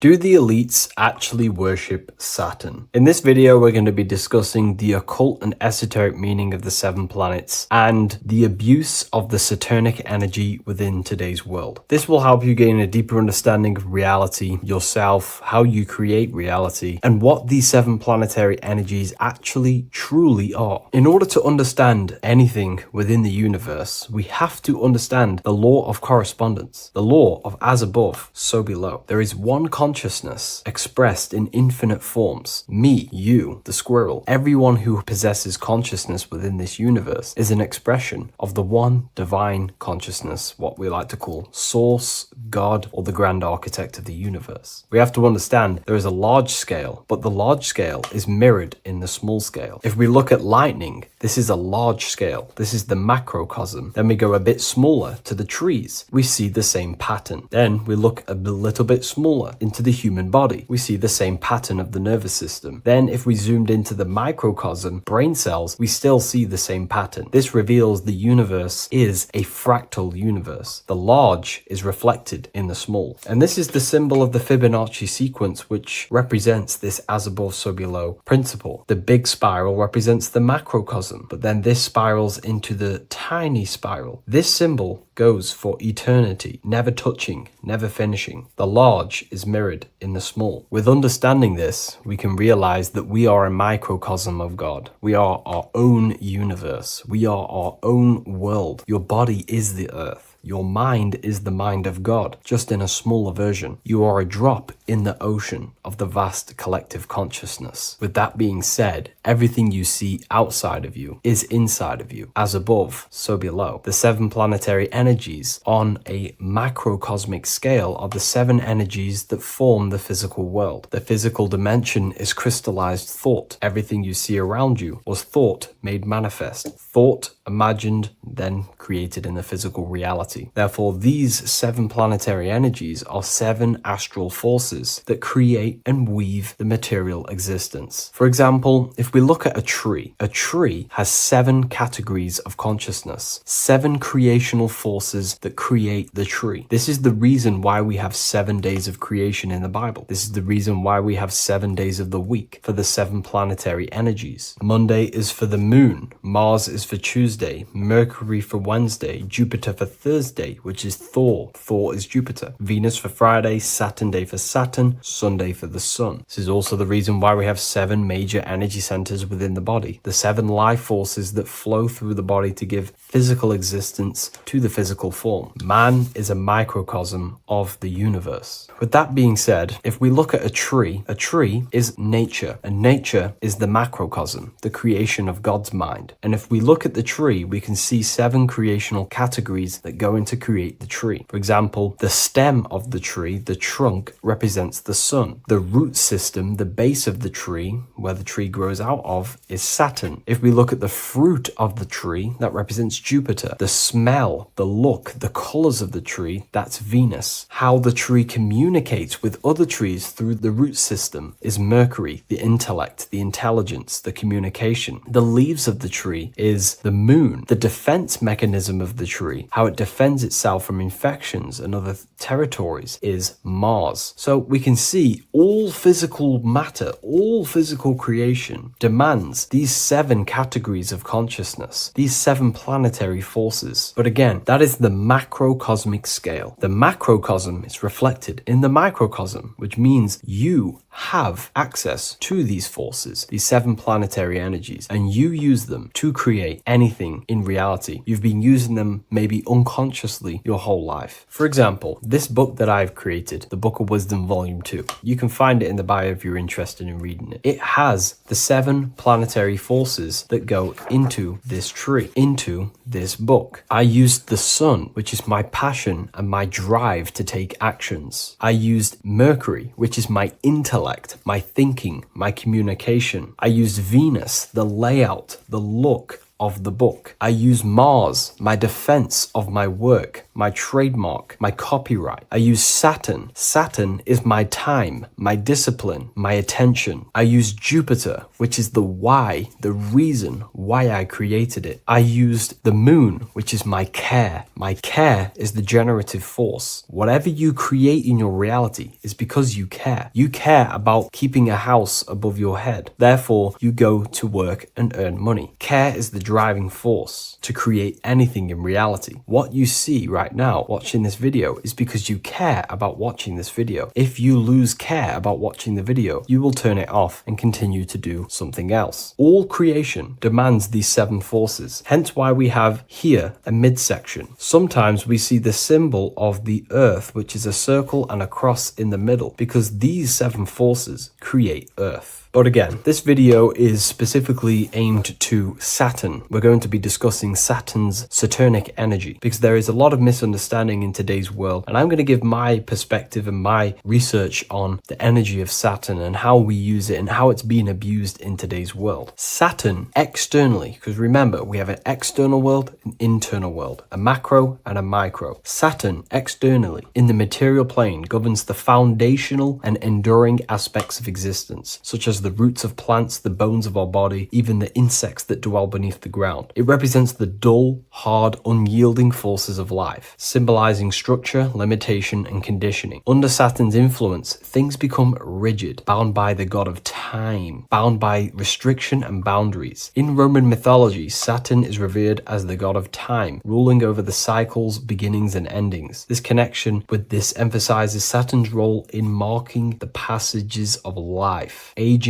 and inevitable constraints we all face. Internally, inside yourself, the microcosm. Internally, Saturn embodies the conditioning within our own consciousness. When Saturnian aspects of consciousness dominates, we become overly rigid, fixated, restricted in our thinking and actions. For example, Saturn's influence is strongly felt in today's world, where many people's minds are confined to societal norms and conditioned responses. The pervasive control Saturnian energy can lead to the sense of limitation, as people become trapped within structure imposed by society and power structures. However, we have to remember that limitation, there is dark and light. Limitation is not bad. This is why Saturn is connected to the god Satan. They are the same being. It's something that restricts, holds back, and keeps you limited, conditions and limits consciousness to its lower power. Saturn is a great teacher, guiding us through difficult life lessons that ultimately lead to growth and expansion and power. Although Saturn's energy is harsh and often challenging, it helps us to develop resilience experience, discipline, and wisdom. Yet in modern age, this energy has overpowered the minds of the masses, fostering excessive rigidity and limitation. Instead of being ruled by Saturn's constraints, we should seek to embrace more freedom, love, joy, balancing Saturn's lessons with openness and fluidity in our life. So like I said, Saturn rules law. Anything that is limiting or holding back, something that is a restriction or a wall. This is why we see judges wear black robes. The color black is associated with Saturn because Saturn rules over the nighttime and the winter time. Capricorn, they wear black robes. A graduate also wears a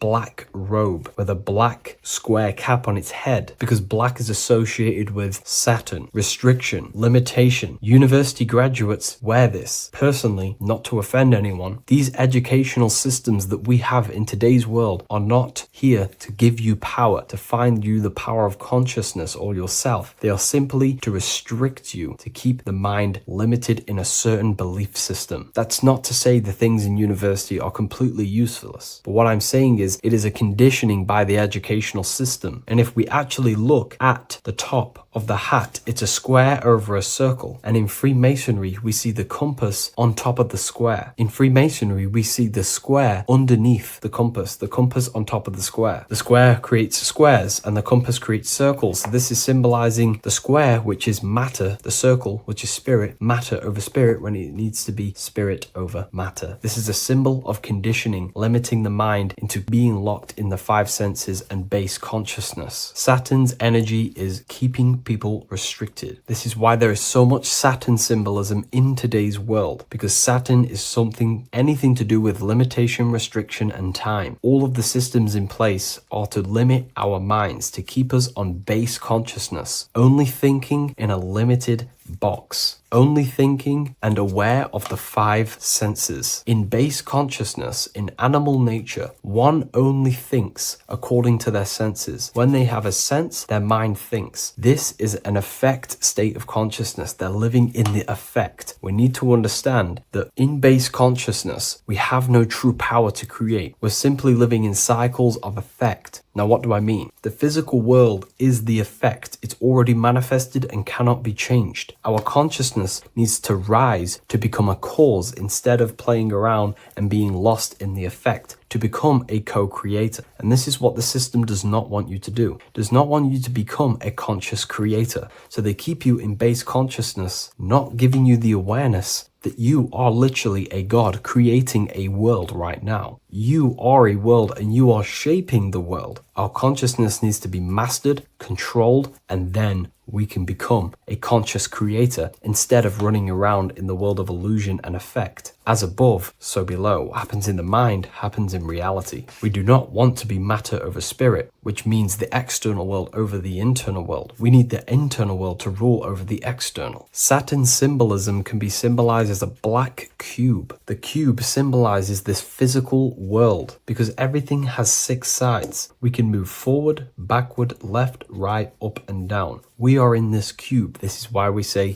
think outside the box. Thinking outside the box means to become a cause and not an effect. The mind needs to be a cause, an instruction center, and not just thoughts that are reinforcing the effect and lost in the effects of the material world. Instead of reacting, we need to become a commander. This is a symbol of conditioning and the physical plane. Black is dull, lifeless. The physical world is lifeless. It has no power to create. It has no power to do anything. It is simply a projection and an effect. You, the mind, consciousness, are the cause. You can create the effect. In today's system, Saturn's energy is heavily relied on, which is just simply man-made laws, restrictions, time wasting, and keeping people in base consciousness, only aware of the physical 5 senses. Let's get something straight about the elites. They do not worship Saturn. There is nothing to worship. They simply use the energy of Saturn to keep people limited. They're not using the planet Saturn, but they're limiting people in their belief systems and physically where they can go, restricting boundaries, countries, restricting people's minds through mass media, which is all symbolism of limitation and restriction of Saturn. They're not worshipping it, they're using it and abusing it. Saturn could be anything in your mind that keeps you limited. If you have a limited thought that does not allow you to take action on something, that is a Saturnic energy within your own mind. Anything that is indoctrination, anything that is boundaries on you, that is a Saturnic energy. Some people say that the Saturn and the moon are working together to trap our soul. This is highly symbolic. Saturn and the moon are not forming a matrix to trap your soul and keep you reincarnated. Again, this is symbolic, and in the esoteric version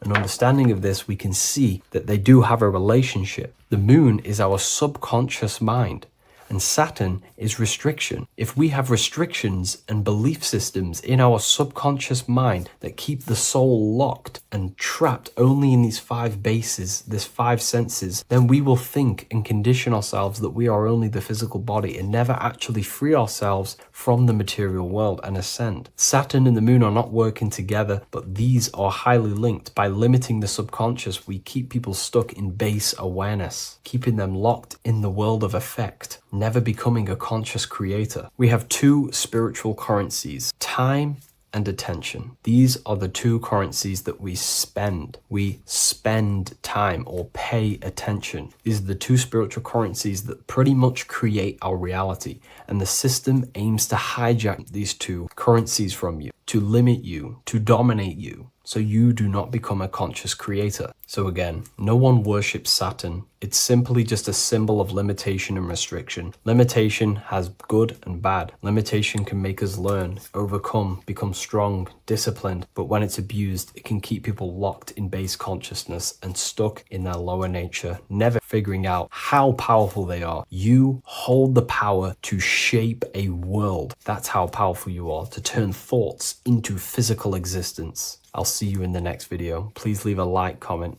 and a subscribe.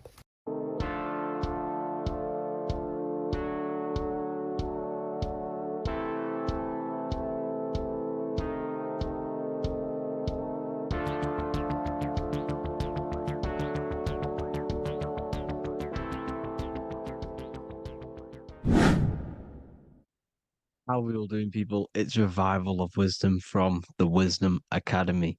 Today we're going to be breaking down God, consciousness, and the higher and the lower self, and how to overcome the lower self.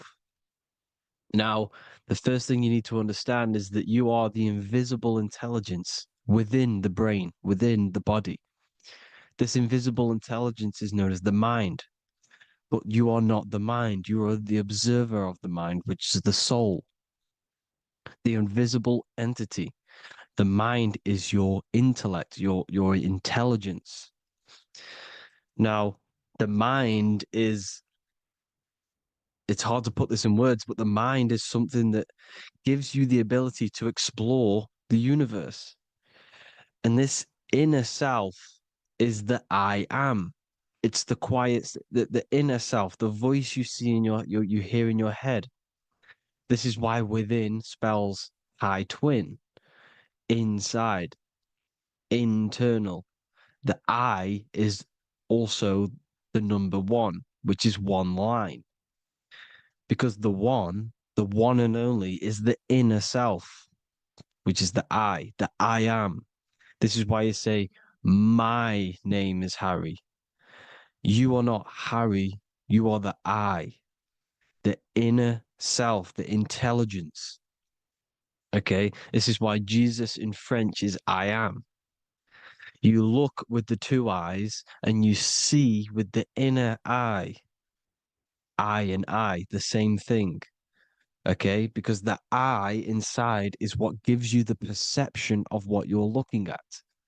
So when someone's trying to explain something and then you catch on saying, I see now, it's because you're seeing with your inner eye, the one that gives you perception, gives you intelligence, gives you the ability to understand things. This is the internal I, the invisible self, which the physical body is nowhere near as complicated as this inner self. Is in infinite potential, infinite potential. God, God, generator, operator, destroyer, soul, mind, and body. Brahma, Vishnu, Shiva, the Father, the Holy Spirit, and the Son. They're all the reason why you see God is always a triad is because it represents yourself. Your invisible intelligence is God. Me and you are the same invisible intelligence. We are the invisible intelligence experiencing the program being run by the central nervous system and the brain. I always say this in my videos, but I have to, in order for you to understand the things that I'm going to say later on in the video, you need to understand this concept, is that you are the consciousness experiencing the nervous system, the tree of knowledge of good and evil, which is you here. You would be in this invisible intelligence right here in the center of the brain. Now, this is why the ancient Christians show God is in the brain. This is the brain stem. This is the brain. This is also the brain stem and the brain. The brain stem and the brain. It's all depictions of the brain because the brain's the computer, the electromagnetic computer, which decodes the demands created by the invisible intelligence, the I, the inner self, you, your true self. The person move it if you observe what someone moving, this is going to sound, but if you observe someone walking, it's not the body. The body is moving, but the thing telling it to move is the invisible intelligence. Before you kick a football, a decision is made within your invisible intelligence, your mind. And this consciousness, this invisible intelligence, is either stuck between the lower self and the higher self. Okay? When the invisible intelligence, meaning the true self, identifies itself with the physical body, it will trap its mind within physicality. This consciousness that we have is either operating in the lower self or the higher self. It's either feeding the material body or it's feeding the spirit. Okay? But because we are physical and spiritual, we need to be even. We don't want to be meditating all day long because we do have a physical body as well whilst we are here. We are playing a game in physical matter. Okay? Now, the reason that you incarnated here is to learn a lesson because the mind can manifest anything it wants within the astral planes, within the world of imagination. It can manifest anything it likes, but it incarnates into matter, into this game, so we can understand labor, because anything in matter, you have to labor to manifest. But in the astral, you can manifest at the click of a finger. You come here to learn the knowledge of good and evil. And your consciousness, I came out a bit off topic there, but your consciousness is experiencing the lower or higher self. The lower self is manifested in the lower parts of the body. Sex, food, and power, the lower three energy centers.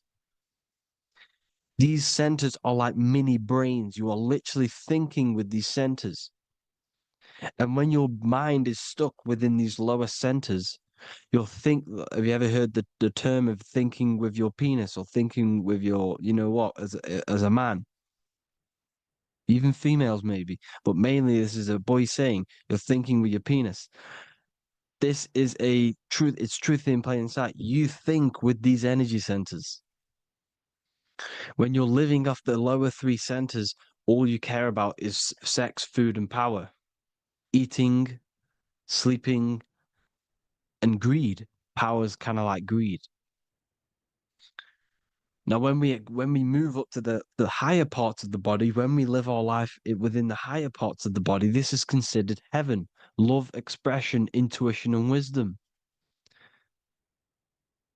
This is what we need to be aiming to do, moving out of the lower half of the body and living our life within the higher self, the higher parts of the body, thinking with the higher energy centers, thinking with love, expression, intuition, and wisdom, spreading love, expression, intuition, and wisdom to others. Heaven is even. This is why Jesus is pointing at the heart chakra, always pointing at the heart. Earth rearranged his heart because in earth you're manifested as a physical being. You're in the heart, good and bad. You need to be balanced between the good and bad. Because love can be a demon too. That's a whole nother video, but love can be a demon. Now, the seven chakras are known as the seven seals in the Bible. When the Lamb opened the seventh seal, there was silence in the heaven for about half an hour. This is a verse from the Bible. The Lamb is Aries, which is the higher brain, the cerebrum, the cerebram, Aries. Because when the Ram opens the seven seals, you enter the kingdom of heaven. Because these chakras seal your invisible intelligence. They seal your true self. You are behind these seven seals, your true invisible self, your true consciousness. Because behind these seven seals, you do not think about anything materialistic. Your intelligence is not material. It's not physical. It's not from the physical world. It does not desire the physical world. The body is the beast. The body's the animal, the lower self, which can corrupt our intelligence. It can corrupt the intelligence. Okay? Now, we need to balance these chakras so that we gain a deeper connection between this intelligence and the brain. Because when there's a strong connection between the brain and the intelligence, your body and the intelligence, you have a strong connection. Therefore, you can manifest what the intelligence is saying at all times. Meaning, when, for example, your higher self, this is intelligence, the higher intelligence is always speaking to you. It's always guiding you. It's always telling you the right thing to do. You can feel it when you're doing something wrong. You can feel that you're doing something wrong because this higher self, this intelligence knows what it needs to do here. And when there's no connection between the body and this our intelligence, our true self, when we strip away, when you close your eyes for long periods of time, you will figure out you are this invisible, infinite, creative being. There's no words that I can't describe what it is, but it's the voice inside of your head that you can feel when you close your eyes. You are this being inside of the heaven, because this is heaven, this intelligence. And when there's a strong connection between the body, you can manifest everything it's saying.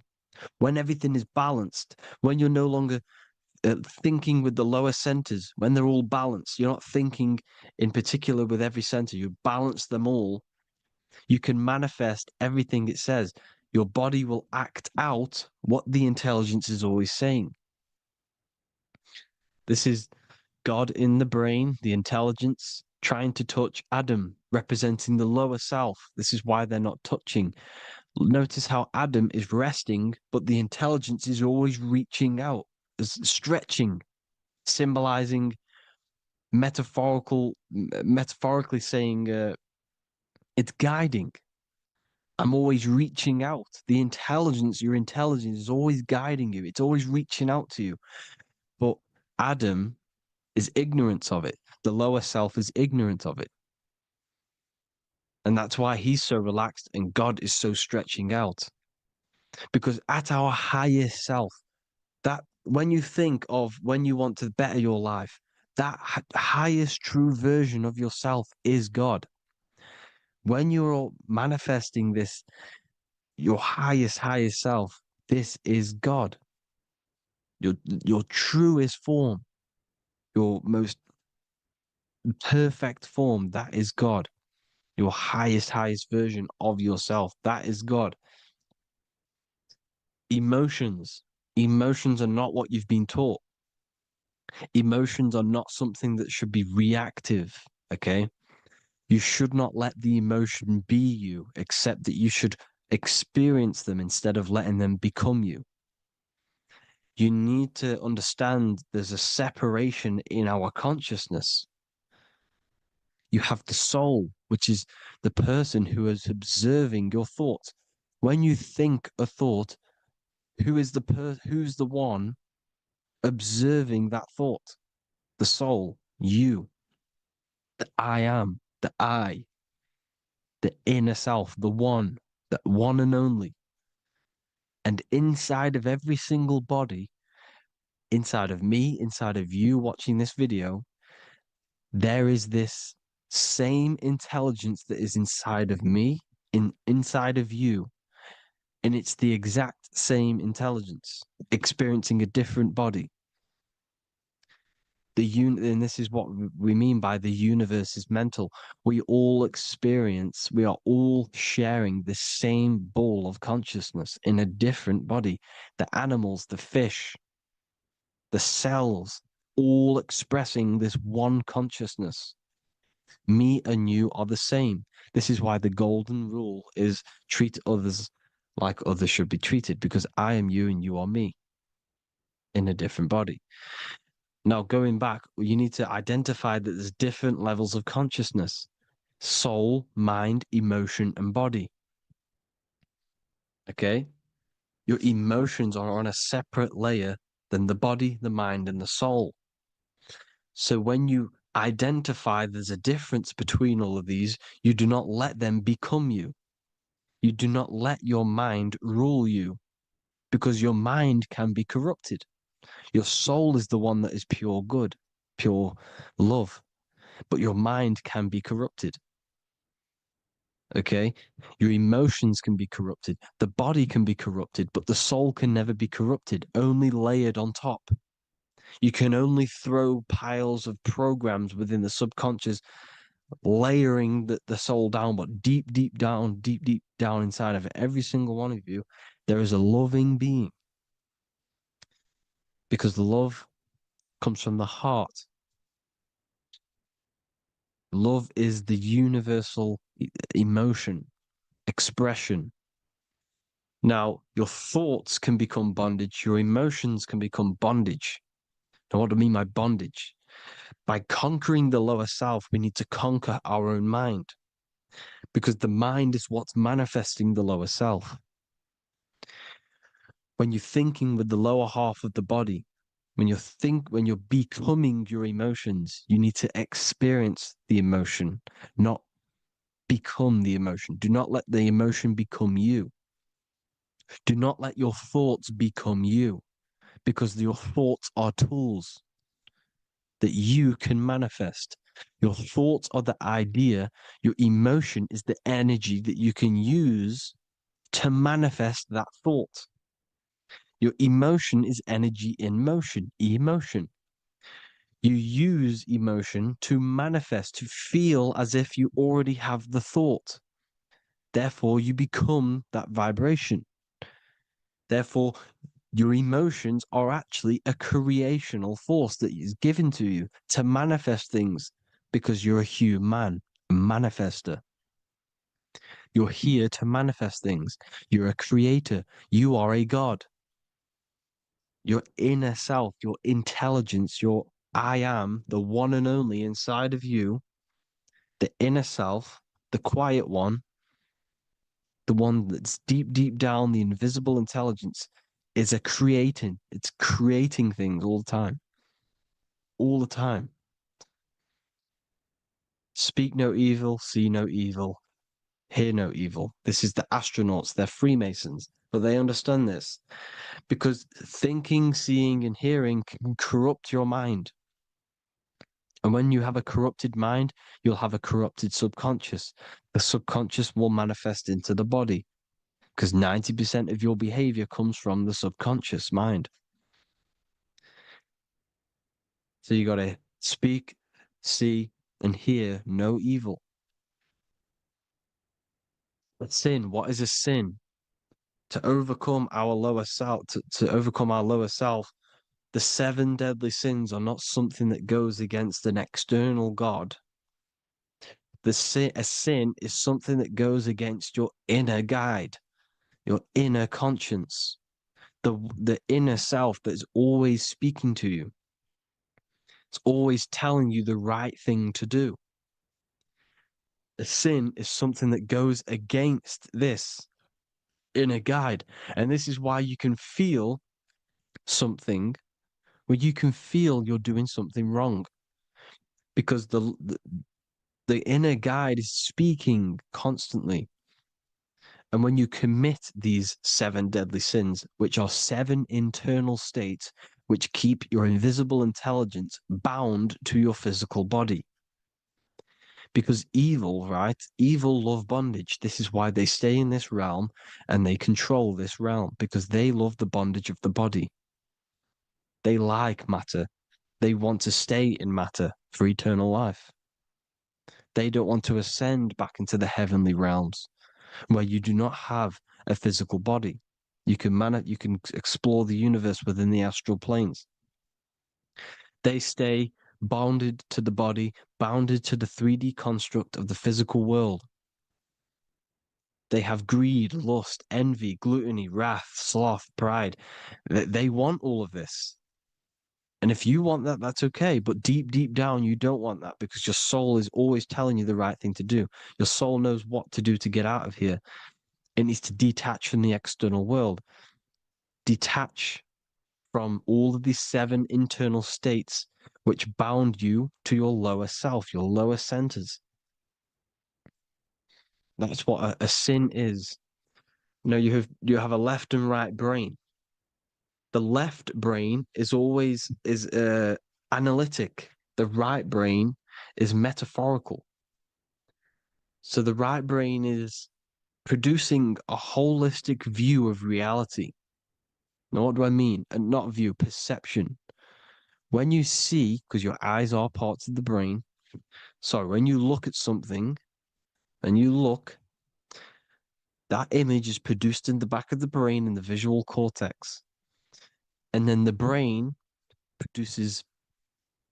right brain produces a perception, a holistic, it breaks down what you're seeing into a holistic image, a holistic perception. So, for example, if you're in a woods, the right brain sees the whole woods as one big woods. The left brain is breaking that perception down into individual trees, branches, and leaves. So the left brain's to do with duality, the right brain's to do with wholeness, unified. The left brain's dualistic, analytic. This is necessary so that we can pick things up and manipulate them and break things down. We need the left brain, we need the right brain. I'm not saying any of them's bad, but the left brain, sinister in Latin, means left. Because when you're left-brained, you see everything in dualistic. You see everything is dual, when everything's actually one. We need to be focusing and strengthening our right hemisphere. I'm not saying sit in the right hemisphere all the time, but we need to be strengthening our right hemisphere. And this is why left is sin and right is right. Because when you focus on the right hemisphere, you see the holistic perception of creation. The right hemisphere sees humanity as one unified consciousness. The left hemisphere sees everyone as individual persons and egos. Because the left hemisphere is dualistic. And this is why the Bible says, cast the net onto the right side of the ship and ye shall find. John 21:6. What does that mean? Cast your energy, cast your perception into the right hemisphere of the brain, and ye shall find unified consciousness. You shall find your higher self, the one and only. If then you have been raised with Christ, seek the things that are above, where Christ is seated at the right hand of God. Wow. Powerful. What does this mean? Seek the things that are above, where the Christ is seated at the right hand of God. God is your consciousness, your invisible intelligence between the 2 hemispheres. The right hand of God is the right hemisphere. Seek the things that are above the heart. Love, intuition, expression, and wisdom. Seek the things that are above the heart, the higher self, the higher part of the body. Because when you seek the things of love, expression, intuition, and wisdom, you create a strong aura.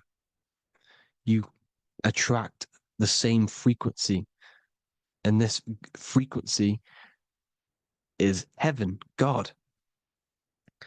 This is the Sumerian artwork showing the lamb.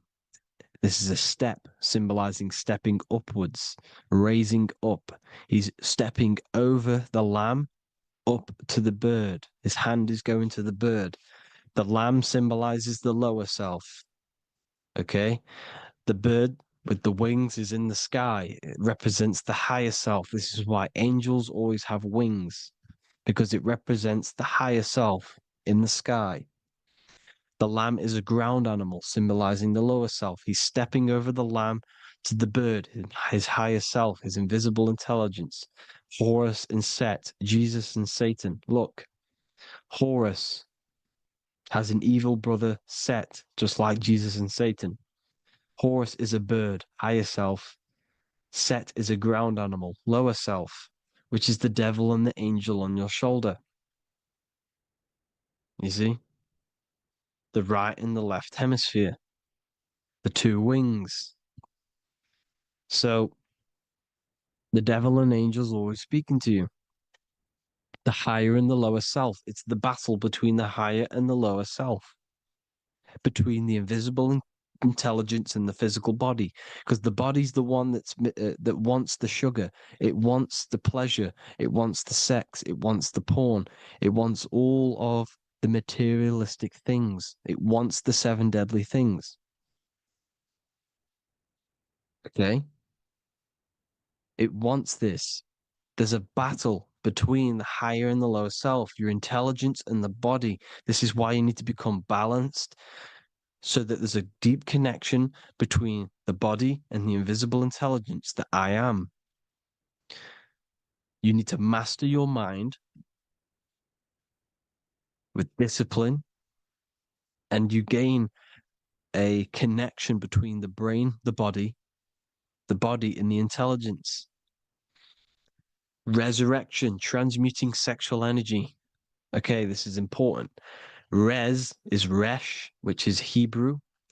The early Hebrew Resh symbol is the head. This is the head. Resh, erection. Erection is a sexual stimulation. Resurrection is rise erection. You got to raise your sexual energy up the base from the spine to the head. This is the Christ, the Christos. Because there's a psychophysical psychophysical oil produced in the brain every month. Go and watch my other video on raising the chrism. Okay? And every month there's this fluid produced in the brain, which takes 2 trips, because one's produced by the pituitary, one's produced by the pineal, magnetic female, magnetic and electric charge. And it takes 2 trips down the spine to the solar plexus, the bread of life in the Bible, or Bethlehem in the Bible, because the River Jordan's your spine. Goes down to Bethlehem. It gets born in Bethlehem, just like Jesus. Because when this oil travels to the solar plexus, it creates the seed, the seed of life, and it feeds the body, all the central nervous system, all the cells. It regulates the blood, does all sorts of good things for the body, this oil. Now, when you save your sexual energy and you raise your resurrection, you awake the Christ, you raise it from the solar plexus or the sacrum bone up to the brain, you activate 100% of the brain, and this is the true resurrection of Christ. Instead of wasting the energy and giving away your sexual fluids, because behind the fluids is the energy. So when you release that fluid, the energy is out there. You've released the energy. Your sexual energy is the most potent emotional force a human could possibly feel. Same with any animal or anything. The sexual urge, the sexual emotion is the most powerful, potent emotion that you can feel. It takes over the whole body. When you feel sexually aroused, it takes over everything because it's so potent. And when you fight the serpent, when you fight the sexual energy, which is shown here in the Egyptians, the cat cutting off the head of the serpent, or Hercules fighting the serpent, or in the Greek mythology fighting the seven-headed dragon, the seven chakras. The serpent is your sexual energy because it symbolizes your kundalini. When you fight it and you transmute this energy instead of releasing it, instead of acting sexually on it, you can transmute the energy, transfer it from the solar plexus up to the brain. You can also you can do this with other tasks. Instead of releasing it, instead of raising it from the solar plexus to the brain, you can use it for other things. So, for example, you want to think critically. You can use it for critical thinking. You can use it for going to do exercise. You can transmute sexual energy into anything, but you can do this. You can raise the sexual energy, and you can use this energy to push the cerebrospinal fluid from the solar plexus up through the spine, up the 33 vertebrae to the brain, and it'll activate 100% of the brain.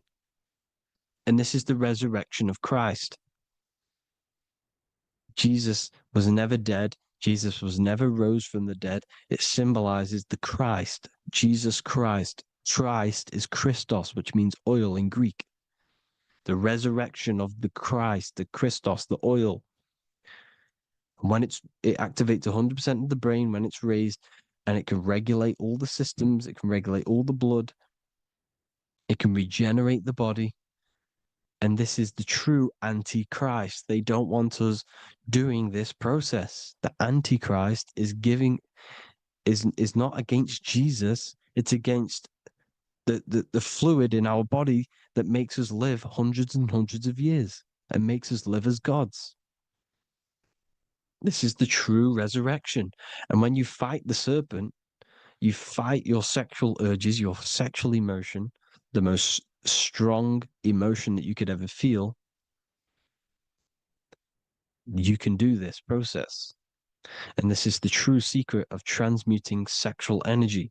Because when you transmute the sexual energy, you can become a god. And this is why Hercules is fighting the serpent. Notice how the serpent is low. He's reaching down to it. It represents the lower self. Because the lower self wants the lust. It desires sex. The body desires sex. There's a fight between the higher and the lower self. But when there's balance, there's even. Heaven is even. When there's evenness between these, this is the kingdom of heaven. This is when heaven is on earth. So at our highest levels of ourselves, the highest level of our intelligence, this is God. God is something that we manifest. We need to achieve Christ consciousness by battling the body. There is no battle outside of the physical body. It's an internal battle. Jesus and Satan have been externalized. Nothing exists outside of you, because I explained in the beginning how you are the consciousness experiencing the central nervous system. Therefore, there is nothing outside of you. It's all internal. Jesus and Satan have been externalized. Why? Because it's business. The church is a business. It's all a business. They've created these figures to be historical when they're not historical. The Bible's not historical. It's all externalized. It's called exoteric, when the truth is esoteric, internal teachings. So, anyways, people, balance the chakras, balance the two hemispheres of the brain, balance the conscious and the subconscious. Balance is perfect, the yin and yang. You are spiritual and physical. You live in day and night.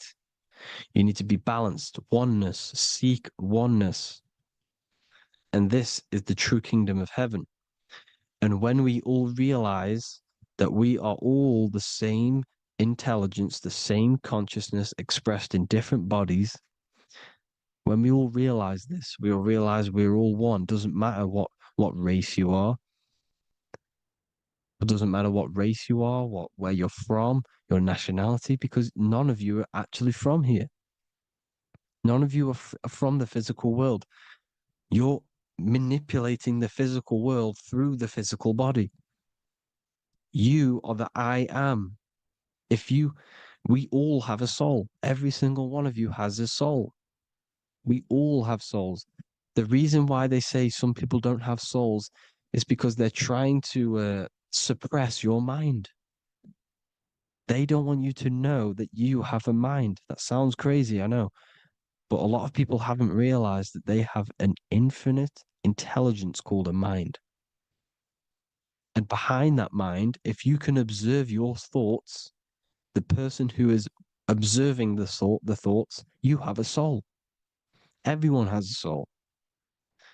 Don't listen to all these people saying some people don't have a soul, some people do. We all have a soul. Every single one of us. So anyway, you need to break the lower nature of yourself. At our highest levels, we are gods. Our intelligence, our universal intelligence, the I am, the intelligence that's inside of the brain, is God. Our minds are being corrupted within believing that you are the body, and by the result of this is a society like today, because everyone thinks they're the body, and everyone's living in the lower nature of self, where everyone only cares about themselves. But when we realize we're all one big consciousness ball, we're all the same consciousness expressed in different bodies, there will be peace. So thank you all, people. If you do want to learn more, if you do want to read my book, it's called The Book of Wisdom. I'll put it in the description. It's an amazing book, people. It's going to give you the best understanding possible about creation, yourself, and the world. It's amazing. The Bible, everything. I have just launched a new cymatic library. A friend of mine has just added this to the website. He creates beats, and he creates the purest beats. So they are actually the frequency that it tells you. Most of the stuff on YouTube and Spotify and Apple Music it says it's a certain frequency, but we know these major platforms are all playing with the frequencies of the app. So if you want a real binaural beats, solfeggio scale frequencies to meditate on or listen to throughout the day, join the Occult Library. You can get a 2-day free trial. I'll put the link in the description. Thank you all, people. Hope you all enjoyed this video. God bless you all.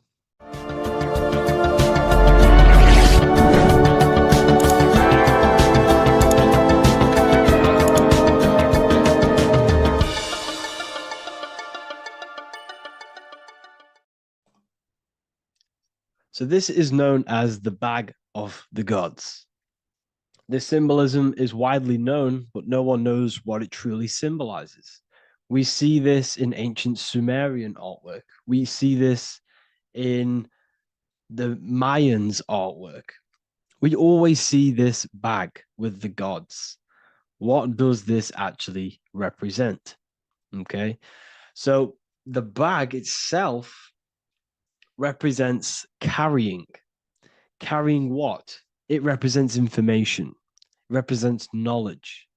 Your mind is the carrier of the information.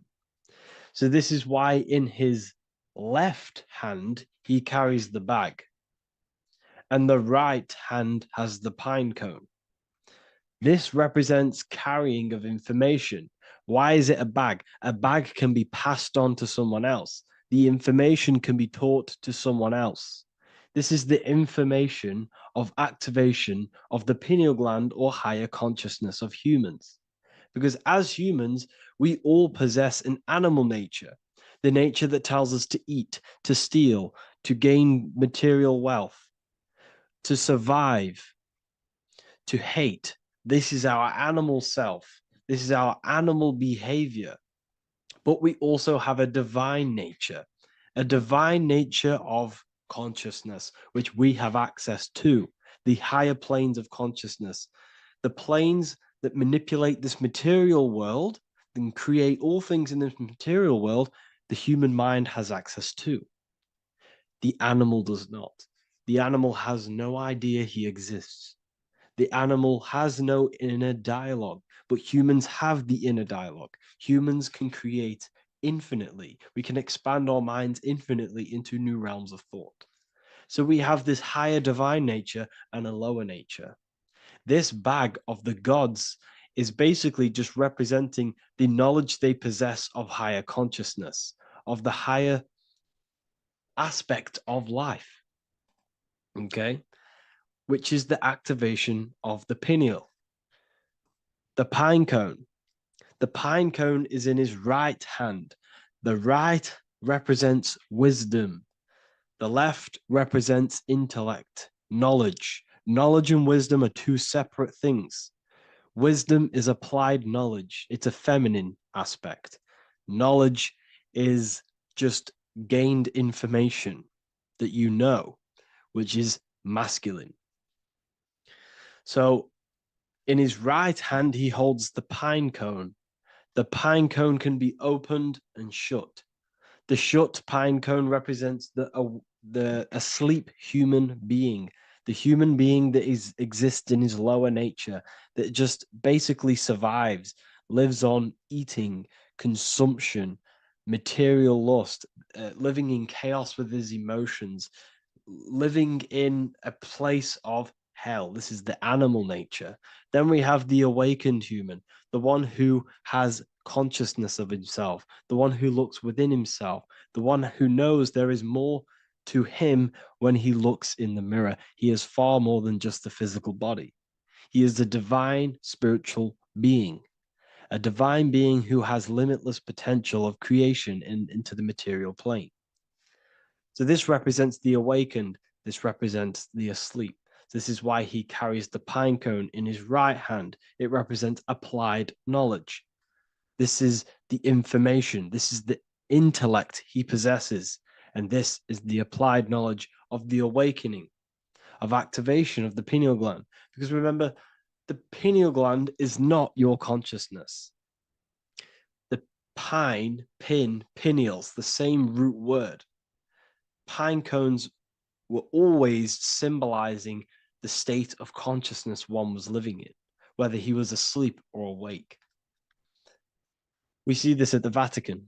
We see the pine cone over the two pillars. This is the two pillars of Freemasonry, and the dome. This is the Royal Arch of Freemasonry. This represents your head. This is the two pillars, the two hemispheres, and the pine cone in the middle, which is the pineal gland. What is the pineal gland? The pineal gland is not your consciousness. It is not the third eye, and it is not the mind. It's not the mind's eye. The pineal gland is a radio receiver. This is your body. Your body is an antenna. Most people think they are this body. This body is nothing but a receiver and a downloader of consciousness. Your brain does not produce consciousness. You are not this brain in your head. This brain is a downloader of consciousness. Consciousness comes from a way higher divine plane, which is what this image is showing here with the clouds. The mind is light. Consciousness is light. And this light is coming down into the material plane, and your body is basically a crystal antenna which is receiving and downloading this consciousness. So you can experience a three-dimensional reality. So God can experience himself in a divided, separate state. This is what this represents. Now, the pineal gland can be activated, okay, and stimulated, because the pineal gland has phytoluminescent crystalline jagged-shaped cells on it. And obviously, these are crystals. Crystals are on your pineal gland. And what do crystals do? Radios use crystals. Your phone uses crystals. They tell you that crystals are woo-woo and pseudoscience because they don't want you to know the power of crystals. Your body is basically a giant crystal. Your pineal gland is a radio receiver for your consciousness. So if they can ruin your pineal gland and damage it, this will damage your connection to the divine, to your true self, to consciousness, to God, whatever you want to call it, the source. There is all one source consciousness, and we're all collectively connected to it. And this is our connection. This is our antenna. So what a radio does, a radio has an antenna, and the frequencies are all around us because all the radios are playing in your ear right now. But what the antenna of a radio does is tune into a specific frequency to pick up that frequency and play that frequency. It's the same with your consciousness. You're all a fraction of God's consciousness. So that is essentially what we are looking at here. We're seeing knowledge, intellect in the left hand, and applied knowledge, activation of waking up to higher consciousness, to the higher human form. Because we can reach beyond our physical form. We can turn our animal self into a divine being, into one of these so-called gods. These gods are nothing but human beings. The Anunnaki were not gods. They didn't come from the sky. These are normal, regular human beings who activated their higher consciousness. This is what we have here. This represents spirit. Birds represent spirit. So do we have any questions? I'll take some questions now. That was just a short lecture on what that symbol truly means. Okay. So if we have any questions, feel free to go ahead and ask some questions. Anything that you don't understand, anything that you want to know. Okay.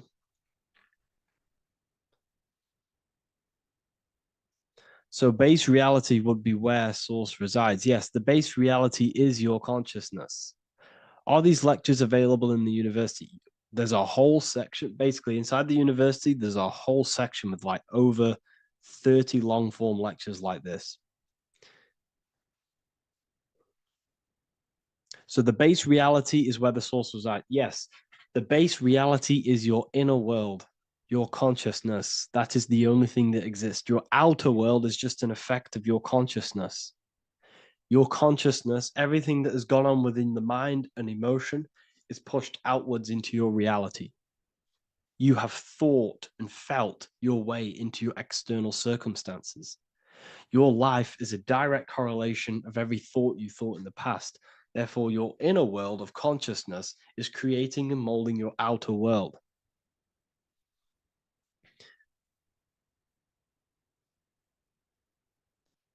The best way to keep connection consistent, the best way to keep your connection to the divine or the higher planes of consciousness is through meditation and through imagination. Imagination is the fourth dimension. It is the astral plane. That screen that you have in your mind is not a physical screen. That is the divine plane of the astral. And this is essentially where all objects of this material world comes from. The phone that you are holding, the laptop you're watching this on, whatever you're doing, every single object you see in your room that you are in right now began inside of the plane of imagination. This is not a physical plane. This is a metaphysical plane that you have access to. And you have the ability to bring down this plane into physical form. That's what we call manifestation. That's what the ancients called magic. This is what we now call in science metaphysics. It's all the same thing. So yes, you all have access to the divine planes. Unlike animals, this is why humans are so advanced.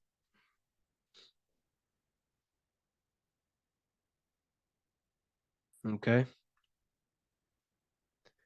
Is the pineal able to constantly activated, or is it just a temporary experience? I don't fully understand that question, unfortunately. Maybe you could word it in a different way. The real meditations on the university, legit, y'all, yes. In order to connect to consciousness, you need to sit in meditation and turn off your feelings, and the feeling of unity will come. Do I understand correctly? Yes, that is correct.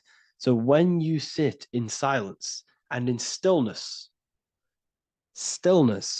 I highlight the word stillness because stillness, when you are still, no information from your nervous system is being decoded by the brain. So when your body is still and does not move, your nervous system starts to relax and comes to a balanced state. Your brain starts to relax, it comes to a balanced state. The left and the right brain stop working, the nervous system stops working. Then, once the body, the material body is shut down, you then have access to consciousness.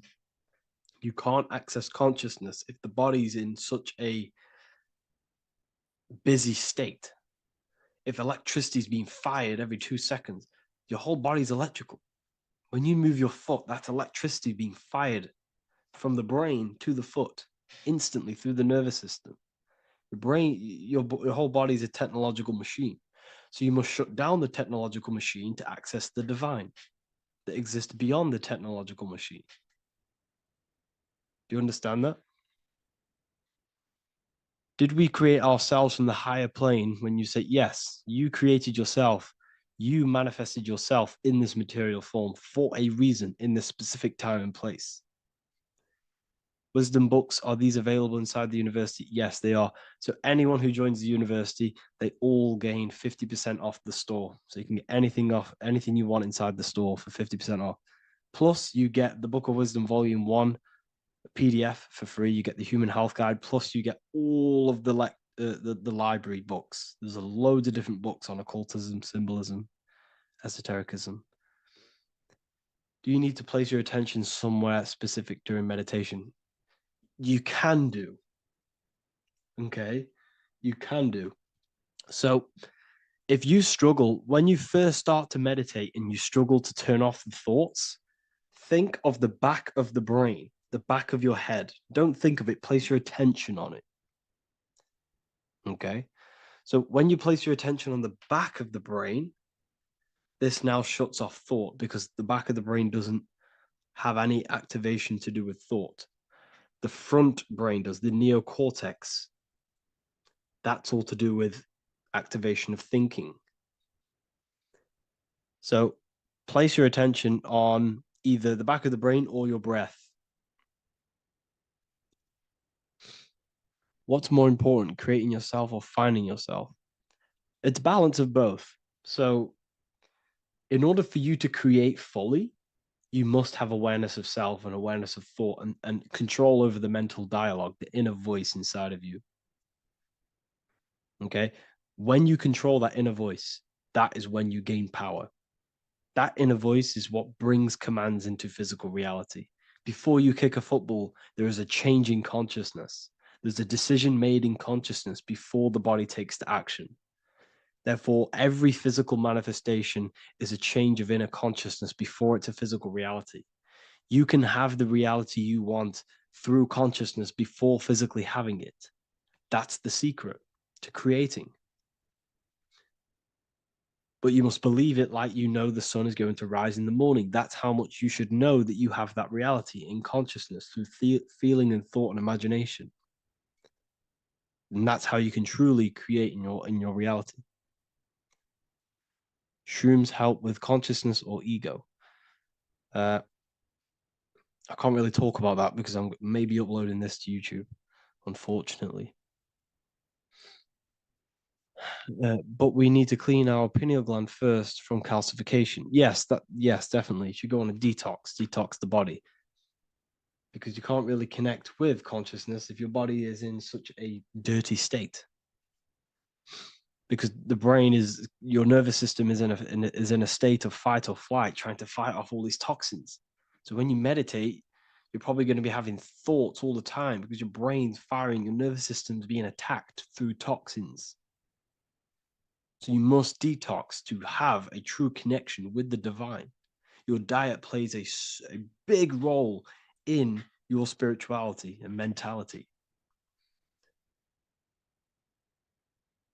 What is the most optimal food for pure consciousness? Fruits and vegetables. They possess consciousness.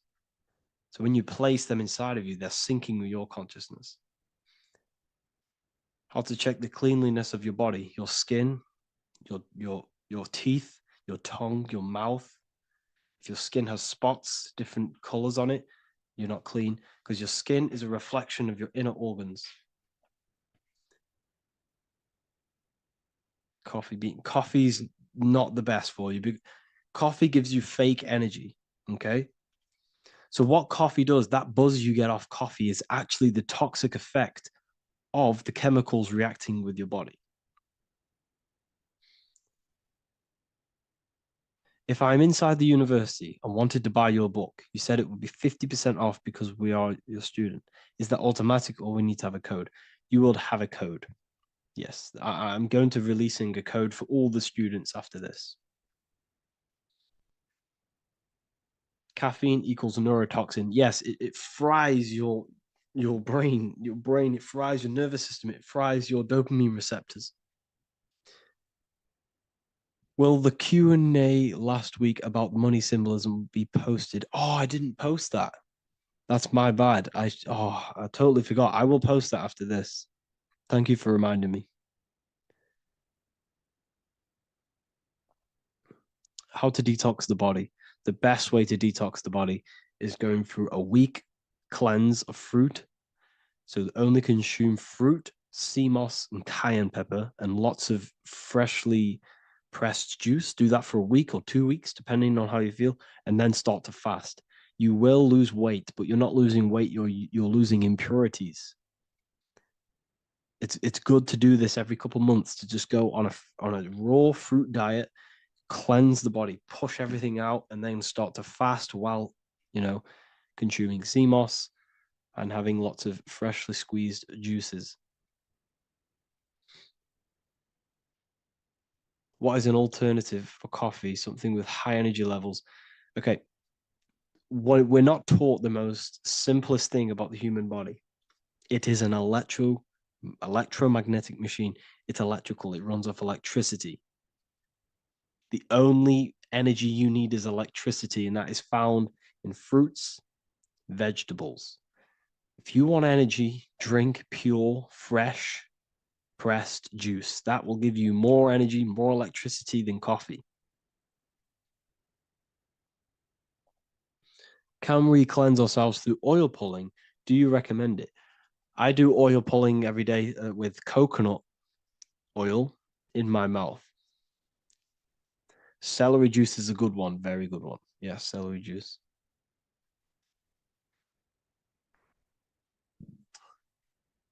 Any more questions? What kind of music do you listen to when lifting? For me, rap, hip hop push me work harder, but I know it's terrible for my subconscious. Yes, very. At least you're aware of it. You should be definitely try and stay away from the hip hop music. Try and stay away from anything that's talking about anything negative because it's all programming your subconscious. And your belief system is your reality, people. Your belief system is your reality. Okay. So look after your subconscious. That's what's controlling your actions. 90% of your actions on a daily basis are controlled through your subconscious beliefs. Okay. I listen to a lot of Pastel Ghost. I listen to a lot of let me get my playlist up. It's all like background music for TikTok. Do you know what I mean? Like Pastel Ghost. That's mainly what I listen to. That sort of music. I don't know what it's kind of called. I don't know what that genre is called. Does anyone know what that genre is actually called? Because there's not much words in it. The reason I listen to it is because there's not much words in it. And, it helps the subconscious. And I just love that music.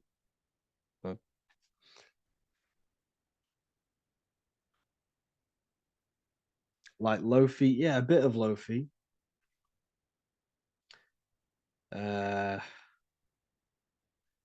Most people won't even know this type of music.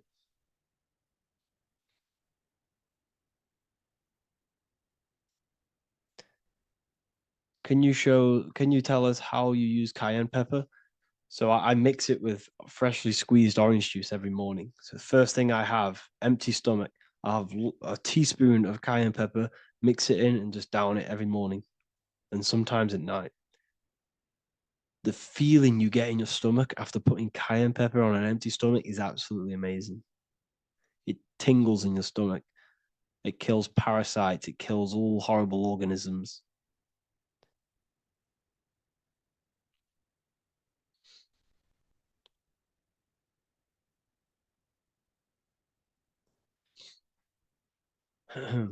Mix it with hot water. Yes, hot water and key lime water. That I bet that's powerful. If you mixed warm water with key lime with cayenne pepper in first thing in the morning, I can imagine how powerful that is. I've never done that, but I'm going to try that.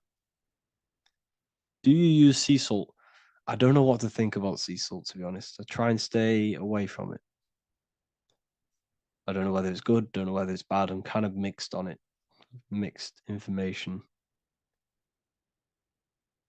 I've heard people have benefits. I've heard other people say stay away from it. So I don't know. I just stay away from it. I'm not too sure on it.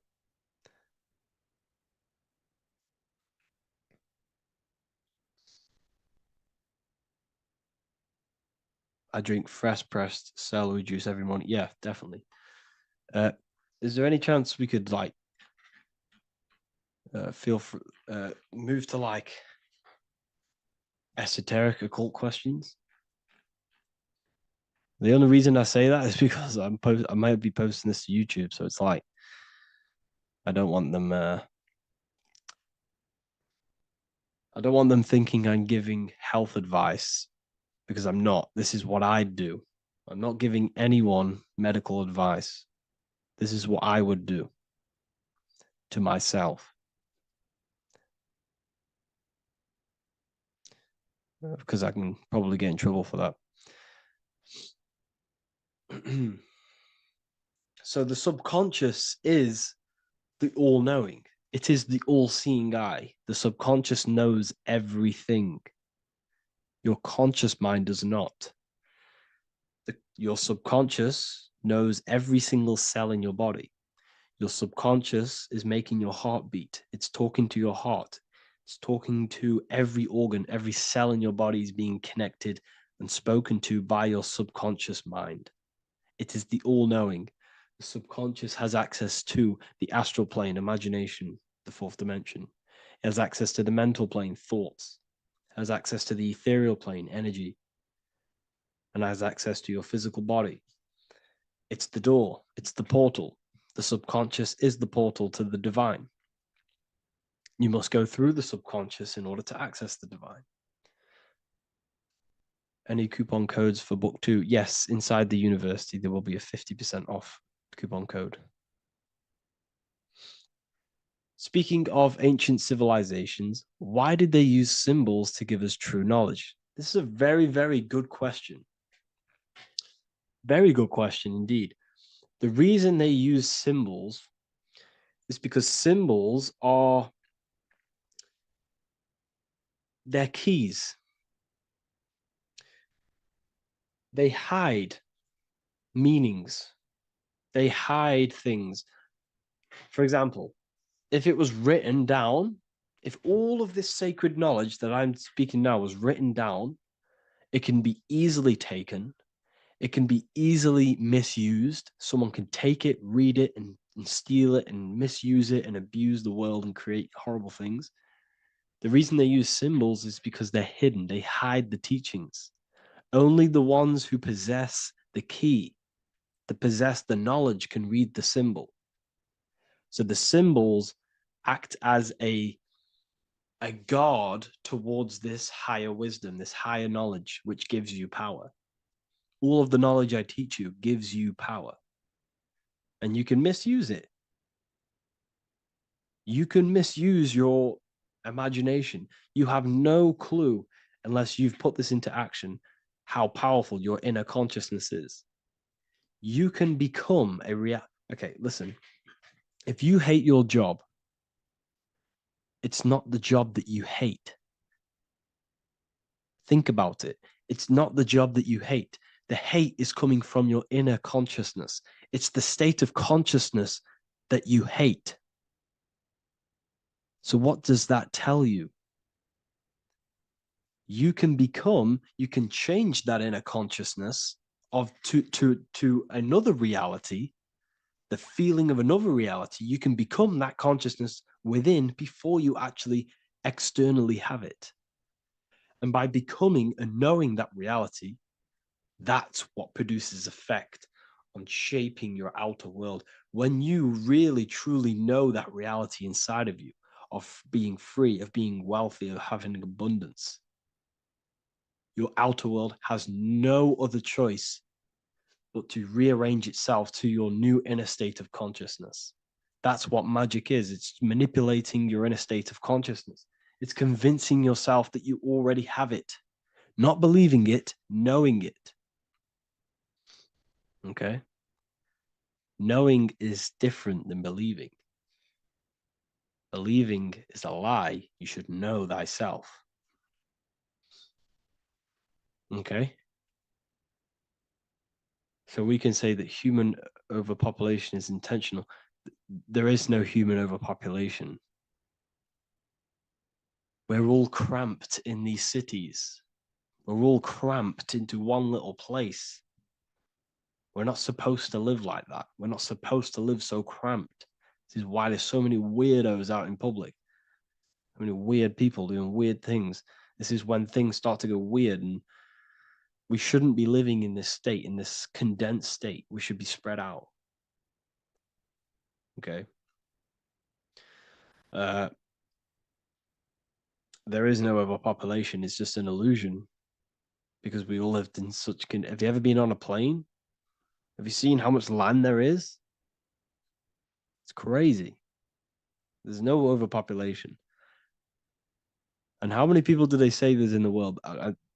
There's not that many people in the world that they say. I think it's like 8 billion. I think they say there's 8 billion people. There's not 8 billion people. There's probably more like 2 billion.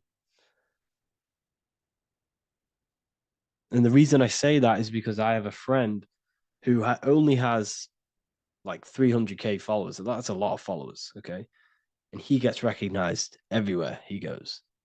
And he's into all this stuff. And he says, listen, the population is definitely not 8 billion or whatever they say. I think it's like a couple billion. It's probably more like 1 billion. How to properly manifest intentions. Thought, emotion, and imagination are the key. You must know that you have that reality. Don't believe it. Become that reality within your consciousness. All day long, as much as possible. Feel it. Imagine it. Say it. And have zero doubt. How to have zero doubt. You can't, well, okay, so the doubt, that little voice that will seep into your mind saying, you can't do that. You can't do this. That's your old voice of your subconscious program. Listen, the reason why most people fail in life is because they have trained their subconscious that they will fail. They have told and believed that they will fail. The reason I will succeed for the rest of my life is because I have trained my subconscious to say, I will win, I will succeed, I will solve any problem. That's my belief system. And if my belief system is that, then my external reality, my conscious mind will seek a way to fulfill that belief. It will seek to control and create that belief in my external world. It will seek to solve any problem. I've trained my subconscious mind to know that I already have the reality, to know that I'm abundant, to know that I have everything that I already need. Therefore, if any problem comes, I can sort it straight away. But most people have a different belief. It's not your fault. We've been kind of manipulated and told this, that they will fail, that they can't do anything, that it's too hard. And that basically casts a spell on the conscious mind, where your conscious mind is just like, no, I can't do that, because of this subconscious belief that you hold. So you must reprogram your subconscious that you can do it, that you will solve any problem, and that you are abundant. That's the reason why successful people succeed. It's because they have a complete different mind state, a complete different belief system in their subconscious.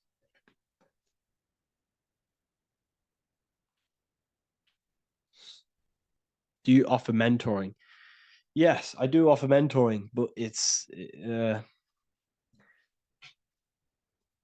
mainly for people who want to grow their online presence, and for the amount of value and transformation that I can place into your life, and the time that, well, the price of my time, it will be a higher price tag, but your life will completely change if you join my mentoring, because I will transmute your life. I will transmute your mind, and I will transmute your whole reality, because I could tell you exactly what you need to do. How to have super genius power pulling information from the source. Okay, so you can do this. I talked about this in Book of Wisdom, Volume 2, if you've read it. This is a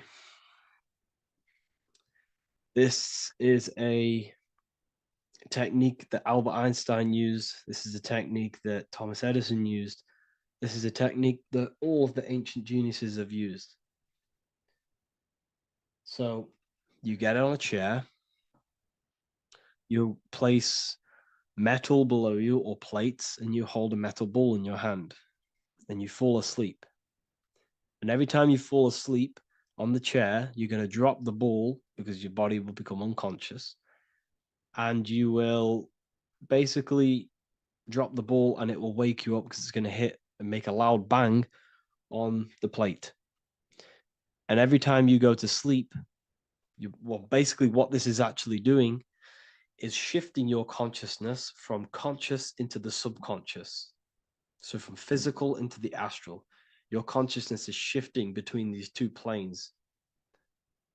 And as you do this, you can bring down great ideas from these higher planes. So when you fall asleep, have an intention. And when you fall asleep, you'll drop the ball. And when you wake back up, you'll have an idea, and you just got to write it down.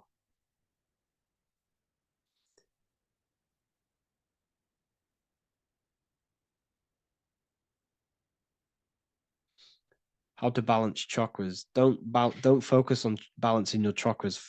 Focus on the mind. The mind is the cause of the chakras being blocked. If you have a blocked throat chakra, this is a problem in your mind, not the chakra.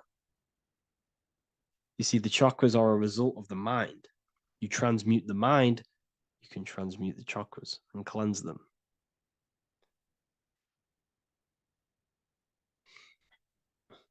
So was Jesus a real man that walked? Okay, so I'm going to tell you something. Like, some of the things that I say in my reels, they are to catch attention. So if I say the first thing on the reel, Jesus never existed, straight away, you see that, it's going to trigger you. It's going to trigger Christians. It's going to trigger people. So yes, I do say things to catch attention. The reason I do that is because I have to, in order to catch attention.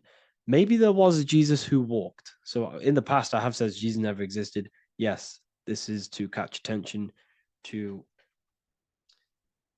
boost the reels, views, and comments and stuff like that. Maybe there was a man who was called Jesus and walked the earth. But listen, he was not the Son of God. You are all the Son of God. Jesus represents an archetype.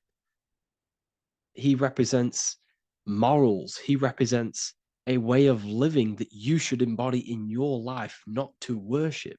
We shouldn't be worshiping this man. We should be embodying his qualities into our lives so we can become Christ consciousness, so we can live in harmony with our mind, emotions, body, and spirit. Okay? He was not the Son of God. You are all the Son of God. We are all God experiencing himself in a three-dimensional divided form. God is oneness, and he created a divided world so he can experience himself. Why do you quote from the Freemasons oft times? I don't recall me looking at Freemason quotes and quote them. I just simply, when I post a quote, I literally just, whatever comes to my head, I just whack it into Telegram or Twitter. Are dreams tied to your subconscious, and how do you understand them? Okay. Dreams and astral projection are two different things. Astral projection is your soul leaving this plane into the collective consciousness, into the collective mind, the collective astral plane. But dreams are basically the astral plane, but it's your personal astral plane in your personal subconscious. So when you dream, you're entering your own consciousness, you're entering your own subconscious. Every character, every event that happens to you, everything that is said to you, everything that happens to you in your dream is yourself pushed outwards, and you're basically experiencing your own mind. If something scary comes up in your dream, this is your belief, this is something in the back of your mind materializing and coming to you and showing itself to you. So in order to understand your dreams, it's basically suppressed emotions, suppressed thoughts, all lingering in your subconscious materialized. Okay. A few months ago, I'd have concurrent dreams of getting in a car crash that lasted for months. Then one day out of nowhere, I got into a really bad accident, and that low-key bugged me out. I didn't know if my mind was trying to warn me or what. You can explain that. Okay. If you are having dreams about having a car crash, this is a belief. Okay, so let me tell you something. Let's say you're a drug dealer, okay? And you live in fear every single day of the police coming to you. This dealer every day is worried, he's scared, and he lives in fear of the police getting him. He was believing it. This fear, this emotion he was feeling on a regular basis, repetition, and the emotion is basically impressing your subconscious. It's impressed his subconscious that deeply that he now believes it. It's now become a belief. So one day the dealer gets caught and he goes to prison. Let me tell you something. He placed himself there because he created a program, a belief in his subconscious of the police. And his external reality is now in a prison cell.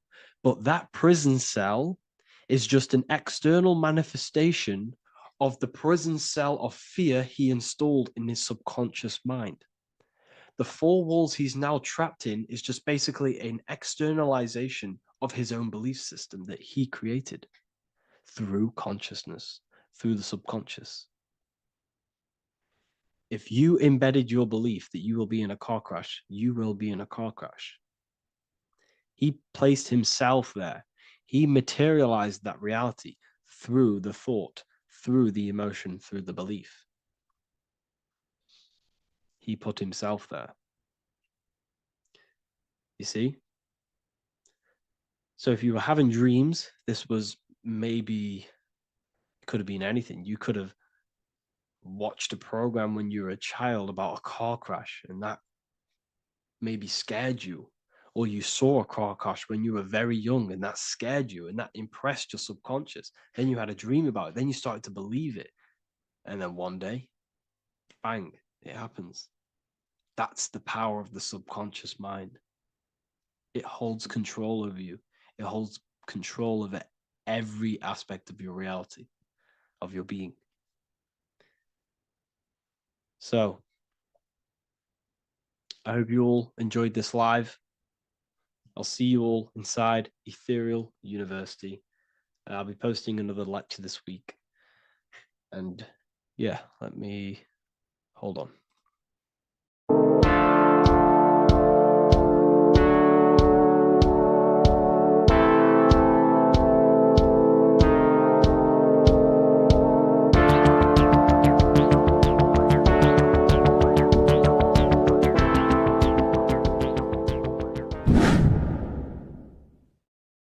Welcome back, people. We're back with another video. Let's jump straight into this. Make sure to tune in till the end because this has got so much information in this video. So sit back and enjoy. So everything's torus fields. The Earth's a torus field. Everything's torus, which is electromagnetic field, electric and magnetic. The center of the torus field is where the two opposing forces meet in the center. And this is what creates the plane of inertia, the dielectric plane of inertia. Okay? You got red shift, blue shift, positive, negative, south and north pole, right? This is what the ancients were showing with the tree of life. As you can see here, this is the plane of inertia and this is the torus field. Everything consists of this. Everything is a torus field. A atom is a torus field. Okay. Now, the inertia is the 0 point. So this plane is a 0 point. It's the balance between two poles. Okay. Now, this creates matter because matter is two opposing forces in motion equalized. So these two forces coming together is what creates matter on this physical plane. And this is why we can't see the electromagnetic field, because it consists of one of the elements, which is either electric or magnetic. But when they combine together, it's what creates this physical plane, which is physical matter, which is light in motion. Now, everything is one. Don't get confused by duality. Duality is two opposing forces, but them two opposing forces are created by the same substance. It's two aspects of the same substance. So, for example, water and ice are the same thing, you know what I'm trying to say, but it's two aspects of the same substance because all is one. The whole universe is one. All goes back to the one, which is God, the creator, or magnetism, whatever you want to call it, because magnetism pulsates. Electricity has two poles, red shift, blue shift. Okay. So red shift, blue shift is electricity, and electricity vibrates, and all vibration always comes back to a standstill point. But magnetism is what pulsates. This is why your heart pulses. You breathe, which is a pulse. This is the breath of the universe, magnetism. Now, this is why the earth is green, okay? Earth can be spelled heart. If you just move the H to the beginning, it spells heart, okay? Because the heart is the center of the torus field, which is the heart chakra for us humans, okay? We consist of the same field, as you already know. Heart being the center, which is green, which is the center of the seven colors. The center of the seven colors. This is the most powerful chakra in your body. People think it's the crown chakra, but it's the heart chakra because it's the center of the torus field. You must align them all and combine them all into one, which is the heart chakra. Now, earth is green. Nature's green.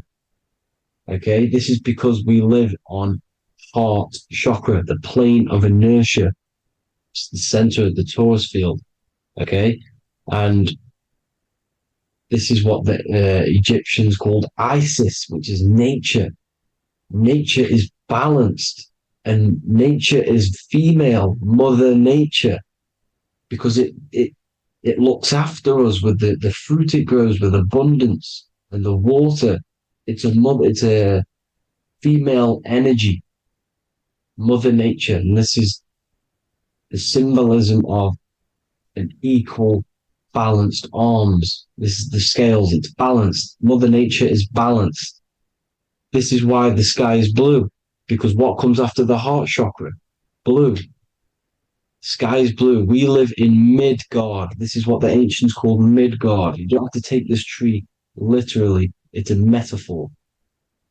We live in Midgard, where both positive and negative duality here. Now, Mount Meru.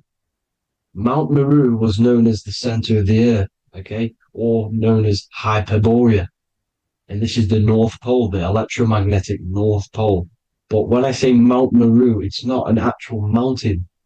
They weren't saying there was a real mountain in the center of the earth, a magnetic rock. No.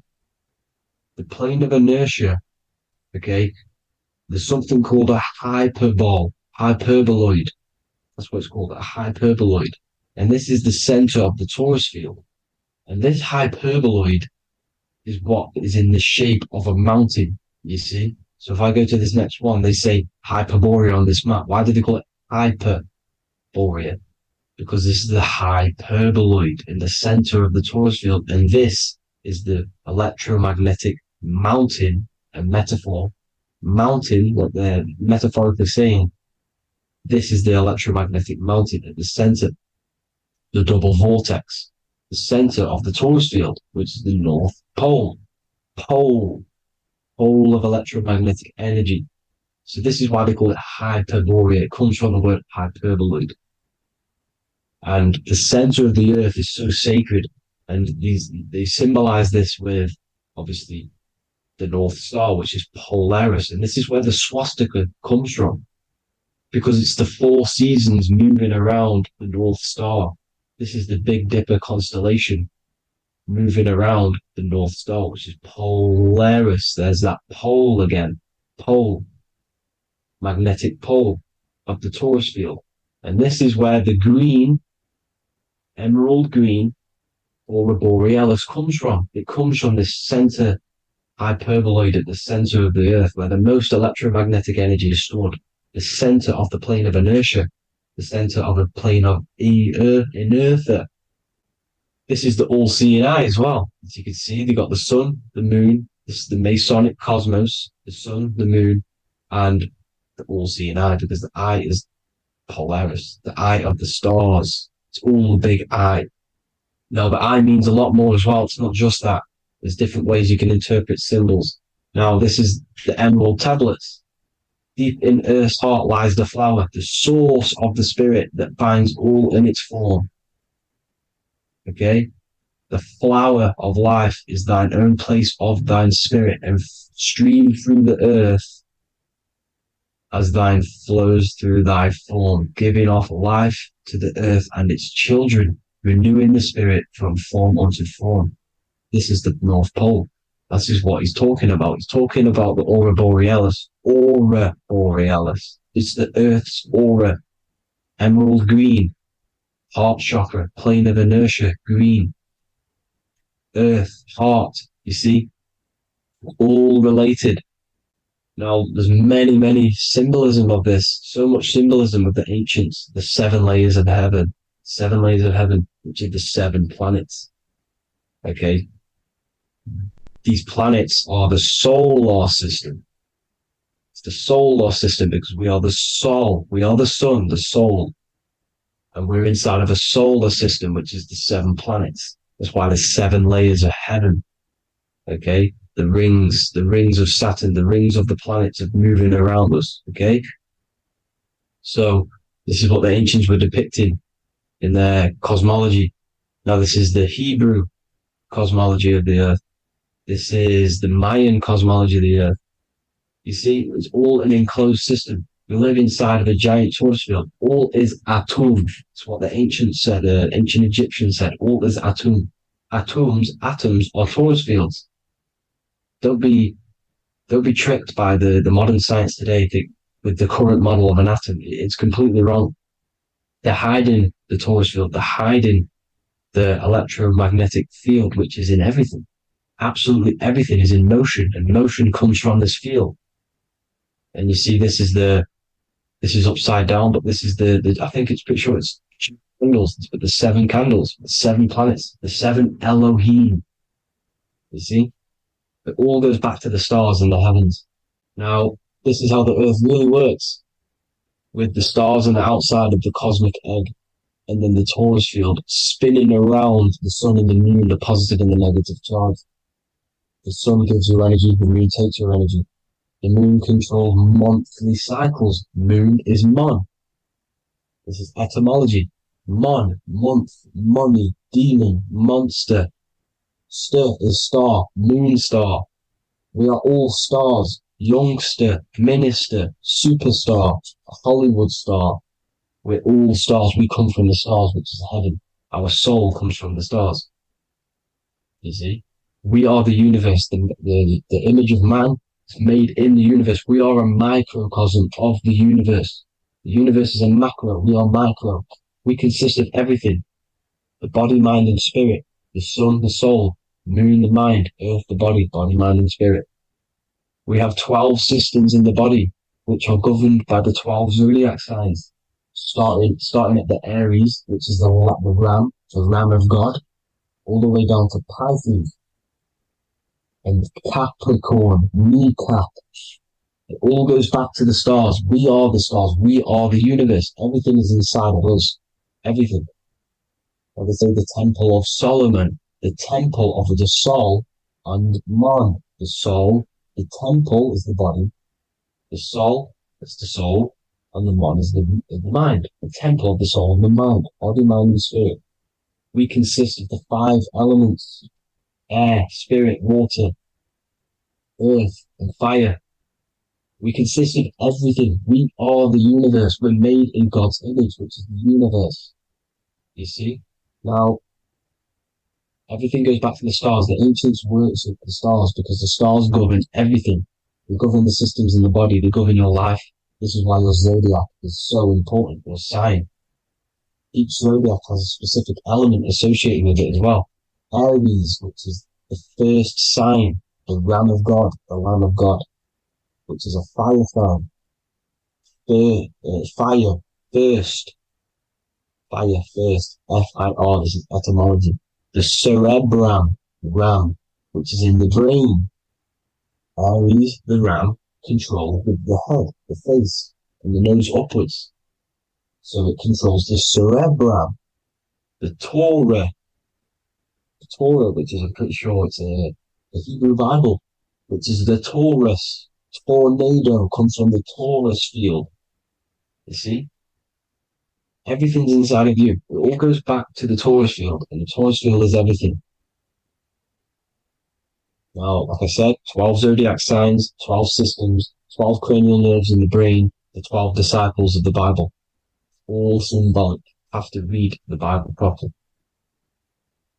Now, this center, at the center of the earth, right? This is what's stirring the ether. And the ether consists of the 4 elements. Because there's 5 elements. Spirit can be called ether. People call it spirit or ether. Ether is pure potential, pure energy. It's what connects the astral to the physical. It's the dimension between the physical realm, which we're on, and the astral. So it has pure potential. It's pure energy. This is why we say either. I either want to go there or there. It's connecting 2 scenarios. That's what the ether is. It's connecting the 2 worlds, the astral and the physical.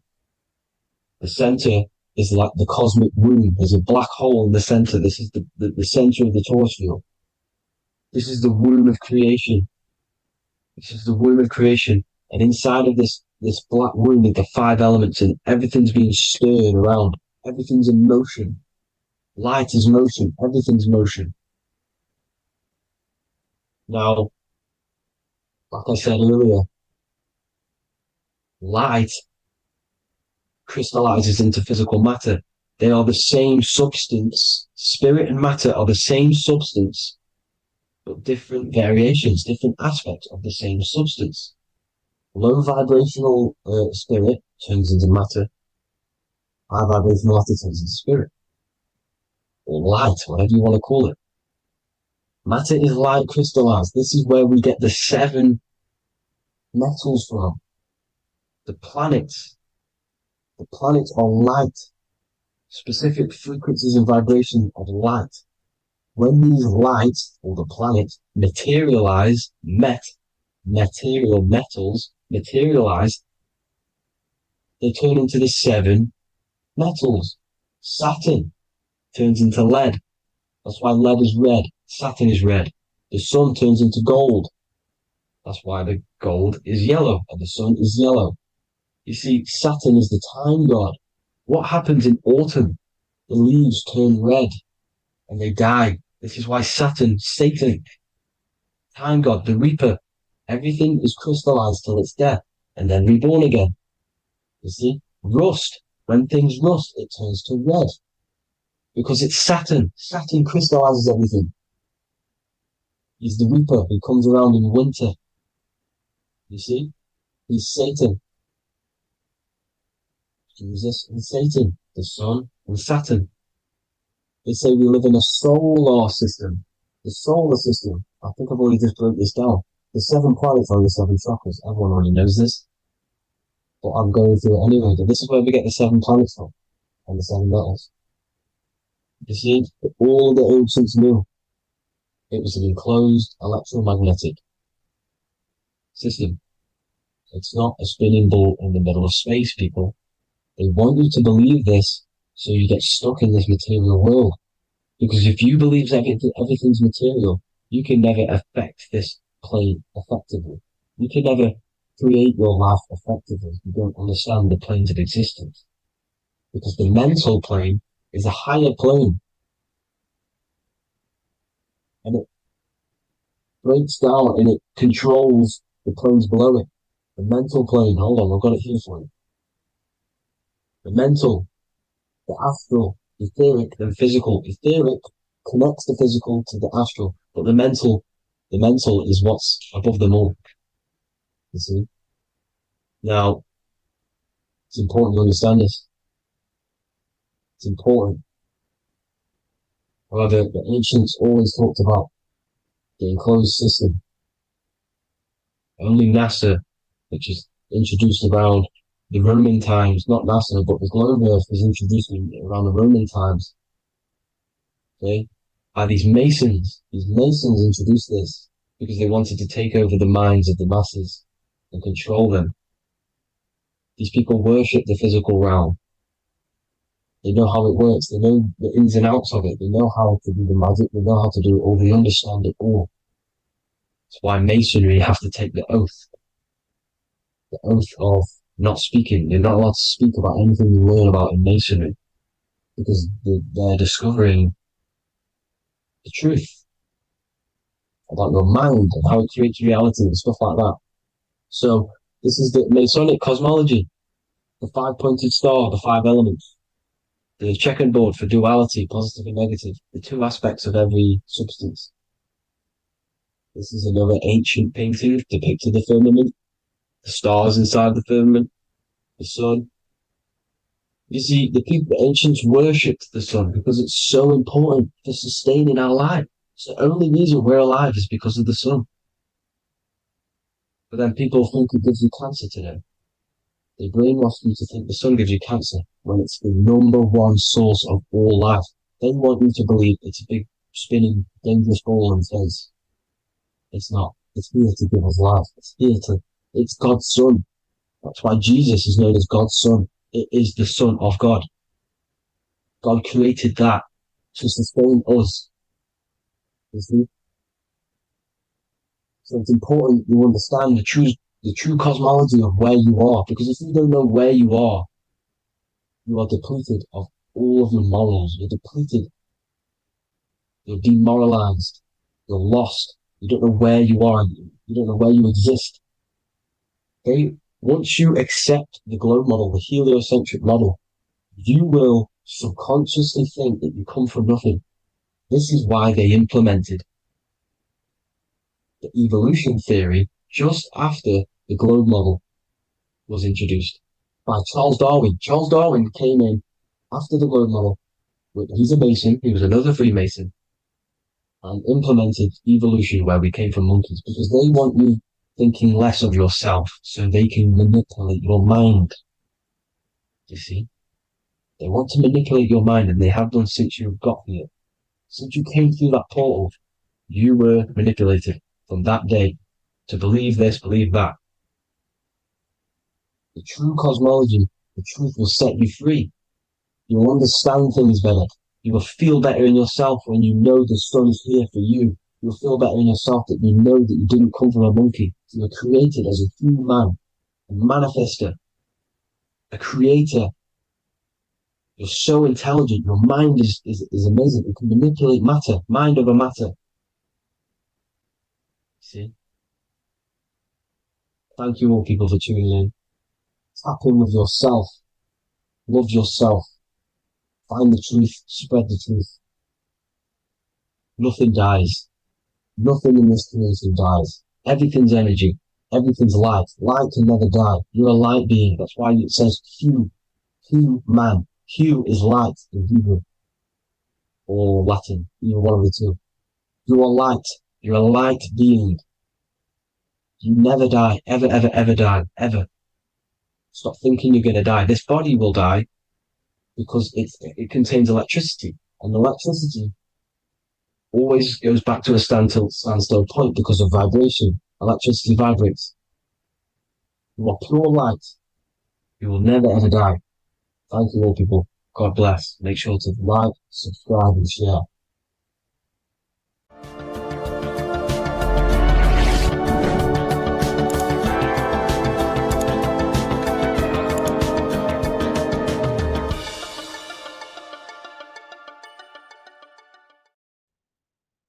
You don't just have a physical body.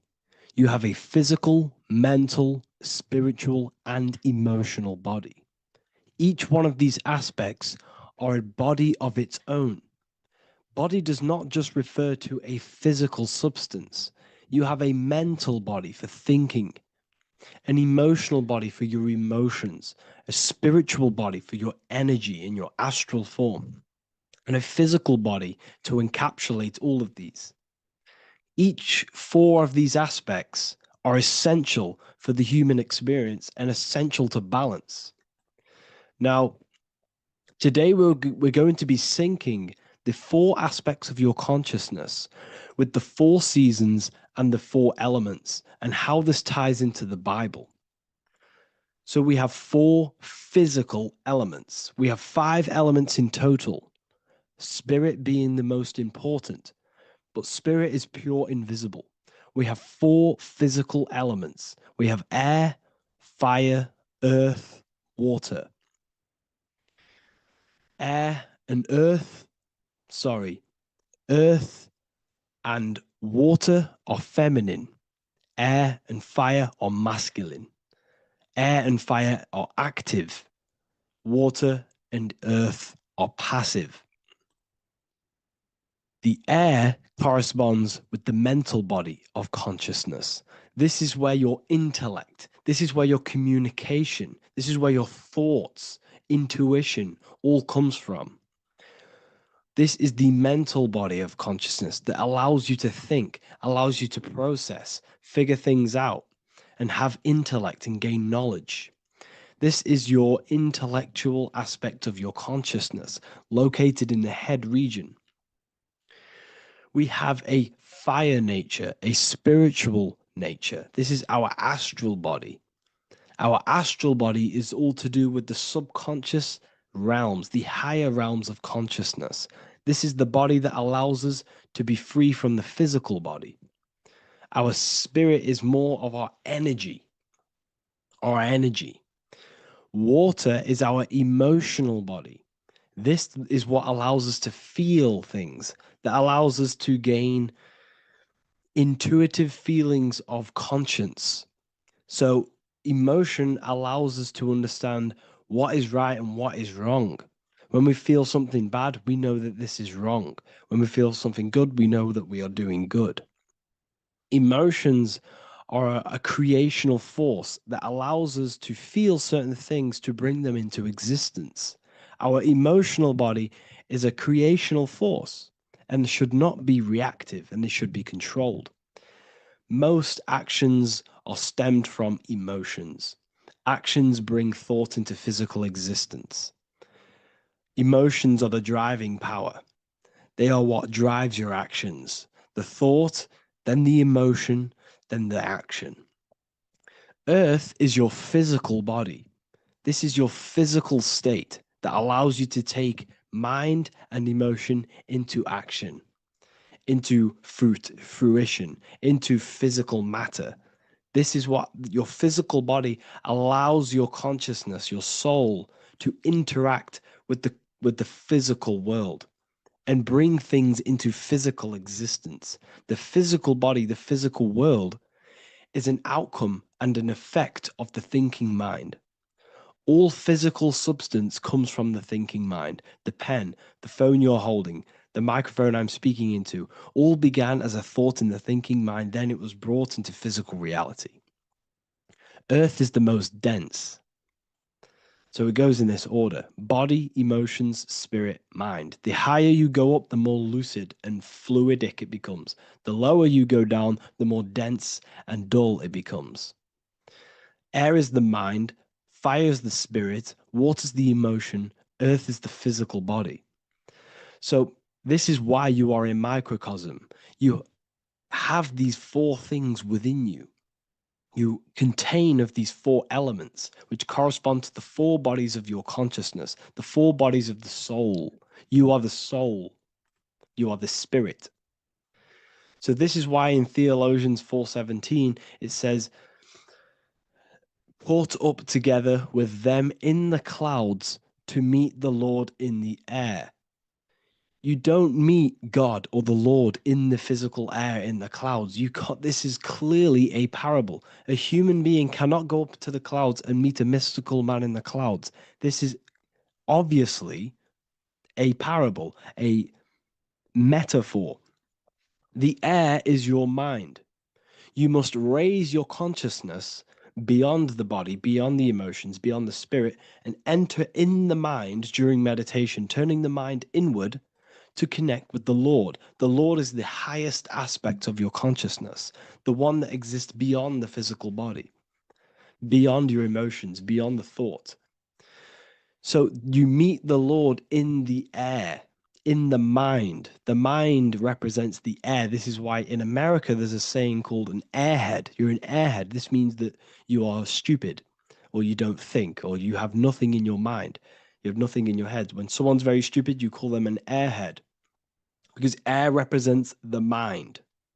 The air is elevated. The air is invisible. The mind is totally invisible to the human eyes.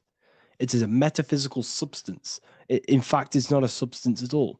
It's so fluidic. It's everywhere. The mind can be everywhere at all times. It can be anything. Nothing is impossible within the mind. Now, this is synced with the four seasons. The four seasons represent the four aspects of human consciousness, the four bodies of your consciousness, the four bodies of your soul. The sun is your soul, okay? And the sun travels around four seasons. Summer, when the sun is the most hottest point. Autumn, when the sun starts to move away from the hottest point. Things start to die. Then it goes to winter. This is when everything dies. This is when things enter in within itself. This is when darkness occurs. Then spring. This is the reignition of the sun. This is when the sun starts to bring back the warmth back to the summer. You have four seasons which correspond to the four bodies of consciousness. Fire is the spirit. This is when you are passionate. This is when you are taking action. This is when you are fiery. The sun is blazing. You're taking action. You're very passionate. You're very spirit.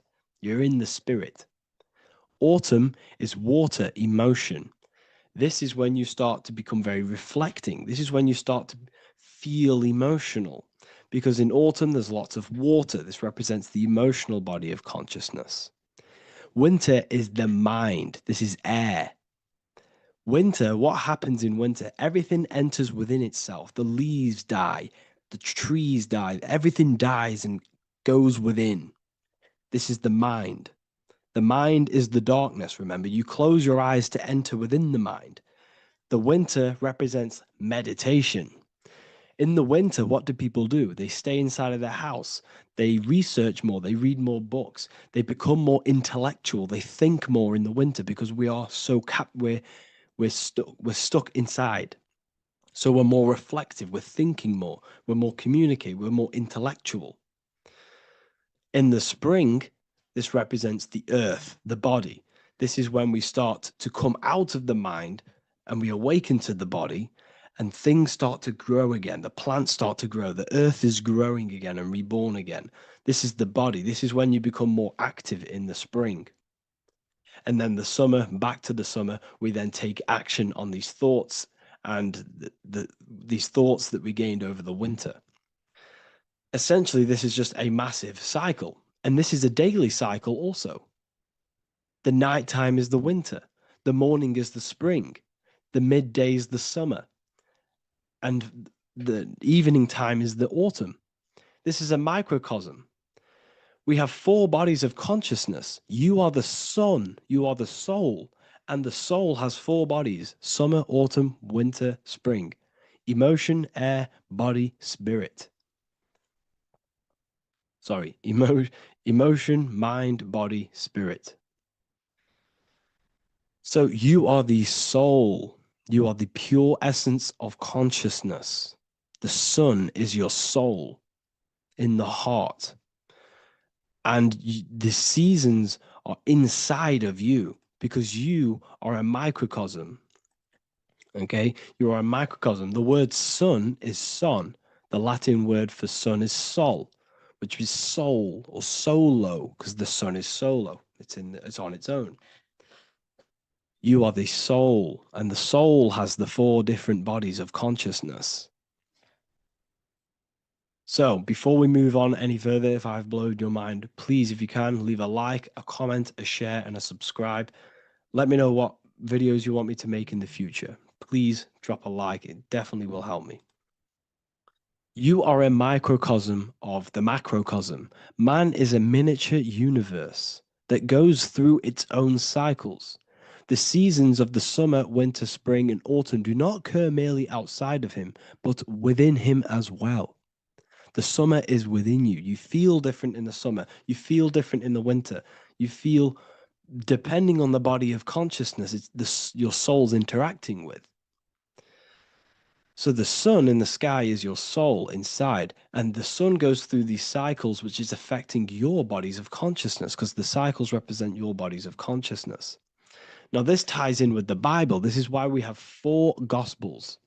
This is why Matthew, Mark, Luke, and John are always seen with the 4 different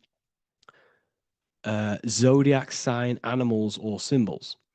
So you always see each one of the Gospels. If you just type in on Google